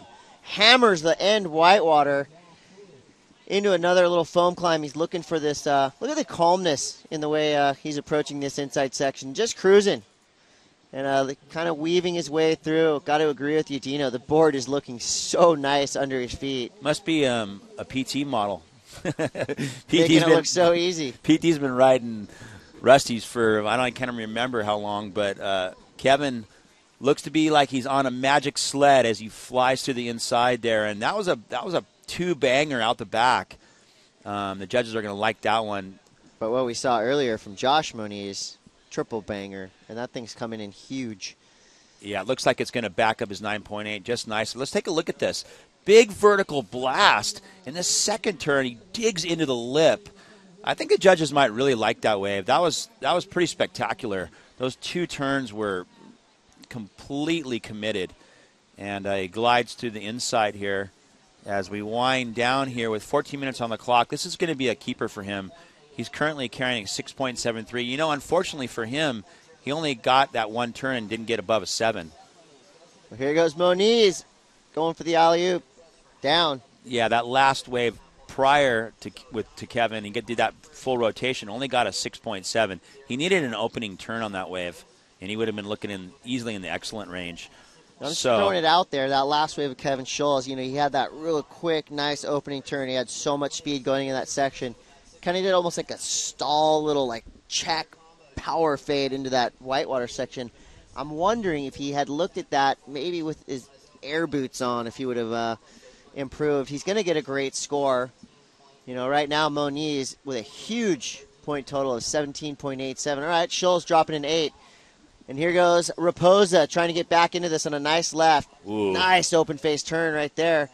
Working his way to the inside section. This thing might possibly build up nicely for him through this inside. Hoping for a little wedge to end this wave with a bang. He's getting some speed. Bam! Kicks the tail out, but comes unglued. He's only sitting on a 6.1 and a 4.3. So right now, Schultz and Moniz going head-to-head, battling it out. Moniz on top. Schultz now, again, needs a 9.01. Needs something in the near excellent range. And, Gino, you said it earlier. Take off on a set, blast the air. That's what he's got to do. Yeah, you need a series of maneuvers, I think. I think you need a Combo, one big snap or a big blast and then an air on the closeout to get in that 9-point range. That last wave of Raposa, though, I really got to say I'm so impressed with that kid's talent level. I mean, we talked about wave selection, but he hasn't picked the best waves. But talk about ability. That wave showed a lot of technique. Really good wraparound pocket turns for him. I mean, the wave was marginal, but he's got a lot of talent. Yeah, really, I agree. His frontside turn is a thing of beauty. A lot of rail, and you see real fluid throughout the turn. Well, here you go. In the water, we've got a paddle, and it is your heat leader in yellow, Josh Moniz. Boom, throwing the tail, going for broke, pulls it. He's stoked. He's got a 9.8 and an 8.07. So right now you can tell he's feeling a little bit of freedom. But don't underestimate your surfer in blue, Kevin Scholes, who's within striking distance. He does need a huge score, but I got to say, I think he's got it in him. You know, if anyone at this point can kind of surprise us and throw something huge, I'm thinking it's got to be Kevin. I think he's opted to go right or left. If I was him, I'd sit out the back and go left into the pier, into the wind, and huck it, because he's looking for a 9.01, and he's done a lot of brilliant surfing as far as just maneuvers go, but I think he really needs to go above the lip and you know, kind of give, you know, chance it, risk it a little bit, and go for it. Right now, busy work's not going to do him any good as we wind down to just under 11 minutes remaining in this Open Men's Final. This is the NSSA National Titles presented by Fiat. 2014, the waves have been perfect all day long, and just a slight onshore breeze. The tide is nearing high right around 2:45, and we've been greeted with great conditions. Unbelievable performances all day, Chris. I would say performance-wise, this has got to be one of the best national championships ever. I mean, from the mini-groms all the way up to what we're watching right now, the Open Men's, every division has just had some incredible performances throughout the whole week. That all comes down to the next hour or two. This is where everything comes together or falls apart for these young surfers out in the water. Right now it's come together for Moniz, Josh Moniz in yellow, and Kevin Scholes, who are currently sitting 1 and 2. And our surfers bunching up a little bit out the back, and it looks like our surfer in green, Seth Moniz, not going to take it. Seth back up against the wall. He's in combo land right now. He's sitting on a 7.4 and a 3. It's not like him. That's not like what we've seen in his previous heats. So he's going to make his way back out and reassess his spot in the lineup. I wonder if he's going to play defense for Joshua. You know, he knows he's down in the bottom of the cellar. I mean, is he going to go for the 17.88 point total and try to win this thing, or is he going to sit on Scholes and hand the crown over to his younger brother? And actually, Joshua's a little bit older than Seth. They're so close in age, but it's going to be interesting to see how he manages his time as we wind down to 9 minutes on the clock. And Scholes, he's a dangerous customer. I think he could, you know, easily wing it and get a 9.01. But if he has Seth sitting on him, it might be a little bit more difficult. At what point does Seth finish this heat in, you know, kind of a defensive mode to help his brother? Depending on what his next score would be, I would say, you know, probably in like if he's got 2 or 3 minutes left and he's still comboed, I'm sure he'll go in attack mode and kind of be the bodyguard. But for now, he's got time, and obviously he's got the ability. The waves are out there. It's going to be a matter of where he puts himself in the lineup. He's kind of up the beach a little bit from the rest of our competitors. He's the furthest surfer to the south, kind of all on his own. He's I think he's seen a couple lefts down there that have been offering some score potential. We've got 9 minutes to go, so there is quite a bit of time, but it's going to start going quick. I can tell you that much. Well, what an action-packed heat so far. The swell did arrive a little bit today. A little pulse out of the southwest combined with that west wind swell. I'd like to welcome everyone who's joining us online here. This is the final. This is the premier vision of this championship, Open Men's. And that's Schultz going for a little rotator. Pulls it off, but it's not going to do much. And Raposa, he's going to try to battle back here. Don't count this kid out. I'll tell you. Got the ability. He's got the technique. And he's been getting the waves in his previous heats. He's really been on a roll with his wave selection, but this one just not going his way as far as the in the luck category, which is a huge part of it. You know, these guys have been given an extra 10 minutes in the finals. So these are 30-minute finals. Top 2 waves are going to be counted. We have an international field of judges, best in the business. I feel like they've been spot on all week, which is not easy, especially with all the different looks, the different kind of approaches to these heats that we've seen throughout the day. Well, they've really been very consistent with their message they're sending.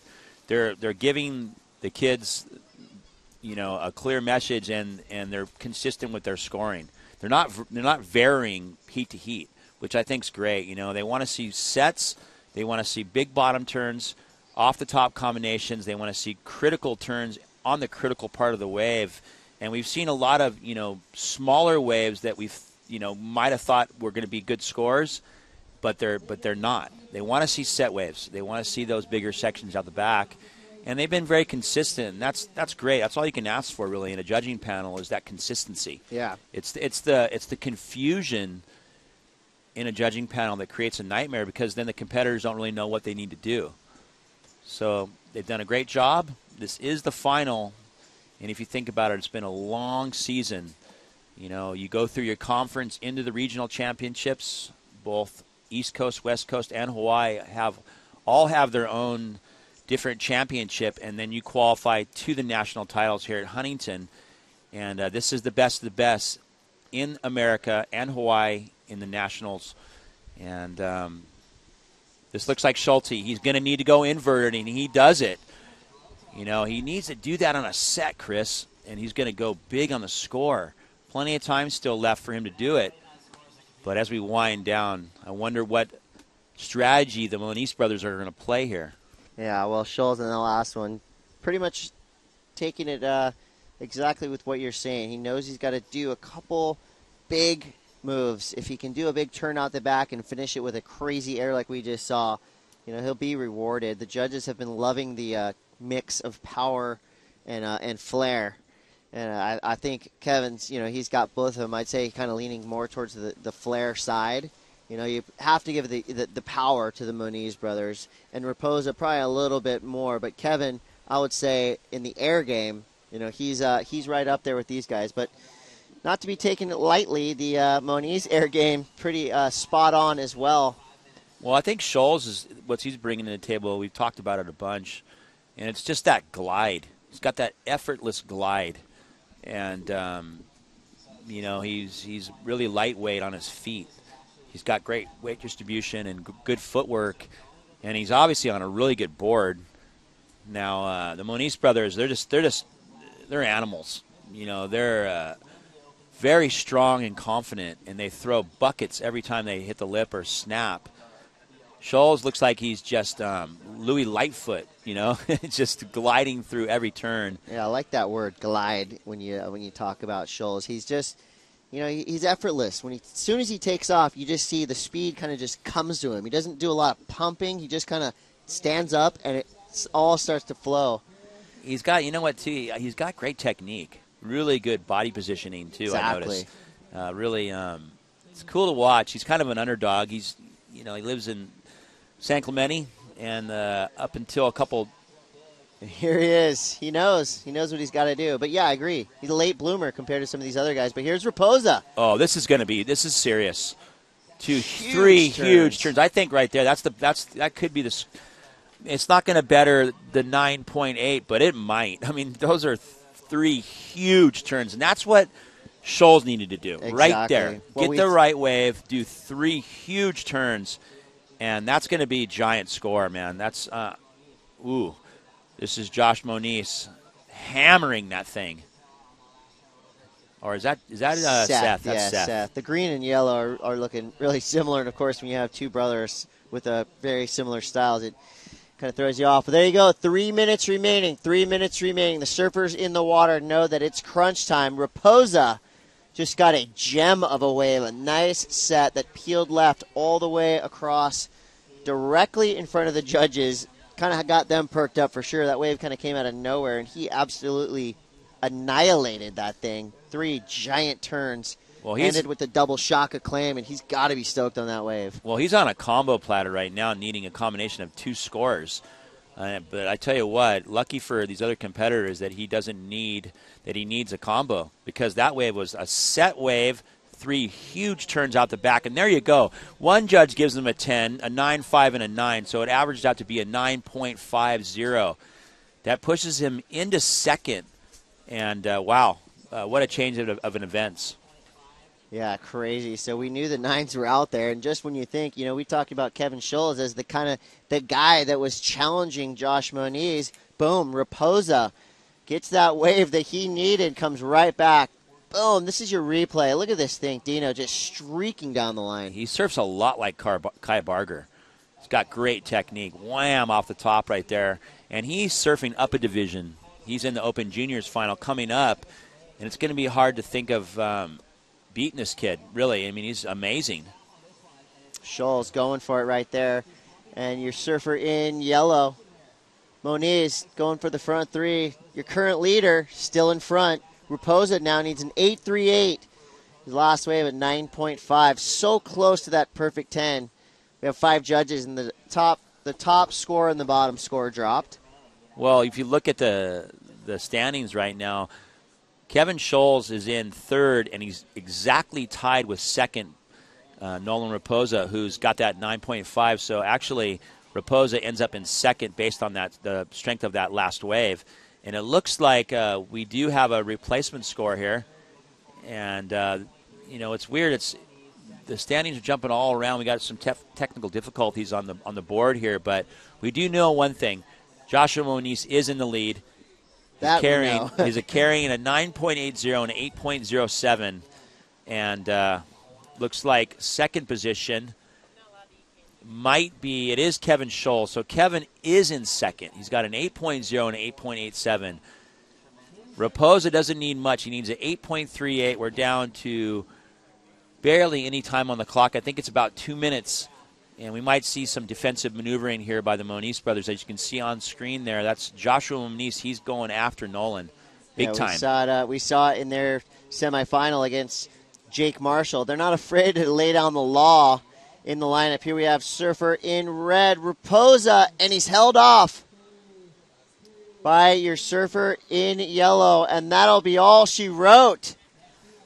Hawaii is celebrating right now. The Moniz brothers have gone out there in a final together, but it is your surfer in yellow, Josh Moniz, taking the crown, adding his name to the list of lists, the who's who of surfing. Congratulations to our young Hawaiian surfer, Joshua Moniz, going out there, taking the title. Of course, the official crowning won't be till later on after all the finals, but Dino, are you kidding me? That's exactly what we expected from one of these young brothers, but it was Joshua taking the title on the strength of a 9.8 and an 8.7. I mean, he manhandled that final. Absolutely. Sheer power. And power prevails in the final of the Open Men's Division. He combined some innovative maneuvers throughout the week as well. Huge airs in his round 2 and round 3 heats, boosting. And that is Joshua Moniz. And I love how the brothers trade off back and forth. It's so cool to see that. And their sister is no slack either. Yeah. She's a current ASP World Longboarding Champion. The titles just keep building for the Moniz family. It's going to take a couple groms to pick this kid up. He's no child. He's surfing like a man, and he's built like one too. Josh Moniz from the island of Oahu, taking home the title. The winner of the 2014 NSSA National Championships, the Mayor's Cup. Taking top honors today, 20 and under.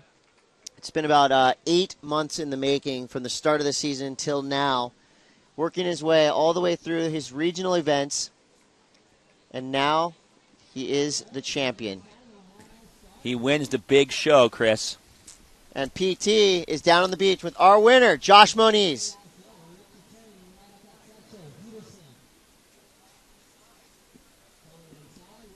Well, PT is probably saying, congrats, you're the champ.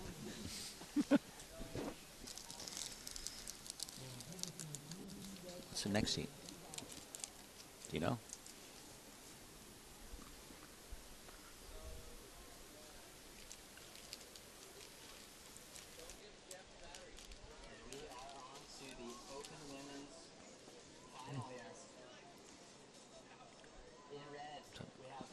All right, well, there you had it. Thank you so much, Dino and Dino. Well, our surfer from Hawaii, Josh Moniz, the Moniz family, so proud right now, no doubt. They've got another champion in their ranks.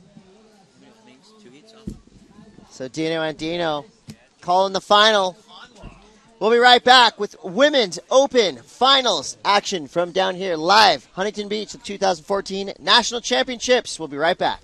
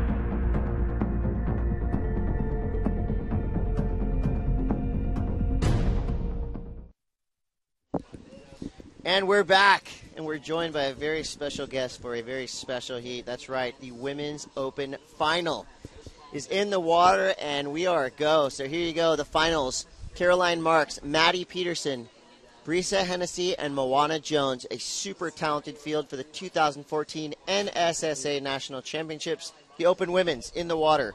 30 minutes on the clock. It's time to shred. Chris Cote with Saxon Boucher. We're joined by Courtney Conlog. That's right.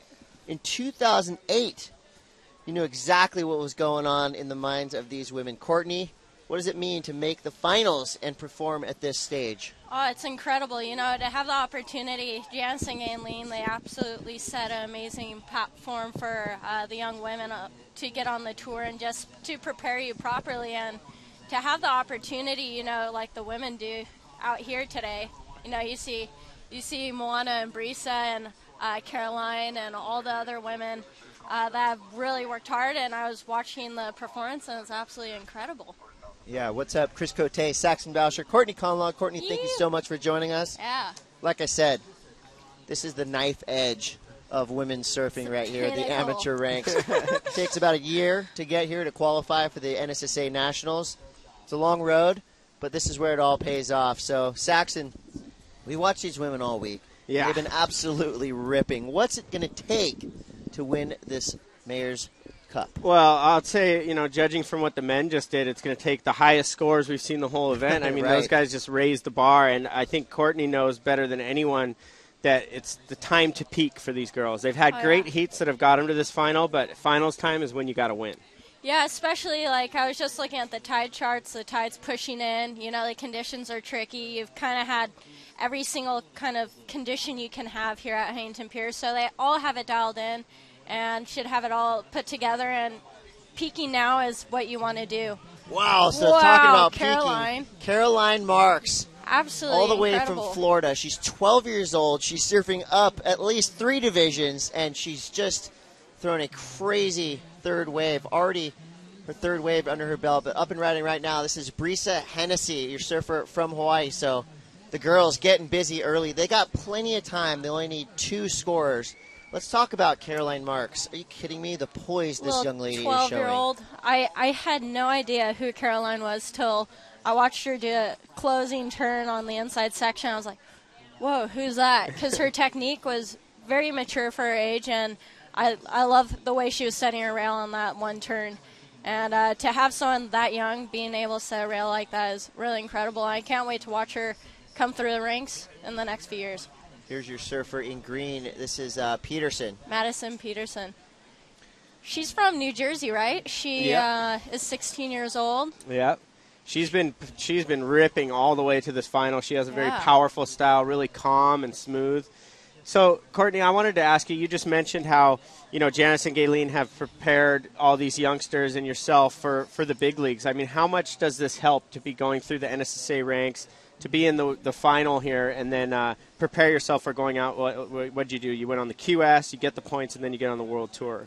Yeah, I utilized NSSA, WSA, ISAs, and, you know, NSSA, what I think about Janice and Gayleen, their whole platform, and how they do the 4-man heats and the 15 or 20-minute heats. You know, it makes you get on it fast, and I think that's really important, and you can't hesitate because the heat will be over. You know, you got to get done, and it really makes you make decisions, and you have to commit to them. And, you know, they've really created such a great foundation for the youth, I think, and I've always loved NSSA. I always love coming back here and just kind of reminiscing on, you know, how much it really took to get here, all those 4-man heats. We're watching live action on our screen right now. Caroline Caroline Marks Wow. again. Just working it through the inside. So impressive. I mean, we keep saying it, but 12 years old, and I was calling her 13 in a couple earlier rounds, and then her coach, C.T. Taylor, texted me. He said, hey, bro, she just turned 12. He's like, no. Yeah. Never She's increase 12. a woman's Yeah. age, Saxon. Yeah. But still, I mean, the fact that, like you said, putting on rail at such a young age, she's pretty much right now kind of controlling this heat. You see her, she's already got 4 waves under her belt. We're waiting for a couple of scores to come in. You know, the judges have to reset as well with each final. So Caroline Marks, she's trying to get her name up on the board with this young surfer from Hawaii who is your new Mayor's Cup champion. On the beach with Josh Muniz is PT. What's up, PT? Well, now that all that stuff's calmed down of getting cheered up the beach by all your friends, all your fellow Hawaiians, Josh Muniz, how does it feel to be the Mayor's Cup champion? Oh, I'm so stoked. This was my 3rd year in a row in the final, and I got pretty close winning it a couple times. So to finally win one on my last year and my first national title, I'm super stoked. So this must really pump you up to go out there and have a go at the WQS. I mean, there's a lot of great names up on that board behind us right here that have gone on to make the WCT. Yeah, to get my name on that board right there, I can't even describe how psyched I am on that. A lot of my best friends are on it, my brother's on it, and a lot of people I look up to are on it. So just to have my name on it, I'm so stoked. Well, a great end to your NSSA career, and we wish you all the best of luck out there in your future endeavors. Yeah, thank you guys. Back to you, Cote, in the booth. Huge future, of course, for Josh Muniz. Well, you look at some of the names just in the past 10 years or so: Clay Marzo, Kakoa Casimiro, Tenino Benson, Nat Young, Chloe Andino, Kaimana Hakis, Cam Richards, Ezekiel Lau, Taylor Clark, and now Josh Muniz. So congrats, Josh Muniz. Basically put his name in the record books right there. That will be forever known. 2014. A lot of will be the Hawaiians champ. on that list right I would there. say, yeah. A lot of successful Hawaiian pro surfers named right there, and Josh is going to be one of them, along with his brother Seth. Great performance from all the finalists there. Nolan Raposa surfing up a division. Wow, he's been impressive. We're going to see him surf in the Open Juniors event final as well. So, Courtney, you cruised down here. You said you'd like to come down and reminisce sort of about the NSSA days and check out the young talent. What are your thoughts on these girls that are competing right now in the water? To be honest, I think it's absolutely incredible how much just the standard and the grade and level of the women's surfing has improved. And watching little Caroline Marks, you really realize how surfing's evolving, you know, and it's really great. Even Brisa Hennessy, she just won the Explorer and for the girls and the women's, right? Yeah. So that's incredible to have those back-to-back results. And Moana, of course, I've been watching her because she rides for Billabong, and I've been watching her on the North Shore just go for it and charge. So it's a great final. It's awesome to see all of them growing up. And Maddie, I think she was the first surfer from Jersey to ever qualify for the ISA USA team. Yeah, so that and she was got pretty awesome. third place, too, I think. Yeah. So up and riding right now, that is Brisa Hennessy, the youngster from Hawaii.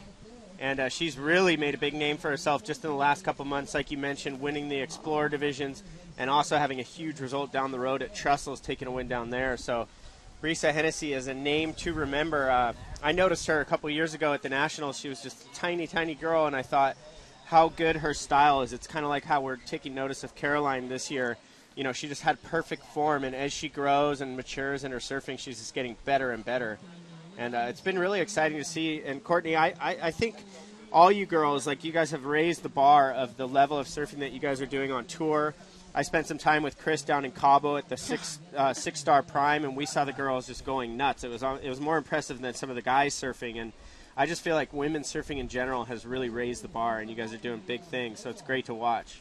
Yeah, the Cabo event was really interesting. The finalists, and for the women, I think Brianna Cope, and who was the other one? Coco Ho. Coco Ho, yeah, that's right. Coco having a great win there, and I was so thrilled to watch it, but I want to be a part of that whole Cabo thing. Next year, you'll be wow. back. I was like, Chris is having way too much fun over there.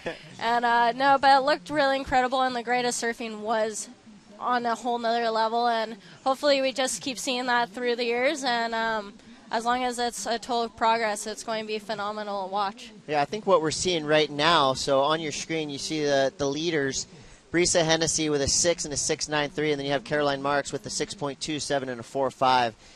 The difference between what we're seeing right now, the amateur ranks, the top level of amateur women surfing, very close to what we're seeing on the QS and the CT. I mean, kind of, you look at a guy like Josh Moniz, Seth Moniz, and you go, okay, compare him to a Parco. And they're, obviously they rip, but there's quite a bit of separation there in the level.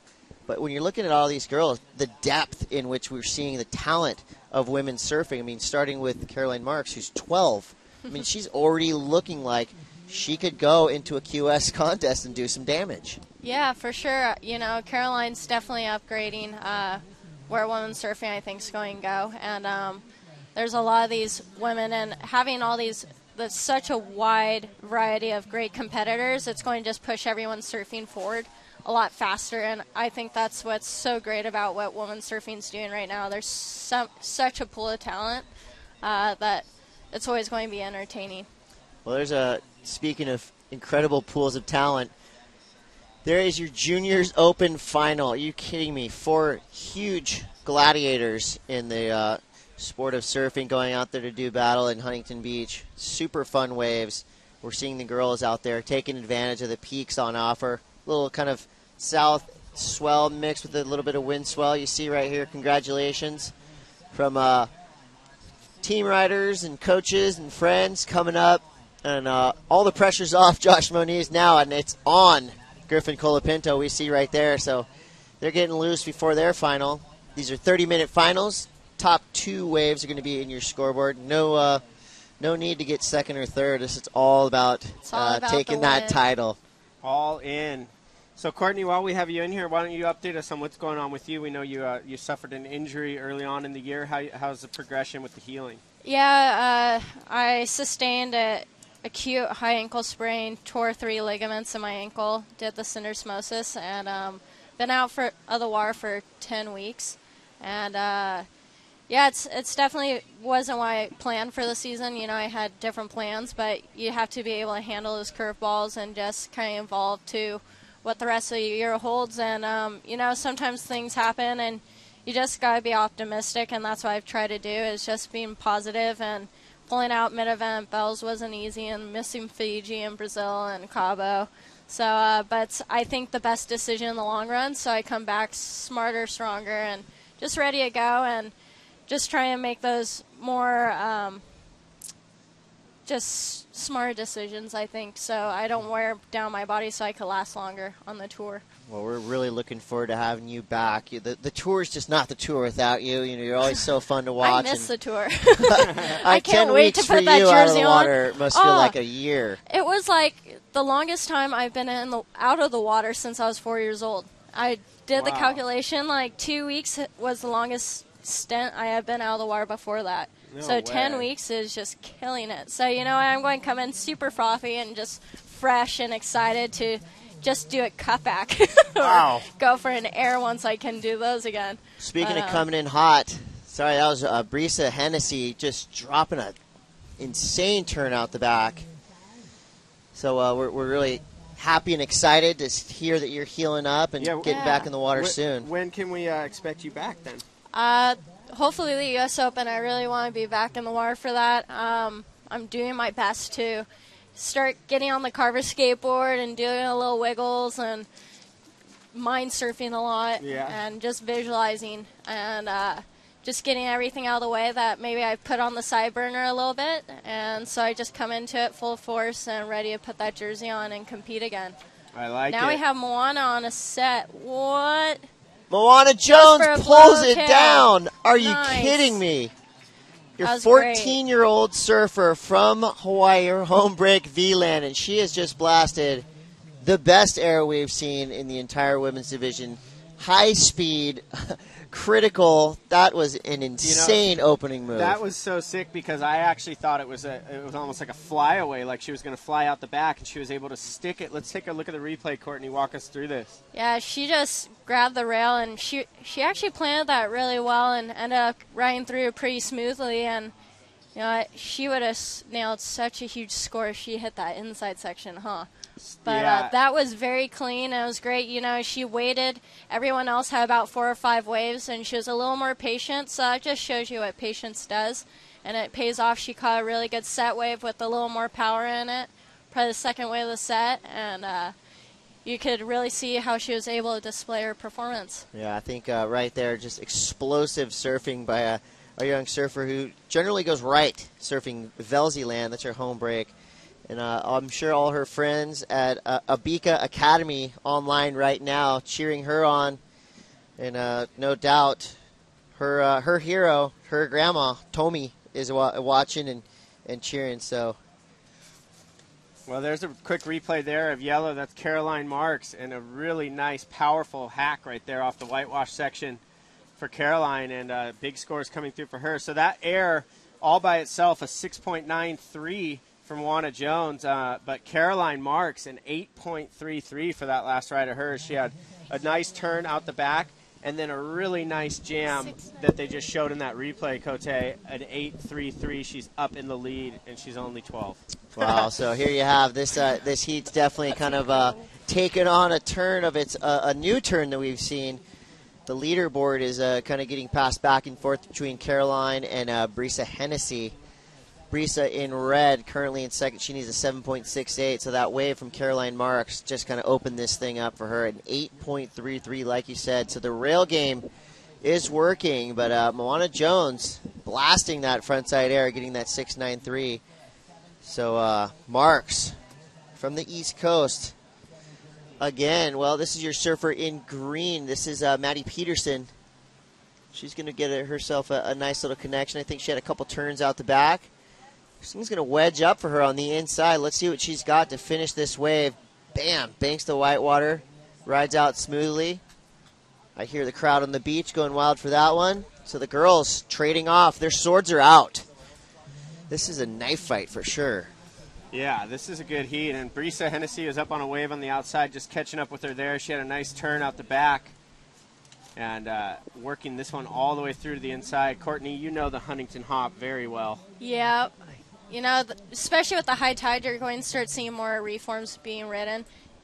Just milking the score for all it's worth, especially in the final when there's a lot on the line. And the extra point or 0.5 could really matter in the end.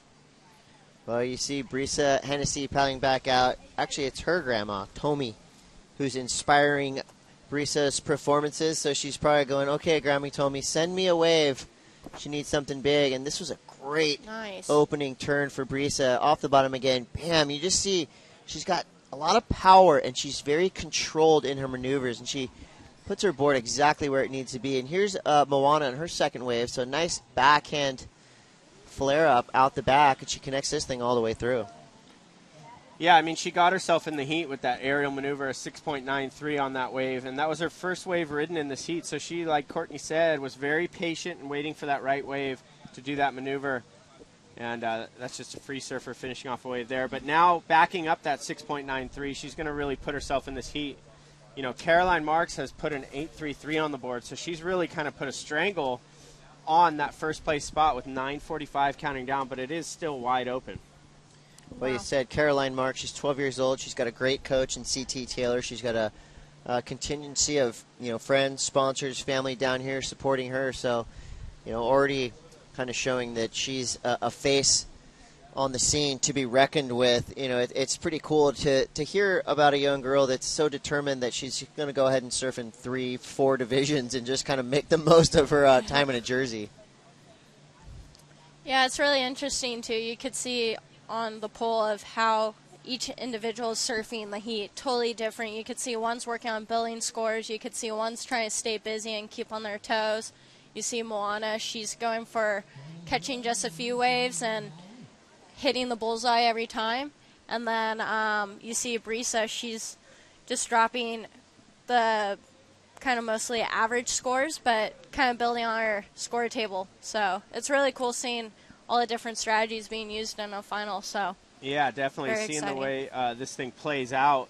And the way it stands right now is that lead is pretty strong from Caroline Marks.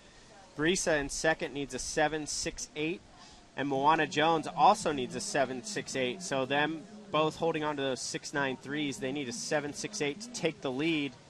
And then Maddie Peterson needing a bigger score, an 8.37. 8 minutes 15 counting down. So, wow, what a performance so far by Caroline. I mean, I'm so impressed, the big scores that she's been able to throw down. But I have to say, sorry. Sorry, go ahead. Carissa Moore was a champion at a very young age, and we do have a lot of time, so, obviously this thing's not over yet. But if a 12-year-old can take this out, that's going to be unprecedented. See, Carissa Moore won this thing in 2007, 2006, 2005, and 2004, the Open Women's, which is all ages. So these young surfers, 12, 13, they're going up against girls who are 18, 19. The NSSA is for all surfers under 20, and the Open division is pretty much the most hotly contested division in both men's and women's. So for a 12-year-old to be taking a commanding lead in a heat is pretty insane to see. It really is. I'm guessing on the age, but I think she was 12 when she won in 2004, because that would make her 22 now. Yeah. So, yeah, she's turning 22 August 27th. We're like 2 days apart, so it's easy to remember. So crazy, that a young Caroline Marks could be following in the footsteps of one of the greats of the sport in Carissa Moore, but we have plenty of time, so we got to wait and see. Here goes Jones on her forehand. She's got a nice section ahead of her. We know what she's capable of. Big frontside hack. Nice. Comes around the section. Another big frontside turn. She's trying to make a connection.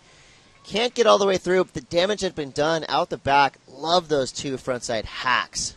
Those are very clean and crisp, and they're right on point, and I think that's exactly what she was looking for. And it'll be interesting to see how that goes in the scoreboard. So you can see she's paddling out there trying to get back in the game. And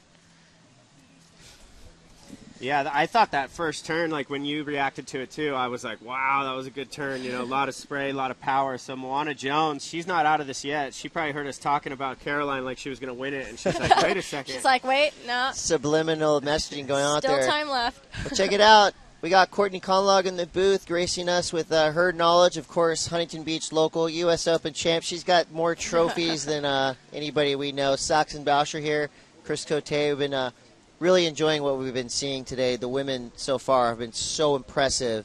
The level of the young ladies throughout the week. We've been here since June 26th. It's about 8 days. We started with 900 surfers, men and women. So and we've whittled that down. There's 4 left on the women's women's open side. Open side.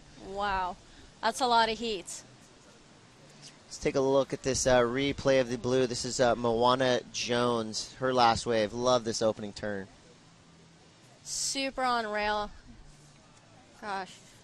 Yeah, those were 2 really clean turns, and too bad it kind of piddled out, but she already did the damage, on those first two smacks. And it looks like that came at 5.37, and it'll be interesting if she catches one more like that and actually connects through the inside on that reform.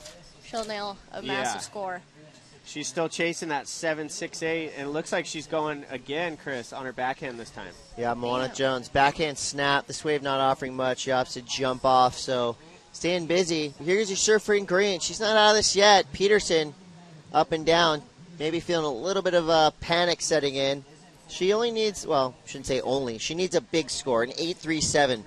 That's gettable, and we see a lot of waves coming through. Marks is out in the lead. Hennessy's in second. She needs a 7.68. And here goes Hennessy, starting off with a huge frontside turn, and she's had no trouble making it through to the inside section as of yet. We'll see what this inside officer, she's weaving, got plenty of speed. A section coming in front of her. Nice floater on the inside. Beaches it. She's back out there with 4 minutes, 15 seconds to go. So Brisa Hennessy clawing her way back into this. She does not want to be beaten by a 12-year-old, but who would? I don't think anyone would. But, you know, if Caroline, she performs and deserves it, you know, she has every right to be on the top of that podium. No doubt. You know, she's been showing how much talent she really has this whole event, and it's really great to see her in the final. And, you know, Brisa, Caroline's giving her a run for the money right now, and Brisa's had some really great results this past year, so I'm sure she'd love to get the first place here at the Nationals and get that open women's title. Yeah, this is huge for any surfer. 3 minutes, 30 seconds to go. Right now, Caroline Marks in control of this heat, our 12-year-old surfer from Melbourne Beach, Florida, and having a paddle. It's a no-go.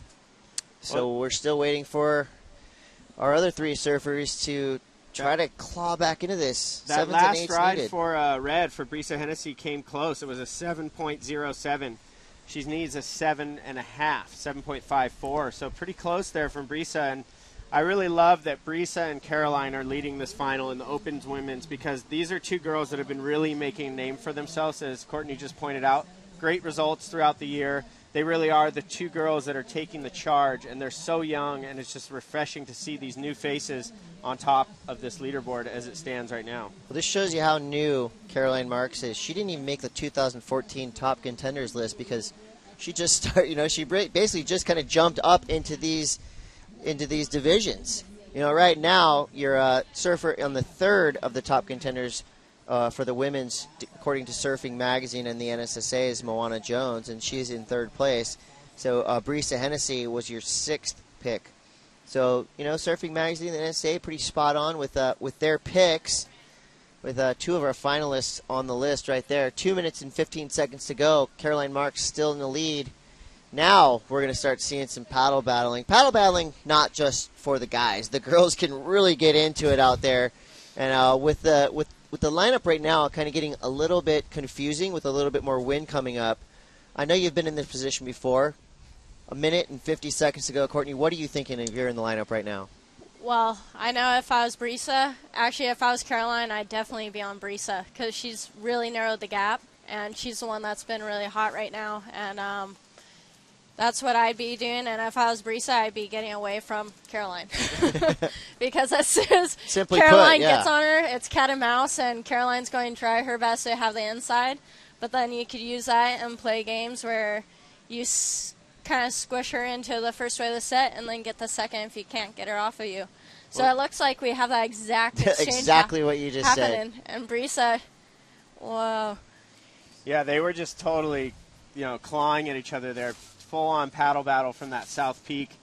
And right now it looks like a wave's coming in. It looks like Brisa's on the inside, so Caroline is going to get this wave. She's up and riding, Chris. Yeah, up and riding down the line. Big foam climb right there. Nothing doing. Well, she did hold Brisa off that wave. Those are pretty gutsy maneuvers. She saw that she was Brisa was deeper, so she just stood up real quick. And, you know, if you can get to your feet, that's your ride away. You know, it's you know, the rules here, same as we see in the WCT and the WQS. But watch out, Brisa Hennessy. Coming through the inside. Doing nice cutback. Finishes it off clean. Wow, this is a good wave, you guys. Wow, I mean, she's going to connect through the inside as well. That last wave where she only had one maneuver on the outside was a 7.07. She only needs a 7.5, and she did 3 big turns on the outside. She likes it. I'm impressed. Under a clutch moment with time winding down, Brisa able to find a nice right-hander, and Courtney, that was some good surfing right there. Yeah, definitely. And, you know, that was that game where, for Caroline, that was the right decision to take that left, I think. But, you know, she really left the door open for Brisa, and Brisa might have been able to walk through it. We'll have to wait to see what the judges think. But, yeah, that was an exciting finish. You know, those are the best ones, the ones when you're just, like, full butterflies in your stomach wondering what's going to happen. So yeah, I'm loving it right now. It's in the hands of the judges. Brisa Hennessy, she needed a 7.54. We'll see if that last wave was enough. The judges deliberating. Obviously, they're going to be, you know, conversing and getting their scores down on paper. So far, well, that's going to be it, a 6.53. And that means your champion for the 2014 NSSA National Championships in the Open Women's Division, 12-year-old surfer from Melbourne Beach, Florida, Caroline Marks. Are you kidding me? What a performance. Fantastic. Congratulations to her, and I'm sure her brothers will be down there to cheer her up the beach. A big family, and tons of support for her. And look how happy she is, smiling all the way to the beach. She was nervous, though, Courtney. You're absolutely right. It was that full butterflies in the stomach moment. You could tell she had her ears perked up, and she was just wondering, oh, my gosh, did she just beat me in the last second? So great effort there from Brisa Hennessy, pulling up into a tight second spot, but the winner of this Open Women's. And like you said, Chris, surfing up a couple divisions. Yeah, at least 2 divisions she's surfing up. She's 12 years old. She's got 8 more years to compete in the NSSA, so really cool to see. Well, guys, I'm going to go meet young Caroline on the beach to get a couple words from her now that she is the champion. We're going to be right back with more finals action. Coming up next, the juniors final. It's going to be great. Stick around. More surfing to come live from Huntington Beach. This is the 2014 NSSA Nationals, presented by Fiat. We'll be right back. Diggy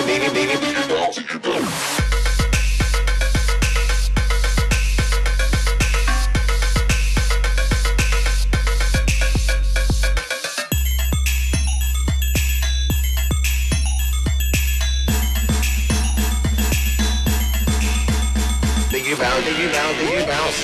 Diggy bounce, diggy bounce, diggy bounce. Diggy bounce, diggy bounce, diggy bounce. Diggy, diggy, diggy bounce, diggy bounce.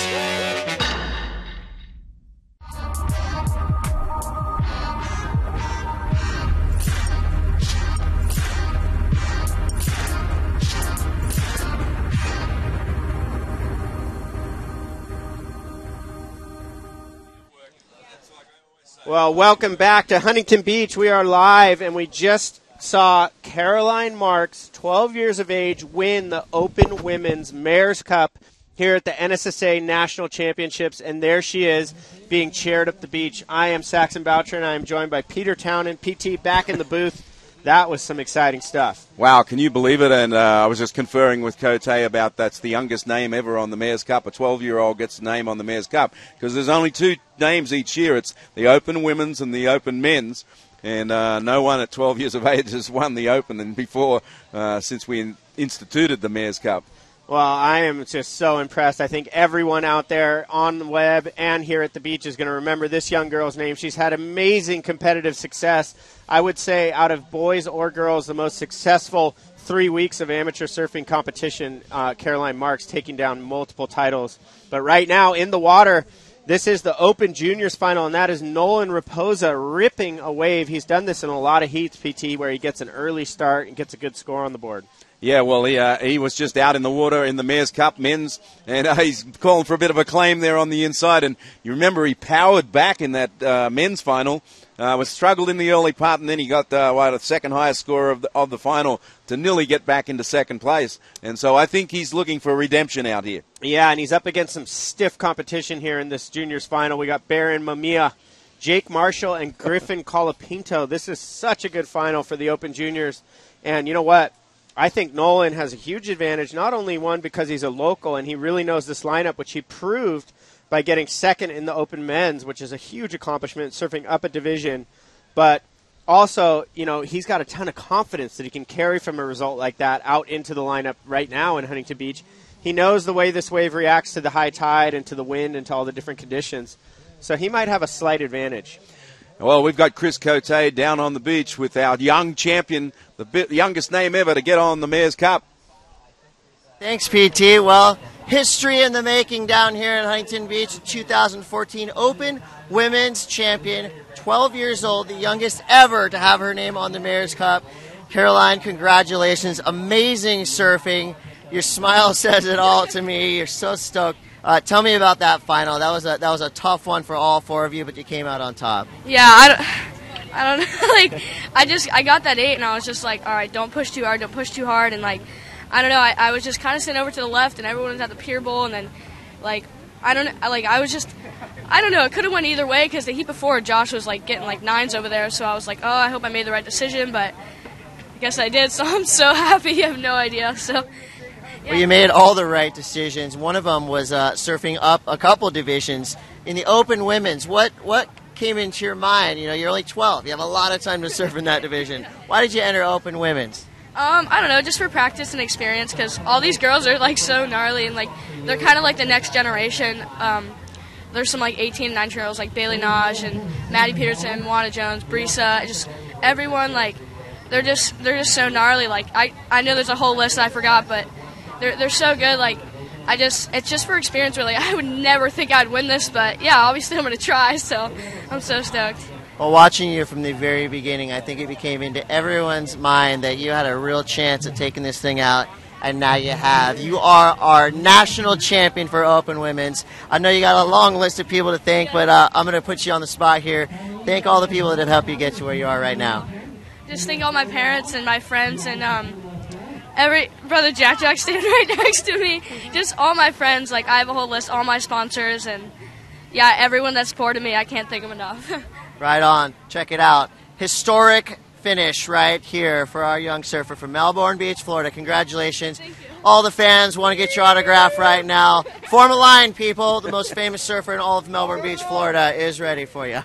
Wow, incredible. And I was down on the beach with Micah Byrne, and, she's not even surfed for the World Junior team yet for the USA.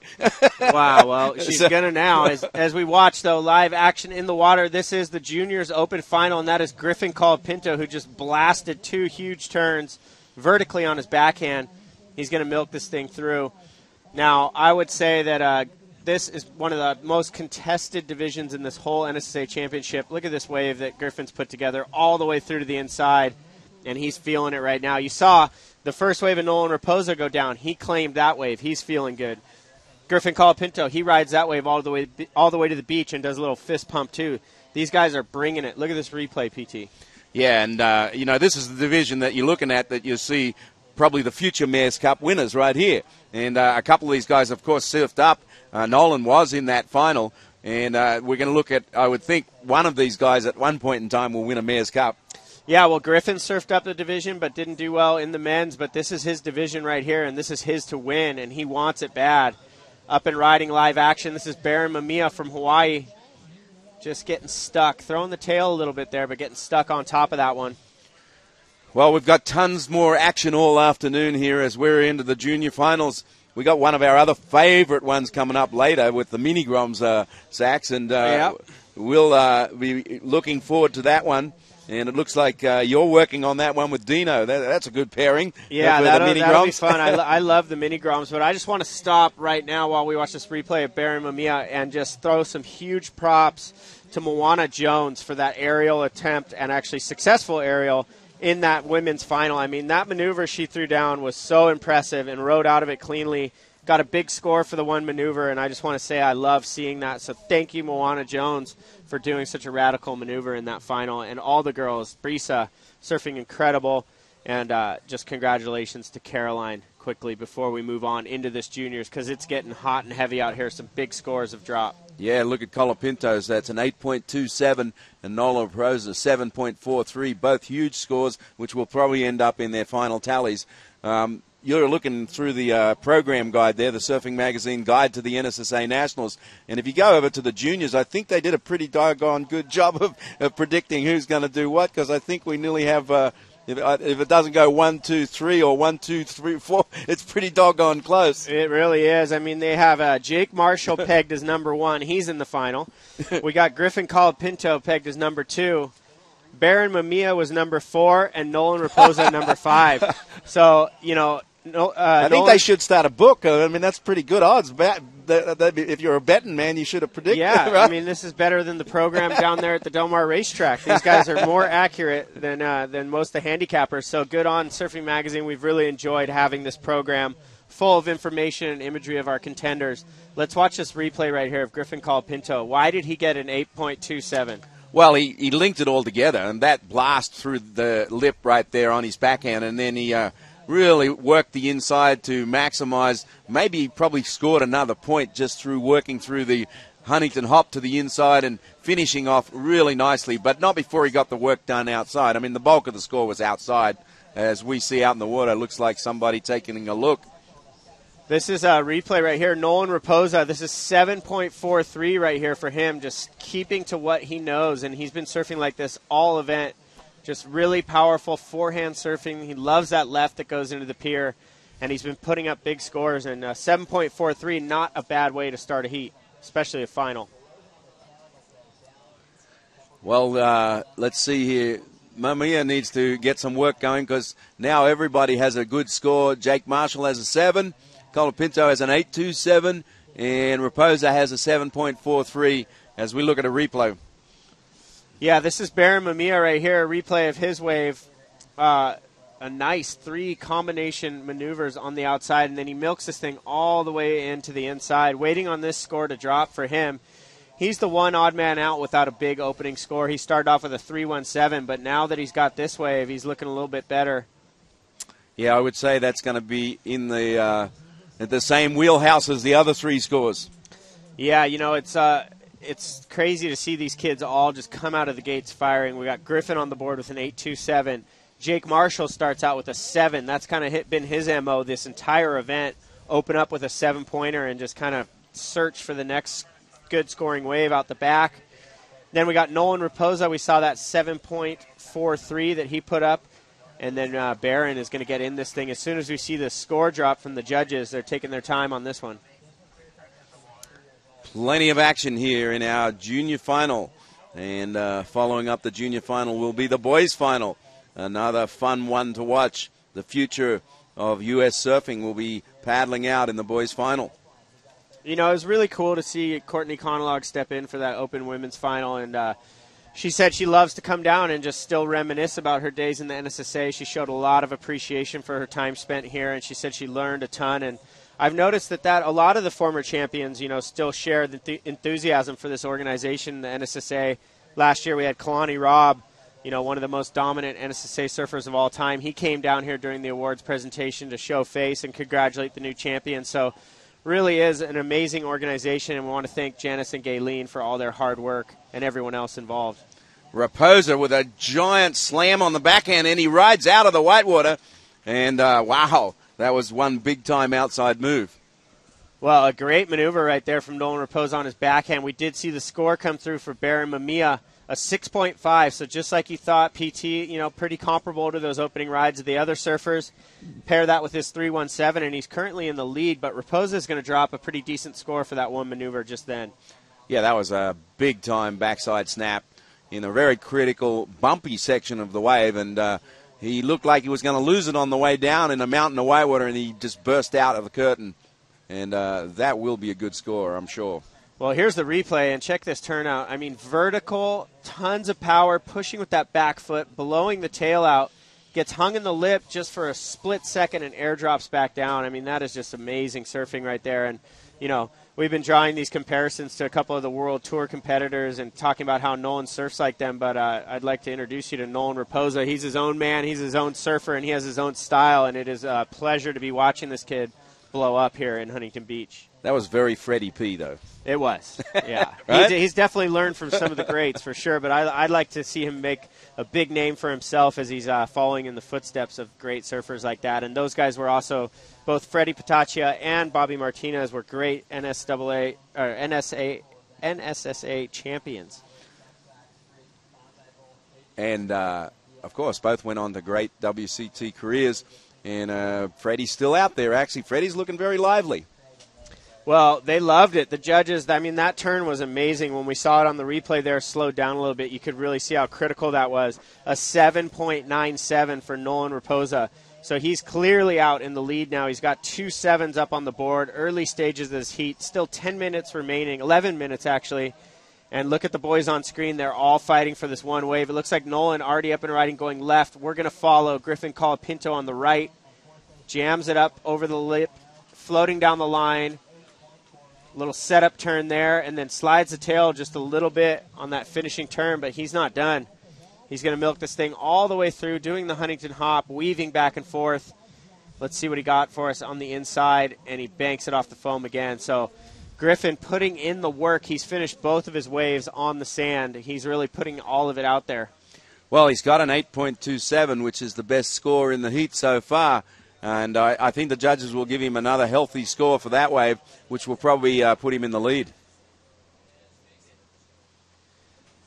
Yeah, let's take a look back at Red. And he goes for a big old tail blow right there. He kind of got stuck in the top of that wave. That was the only real error because he rides out of that maneuver and continues on, but just a little bit sticky at the top there, PT. Yeah, and that's not going to be better than the 2 scores that he already has, so he'll be out there hunting for another one. He's got a actually pretty high score to improve upon, a 7.43, which at the moment is his backup wave. Well, there you see everybody watching on. That is the Marshall camp right there. They're watching Jake Marshall out in the water. There's his little brother and his beautiful mom cheering him on. You know, looking a little bit nervous right now. He's down in 4th position. He's got a 7.0, though, in his scoreline, so he's right in this thing. But with Nolan Raposa posting those big scores and Griffin Colapinto holding on to an 8.27, you know, Jake's definitely got his work cut out for him. And there you can see him on screen paddling towards the south there in the yellow jersey.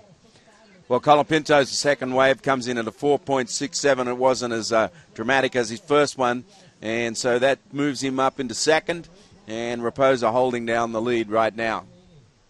Yeah, wow. I mean, Nolan Raposa has just been surfing great. He's got second already in the Open Men's, surfing up a division. And right now, as it stands with 9 minutes remaining, he is out in the lead with 2 very strong scores. He's not just barely holding on, PT. He's got a pretty hefty lead right now. Colapinto in second needs a 7.13. Baron Mamiya needs an 8.9, and Jake Marshall needs an 8.4. So that's no small score required to take the lead from Nolan Raposa.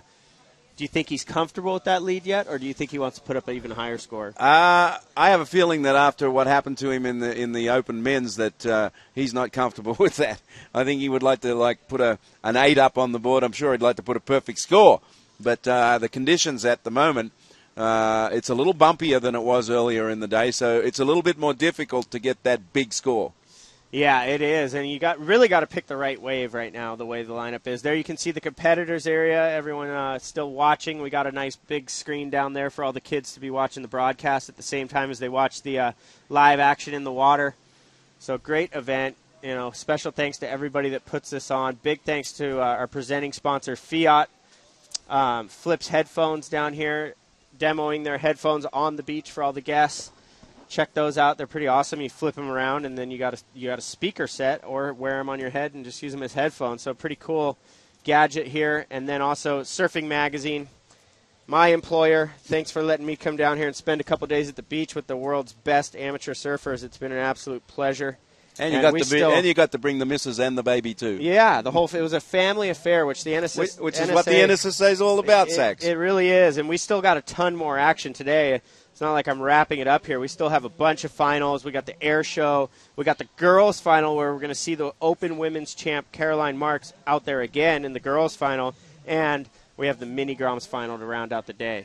Actually, young Marks could equal a record. There's only been a couple of people that have won both men's and juniors, or women's and girls, in the history of the NSSA. Wow, that's a good trivia question. One of them being Kalani Robb, who you mentioned, and the other one is Chris Frohoff. Wow. Back in the Tom Curran days. Curran never won one. Well, he got beat by Frohoff. Speaking of Tom Curran, it's his birthday. 50. Happy birthday, I can't believe Tom Curran's 50. Yeah. now it's making me feel really old. Yeah. I mean, what an icon and a hero and a legend of the sport of surfing. So big congratulations on your 50th birthday, Tom Curran, if you're out there listening. A hero to almost everybody in this entire sport. So an amazing guy. Incredible surfer. And now an incredible musician. Got a great record out, and he's actually touring with an NSSA national champion, Donovan Frankenreiter. Yeah, and he's got kids that are amazing surfers as well, and they're in the NSSA too. So just an awesome family all together. So happy birthday, Tom Curran, as we go back to the lineup right now. Wow, a bit of a paddle battle at the takeoff right there, and it looks coming out of it, Jake Marshall. Wow, big that was huge. Rotator skating on the lip. Well, he went for it, man. He had a nice opening turn on that wave, too. That was one of those really nice wedged-up waves. He waited patiently. He saw that was the right wave to go for it. And you know what? He was riding out of that maneuver. We're going to see it on a replay in a moment. And he had that, but it was just the one last bump to get over that knocked him off his surfboard. And, wow, what a maneuver that would have been, PT. Yeah, that was a 10 in the making there, Sax, I think. Well, here we go, up and riding now. Griffin Colapinto, he goes for the big old layback tail slide right there. A nice maneuver, and he's going to stick with this whitewash, see if he can't get something going. As Baron Mamiya out the back finishing off a wave 2, so these surfers all going blow for blow. This is what we want to see. Baron working this thing all the way through to maximize the score. He's got some board speed built up, and he gets one more jam on the inside, and look at him. He's stoked on that ride. He had a couple big moves out the back, PT. We're going to see a big score drop for him. Yeah, this heat is this final is far from over. Even though Raposa, you were asking whether you feel like he's safe as we look at the replay again. Oh, nice hack in the second turn. Yeah, 2 great turns out the back, and then he milked that thing all the way through to the inside. So Baron, definitely his best wave of this heat so far. I think that's going to be a giant score. Some good power-based surfing on the outside, and there you see the finish on the inside. So, yeah, I mean, I was asking if Nolan felt safe with a couple sevens, but these guys are really raising the bar, and there's plenty of time still. 4 minutes, 10 seconds remaining. Waiting on those scores eagerly. Well, Mamiya needed a pretty big score, an 8.9. I have a feeling that it's going to be something 8-ish in that wave. Well, it looks like the scores are coming through. I think a little lower than we thought there for Baron, a 6.43. So they're not liking that outside stuff like we did there. Yeah, I mean, I really like that surfing that he did. He had a lot of power in those turns, but the judges, they know their stuff, and it's a 6.43. So it does put him into third position right now, but he's still chasing an 8.9. So Nolan feeling a little bit more safe now up there at the top. He's got those 2 sevens, 7.97 and a 7.43. He's out to a good lead, but Griffin Colapinto, an 8.27. He needs a 7.13. He's in the green. And then Jake Marshall down in fourth. He's still holding a 2.83. We saw him go for the big old blowtail reverse, unable to pull it off, but he might have got the score. He needs an 8.40. And looks like we've got a little set approaching. And up and riding down the beach. Yeah, Griffin Colapinto, nice slash to start things off. Beautiful tail, fins free blast there to finish that wave. And that's Baron Mamiya. He went left. So 2 surfers up and riding at the same time, different stretches of the beach. Baron, he's going to milk this thing through to the inside. Nope, he gets off of it. So we'll have to see if Colapinto was able to get a 7.13 on that wave. Those are a couple great turns on the outside, PT. Yeah, and I wouldn't be feeling so safe, like you said, if Nolan Raposa with a couple of sevens, because these guys are on his tail. They sure are. I mean, this is what we like to see in these finals, going for it. Well, we might only see 1 or 2 more rides. There's only 2 minutes remaining in this junior final. Can Nolan Raposa hold on? Can he hold on? I mean, he did the work on his first 2 waves. So the last 15 minutes, 20 minutes even of this heat, he's just been kind of floating out there, waiting to see what the other surfers get. And guess what? Griffin Colapinto, 8.70 on that last wave. He jumps up into first. So Nolan Raposa now, he knows that he needs a big score. He needs a 9 to move up into first again. So Griffin Colapinto on that last right-hander. We'll see if we can get a replay of that wave and take another look, because that was a huge score, 8.7. The judges loving those 2 big turns on the outside. And a pair of 8s will always beat a pair of 7s. Yep, that's true. And here's the replay, PT.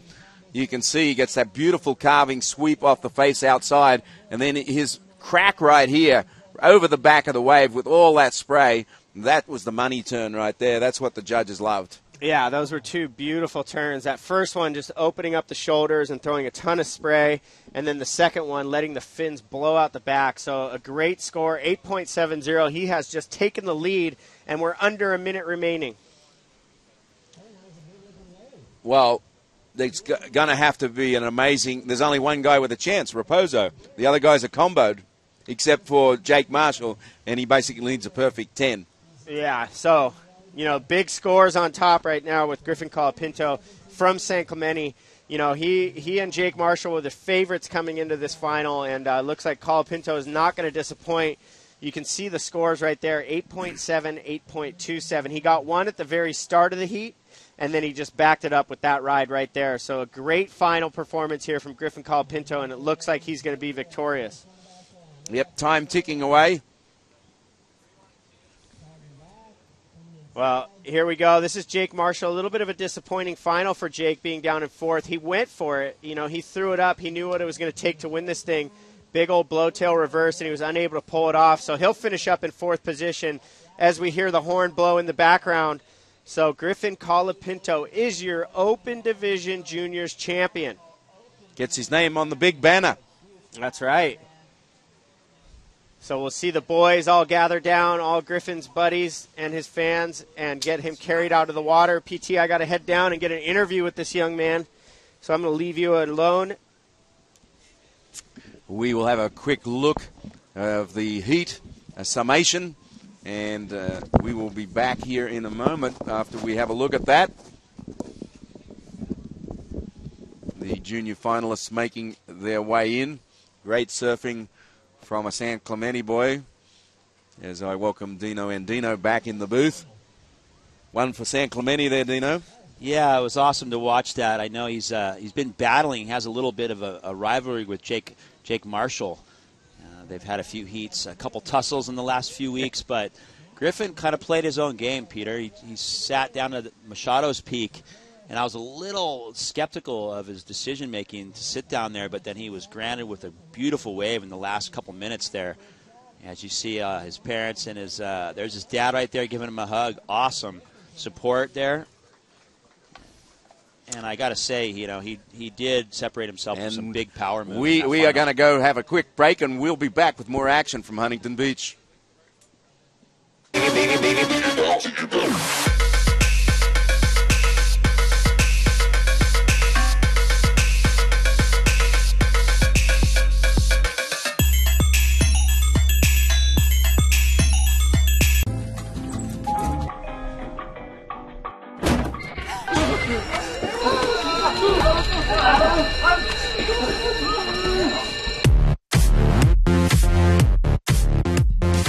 Audio, headphones that flip into intense amplified speakers. Go online and try Flips for yourself free.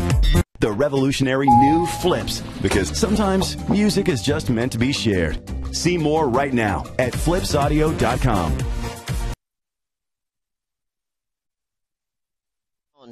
Our Juniors Open champion for 2014, Griffin Colapinto. Chris Cote here with Dino Andino. Incredible heat to watch.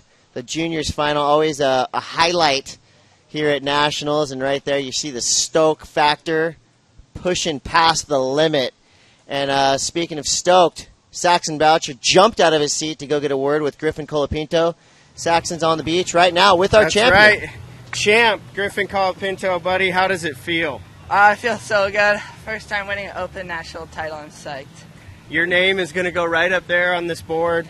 I know you were surfing up a division in the men's. I saw a little disappointment in your face, but able to refocus and take down the juniors. Yeah, I'm so happy. I don't even know what to say. Thanks. Well, congratulations, buddy. I'm going to let you enjoy it, but I want you to take this opportunity to thank everybody that supported you along the way. Yeah, I just like to thank Dave Latinsky and my mom and dad, Reynos, Blair, Brandon, Micah Byrne. Everyone just helping me out so much. Yeah, I'm psyched. Well, congratulations. You're 2014 Open Juniors champion, Mr. Griffin Colapinto. Good job. Thank you. Right on. Super fun to watch. You got to love the froth level on Griffin's face. I mean, that smile says it all, how much it means to be a champion. And he's been working real hard all year to get to that point, and got to feel good. Well, right now, more champions to be crowned. The boys' final, heat number 1. This is the big leagues for the boys. Wyatt McHale, Dagan Stagg, Schilling, and Coleman out in the water. Jet Schilling, Tommy Coleman. A couple of names that we've kind of been hearing throughout this entire event as performers to watch. And these 4 young boys in the water going out there with business on their minds. Looks like McHale's already dropped a pretty solid score for his opening ride. So, Dino, the boys division, hotly contested. I mean, we're showing no signs of stopping. Swell is still pulsing. That was your surfer in yellow, Schilling. These kids know how to rip. That's for sure. Absolutely. And Jet Schilling, as you see him making his way back out into the lineup, he's surfing up a division. He'll be coming up later in the mini Grom final. Just a little pint-sized Grom. And Mikhail opens up in this final with a 6.83. We saw him in the semis, in a couple waves in the 9-point range. So he's been on fire. He's a little bit bigger kid. Let's take a look here at surfer in blue. This is Stag. Nice snap off the top. That's actually Jet Schilling. We got a little bit of we got some mix-ups in the coloring. That's Jet Schilling. He's in blue. And, we got a rider out the back. Let's see. We got Jet Schilling again. Really aggressive young grommet. Yeah, staying busy. Got a nice little section ahead of him. Super fast, quick little surfer. And, he really uses all of that 4-2 or whatever he's riding right there, kind of trying to weave to the inside, not quite making it, opening up with a 3.83. So a good start for Schilling in the blue. So, yeah, you're right. Jet Schilling is in the blue, and Dagan Stag will be in the yellow. So Coleman will be in the green, Mikhail in red. Right now your leader with 19 minutes, 40 seconds to go is Mikhail with Schilling in second. Here's a replay of Schilling's wave. Nice little snap off the top for Jet as he glides across the flat water here. Rebounds on that oncoming section. Looking for the reform. Looks like he's on a really good board. Plenty of speed to the flats as he looks for the reform. Unfortunately, doesn't get into that last double up. You can see a little bit of frustration. Jet Schilling, very competitive young surfer. Totally committed and into it. That looks like Tommy Coleman. Big snap off the top, and another one. Really good wraparound cutback. This is going to be a big score for him. Gliding through the flats. He looks like he's on a really good board as well. And a finishing maneuver there for Tommy, looking like he's on point. Yeah, I really liked what he did on the outside there. A couple of powerful moves to start it off. Again, Jet Schilling staying busy. He's basically following his namesake, surfing like he's got jets attached to his board, going so fast down the line, linking his maneuvers, connecting all the way inside, throws the fins out, holds on. That's the ender he wanted. You saw the frustration when he didn't make that inside section. Well, that's what he missed out on, but makes up for it on that last wave. So Jet Schilling coming out here, meaning business in the boys division. Well, I think he's going to need to do something on the outside to compete against guys like Coleman and Mikhail. The bigger surfers are with a little bit more power, and they're able to connect those dots on the outside. And that looks like Mikhail finishing off with another blast on the closeout. Out the back, he did 2 backhand re-entries and then reformed it onto the inside and finished it off with a nice blast on the closeout. Let's see how the scores get dropped. We're still waiting for Tommy Coleman. Let's have a look at this, Chris. Nice snap off the top. Really quick. Right here, nice roundhouse cutback. 3 maneuvers on the outside as he glides through the flats here, looking like he's on a really good board, and finishes it off with a nice closeout off the lip. It always looks better when you don't have to actually do the Huntington hop. If you can weave your way to the inside section, it kind of makes it just a little bit cooler to watch. It's a little bit, I guess, smoother of an approach, and it's cool to see surfers at this young age being able to put things together like that. So all surfers in the water right now with waves under their belt. 17 minutes, 12 seconds to go. Top 2 waves are going to get these guys the big nod, whether it's number 1, numero uno in the whole nation for the boys division. But just making it to the final is a feat in itself. And here he goes on his backhand, Dagan Stag. Bam, nailing it off the whitewater. Getting a little hung up, but negotiating his way to that inside. Looks like a little bit of a foamy ride here, and this thing's going to build up. Yeah, I'll roll the dice. Sometimes those waves appear that they're going to reform, but they just do not give it to you. Well, Jet Schilling's last wave comes in at a 6, so he's going to be in the lead with Mikhail right behind him, only needing a 3. And we still got plenty of time, thanks again to our lifeguards, making sure everything's cool out in the water. They got a huge weekend, so support your local lifeguards. 4th of July weekend, always crazy at the beach. So be sure if you are coming to the beach, whatever you bring in, bring out. Pack your trash, Dino. Absolutely. Well, the scores get dropped for Mikhail's 3rd wave, 8.27. Once again, the judges making it very clear. 2 big moves out the back on a bigger wave. And the busy work on the inside, if you do one turn outside and then busy work into the flats and then onto the reform and finish it off, you can get in the mid-range. But in order to get in that excellent range, you need to do 2 big turns out the back or something huge like an air or something. Mikhail kind of separating himself with a 6.83 and 8.27. We're still waiting for Tommy Coleman's first score to get dropped. Judges are taking their time, really having a look at that wave. And they're going back to the opening scores of Mikhail and Schilling and comparing those two to make sure they get right on that perfect part of the scale. Mikhail, he's a bit bigger kid, Chris, and I think he's got a bit of an advantage just on the power standpoint. He's a bit advanced. Schilling's only 11 years old. And, I think that he's going to have to really pick his waves right. Here he goes. Tommy Coleman, bang, off the top. Throws the tail on the outside, wraps it around the inside, cannot make the connection, but basically what you just said, Dino, those big moves out the back are going to be kind of like the majority of the score.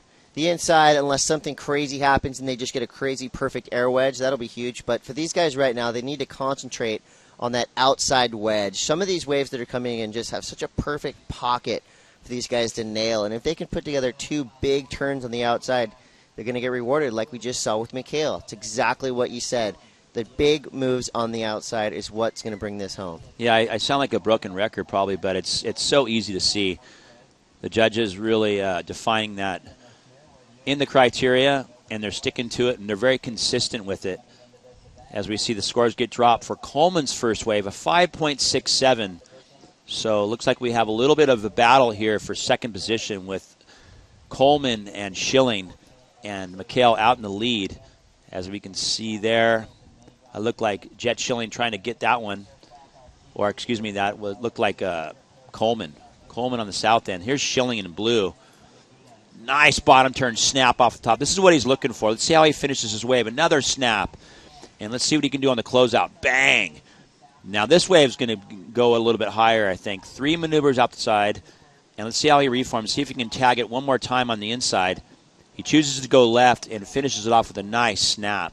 Wow. This Jet kid Schilling dropping the hammer right there. Just turned 11 years old, surfing up a division in the national titles here at Huntington Beach. Still has his mini Grom final coming up later on in the day. And, wow, he's very impressive. Insanity.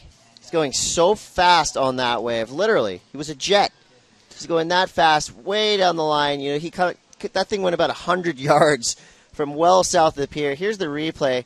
Dino, talk us through this. Just every turn he gets, it seems like he gets more speed out of it. I really like that first turn. He did a really deep bottom turn. I think that's a telling sign of a lot of ability, especially at a young age. I think a lot of kids tend to run kind of sideways and then do their maneuvers from the middle of the wave, where the top kids in the nation seem to use the bottom of the wave that are similar to the older guys, where you saw Jet really dig deep off the bottom and go straight up into the lip, not worrying about what's going on down the line, kind of taking section for section, instead of, basically wasting the wave to get a closeout maneuver. They're surfing mature, off the bottom, off the top, off the bottom, off the top. And, it reflects in his score. It comes through to 7.60, and that puts him right in the hunt for the first position, only needing a 7.51. So as we run down in time, 12 minutes on the clock, looks like we have some movement, Chris, and what a day of surfing these kids have provided for us, all the way from the mini Groms all the way to the open men and women divisions. Yeah, it's been really fun to watch and a real eye-opening experience to see from the beginning to the end of these 2 final days here at NSSA Nationals. Just, the level, it's all there. And right in front of our eyes, Coleman showing us what modern surfing is coming to. These 10, 11, 12, 13-year-olds just brutalizing the waves out here. So these boys are living up to the hype that we've kind of placed on them throughout these final 2 days. They're giving us a show, Dino. Well, the days of, having one superstar, maybe 2, are over. Right. There's about 5 or 6 kids under 13 years old in this event that are absolutely, blowing our mind. And then there's another 5 or 10 right behind them that are, a couple weeks away from being just as good. It's crazy how many good kids there are right now. Let's take a look at this maneuver. Big bottom turn blast through the lip. The judge is going to have something to think about on that. That was very difficult.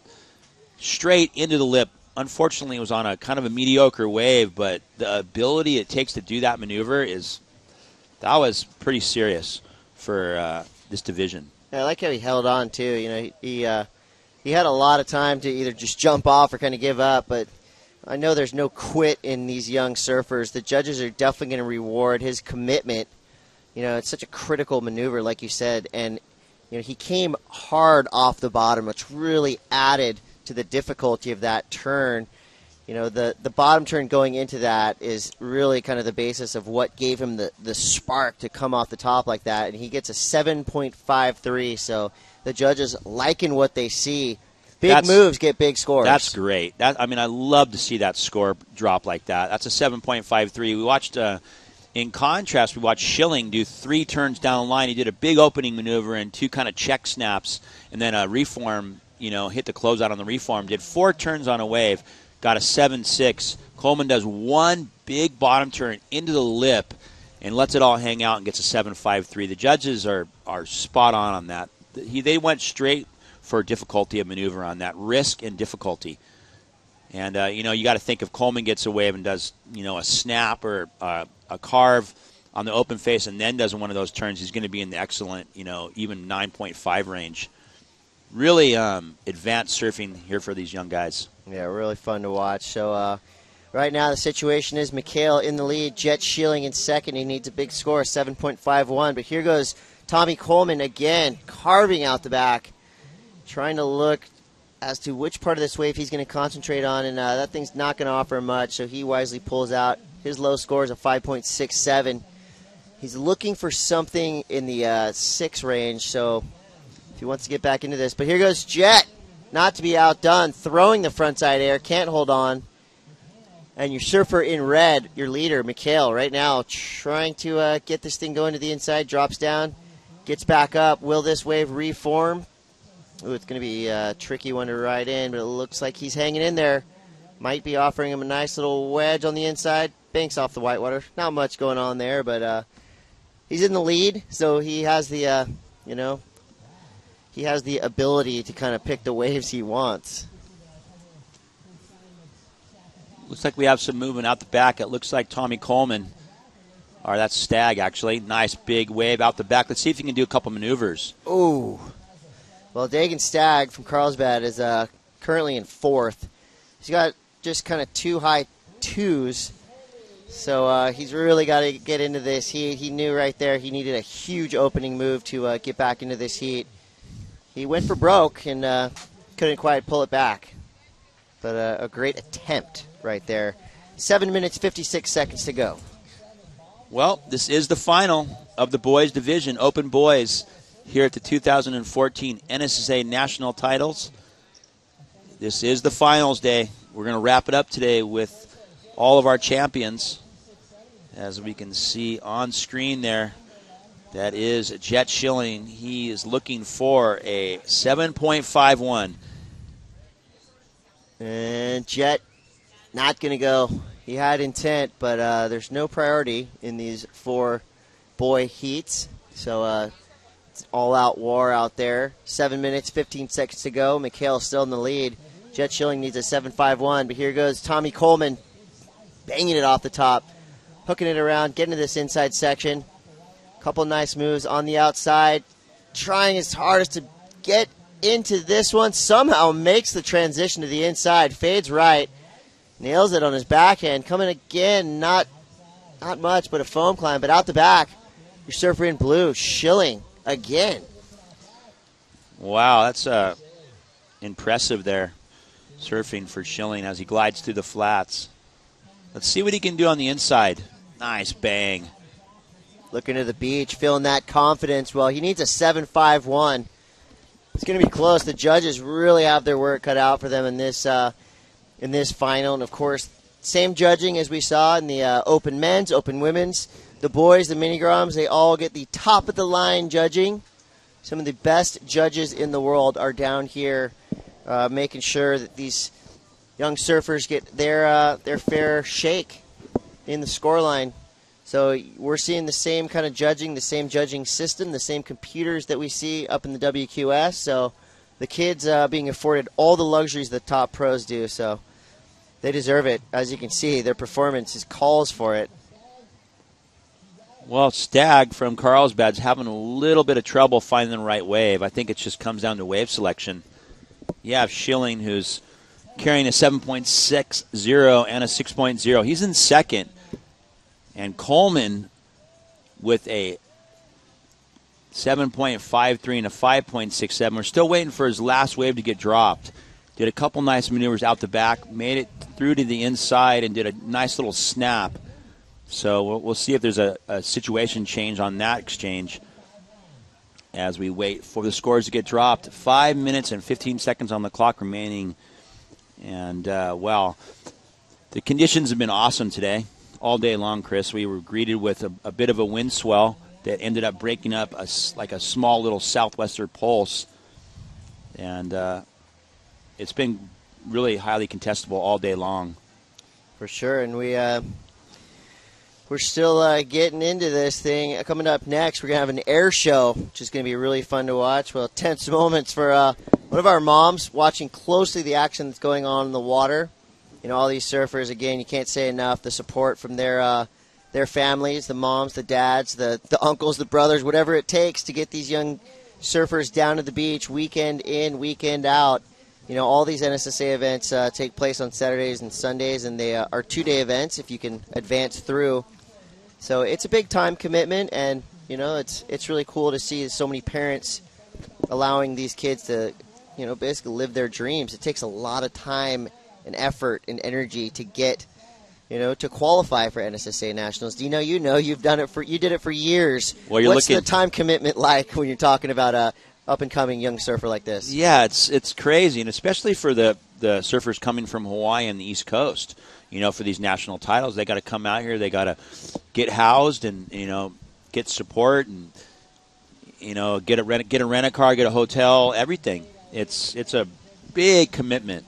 You know, I think that the parents are really a lot of the parents are the kind of the heroes. They're like the hidden heroes behind the scenes that really, you know, they're wearing it, you know, both win, lose, or draw, and they know how important it is to these kids, and they get them out here on the road. Not to mention, as you know, like they have to go through their conference, qualify for the regionals, surf the regionals, qualify for the nationals, get in the nationals, and get all the way here. So yeah, it's not easy. And usually, you know, they have the U.S. Championships that goes on the week before this national titles, and then so it's, you know, it's basically like a, you know, 3-week period in the summer, right in the middle of summer. So it's great for the kids, but I tell you, it's a parental commitment for sure. As you can see there, we have some parents patiently waiting for scores to get dropped, and we do have a situation for everyone. It's 2 minutes and 40 seconds on the clock remaining. McHale out on the lead. Really started off this heat with a bang, a 6.83 and an 8.27. He's a bigger kid, throwing more water on the sets out the back. So he's kind of separated himself a bit. And then you have Schilling, Jet Schilling. He's got a 6.0 and a 7.6, looking for a 7.51. He's going to have to get a bigger wave and do some maneuvers outside. Let's see what we got going here. This is Coleman. Coleman showed us what he can do. See if he can do it again. Big off the bottom, off the top combination. Another one. Really fast. And, man, this kid's got some great technique. Coleman means business here. He's looking for a 7.58. 2 huge turns out the back. Ends it with a nice floater. Not done yet. Backside, a little foam bounce. He's feeling it right there. A little hand whip.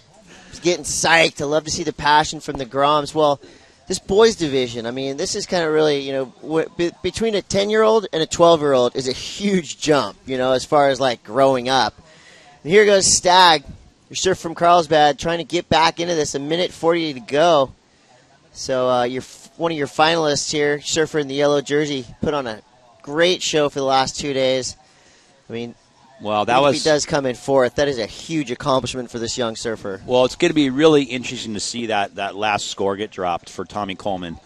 Tommy really ignited that wave. 2 big snaps. This is our current heat leader. You can see he throws just a little bit more spray, and I think that right there is a tailing tail as you can see the spray fly off the back of his board. He's a bit bigger. I would imagine he's probably going to graduate out of this class into the juniors division after this year by the looks of him. And he does a combo on the inside. He looks like, okay, well, there you go. He's trying to better a 6.83. And we're still waiting for Tommy Coleman's wave to come through. I would imagine at the minimum he's going to move into second ahead of Schilling. But then again, we're not judges. And I think right there, McHale might have solidified the victory here as we wind down with under 40 seconds remaining on the clock in this final. And here's Staggs. Another nice little snap on his backhand. Unfortunately, isn't able to make it. Still waiting patiently for that score to get dropped for Tommy Coleman. And McHale answering back with two big blasts, Chris, on his backhand. Yeah, thank goodness I'm not a judge because I'd throw 10s for every ride these kids are getting. I mean, it's so impressive. There's no quit in any of them. You know, these guys with scores coming from behind. You see, right, Coleman dropping an 8-3, and this is your surfer in yellow Stag, one last-ditch effort. And in the last wave for McHale, well, the nail in the coffin was a big score, a 9.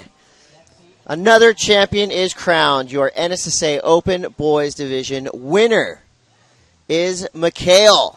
That was pretty easy to see, Chris. Yeah, that was from the very beginning. He had this thing kind of locked in. He just looked bigger and stronger, you know, and these younger guys, you mentioned it a minute ago, when you're talking the differences between like 11 years old and 13, and maybe even 14, because the boys division is, I think it's 13 and 14 years old, so you can get kids that are even 14 years old in that division according to their birth date. And McHale looks like he's one of those type. Big backhand snaps, more power. And, boy, if it wasn't for McHale answering that last wave, answering back to Coleman's 8.03, he wouldn't have been able to win that final. But congratulations to McHale as he takes the boys' open season final in the national titles here. Incredible heat to watch. All the boys going out there and showing us that they're men. They might have the tag boys, but they are definitely surfing like men out there. So a really fun heat to watch. See the chair getting up into the beach, and pretty cool. A little bit of an underdog right here making his way in onto the shoulders of champions, Mr. Wyatt McHale, your new champion. Another Hawaiian is hoisted up onto the shoulders. 2014 NSSA National Championship Open Boys Division winner. That is Wyatt McHale.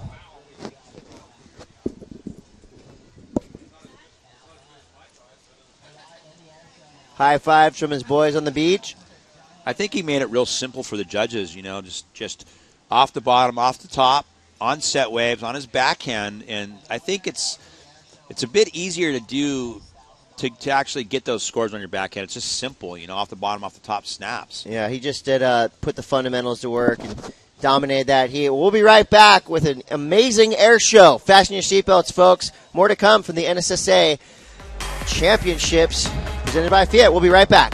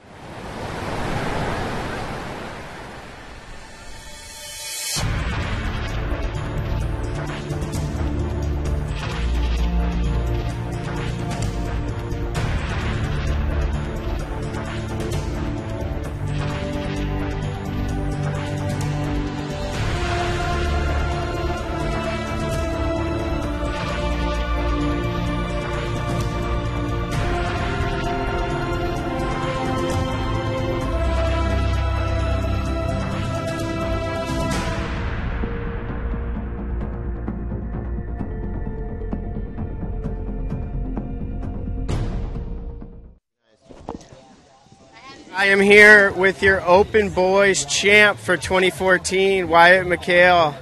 What is it like to take this thing down? Oh, it's amazing. I mean, the last 2 years I've gotten either third or second in nationals, so to come out on top this year in my final year in Open Boys is just so amazing. I'm so happy. Well, that was a pretty dominant performance out in the final. Did you feel any pressure at all? I was feeling pretty good till Tommy got that 8 right at the end, and I knew I had a score coming in, and I was just hoping it was going to be enough, and it was, so I was so happy. Well, you got a lot of friends and support down here on the beach, but a lot of people watching the webcast at home in Hawaii. Who do you want to thank? Yeah, I mainly just want to thank my sponsors and for sure my mom and my dad taking me to all the contests, every 5 a.m. wake-ups and helping me out, videoing me, telling me what to do, what's good, what's bad, and yeah, I'm just so psyched. Well, congratulations, your 2014 Open Boys champion, Wyatt McHale from Hawaii. Thank you. Thanks. Great kid. I've actually got to talk to him a few times, and he's definitely, impressed on me that he's got what it takes to be a fine, upstanding young man. He's got a really good attitude. Obviously, you see right there, he rips. He just seems like a really nice person, too, which I love to see. A lot of times a surfer at this level, they can get a little chip on their shoulder, It's fine. But this kid right here, super humble, super cool. See right there, his sponsors supporting him, Pizel, Rip Curl. Yeah, and that blade looked magic under his feet. I think, Chris, one of the good things about the NSSA, it does keep these kids grounded. They're all students, especially in this open division. It keeps them grounded. It keeps them, humble. And as you see there, a big aerial attempt there. Yeah, this is your air show right now. So this is kind of like it's not a vacation for these guys, but it's a chance for them to just open up, not have to worry about scores. They don't have to worry about doing one big air. We got a really good lineup, too. Josh Moniz is in red. In blue, Brogy Panisi. In yellow, Jake Marshall. In green, Seth Moniz. And in the other green, Jake Sens. And in white, Griffin Colapinto. So this is going to be about 20 minutes of some of the best airs you're likely to see on the West Coast today. They got sections, too, to work with. There's plenty of opportunity to see some fins flying. Pressure's off. These guys have pretty much either won their divisions or lost out in their divisions, and they're done for the NSSA for the whole year. And now it's time to cut loose. And this is pretty much strictly for bragging rights right here. Boy, it's been a long season, Chris. You mentioned it a few times on our broadcast that, we're down to the very final day, the end of the season, before we start 2014/2015 season. So this is the finals. This is the national titles finals day. And, if you think about the people in this final, you look at the Moniz, you look at Colapinto, you look at Marshall. Marshall has a slew of national titles, as well as Griffin just won the Open Juniors, and Moniz has a national title. So, these guys, you're right. There's no pressure. They can just go out there and let it hang, let it fly. Yeah, let it fly indeed. So, like you said, a long year. These guys have been guys and girls and parents and sponsors. Everybody's been just chipping away at this thing, the NSSA 2014 season, probably for a good solid chunk of the last 7 or 8 months. So it's really cool, to see kind of the pressure release. You can almost feel it on the beach. It's palpable. You can just kind of feel the vibe has lightened up a little bit. We do have a couple more finals to get through for sure. We have Open Longboard coming up. We've got the Junior Air Show, and we've got the Mini Groms, the Open Girls. So definitely a lot more surfing. And then, of course, the real fun begins at the awards ceremony. Always a really special event, especially for these young kids. They get to get a little bit dressed up, and that's where they're going to get to hoist these trophies. And if you can get a picture at some point of the trophy room and just see this lineup, golden, glistening trophies. And if you're a kid, to get a big trophy like that means so much, and just makes you feel real special. A win's great, but getting that trophy, that's something that you bring home with you. It's a tangible proof that you have accomplished one of your main goals. Absolutely, and if you think about actually making the final of a national title, it's so much pressure, so much stress, so much preparation, and to make it all the way to the final and then actually win the final, that's another whole level. As you can see, that looked like Jake Sins. Here's one of your Moniz bros. Looks like Joshua. So like we said, this is the air show. I think you kind of put it perfectly. Time to let it fly. They're on vacation now. You can see conditions are still pretty good here. The tide is running back out here in Huntington Beach. slight onshore, probably around the 5 to 7 knot range. We've been greeted with great conditions all day long. A mix of swells, one coming out of the west from that wind we had yesterday, Chris, and then that was combined with a new southwest swell. And we've had good waves all day long. Yeah, I think we've been really blessed with 2 really consistent days, peaky conditions. Huntington Beach in the summer, it's really a roll of the dice, unless you have a little bit of cross up, you can get a lot of closed out conditions out here in July and through August. But we had the perfect mix, a little bit of wind, a little bit of south swell, and it kind of provided our surfers with the best of both worlds. Really good rights, good lefts, up and down the beach, a big playing field. And here's one of your surfers in this air show in white. That was Griffin Colapinto. So he's a champion, and now he's out there with another champion in Josh Moniz, excuse me. So champions in the water throwing air. It's pretty cool. You got to think that Griffin's probably pretty happy.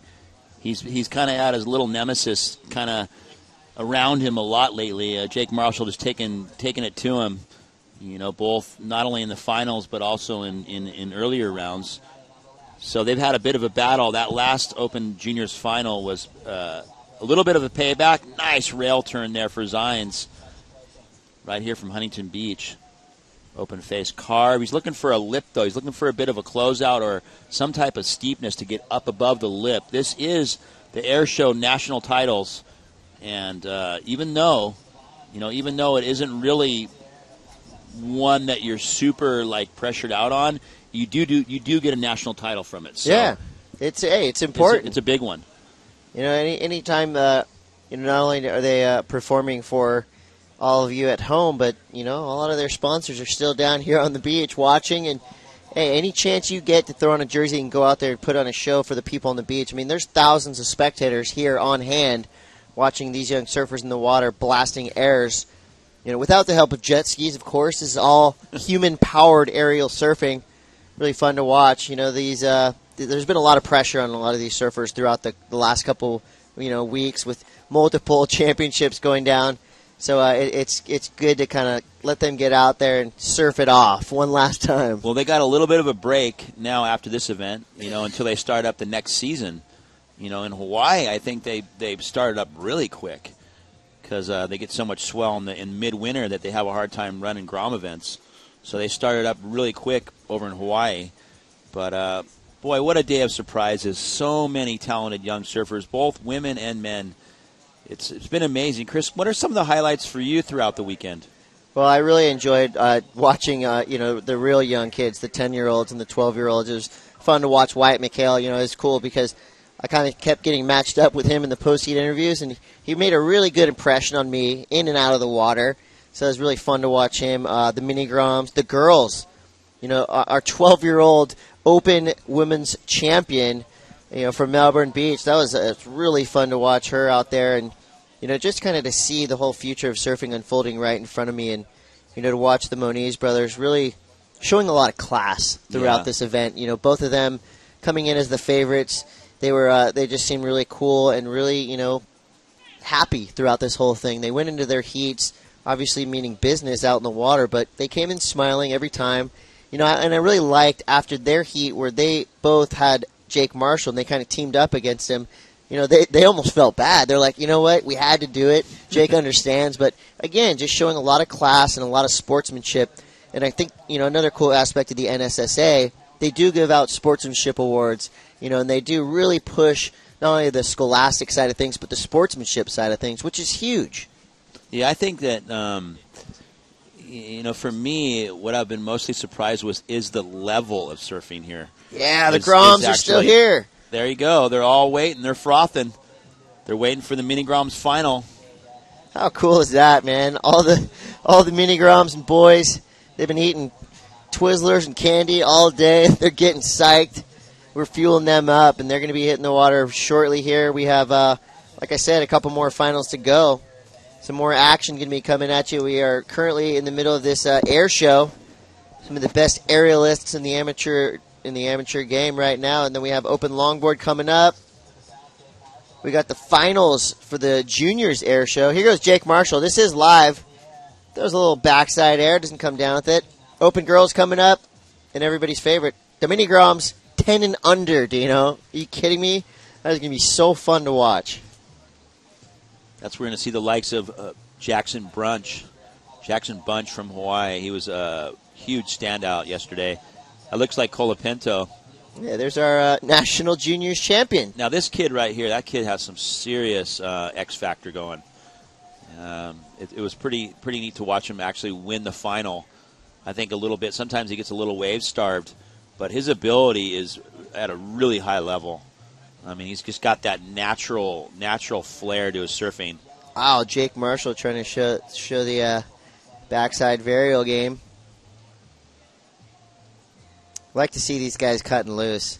You know, it's pretty funny though. It's kind of like every heat these guys surfed in was an air show in one form or the other. I think two of the best airs we saw were by the Moniz brothers in yesterday's action. We saw them in their quarterfinals and rounds previous to that. A couple crazy airs going down from those two. So, well, Josh in the Open Men's Final started off the heat in about a minute's time with a 9.80, a big inverted blowtail, and just went, I am winning this final right now. Yeah, he put his name on that Mayor's Cup. He just went, oh yeah, this is mine, and it was a stamp of authority right off the bat. I mean, we had Scholes fight back and really give it a valiant effort, and then we also had who I have to say I'm really impressed with, and actually.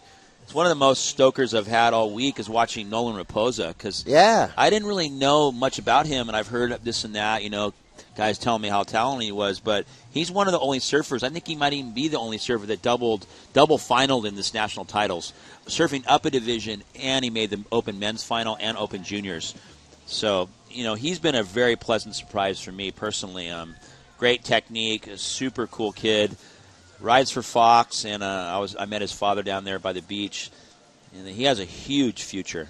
Yeah, him, and then on the other side, Caroline Marks. So we had two double finalists, but I agree with you. Raposa, he was one of those names, came in a little bit under the radar, but he's right in the middle of my radar now. I'm going to definitely keep my eye on him as he comes up through the ranks. And like you said, so fast, and he seemed to always be right on the good waves, and his surfing was, up to the level of anyone we saw, and it was just a matter of wave selection at the very end of the day. I mean, he was almost locked in to take that thing at the very end, but really cool to watch him in both those finals, and man, he's got a bright future ahead of him, and again, just a really cool kid. That's what I've been really impressed with out of the waters.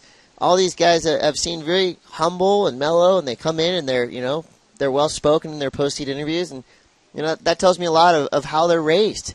So it's fun to watch, and it's refreshing to see these kids coming up. Well, one thing that really stokes me out too is I think the NSSA's provided an unbelievable platform for these kids, and they've changed, they've kept up with the times, as in a sense of being like, now it's 20-minute heats, 4 competitors at the max in the open division, and 30-minute finals, 2 best waves. And they're really trying to create a platform for quality surfing instead of just grind it out. Back in the day when I was doing the NSSA, the World Tour was grinded out. So the NSSA was following suit. And that's what's great is it seems like the NSSA is a platform to get to the next level. And it seems like every change the World Tour makes, they make it right alongside them and create this great platform for these kids. Yeah, completely agree. I think the NSSA has adapted well to modern surfing. Not only changing the time, but also the amount of surfers you have in the water, and also the judging scale. They're looking for the exact same things judges on the World Tour are looking for. They're looking for speed, power, flow, explosive maneuvers, critical surfing, and basically, these judges have the mindset now. Okay, well, they're going to be watching this just like they would watch Parko, Slater, ever.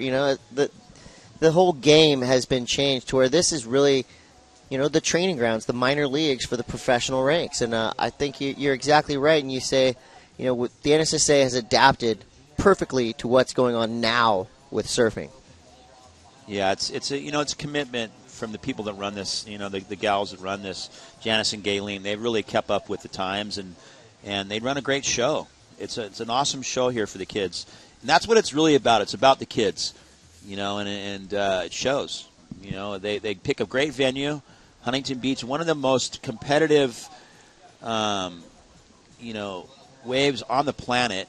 Lefts, rights, and it's pretty difficult to get a permit this time of year. I mean, I know that they take a lot of time in really providing a great arena for these kids. And, well, as you can see here, we're winding down here in the air show at the national titles. And we got a few more finals to go before we make it a wrap. But, boy, what a day it's been. Yeah, I'm with you there. We've been broadcasting 2 days, and we want to thank everybody out there. I talked to a lot of the fans, parents, friends, sponsors who were really impressed with what they saw on the webcast, and that just tells you we have top-notch production down here. So thanks a lot to our crew behind us who's really been kind of doing everything right, and, of course, our director, producer, Jody Nelson, who's been helping us with all the info, scheduling us, and making us look really smart, so that always helps to have a good lady. Behind every good commentator, there's a good producer. So we thanks Jody, and the cameramen. It's not easy standing. I tell you, it's not easy to stand on the beach all day. But when you're standing on the beach filming, you're in the sun. You're trying to keep your eyes directly pointed at the ocean, and it may seem like a day at the beach, literally, but it's not. It's hard work. So we thank all of our production guys. Their day's not over yet. We got a couple more heats to go. Finals still roll on. And these guys are, I'm sure, looking forward to their 4th of July break like everybody is here on the beach. Well, be safe, please. Well, as excited as I am, as I've been to be a part of this national title here in 2014, I've been blessed to come down here and watch these kids and commentate with yourself and Peter Townend, former world champion, who really was an integral part to developing the NSSA. And I got to sit next to him. I think he's going to be back in the booth shortly. But I'm just as excited about next year and about the next conference that's starting, depending on where you are, if you're on the East Coast or Hawaii or here on the West Coast, different times. But, I feel it in my heart, another big surge of talent coming through, and I've been in my own little bubble on the World Tour stuff, hanging out with all these gnarly pro guys. But at the end of the day, I'm so inspired on the level of talent here, and I'm excited to see what happens in the conferences going into next year. It's going to be really cool. I kind of got a little bug going on being excited about it. Yeah, man. I mean, you said it perfectly right there. The excitement is going to carry on. There's no rest for the wicked. These kids got a couple weeks off, and they're right back into it. And what's cool to me is the NSSA has a really good way of kind of uncovering the untapped talent. Of course, we have all the contenders, Surfing Magazine putting together that great program. There's a couple names, though, that weren't in the book that made a big showing.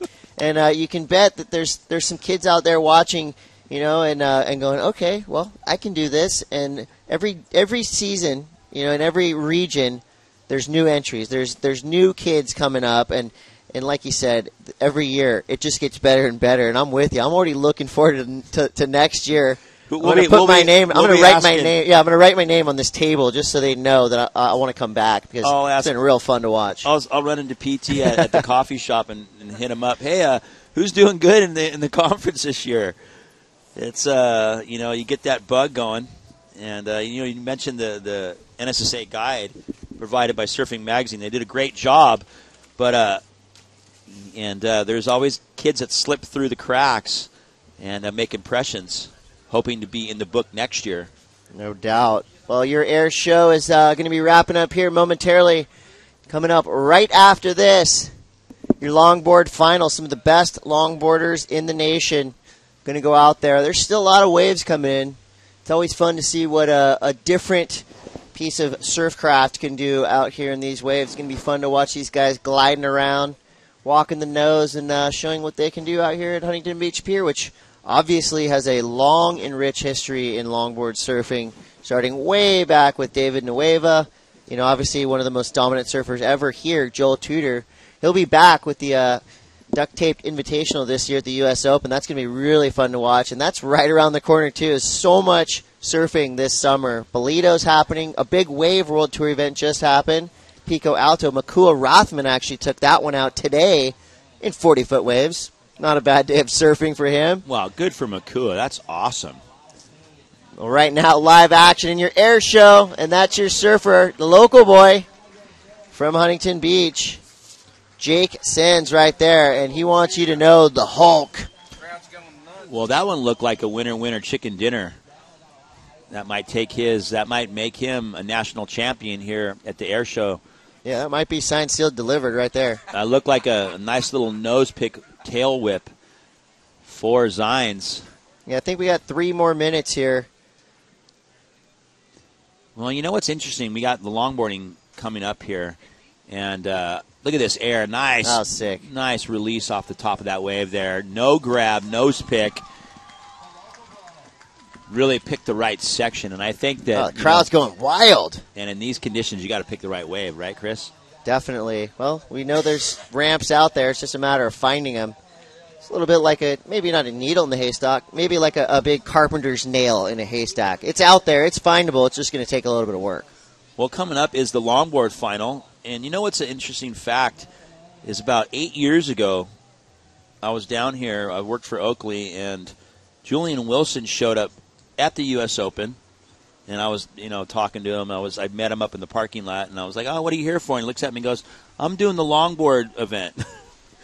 And it's strange enough, he was, one of the top longboarders in the country. And I think he still rides a longboard. So, you see a lot of cross-ups between the longboarders riding shortboards. Definitely. And Julian Wilson's one of them. I think he might have even been I think he won the state titles. Yeah, he was a longboard champ when he was a kid. I think riding anything really, you ride a longboard, you ride what the conditions kind of dictate. It's definitely a good way to smooth out your surfing, to get on a log every once in a while. Here's Jake Marshall, a huge backside turn. He's looking for an air. If this was a turn show, he'd have definitely won with that, but looks like right now our local standout, the Hulk from Huntington Beach. Well, this is his spot. He says his home break is the south side of Huntington Beach Pier. And that's it. So I think our local has won it. The crowd's going nuts right now for Jake Sins. Well, it must be interesting for Christian Zines. He's on the loudspeaker, and he has his younger brother winning the national title. So that's pretty cool. That's incredible. Well, hey, Dino, I just want to say again, thanks so much for being in the booth. And thank you, NSSA, for having me. It's been a real honor to watch the best amateur surfers in the nation kind of going head-to-head. And I'm with you, man. I'll be back next year. I'm excited to watch this next final and this string of finals. Mini-groms, more girls, more air show to come. I mean, you'd be crazy to leave the beach right now with all these finals coming up, right? Oh, I'm posting up. I'm going to get a good spot right next to the pier, get my binoculars out. I'm ready to enjoy some surfing. Well, ladies and gentlemen, more finals to come, and there's your air show champion. We're going to go to a quick break and come back with some words from the Air Master himself, the Hulk. Well, we're going to get this kid up on some shoulders, and there you have it, your 2014 NSSA Nationals Air Show champion. He's a local boy, Jake Sainz, and he's going to get that big trophy for that big air. We're going to go to a quick break. We'll be back with more action live from the beach here in Huntington. This is the 2014 NSSA Nationals, presented by Fiat. We'll be right back.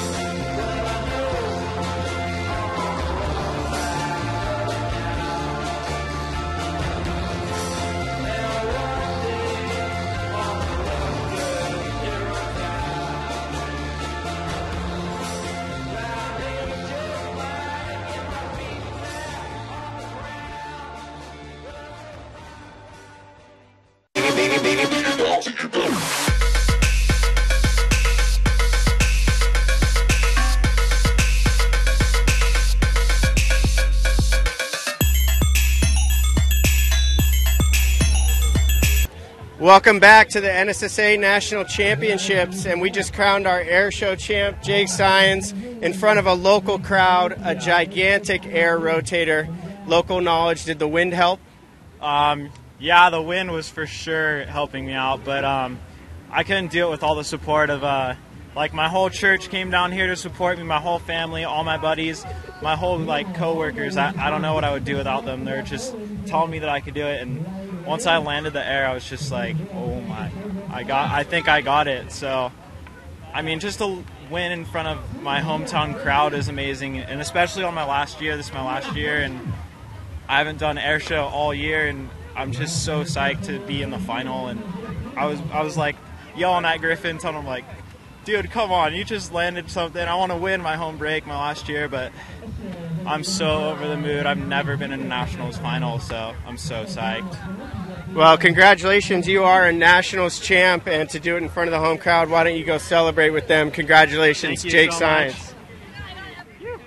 Yeah, great win for the local boy, Jake Sines. Of course, he's got a brother, Christian Sines, also, who's doing the commentary with Rock and Fig, and also was a standout in his day in the NSSA, Huntington Beach High School team captain. So the Sines family, the dad is the head buyer for Huntington Surf and Sports, so a huge local win.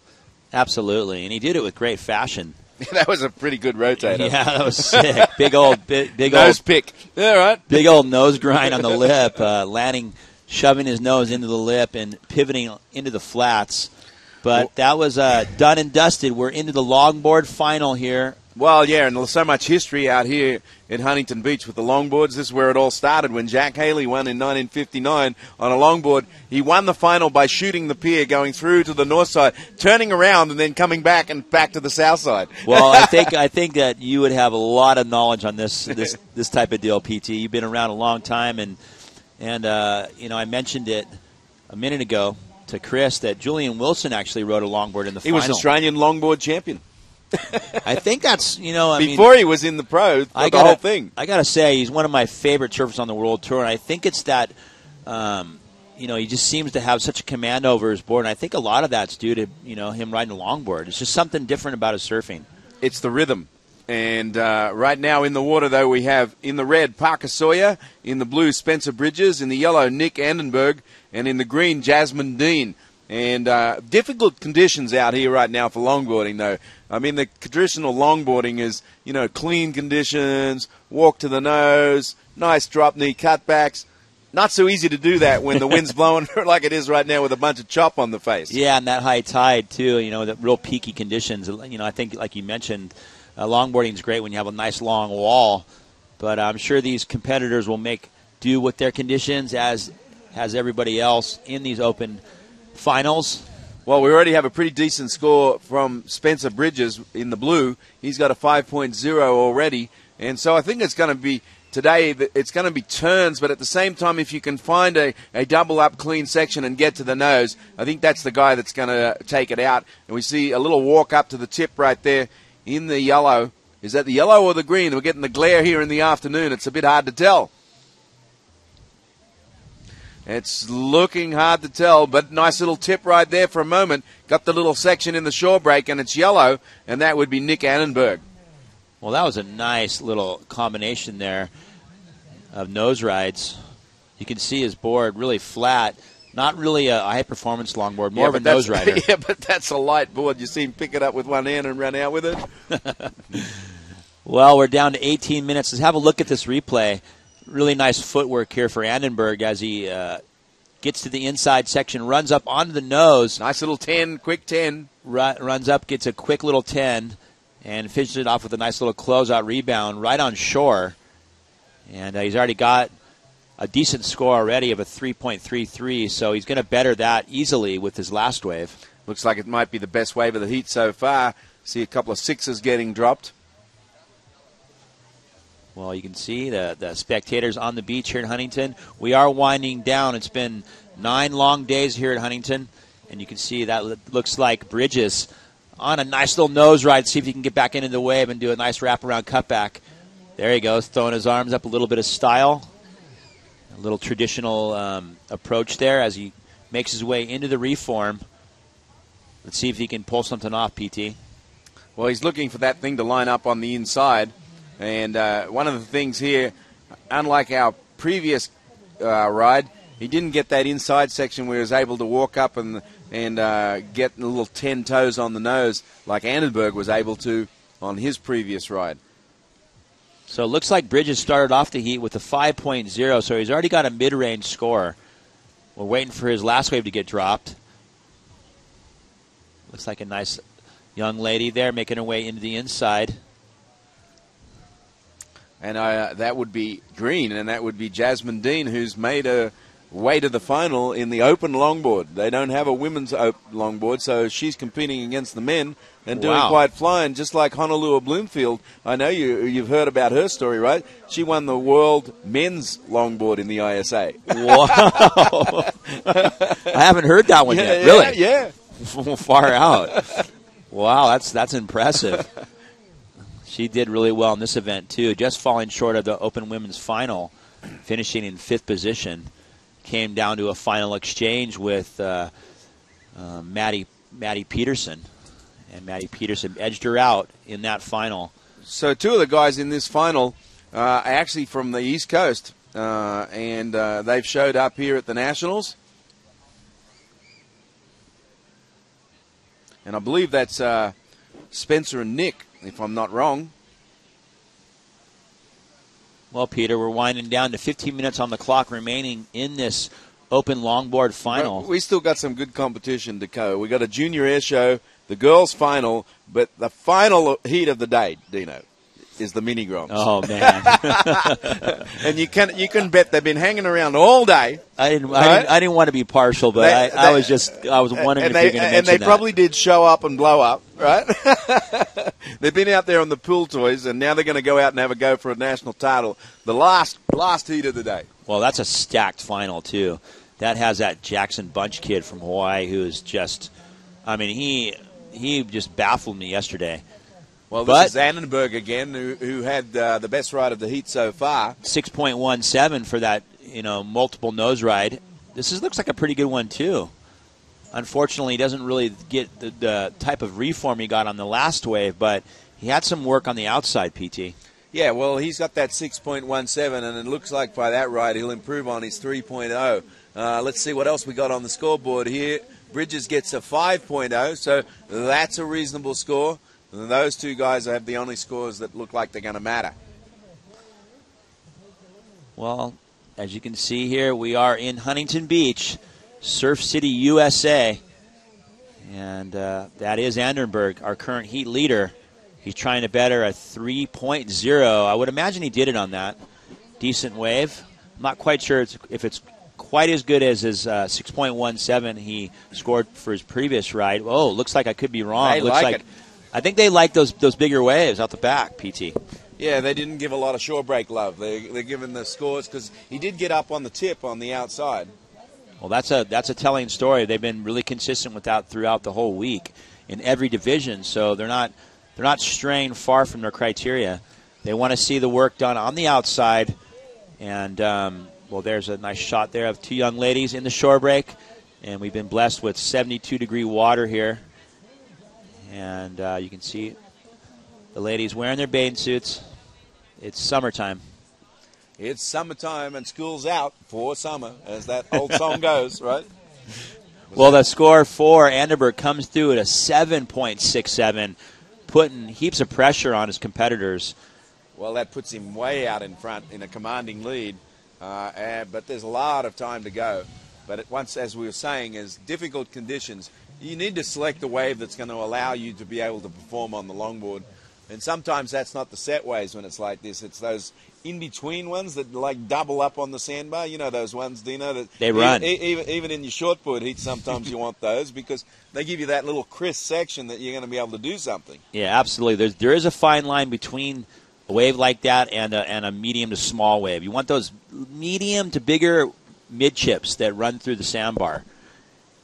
Well, there's Jasmine. She had a look at that one. And that's Jasmine Dean in the green singlet. She's currently in 4th position in combo land, needing a 13.85. And Sawyer needing also a 13.85. He is in 3rd position. And we have a pretty dominant competitor in Andenberg. He's in yellow. Bridges has got a 5-0, so he's kind of in the hunt. He's looking for almost a 9-point ride. So time is winding down. Just under 12 minutes remaining in this open longboards final. And I'd like to welcome everyone who's logged on here.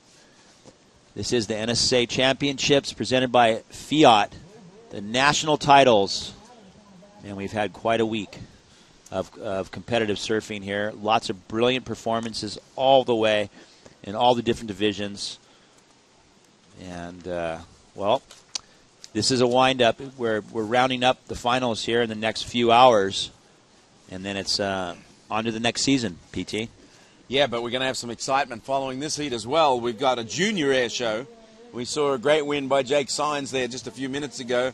And we got some names in this one too. Robbie McCormick, Nick Marshall, another Marshall, Kai Alununa Paula, I think I got that right, Stevie Pittman, who we've seen a lot of, Cole Alves, and Baron Marmia. Wow. Well, we will be entertained. That looks like Jake Marshall right there.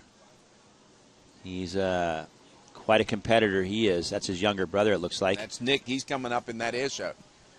Man, I'm so impressed with the Marshall family. They're so committed to the competitive side of surfing. Really passionate young family there. Such great support from their mother and father. And 3 brothers. Or is it 4? Might even be 4 brothers, huh? It just seems like there's another Marshall every other year when I come. Well, you can see his looks like his pops there stretching him out. And really gutsy young competitors as he will make his way out into the junior air show final. Well, this longboard crew being a little patient here because they do realize they need a wave with some sort of face. Those choppy ones just don't cut it as we're just under 10 minutes.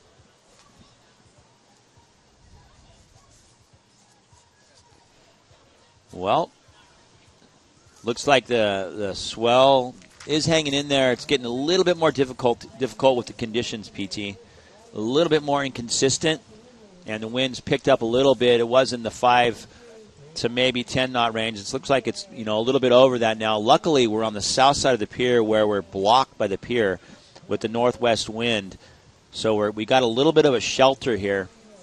That's one of the awesome things about this venue is when the wind blows in the afternoon, we're lucky to be blocked by the pier in this little arena here. As you see a couple spectators making their way down the beach, and I'd like to hand it to all the competitors for a great season in 2014. Well, we still have one actually event in the finals here this afternoon, which could set history in the girls' finals. In that young girl that won our Marks. Oh my God, she's incredible. Well, she's also in the girls' final, and we were talking earlier today. There's been only a couple people that have actually won both, like the men's and the juniors in the same time, because the girls is basically the junior girls, and that's been Kalani Robb and Chris Frohoff. Those have been the only 2 that have actually doubled up in the nationals. Wow! And she has a chance of repeating that this afternoon, having just won the Mayor's Cup at 12 years of age. She's quite a talent. She tripled up last weekend at lowers with the under 16, under 14, and under 12 national title. And she's going for the big one. She won the premier division in this event as far as the ladies are concerned. It's the biggest event of the season. Right here, the NSSA Nationals, she took it home, 18 and under division at 12 years old. So now, like you mentioned, she's going for history here in the under 14s. And I'm pretty sure that's a new division. Is that a new division, or is that been around a while? The girls has been around a couple of years. It's not exactly new this season, but it is new, and they have recently brought that into the ISA too.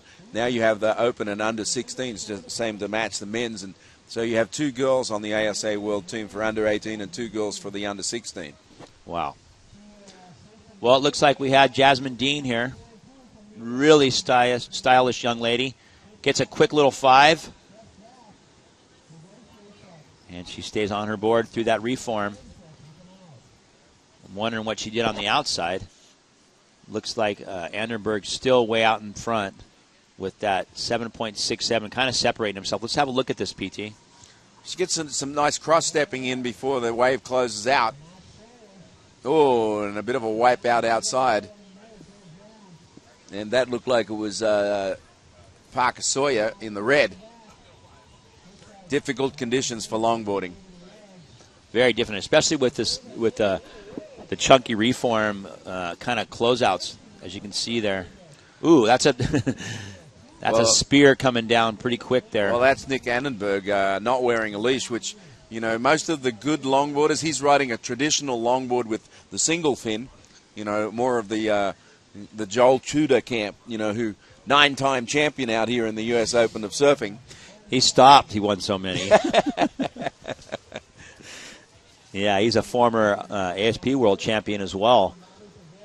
Very, very talented surfer and on any craft, Joel Tudor. Yeah, it's amazing to watch him every winter at Pipeline, and he doesn't ride the same equipment as the WCT pros. He'll ride kind of 70s style, Jerry Lopez style boards, and get so barreled. Now he's a jiu-jitsu world champion. That's right. Definitely. Which is kind of funny when you see him because, you know, he's this skinny guy. You'd think you could just knock him over. But if you ended up in a fight with him, you might be in trouble, right? Yeah, he doesn't fight. He just, you know, he teaches. Oh. Luckily. That's where a lot of people have those misconceptions. You know, learning to be a jiu-jitsu master is not MMA. No. It's and it's not about, you know, you want to fight people. It's just having the discipline to learn how to handle yourself. Absolutely. Stick up for yourself. And that's Joel Tudor we're talking about. One of our favorite surfers.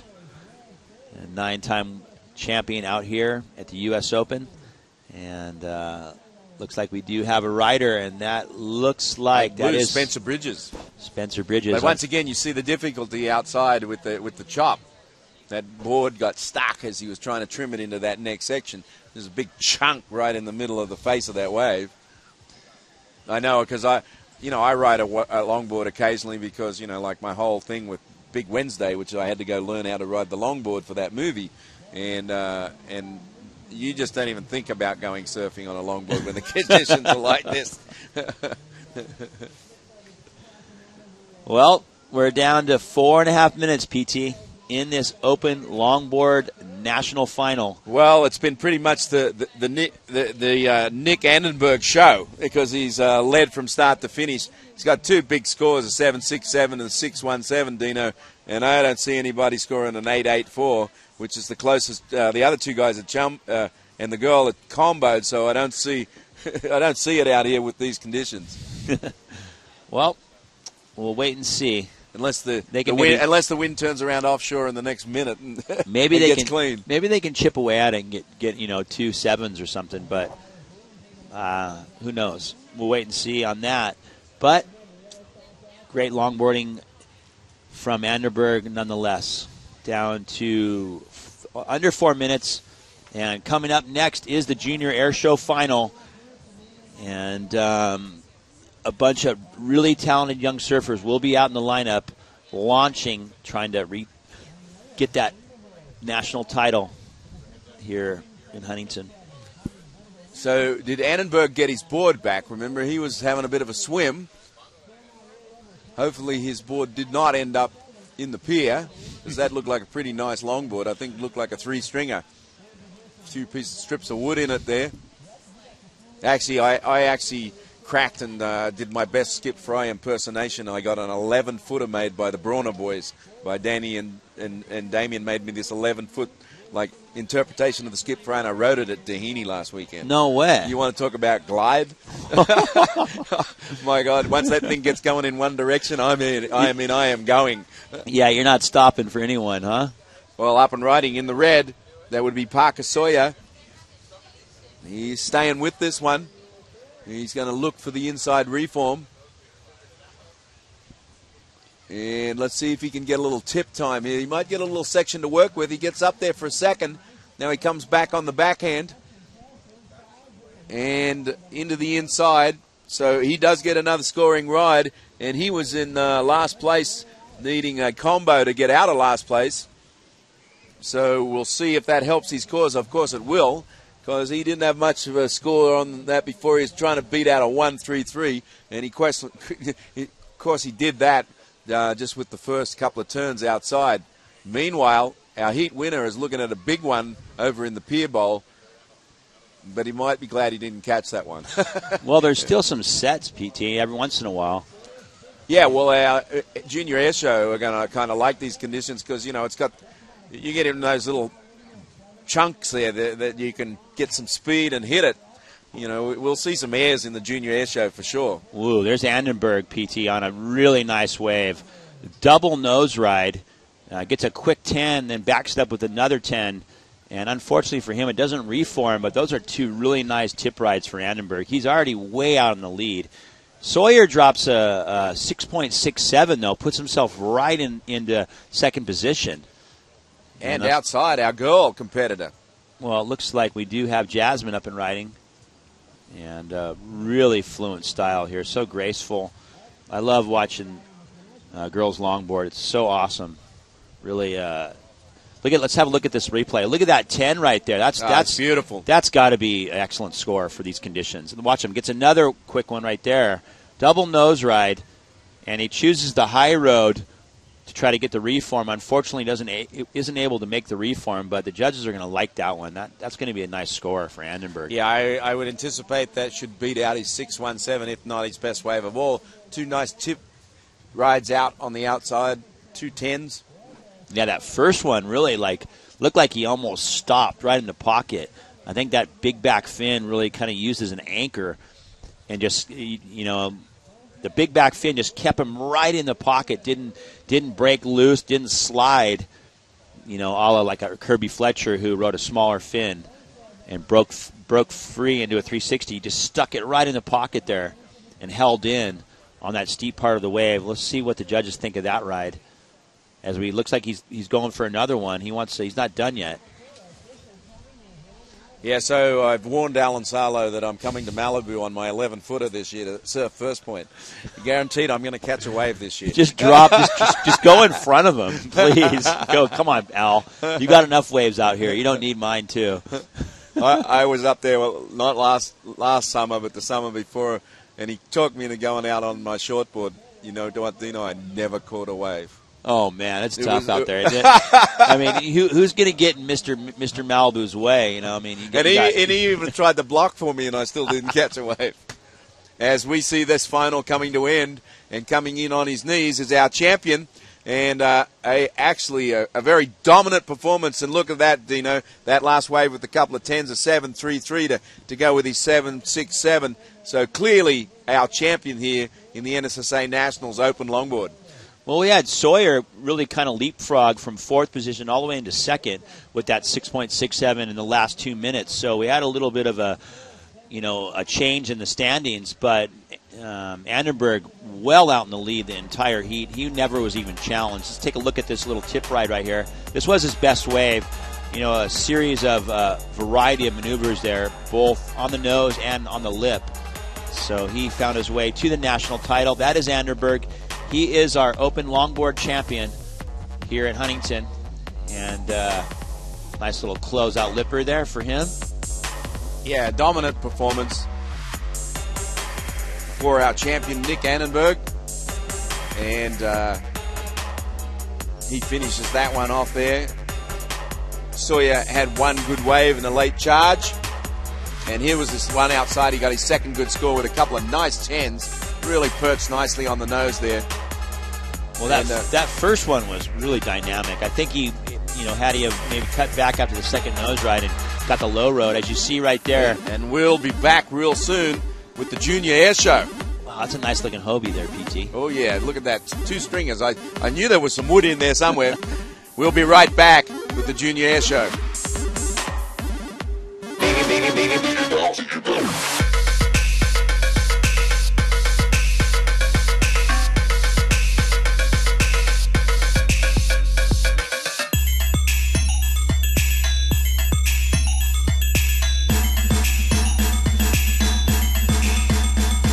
bounce, diggy bounce, diggy bounce, diggy bounce, diggy bounce, diggy bounce, diggy bounce, diggy bounce, diggy bounce, diggy diggy diggy bounce, diggy bounce.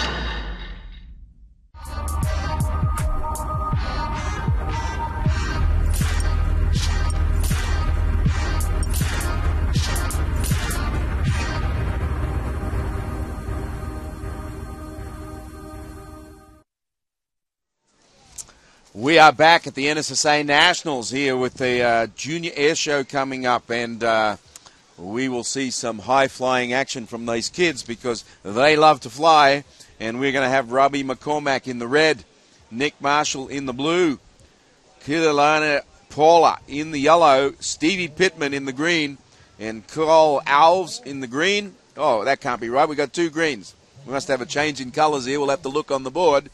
And Baron Mamia in the white. Well, that was Barron right there starting off with the bang, blowing the tail out, Air Revo on the outside. So Barron's going to already start off with an aerial maneuver and put the pressure on his competitors right off the bat. And Barron, you know, if you think about it, for his age, looks like we do have a rider. Nice series of backside aerial maneuvers. These guys are going off, PT.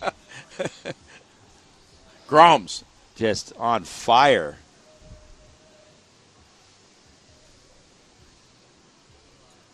So, Dina, back when you were an aspiring Grom, you grew up at T Street where a lot of the aerial movement happened. You know, you had Martin Potter turn up who inspired all of you to start that because he was one of the pioneers of that.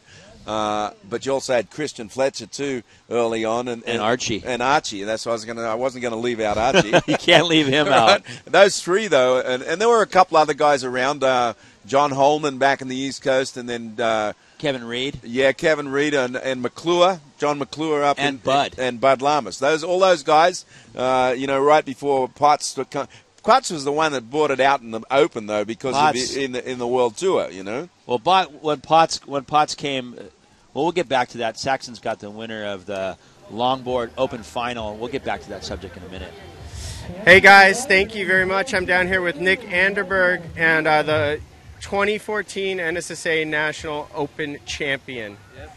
And you did that with such style and grace, getting 10s on tiny waves that I can't even ride. So tell us how it feels to have taken that down. It feels great. Just been working all week for it. Been here for the Explorer and doing good on that. And waves aren't as good as they were earlier, but they're still pretty fun, so can't argue with that. Now, you and I were talking a little bit about your boards. I thought this thing was going to weigh about 80 pounds. It looks like a heavy one, but tell us about the experimental stuff you're doing with your boards. So what I've been doing recently with Hobie and Josh Martin, we've been doing EPS logs, which is we're just taking the EPS foam, which is a little bit lighter, a little bit more, snappier. Like it gives a little bit more spring off of it. So we've been doing just the EPS with heavy glassing, with bowline glassing, and all this like really cool stuff. We're bringing all the new school materials into the old school like glassing and all that kind of good stuff. So it's pretty fun. Well, amazing. It looked like the board was working really well and a great performance. Congratulations on your title. Thank you. Back to you, Dino. Yeah, dominating performance there, Dino, from Annenberg. And look at that old school with the wood in it, and he's one happy camper. Well, it looks like Josh Martin's taken over from his father, Terry, who was one of the pioneers of, production shaping there at Hobie for probably about 30 years, just grinding, 10 to 15 boards every day. What a great guy he was. And looks like we were watching some Groms flying around there while that was going on, too.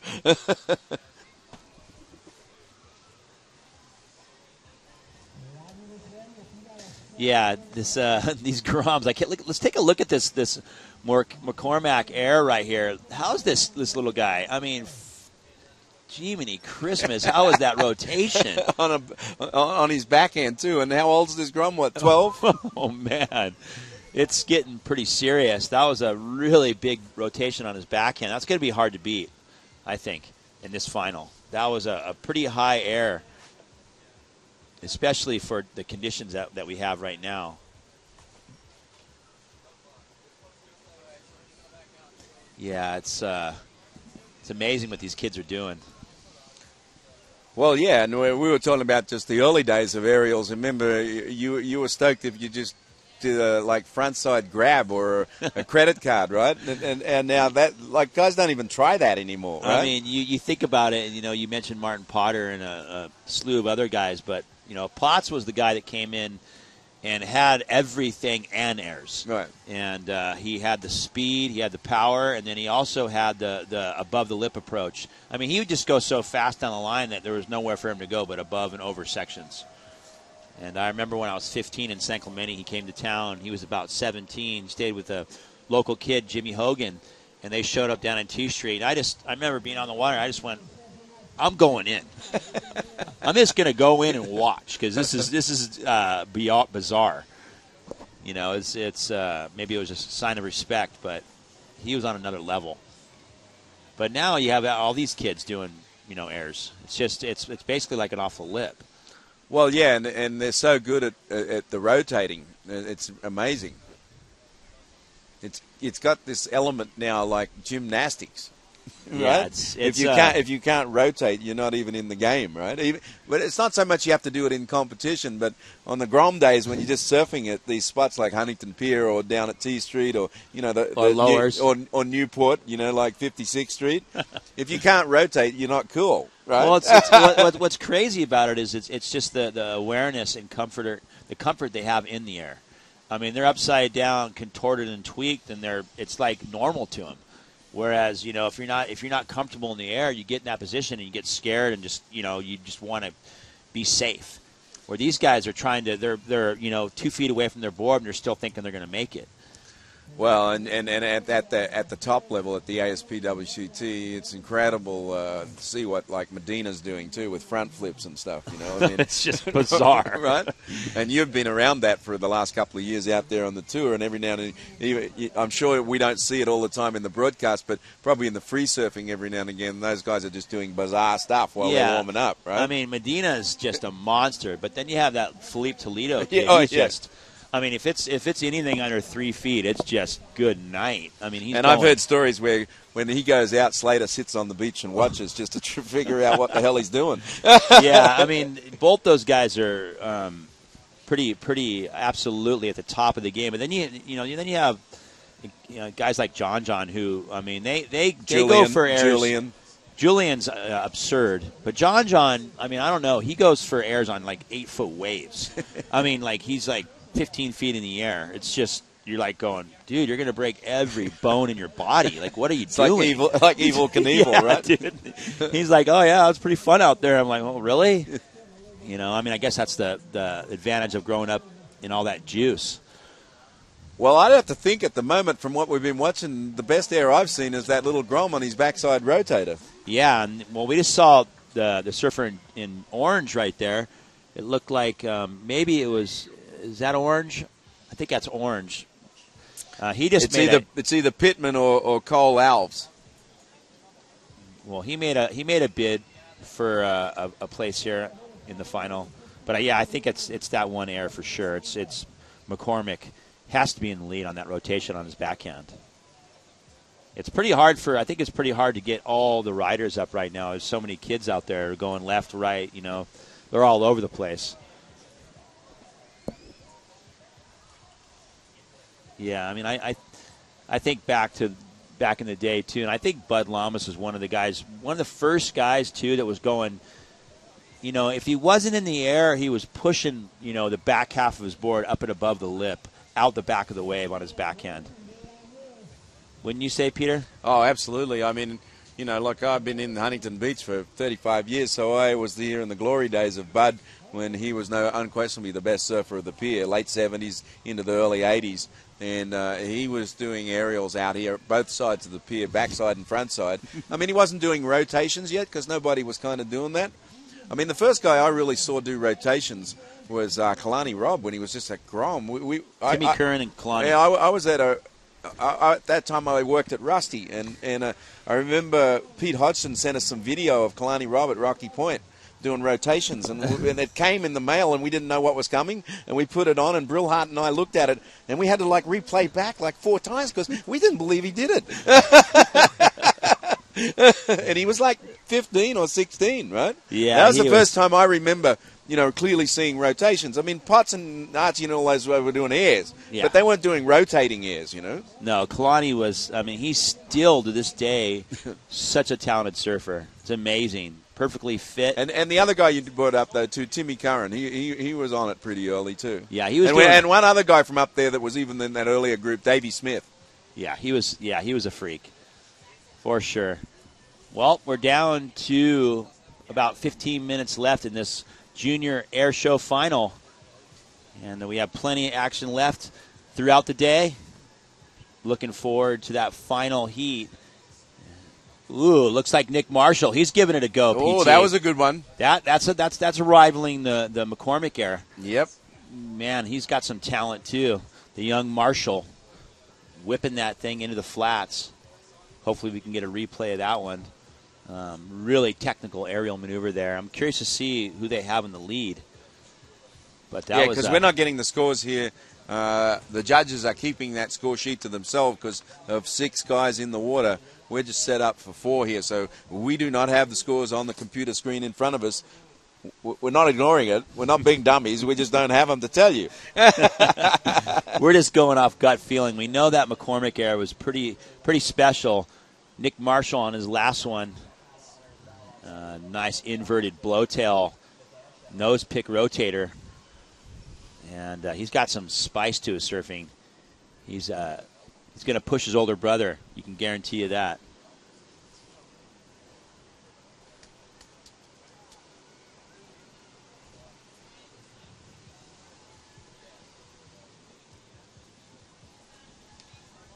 Well, it looks like Nick again. He's up and riding and see if he can do something. Ooh, big layback hack on the closeout.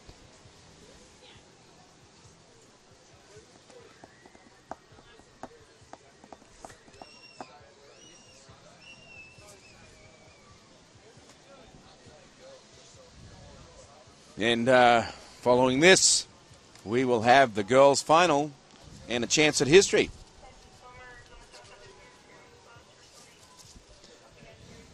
Who we will see coming up in that open girls' final. Moana Jones, she'll be in the red. Zoe McDougall in the blue. Caroline Marks, who already has a national title and the Mayor's Cup to her credit today. And Brisa Hennessy, wow, lineup of young girl talent. It's amazing to think, that we were watching these girls, for a couple of days, and these are young girls. They're not old girls. These are young girls, right? They're under 14, all 4 of these young ladies in the final. And, I know Brisa Hennessy's had some amazing performances.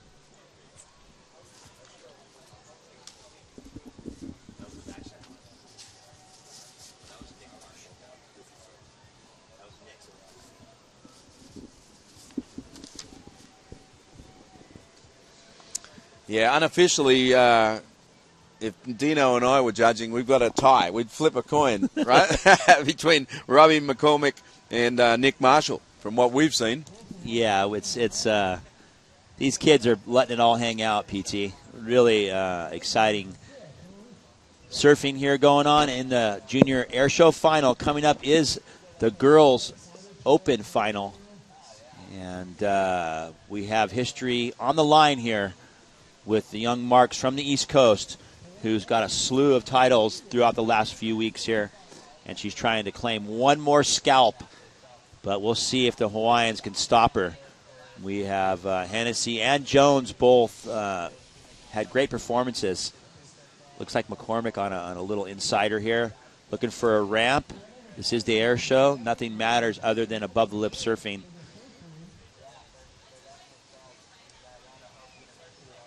And we're down to about 10 minutes. Let's have a look at this one right here. Ooh, that was a close one. That was a close one. I think he has a pretty good score as well. I think it's the surfer in orange that we just saw on that last wave. We have McCormick, who did that great backhand rotation, and we have Nick Marshall. I know Baron Maia has a good one too, but I don't think it's quite as good as the other guys' is. Still waiting for an update. That Baron Moamir is a big Grom. He's a Grom. I've been watching him surf against. He's 13, PT. Wow, that was a good one right there.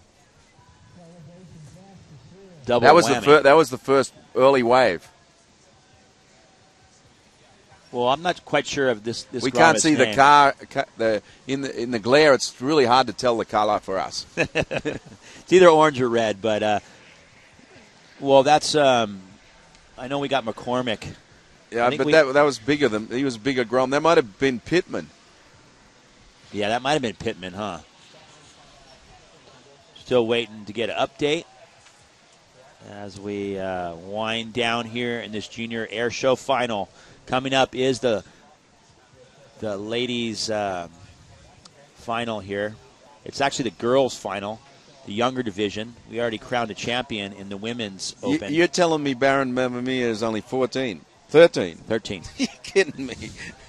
No, he's a monster. I mean, that kid dominates Sunset already. He's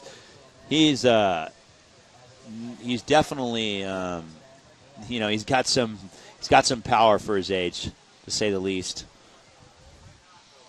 Down the beach, though, could be an opportunity. Grom's flying everywhere. Looked like that was Nick Marshall. He was looking for a ramp. Unfortunately, the wave kind of looked like it kind of came straight into him. Didn't really give him that ramp as he makes his way back out into the lineup. That could be McDougal, actually.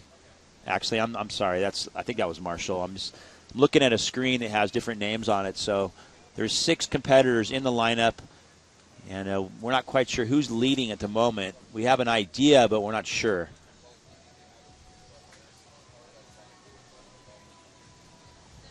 We do know that they're letting it go above the lip. That's Mamiya.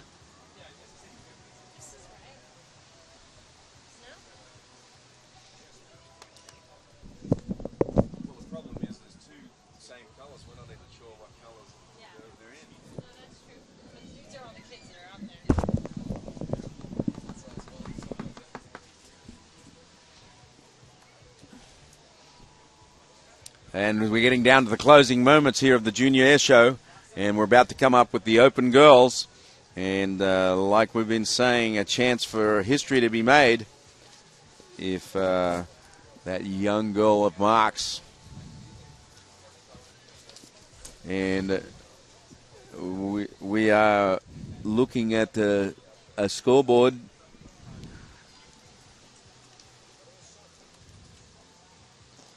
Well, Peter, the conditions definitely have changed quite a bit from earlier. Well, yeah, the devil wind came in the afternoon, Dino. But we must admit, during the middle of the day, when the Premier divisions being, for us, the Mayor's Cup, the men's and women's, conditions were superb. Absolutely phenomenal. And now we got, some really important heats coming up still. They're going to have a little bit more challenging conditions as we do have that west wind. It's creeped up probably into the 15-knot range. And it's broken up a swell quite a bit now as there's, peaks and still quite a bit of scoring potential. As we've seen in this junior air show final, lots of above the lip surfing going on. And coming up next is the girls open final. And Marks is in the yellow, McDougal in blue, and Jones in red, and Hennessy will be in the green. And looked like that was the surfer in yellow going above the lip. As we're still waiting to get a little bit of update on the scores. It's pretty busy out there, though, PT. Very busy.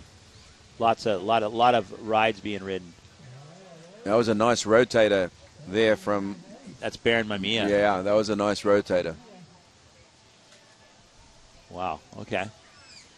Well, we'll see what the judges think of that one. If I'm judging, I still think the little Grom's backside one is the best one. Me too. I think he edges them all out.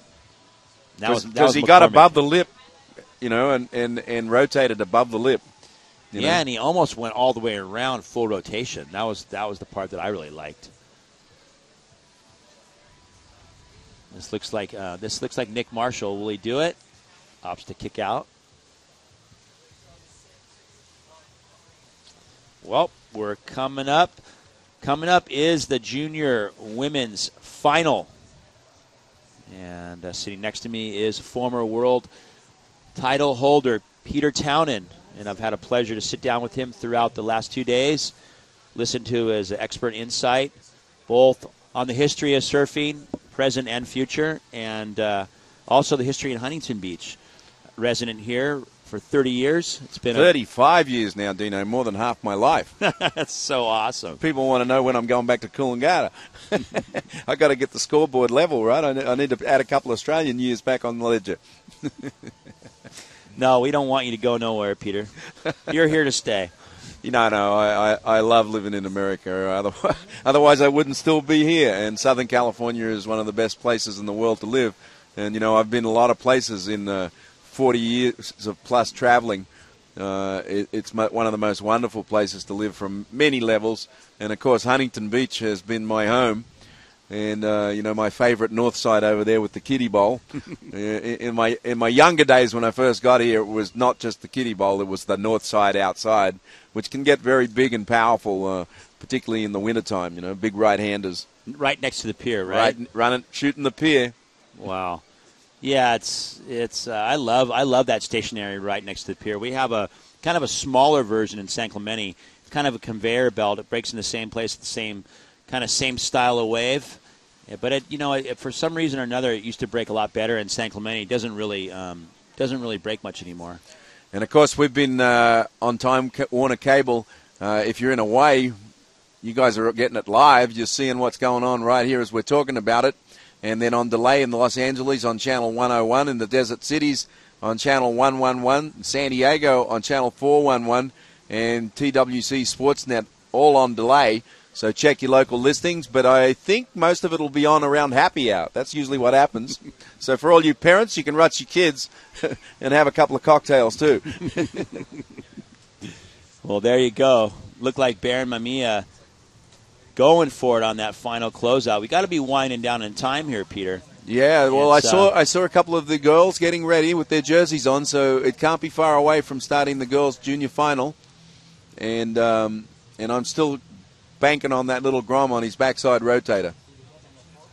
Well, we'll soon find out as we wind down this junior air show final. Coming up next is the juniors women's final. And we've talked about it all week long. It is finals day. This is where dreams come true.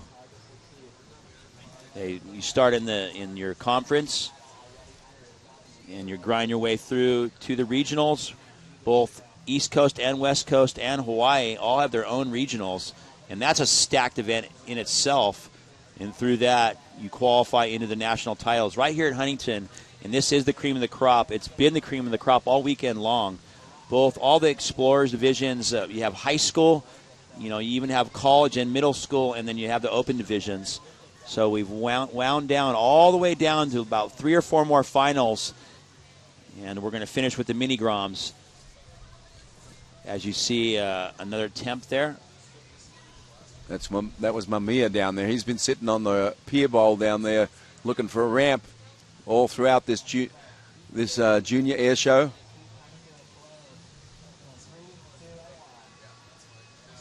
And I think I heard a horn. I think it is over. And I think we have the girls in the lineup. I think I see a couple of girls coming out from under the pier. And we will be underway with the junior girls final. And we will see Moana Jones in the red, Zoe McDougall in the blue, Caroline Marks in the yellow, and Brisa Hennessy in the green.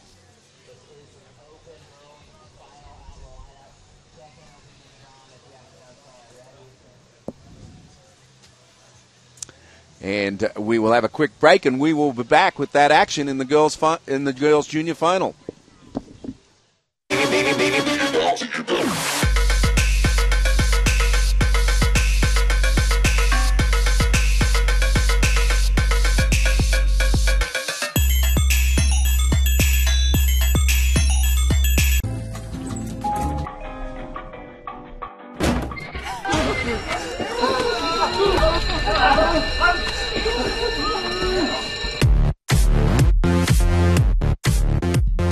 Flips Audio, headphones that flip into intense amplified speakers. Go online and try Flips for yourself free.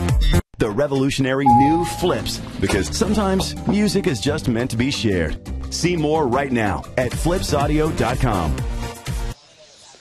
And welcome back to Huntington Beach. We're on the home stretch with only 2 finals to go. We've got the girls' junior final in the water, and then one of the favorites of all, the mini Groms, the 10 and unders. I know Dino's hot to finish that off the day because he'll be on the call for that one. And I think Saxon will be in here with him, and I'm going to go down there and interview the champ and then help hand out the Mayor's Cup to our champions from earlier today. Actually, PT, I think you're on that one too, bro. You're not getting out of here yet, I'm not bro. getting out of here. Come on, out of the way. How can I do all that at once? It's all this blue here. That's blue's me. I got the wrong color. I should be pink. I'm milking you. I'm milking you for knowledge, like I have for 30 years. Well, we've talked about the NSSA guide brought to you by Surfing Magazine, and what a guide it is. They did a fabulous job. On the cover is Seth Moniz at Pipeline. He is the number 1 contender, or he was the number 1 contender.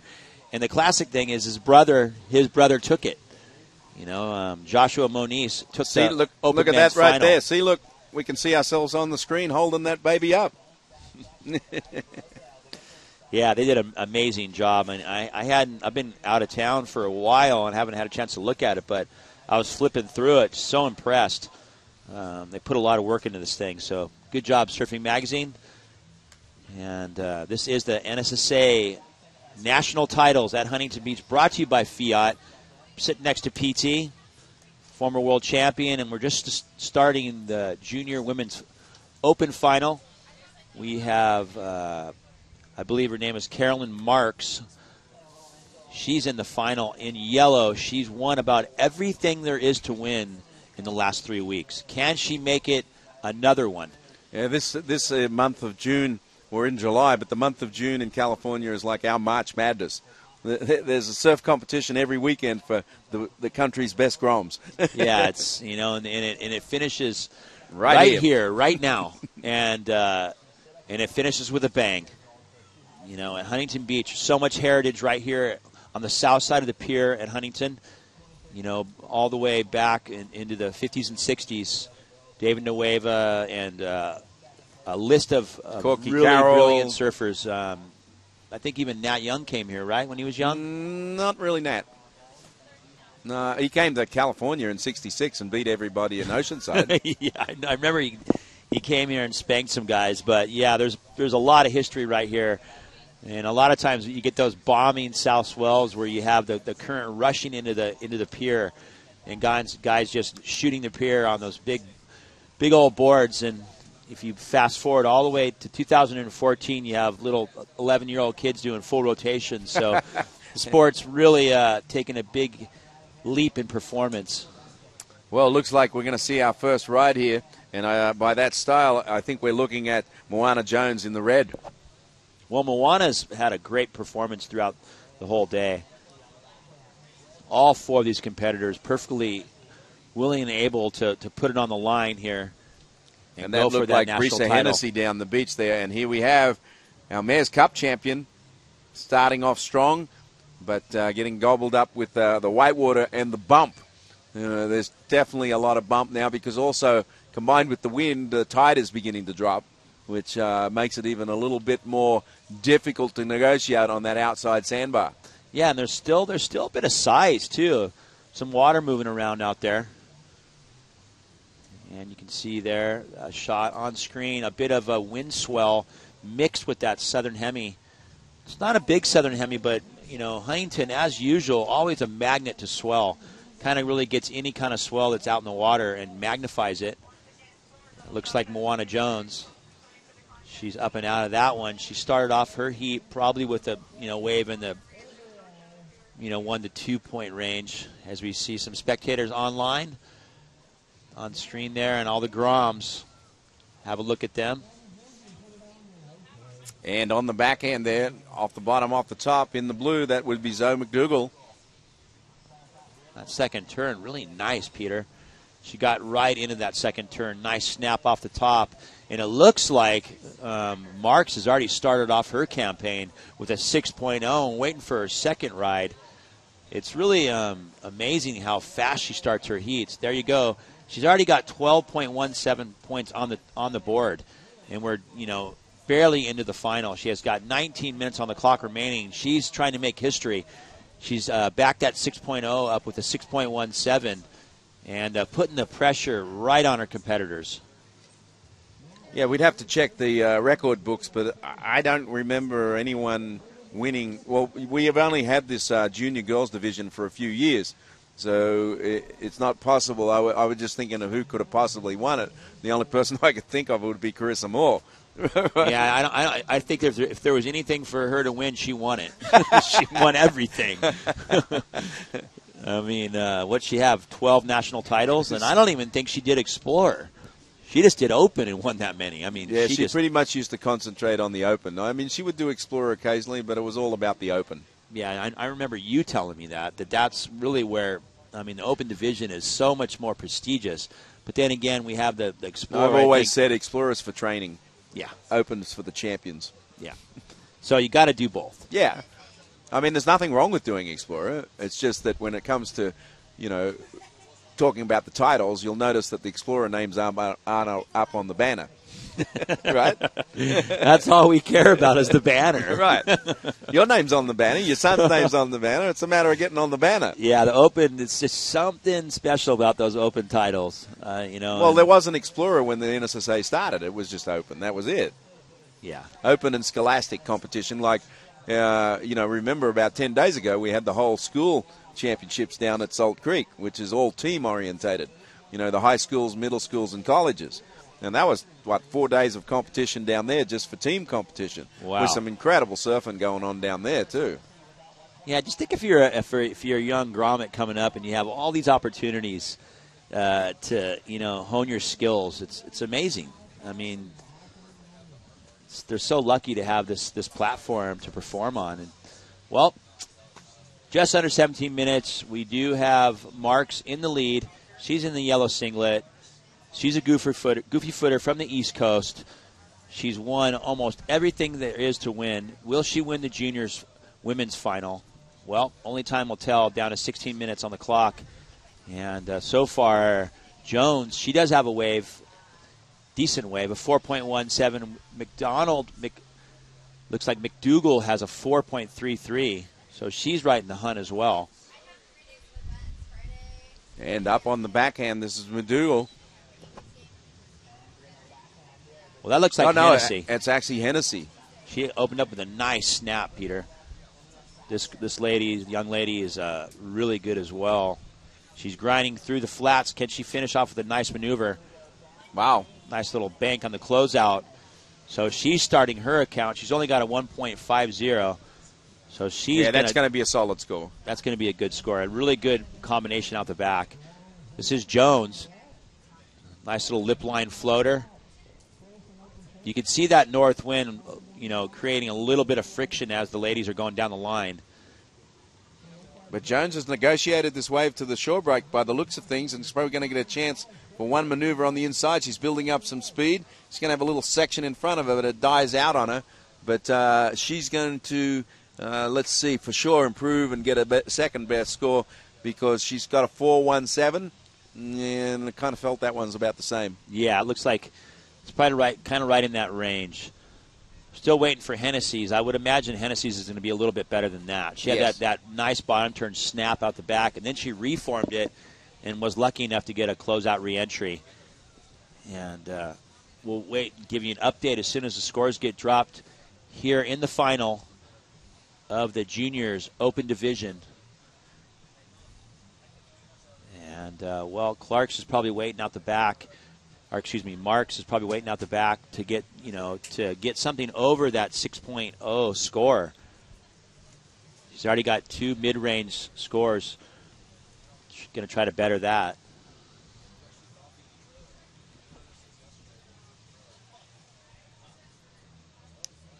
And coming up after this one, we will have the Mini Grom final. Oh, the mini Grum final. You want to hang out for that one, Peter. Come on. That's that's the youngest division here in the national titles. It's very entertaining, to say the least. But right now in the lineup, as you can see on screen there, that's Breeza Hennessy. She is waiting for a score to get dropped for her second wave. We kind of think it's in that mid-range. Waiting for one more George to log his score, one more judge. And, well, give you an update shortly. As you see, two young ladies walking down the beach here in Huntington.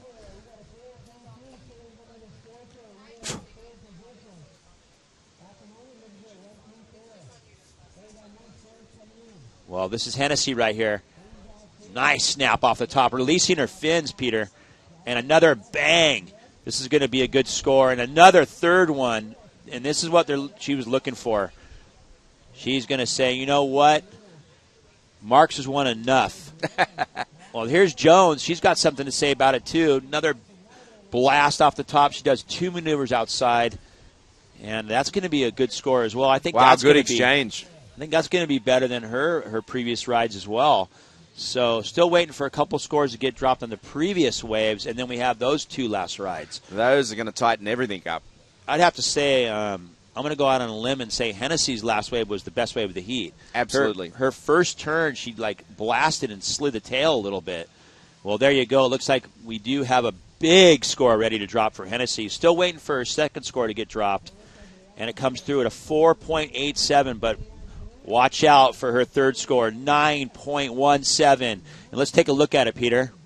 Yeah, well, there's a great first snap. She recovers from catching the edge a little bit. Then this next one, she blows the fins over the back. Then another blow, fins over the back, and nice weight to rebound. So 4 good moves, Dino, and they reward it with a 9.17.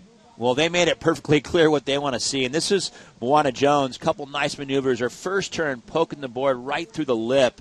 Follows it up with a nice little snap. That comes through at a 6.73. So she's back in the game.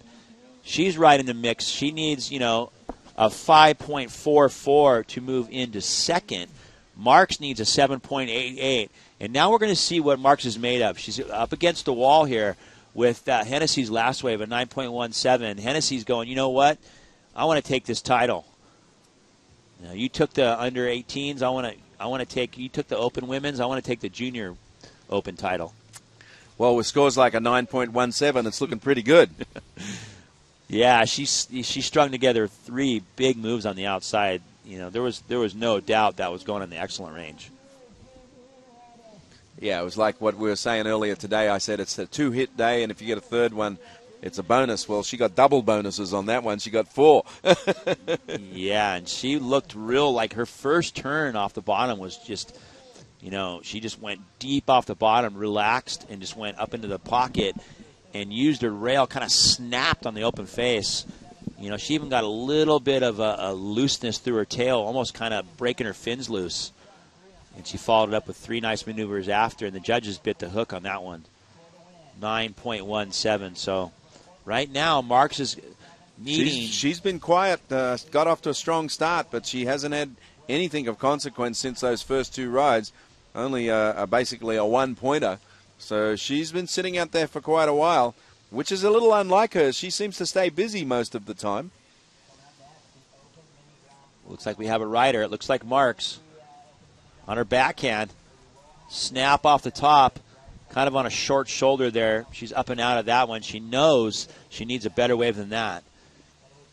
She's right now, if you're Marks, you're just sitting out the back going, okay, what I need to do is just get something.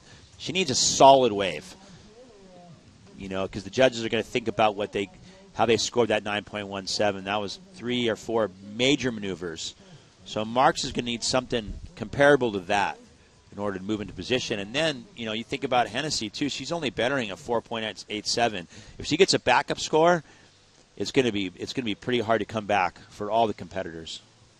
Yeah, and there's no question about it. When you've got a score like a 9.17 and she's looking to improve on a 4.87, so if she is able to improve on that score, I think she'll put it away.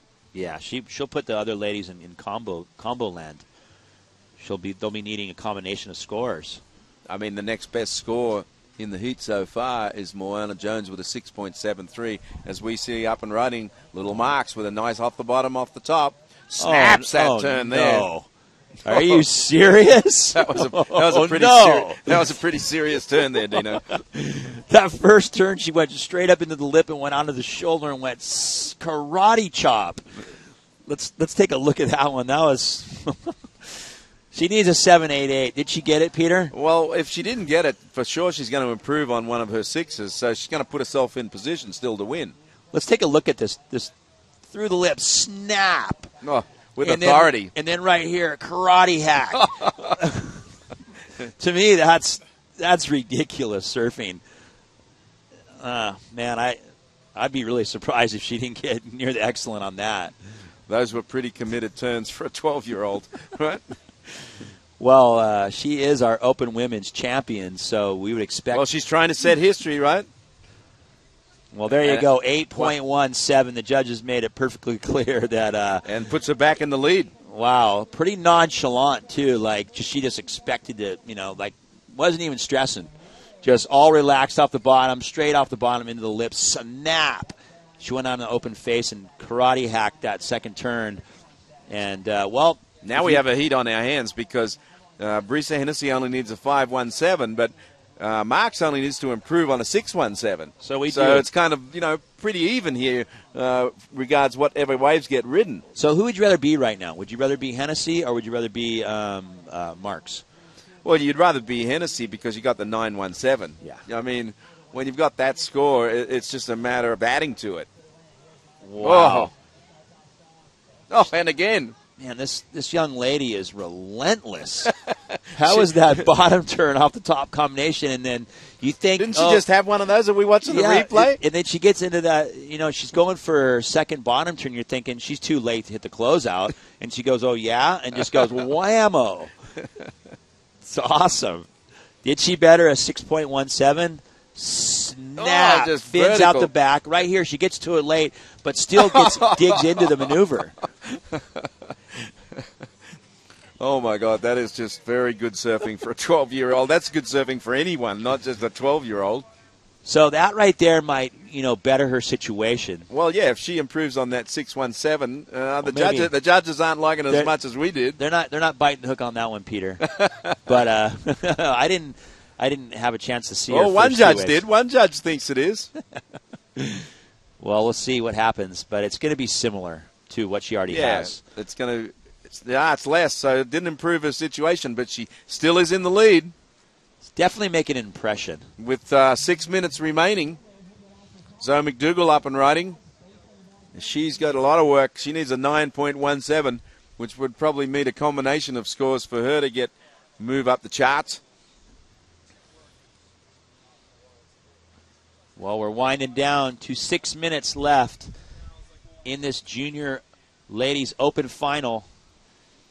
And, well, it's all in the hands of Brisa Hennessy. I mean, she has got, this one big score, and she just needs to get better than a 5.17 to basically win the final. Yeah, she can get that pretty easily. Right. She just does one major maneuver on the outside and grinds through and gets another one. Let's see. There you go. Snap off the top. And let's see if she can finish it off. Looks like she had a little bit of trouble on that closeout turn. No, I don't think that's going to be better than the 5.17. There was just one maneuver. Yeah, she was on her way, but she got a little bit. If she had been able to make that whitewater rebound piece, then, you would get it. She'd get a 6 maybe and a bit of a connection on the inside. But I'd be surprised if the judges give it to her on that. Especially when they gave Marks only what they gave her. Look at this one. This is Oh, Jones, how good was big that snap turn? off the top, and another wraparound snap. She's carrying a 6.73 and a 4.17. Wow, those were committed turns. Yeah, using her rail. A little bit different than Marks and Hennessy. Really, she looked like she kind of, really drew her turn out into the back of the pocket. Let's look at this first turn. Big carve on the open face Wow, that was and a good hacking turn. it. And this was a good turn here, too. Those were two good turns. Yeah, the judges might like that a lot. Well, it does look like Brisa Hennessy's going to fall short. She gets a 4.63, so it doesn't change the standings. She's still got to get better than the 5.17 if she wants to win this girls' junior title. And I'm going to be intrigued to see what the judges give for Moana Jones on that last wave, because she could jump up into second. The 7.32, those were real serious turns. Yeah, they were. It was a meaty section. She came off the bottom and she really drew her turns out. She just didn't throw it up into the lip. She showed a lot of maturity, carving back into the pocket. I see the first score come in, Dino. The judges aren't liking it again as much as we are. Yeah, it's we're just excited. We're fans. We're fans. We're stoked. fans of all these young girls. We're stoked. It's really fun to watch these young ladies perform here. As we wind down to 3.5 minutes, the true story is, can Hennessy back up her score? Looks like she's on a ride. We missed the outside of this ride. I'm wondering what she did. She doesn't make the reform. Did she pop the lip outside for a couple turns? It looks like she's pretty aggressive making her way back out, maybe thinking, if that wasn't enough, I better have another chance. And she's got 3 minutes to do it, so she will make it back into the lineup. It's whether the Huey the Wave God is kind and sends her one. Well, it looks like she's going to move into first anyways. She drops a 6.20. The judges are right on it. They didn't hesitate at all to drop that score.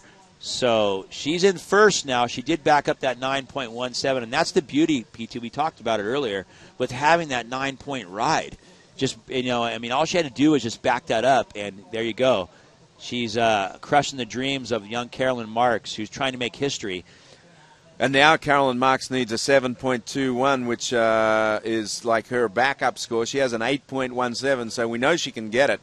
But will she have time to have a wave come her way with 2.5 minutes to go? Well, you could bet that Hennessy's going to be sitting on her, though. She was grinding her way back out of the lineup. And you have Jones, Moana Jones right there in the red singlet, and you have Hennessy right behind her in the blue singlet as she makes, that looks like that's McDougal. And there's Hennessy right there in the green. She's making her way right back into the lineup. They're going to sandwich young Marks, the two young ladies from Hawaii. And you can guarantee it she's going to have a harder time getting the score. Let's take a look at this. Deep bottom turn snap, kind of releasing the tail. Straight into the second turn. Boom! And what I like about this wave, there was nothing in between. It was just turn after turn after turn. No flat water, no grinding across into this closeout. It was just boom, boom, boom. But phenomenal surfing by these young girls here in these rather testy conditions here in the late afternoon of Huntington Beach. And we'll see what these mini-groms do with it when they paddle out here in a few minutes for our final competitive heat of the Nationals. Well, there you go. That's McDougal. She's in the fourth position, needed a combination of scores. A couple nice turns on her forehand there. I think she's been unlucky with her wave selection. She hasn't been able to pick one off. As we wind down here with just a minute on the clock, 49 seconds. And looks like Marks is she's on the defensive mode with Hennessy on her in the lineup, saying, I want this title. You won the under-18s. You won the open division, so I want this junior division. And it's great, they battled in the final of the open as well.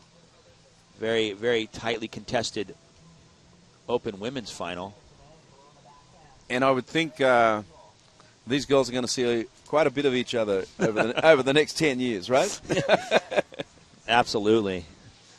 Because I think Hennessy's like maybe 1 year older than Marks. She's 13, I think. It's scary, isn't it? Well, it's all done and dusted. There you go. Brisa Hennessy is your girls' open champion. And that will bring us to one more final for the afternoon. That will be the mini-groms. And here's a heat recap right here. You see that nice snap by Hennessy right there. This was that 9-point ride. And, wow, 4 good bangs, Dino, to get that 9.17, if I remember correctly. That was the heat. That made the difference. This was Moana Jones. She fought back, served brilliantly as she found her way into third position. And here was Carolyn Marks from the East Coast of America. Nice snap off the top and a karate chop snap. And a nice wraparound cutback.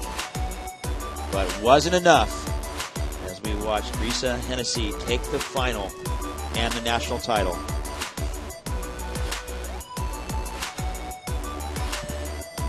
Well, we're going to take a quick break. We'll be back with the Mini Groms final up next.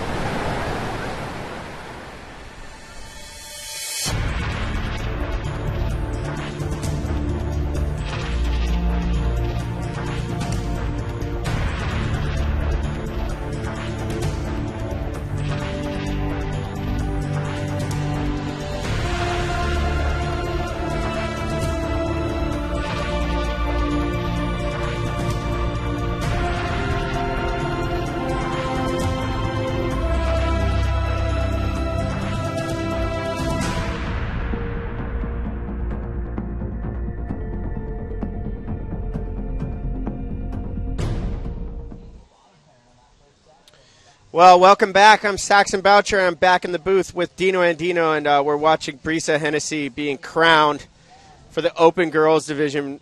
Dino, I was sitting right alongside you guys as you were commentating that heat, and when she dropped that 9, wow, she ripped that wave. Absolutely destroyed it. 3 big front hand snaps, releasing her fins on that first turn. And the young lady's putting on a great performance here in the girls' final. And you can see a shot there of the winner and all the fans, all Hawaiians, and standing around there and congratulating young Hennessy. Yeah, Mom's down there for the big hug. I'm sure Dad's going to come down and help with the chair up the beach. They stuck it out, all this last, basically month of just amateur competitions. Brisa has been dominating. She took some titles down at Trestle. She's already won an Explorers title, and here she is taking out the Open Girls Division. And Dino, we watch a lot of amateur surfing, you and I. You've been doing it for a long, long time alongside your son. And when you see talent in a youngster like this, like we're seeing in Caroline Marks now, I saw Brisa when she was about 12 years old, and I thought to myself, not to say I'm right all the time, but this particular case, I was like, this girl is going to be a future champ for sure. She has so much talent. It's weird. You feel it. You don't only see it, but you feel it. Like when you actually witness it in the works and at a young stage of the evolution of an athlete, if you're into sport, you actually feel it. You go, there's something else that you feel. You go, wow, there's something special about that young lady, and I agree with you. I see it in her big time. Well, great champion there for the Opens Girls Division, Brisa Hennessy. We'll be hearing from her shortly, but right now in the water, this is our final of the day, the last heat of the NSSA Nationals for 2014, and in my opinion, it's the best one. This is the Mini Groms right here. These kids are 10 and under, and it's a stacked one, too. We got Jackson Bunch in the blue, Jet Schilling in the red, Brody Sale in the green, and Robert Grillo in the yellow. So these are the best of the best for the Mini Groms. These guys have been ripping, man. I can't even believe how good of surfers these guys are at such a young age. I'm baffled, Saxon, on the talent level in this division. It's just amazing. I was down here yet last night commentating with you as well, and it was just, what's going on with these guys? I mean, they're only 11 years old, and they're doing full-blown major bottom turn off the top combinations on pretty solid waves. I watched this kid right here. To me, he baffled me yesterday. He's a freak. Yeah, this is Jackson Bunch. Jackson Bunch. The combinations he was throwing down were next level. And as he grinds, this is Schilling though. He's a grindy young kid from San Clemente, and he actually made the boys final, which was pretty impressive. He's only just 11 years old, so you can see him out in the lineup here. We have some scores to be dropped. We'll give you an update as you see a great shot, Saxon, of the ladies' junior finalist right there and winner, national title holder. That's Hennessy. Yeah, Brisa Hennessy, all smiles. I mean, that girl never stopped smiling, but I think her smile stretched just a little bit with that title going down right there. So I'm really happy for her sticking it out. She was also in the women's division final as well, so a double finalist right there along with Caroline Marks. So just amazing performances, Dino, from the really young side of the women's competition. Yeah, they're dominating. And this looks like a sail off the bottom, off the top, and that's Brody. Yeah, Brody from the big island of Hawaii throwing it up into that big section right there. But right now, let's go down and hear from Brisa Hennessy. She's down there with PT. I've got one stoked little girl down here, Brisa Hennessy, who just won the Open Girls. And Brisa, I can see that smile from one side of your face to the other. Yeah, I'm so stoked I got the 9, and it was very tricky conditions out there, and I was just stoked to get the right ones, and so happy to win the Open Girls. Well, it was a good battle between you and Caroline Marks. She already had one title, and you weren't going to let her win another one, right? Yeah, she's amazing, and she rips so hard, and it's so cool to serve with her because she pushes me so much. So congratulations to her on winning the under 18. She's ripping. Well, you've got a lot of years in front of you here. You got your name up on the banner already. I'm sure you'd like to take home the Mayor's Cup yourself one day. Definitely. It's definitely one of my big goals, and yeah, I would love to do that. Well, we look forward to seeing you back here next year at the next Nationals, right? Thank you. Yep. Back to you guys in the booth. Thank you, PT, and thank you, Brisa. And watching a replay of that 9-point ride she had in the final, I mean, she just dug deep. The third turn was the best turn of the whole wave. She just built momentum as she went down the line. Huge score. Catapulted her to this win, and she's very stoked. But Dino, she's got her eyes set on bigger things. She wants to come back next year and challenge for that Open Women's, the Mayor's Cup. So we'll see a lot more from Brisa Hennessy. But back to the water, Jet Schilling up and riding in the Mini Groms final. Well, Jet had a nice little inside wave. Nice blast on the closeout. He's got a 6.33 for his opening ride. Or, excuse me, he's got a 5.67 and a 3.33. He's going to need to do a little bit better than that to take this national title. He's going to have a little bit of patience. You have Jackson Bunch out the back waiting. He dropped a 6.57, so he has the highest scoring wave in this heat so far. And, well, we have plenty of time. 17 minutes on the clock section, and this is what we've all been waiting for. Yeah. The little guys take it to it. Here he goes. There's Jackson. I mean, this kid just attacks the lip. He's looking out for his fellow competitor there, Jet Schilling, making his way back out, and Jackson didn't want to hit him. But you see how aggressive he is in his approach. Out the back right now, this is Robert Grillo. Oh, he threw it up for the second time there and just coming down. But I just love the way these Mini Groms just attack these waves. You think because they're so small in stature and stuff, they're not going to have that push, not going to have that power, but these kids just attack it. Absolutely, and one thing that really surprises me about Jackson is his foot placement. You know, a lot of times when the young guys, they kind of have their foot kind of wide so they're nice and stable, and they just have that their footing just planted on their board, and they just wing it, just pure aggression, pure talent, just through the lip, and they just will it. Whereas Jackson, to me, seems like he's got a little bit more footwork and his footing. He doesn't look like he's on too long of a board or too wide of a board. He just looks like if he gets the right section, he's going to, you know, he's just got that something magic about his surfing. I can't say enough about it.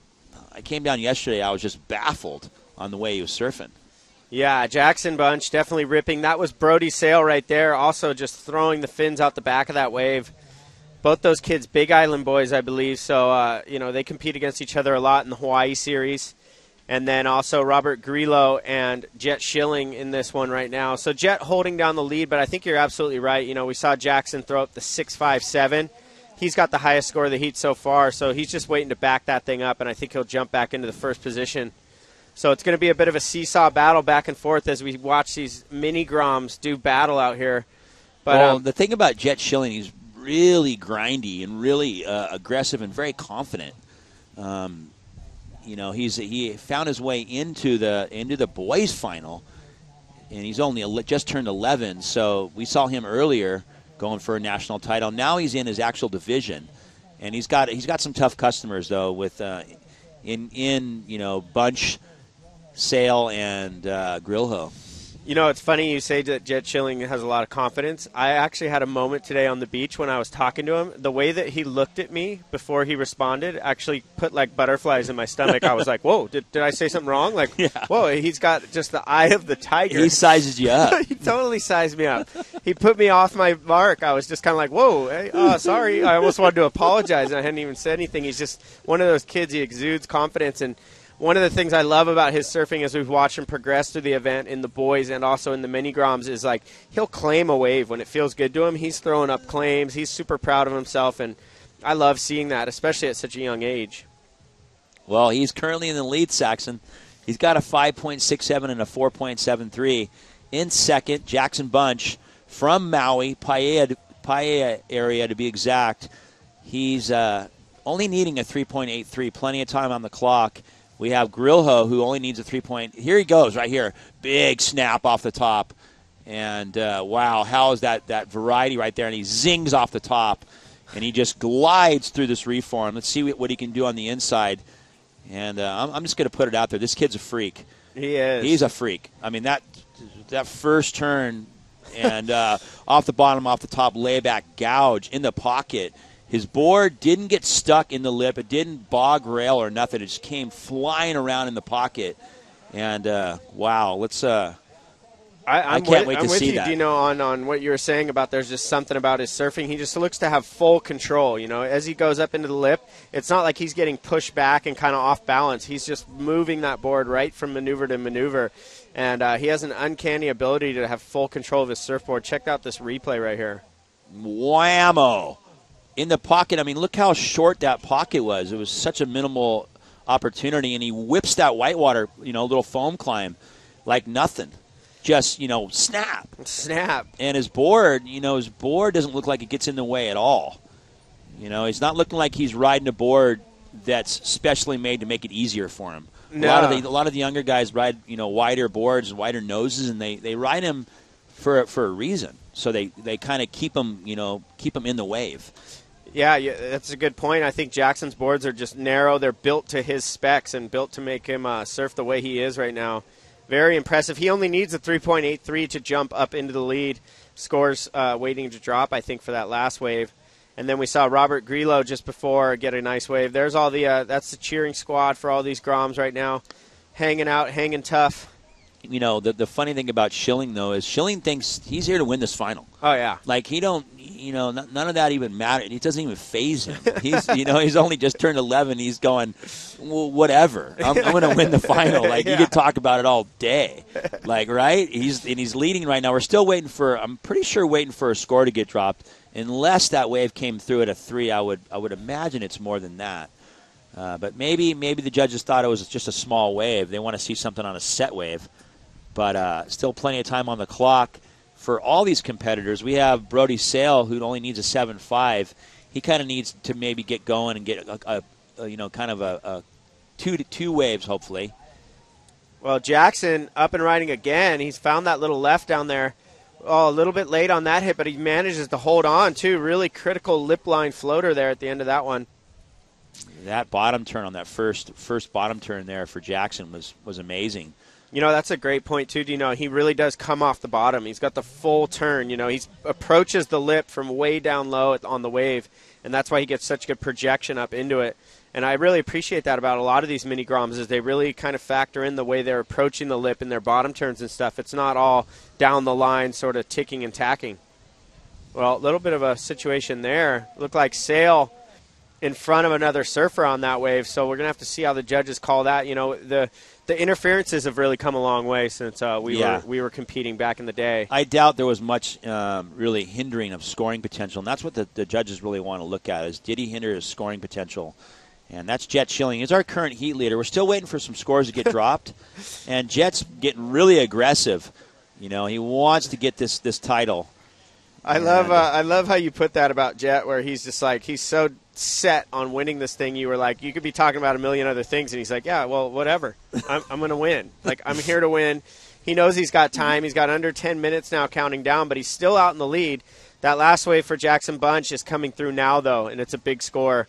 The judges took their time with that one, Dino. We liked it right away when we saw it, and we've seen the scores drop now. He's got a 7.33 Yeah, the judges, making it loud and clear. Big bottom turn off the top combinations. We've seen it all week long. It hasn't changed. And that's the great thing about the panel this week. They've been so consistent. They haven't wavered. And more importantly, they haven't confused the competitors. The competitors know because they've watched their heats. They've been in heats all the way to make it to the final. In every heat they've advanced in, they've done exactly what they needed to do, and that's ride sets, do big critical turns in the pocket, and there's no confusion. Yeah, and the judges also got this right. They just gave Sale an interference on that situation before because he did kind of get in the way. As we watch Jet Schilling up and riding here, he's got a section in front of him. Look at that, just great punctuation there, jamming his board right through the lip to finish that maneuver out. This kid is not giving up. This kid's grindy, Saxon. He's really so is. awesome. Look at this inside connection he's made, just banking off the rebound right there. So a grinder right here, Jet Schilling. This kid is not going to give up. He just dropped down to second place. He needs a big score to go back to first, and he wants to make it happen. Well, let's wait and see. This is a nice wave, though. Big bottom turn, snap off the top. Judges might really like this one. Unfortunately, right there, he kind of missed an opportunity, but he makes up for it with a nice closeout blast. Really committed surfing there for Schilling. He's going, you know what, I'm battling. It's on. That was a sick wave. Now that we watch that replay, that first turn, really nice, projecting down the line. Slight missed opportunity in that middle bit, but he really did make up for it when he really pushed hard on that oncoming section. Judges liked it as much as we did. 8.27, bang, he's right back in first. Yeah, that's well-deserved. I mean, that bottom turn on his first section there, big bottom turn snap off the top, and it looks like we do have Jackson. He's down the line. Little vertical snap and another quick little snap a la Kalani Robb, just hacking the wave. But unfortunately, it looks like Jackson's, I think he needs to get better waves at this point at the game. He's already carrying a 7.33 and a 6.5. Jack, if you're his coach, you probably think, okay, you need to get out the back and wait and get something quality because his surfing's there. Yeah, no, it absolutely is, and it's funny you just threw out Kalani Robb's name because we used to call Kalani Mighty Mouse back in the day when he was about this size, and Jackson Bunch looking a lot like a young Kalani Robb. Up and out, that's Robert Grillo. He's in third. He needs a big score right now, but we're really seeing Jet Schilling and Jackson Bunch go blow to blow, two young little goofy footers doing battle, and then Brody Sale right there, he did acquire a interference on that one situation where he was out in front of Schilling. So a little bit of a bummer for him, his second score getting cut in half. So he's going to have a hard time getting himself back in this heat. So we're down to just below 7 minutes. Will Jackson Bunch move into the zone and wait for a wave and try to claim a national title? Schilling, these guys, they're on it. I mean, Schilling knows he's in the lead right now. He knows he needs to better. What's he carrying? 8.27 and a 5.67. So as soon as he moves, and betters that 5.67, he's going to make it even harder for Jackson to move into the lead. So let's see how these little grommets manage their time as we wind down to 6 minutes on the clock. And Schilling having a look at that one. But, it's what a battle here. I love it. Two grinding, fighting it out right now in this open mini-grom final. This is the last heat of the day, last heat of the event for the 2014 NSSA National Championships presented by Fiat. I'd like to thank our partners, Flip Headphones and Surfing Magazine, also Time Warner Cable, bringing this live to TVs over in Hawaii on Channel 250, 1250 HD, Los Angeles area 101, Desert Cities 111, San Diego 411, and then on the Time Warner Cable Sportsnet. So you can go and watch this at home on TV with Time Warner Cable. Special thanks to those guys. As we see Robert Grillo, he's trying to get something going. You can see he's being really active, and when he knows he's not on a good one, he's getting off of it. So this kid definitely scouring the lineup, looking for that big potential 8-point ride that'll get him up in the lead. Well, the good thing is for Grillo, he's carrying a 6.33, so he's in the game. All he needs is a 7.57.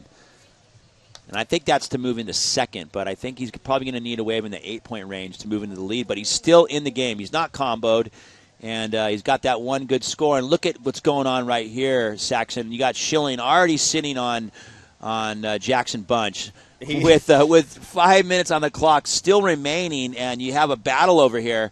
And you know what? Schilling, man, I'm telling you, this kid, he's gnarly, bro. I'm not kidding. He scared me earlier, the way he looked at me. This kid has so much fire in him and so much confidence. I would not want that kid sitting on me. I think it'd be very hard to get a wave off of Jet Schilling, and that's unfortunately the situation that Jackson Bunch is in. But he's no slouch himself. These two are very good competitors.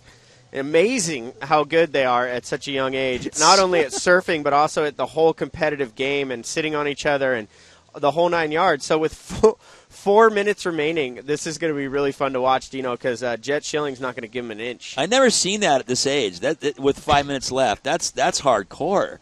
I mean, Schilling is just going, no, I am not. Well, here you go. He kind of gave him a little break, though, and Jackson moves into the position for this way. Big bottom turn snap. Let's see if he can finish it up with the wraparound cutback. Big hack on the open face. Let's see what he can do on the inside. He's trying to get a 6.62. I'm not quite sure if he got it. A couple nice turns. Let's see what he can do on the inside. Snap. And a blast. And Wow. He made a good case to get the score on the final 2 maneuvers there. Finishing up on the sand is Jackson Bunch. You know, he made a really fast breakaway from Jet Schilling, and they were having a major paddle battle out there, and Jet Schilling's probably just kicking himself that he let Jackson get a wave. You know, he was watching his every move from out the back. Look at Brody Sale. Huge aerial attempt. He almost stuck that thing, too. Oh, my gosh. Don't make that. That would have been a huge score. That was a big old backhand air into the wind. The big story here is Jackson Bunch's last wave. Did he get a 6.62? I would love to see that wave again. Well, the big bottom turn off the top, he looked like he left a little bit on the table on his first turn. I think he had, if he had that section again, I think he would do more with it. But he's not chasing that big of a score, only a 6.62. Yeah, as we watch right here, we'll wait on that score as Sale up and riding. Up and down, but that's a great point. You know, I think he came off the bottom really hard, and he kind of let off the gas when he got to the lip. You know, he wanted to get multiple maneuvers out of that wave, but then wrapped it back really nice. And then to make that reform and get those last couple slashes on the inside, you know, that'll increase the score line, you know, and increase the judge's opinion of what they should score that wave. But, you know, he is chasing a pretty hefty one, a 6.62, so I don't know. It could be close. Yeah, I think the judges aren't going to give it to him because they've been really consistent. They want to see those powerful maneuvers on the outside. They want to see that risk. He let a little bit off the gas on that first turn. I mean, he had the wave. All he had to do was unload on that first turn. Still, we're not judges, and the scores get dropped. 2 6s, still waiting for one more. He might fall just short as we wind down with 1:40 on the clock. And back to that little hassle battle there. Schilling took his eye off the ball for 1 second, and Jackson was behind him, and there you go, 6.33. So yeah. One judge had it a 7, two judges had it a 6. Yeah, so one judge basically said that was enough to win this thing. We gave him a 7, but the other two judges 6.0. So it averages out to be a 6.33, and Jet Schilling, you know, deep breath right there. He thought he might have got it. I think Jackson thought he might have got it, but it wasn't a 6.62. So the situation the same. Jet Schilling is leading this open mini Grom final. There's 1 minute remaining. Jackson Bunch and Robert Grillo both have a chance to take this thing in the last minute here if they get a good ride.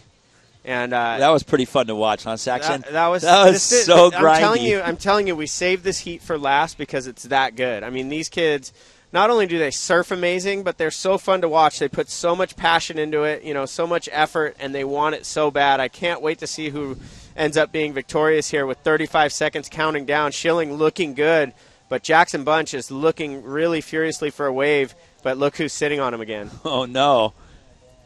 I can guarantee he won't leave any space as we're down to 21 seconds on the clock. Look at Schilling. He's chasing after Bunch, and we're down to the final exchange. Who will get it? He looks like he has some paddle battle going on. Will he go? He's going. And we do have a backhander. Bang. Unfortunately, looks like the wave isn't going to allow much as Bunch looks at his clock, and he's going to make his way in as it's all done and dusted. And Wow, well, Man. great performances throughout this event for Jackson Bunch. He's definitely put a big flag in the sand as a grommet that's going to be here for a long, long time. But this guy, Jet Schilling, like you said, Dino, just a grinder. I mean, the kid is intimidating to talk to. He exudes confidence. He's an amazing talent, and he just took down the national title for the Open Mini Grom. Well, here you go. Here's a replay. Snap off the top. This was Jackson Bunch's opening ride. Really nice surfing there. Yeah, I mean, Jackson's been ripping this whole time. We've definitely taken notice of his surfing and how he comes off the bottom. He's got a ton of control and power in his surfing. But Jet Schilling, this was a great wave right here. I love the way he started that turn, and then he just took his time in order to hit this last section really hard, and that was the wave that catapulted him back up into the lead to take this thing out. Yeah, he had a lot of patience, Saxon, to glide through that flat spot and hit that closeout. And he really put a lot of authority into that second maneuver. The judges liked it, and that was the one that win. This wave right here, snap off the top. And this was the wave that he had at the end that he could have, I think, had that wave again. He would have opened up more of a first turn on that. And, you know, let's give it to these kids. They all performed great. This is the 10 and under division with all four of the competitors in this final. Really have a bright future. They sure do, and it was so close. Dino, one judge gave it to him on this wave, put him back in the lead, but it was Jet Schilling at the end of the event, at the end of this Nationals with the title, and look how stoked he is. High fives all around from all the boys. He is your Open Mini Grom champion for the 2014 NSSA Nationals. That kid's got the eye of the tiger, Saxon. He sure does. We've talked about it a lot, but when you run into him, you just go, this kid's going somewhere. He's going to do something. I don't even know who he is or what he is, but he's confident. He's sure of himself. He's switched on, as they say, this kid, for sure. And a great champion for the Mini Groms right there. We're going to see this kid competing for years to come. He'll be up through the ranks, through the boys, through the juniors, and on into the men's. And what a great performance he just put on. I love how close that final was. Jackson Bunch almost stealing it away in the dying seconds. But, you know, Jet Schilling holding on after that paddle battle and everything. What a great victory. They were grinding with 5 minutes left. So awesome. And so awesome to watch, huh? Yeah, there you see Griffin Colapinto, one of the boys, cheering him up. You know, he's got great support from a lot of great surfers here at the NSSA. And I can't wait to hear what he's got to say. Hopefully PT gets a word with him when he gets up to the top of the chair. Wow, that's so awesome to see. Well, that was the final heat of the 2014 NSSA National Titles, brought to you by Fiat. Sitting next to Saxon Boucher, it's been a pleasure being here. Absolutely. And watching all the way through. And, you know, it's been broadcasted the last 2 days. We've grinded through, you know, round 3 all the way to the final of all these divisions, and it's been nothing short of spectacular. Yeah, it's been awesome, and we got one more interview with this man, the Open Mini Grom champ. He's down with PT. PT, take it away. Jet Schilling, your one-stroke little Grom winning the Mini Groms. How was it out there? It was all the way down to the last minutes. Yeah, it was fun out there. You just have to wait for a good one, and they'll fortunately come, and yeah, fun out there. So it must feel good to win the National Open title. Yeah, I'm so stoked right now. So at 10 years of age, you could probably win a few more, you reckon, right? Yeah, I want to win more. It's my dream. So at 10 years of age, you know you got probably like 7 more years you can do this. So you might be able to break the record for the most national titles, at least the Open one. Yeah, I want to try to beat Clohays. Oh, you want to beat Clohays, you reckon? Uh-huh. Well, congratulations on your first National Open Mini Grom title, and you'll be back next year, I'm sure. Thank you so much. Back to you guys in the booth. Well, we knew that was going to be a good interview, but Dino's a little bit bummed, a little salt right there. He's talking about Clohays going after his titles, and Dino, you'd be stoked to see it go down, wouldn't you, if he took out as many titles as your son Clohay? I'm stoked. I mean, look how cool that kid is. He's so confident, and it's just I'm speechless. You know, he's got something going on for sure. Absolutely, and that was a really fun final to watch, a great final to wrap up the 2014 NSSA National Championships. Congratulations to Jet Schilling there. And we're going to take a quick commercial break, but we will be back with a great highlight package, so do not go anywhere.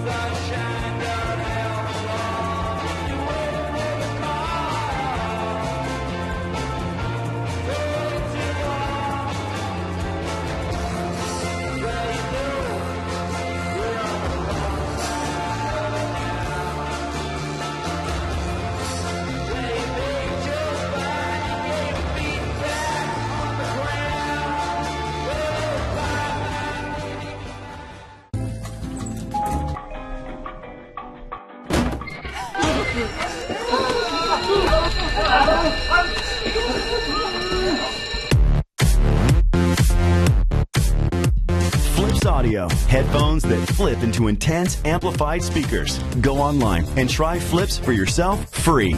The revolutionary new Flips, because sometimes music is just meant to be shared. See more right now at flipsaudio.com. Well, welcome back to Huntington Beach, California. We just wrapped up the 2014 NSSA National Championships, crowned a ton of champions today here. I'm Saxon Boucher. Joining me for the wrap-up here is Dino Andino. And Dino, we got a full highlight reel of all the best clips throughout the day, a ton of them, a lot of great performances all day today.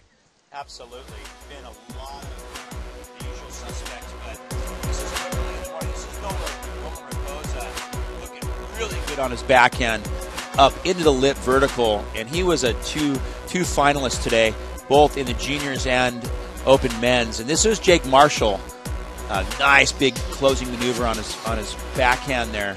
Well, we've had great waves all week for this NSSA Championship here at Huntington Beach, and these kids were all just going to town, especially this morning. That was Wyatt McHale. He's one of our champions.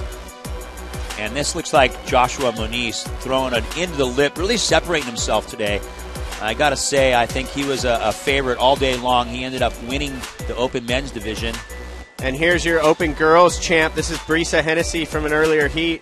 Going off, this was actually in the women's quarterfinal, so she finaled in both divisions.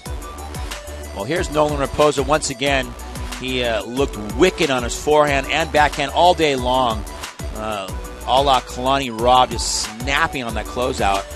Well, here's your open men's champ, Mayor's Cup champion, Josh Moniz. This guy was on point the entire event. This was earlier in the semifinals. And his brother Seth as well, also making the finals. Ripping on his backhand right here. Those two brothers are going to be ones to watch through the pro ranks as well. Very dominant performance from the Moniz brothers. And Joshua coming away with the win in the final. And this looks like that is Hennessy once again. She is our girls champion. Big blast. That was in the women's semi. Here goes Raposa again on his backhand. This was in the juniors semi. So this guy was probably the most busy surfer of the day, making two finals. This looks like Pittman. Jake Marshall. Oh, that's Jake Marshall. Excuse me. Nice series of backhand maneuvers. That found his way into the final. And this was Schultz. And that was in the semis, or men's final, actually. Huge error there from him. And this is one of the girls that we've been talking a lot about. 12-year-old Caroline Marks from Florida taking down the women's final at 12 years old. What an accomplishment. This was Griffin Colapinto in the Open Juniors final, blasting that finishing maneuver. This wave happened in the last 2 minutes, and that ended up making him under the juniors champion. Yeah, great win for him. And then this was Wyatt McHale. He's one of my favorite kids to watch surf and also talk to on the beach. He's such a cool kid. I was really stoked to see him take out the boys' final this year. Well, it looked like he was in form, Saxon, making his way all the way to the inside, leaving no doubt. This wave ended the heat, and he answered the call. As you can see, Tommy Coleman right there with the yellow board. He ended up being second, and this was Zines from Huntington Beach taking the air show final with that big rotator. This was Nick Anderberg, and Dino, you were in here watching this. He had some fancy footwork, some great hang tens in this final. Hard waves to ride on a longboard, and he made it look easy. Yeah, he had a dominating performance in the final to win the national title in the open longboard division. And, you can see him really stylish, making his way to the inside. This was a big old air that we saw done in the juniors air show right there. Seeing these kids just go off two rotators on one wave. And then Brisa Hennessy, Dino, this one really impressed us. This was a 9.17 from the women's final. This is what took it home for her. Yeah, she separated herself. 3 big maneuvers on the open face there, and she takes the women's junior open title. And you can see her on the beach. That was the girls' final. This is Jet Schilling, our Mini Groms champion. Yeah, Jet Schilling, performer of the day for me and Dino. We just love that Mini Grom division. We love watching those guys scrap it out there. And what a great champion. What a big win for young Jet Schilling. We're going to see a lot more from him in the future. Yeah, very astute young competitor. Really impressive.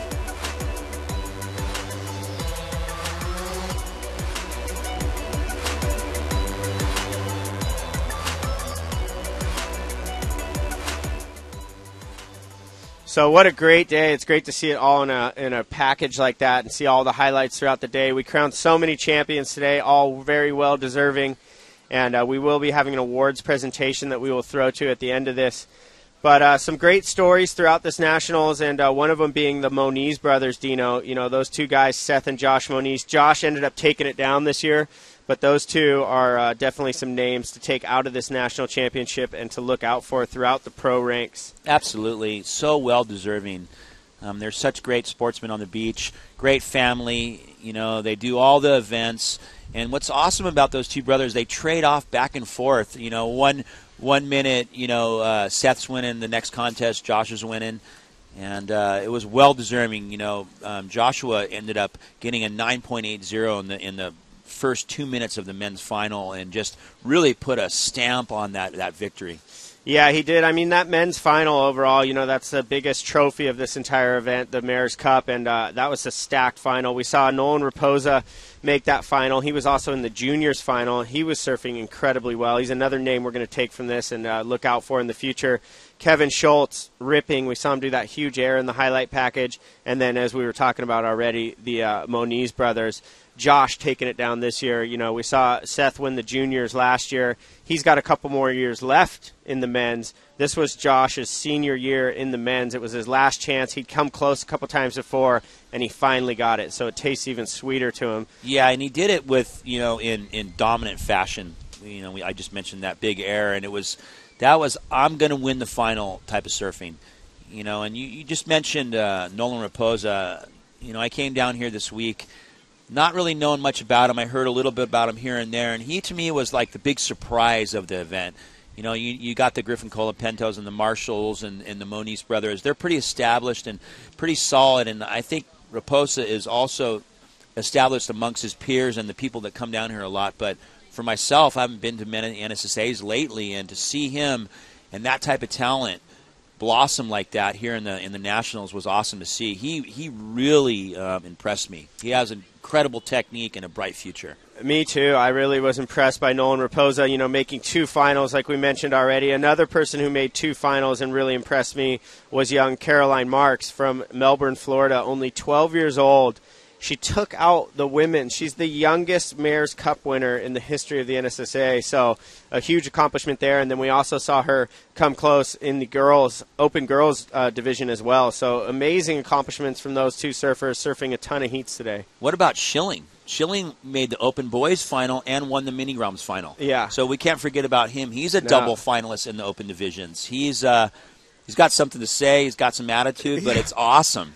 He's got some confidence, and he's only just turned 11, and he was in the boys' final and won the mini Groms. Yeah, so those are some big names that we're taking away from this event. You know, obviously the champions of all the divisions we're going to remember moving forward, but those young competitors that we're going to see throughout the years, moving through the ranks, moving up in divisions and everything else in the years to come for the NSSA, the future looks bright, to say the least, for the Absolutely. NSSA. And, you know, I was doing a heat with PT a couple heats ago.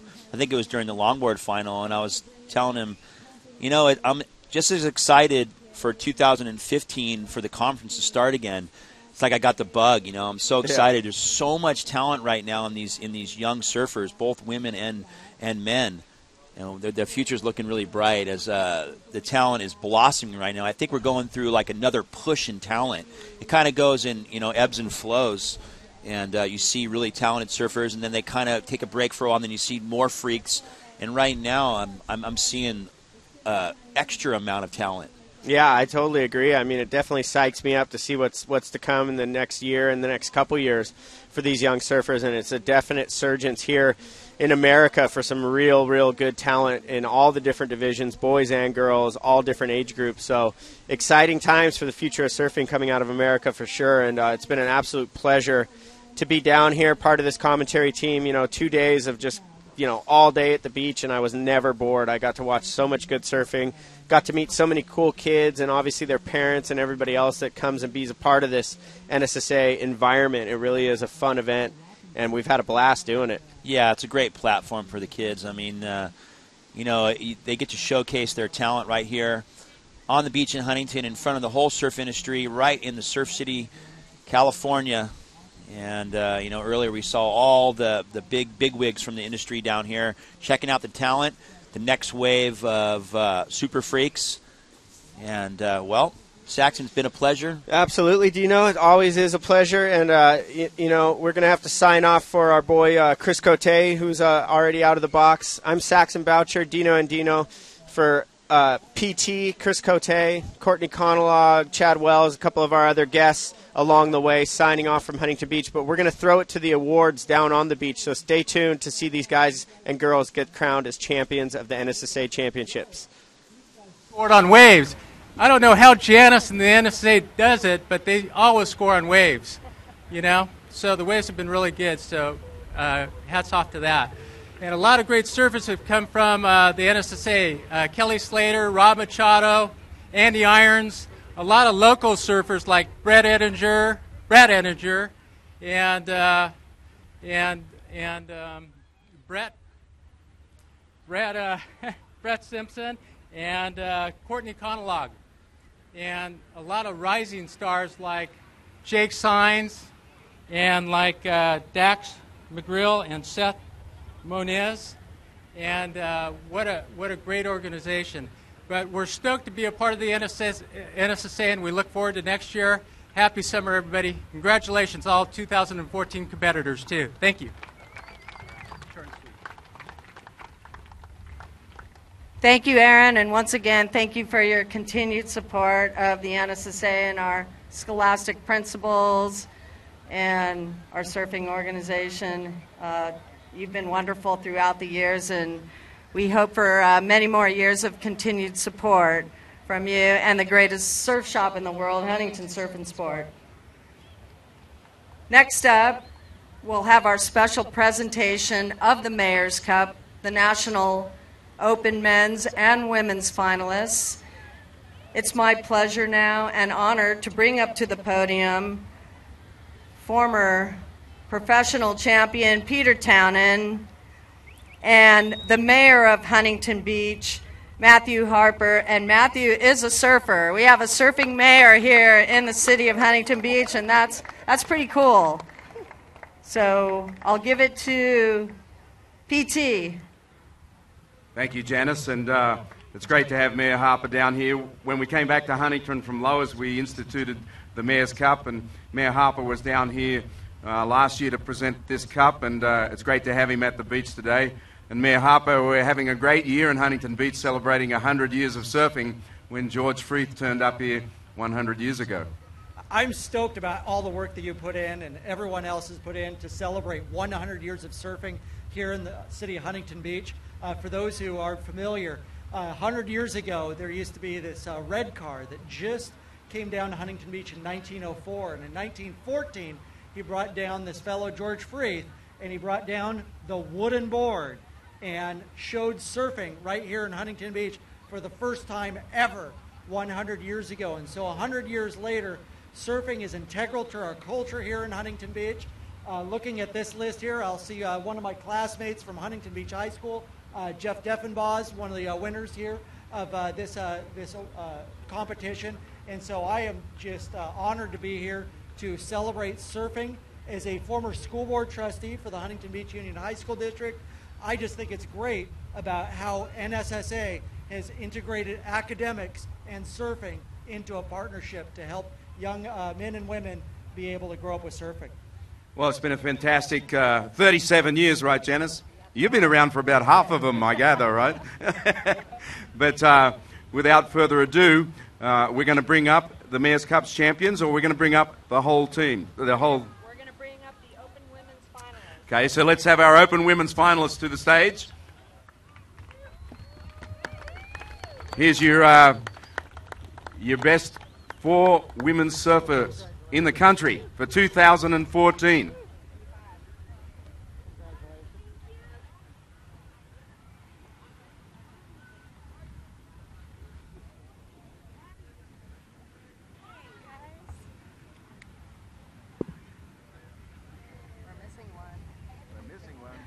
She's coming. She's coming.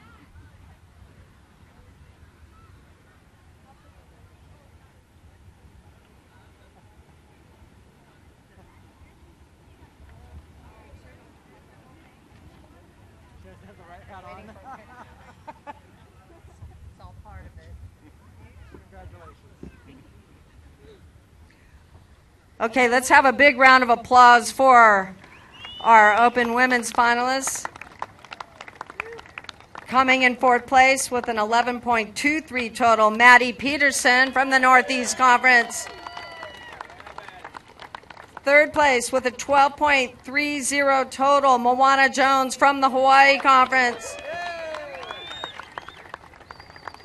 Runner-up with a 14-point total, Brisa Hennessy from the Hawaii Conference. And taking the National Open Women's title and the Mayor's Cup, a 14.60 total, Caroline Marks from the Southeast Conference. And she's got a pair of earphones. Yep, right there, the biggest trophy, man.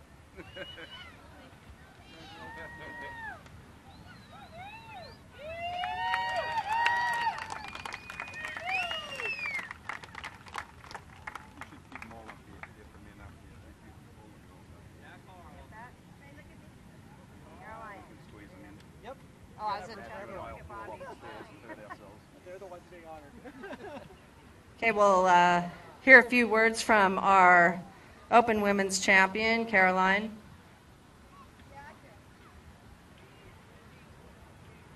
I just like to thank all my sponsors and my family, NSSA for putting on an awesome contest, and especially my brother Luke.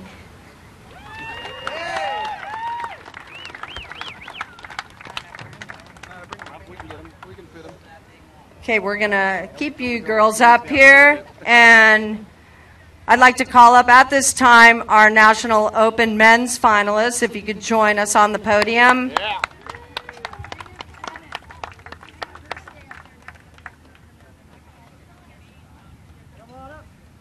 We can fit them in. Thank you. I'll just fall off the back of the stage and kill myself.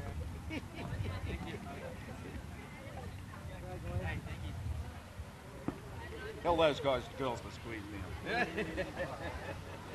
Here they are, the best four surfers in the nation, our National Open Men's finalists. Big round of applause. Coming in fourth place with a 14-point total, Seth Moniz from the Hawaii Conference.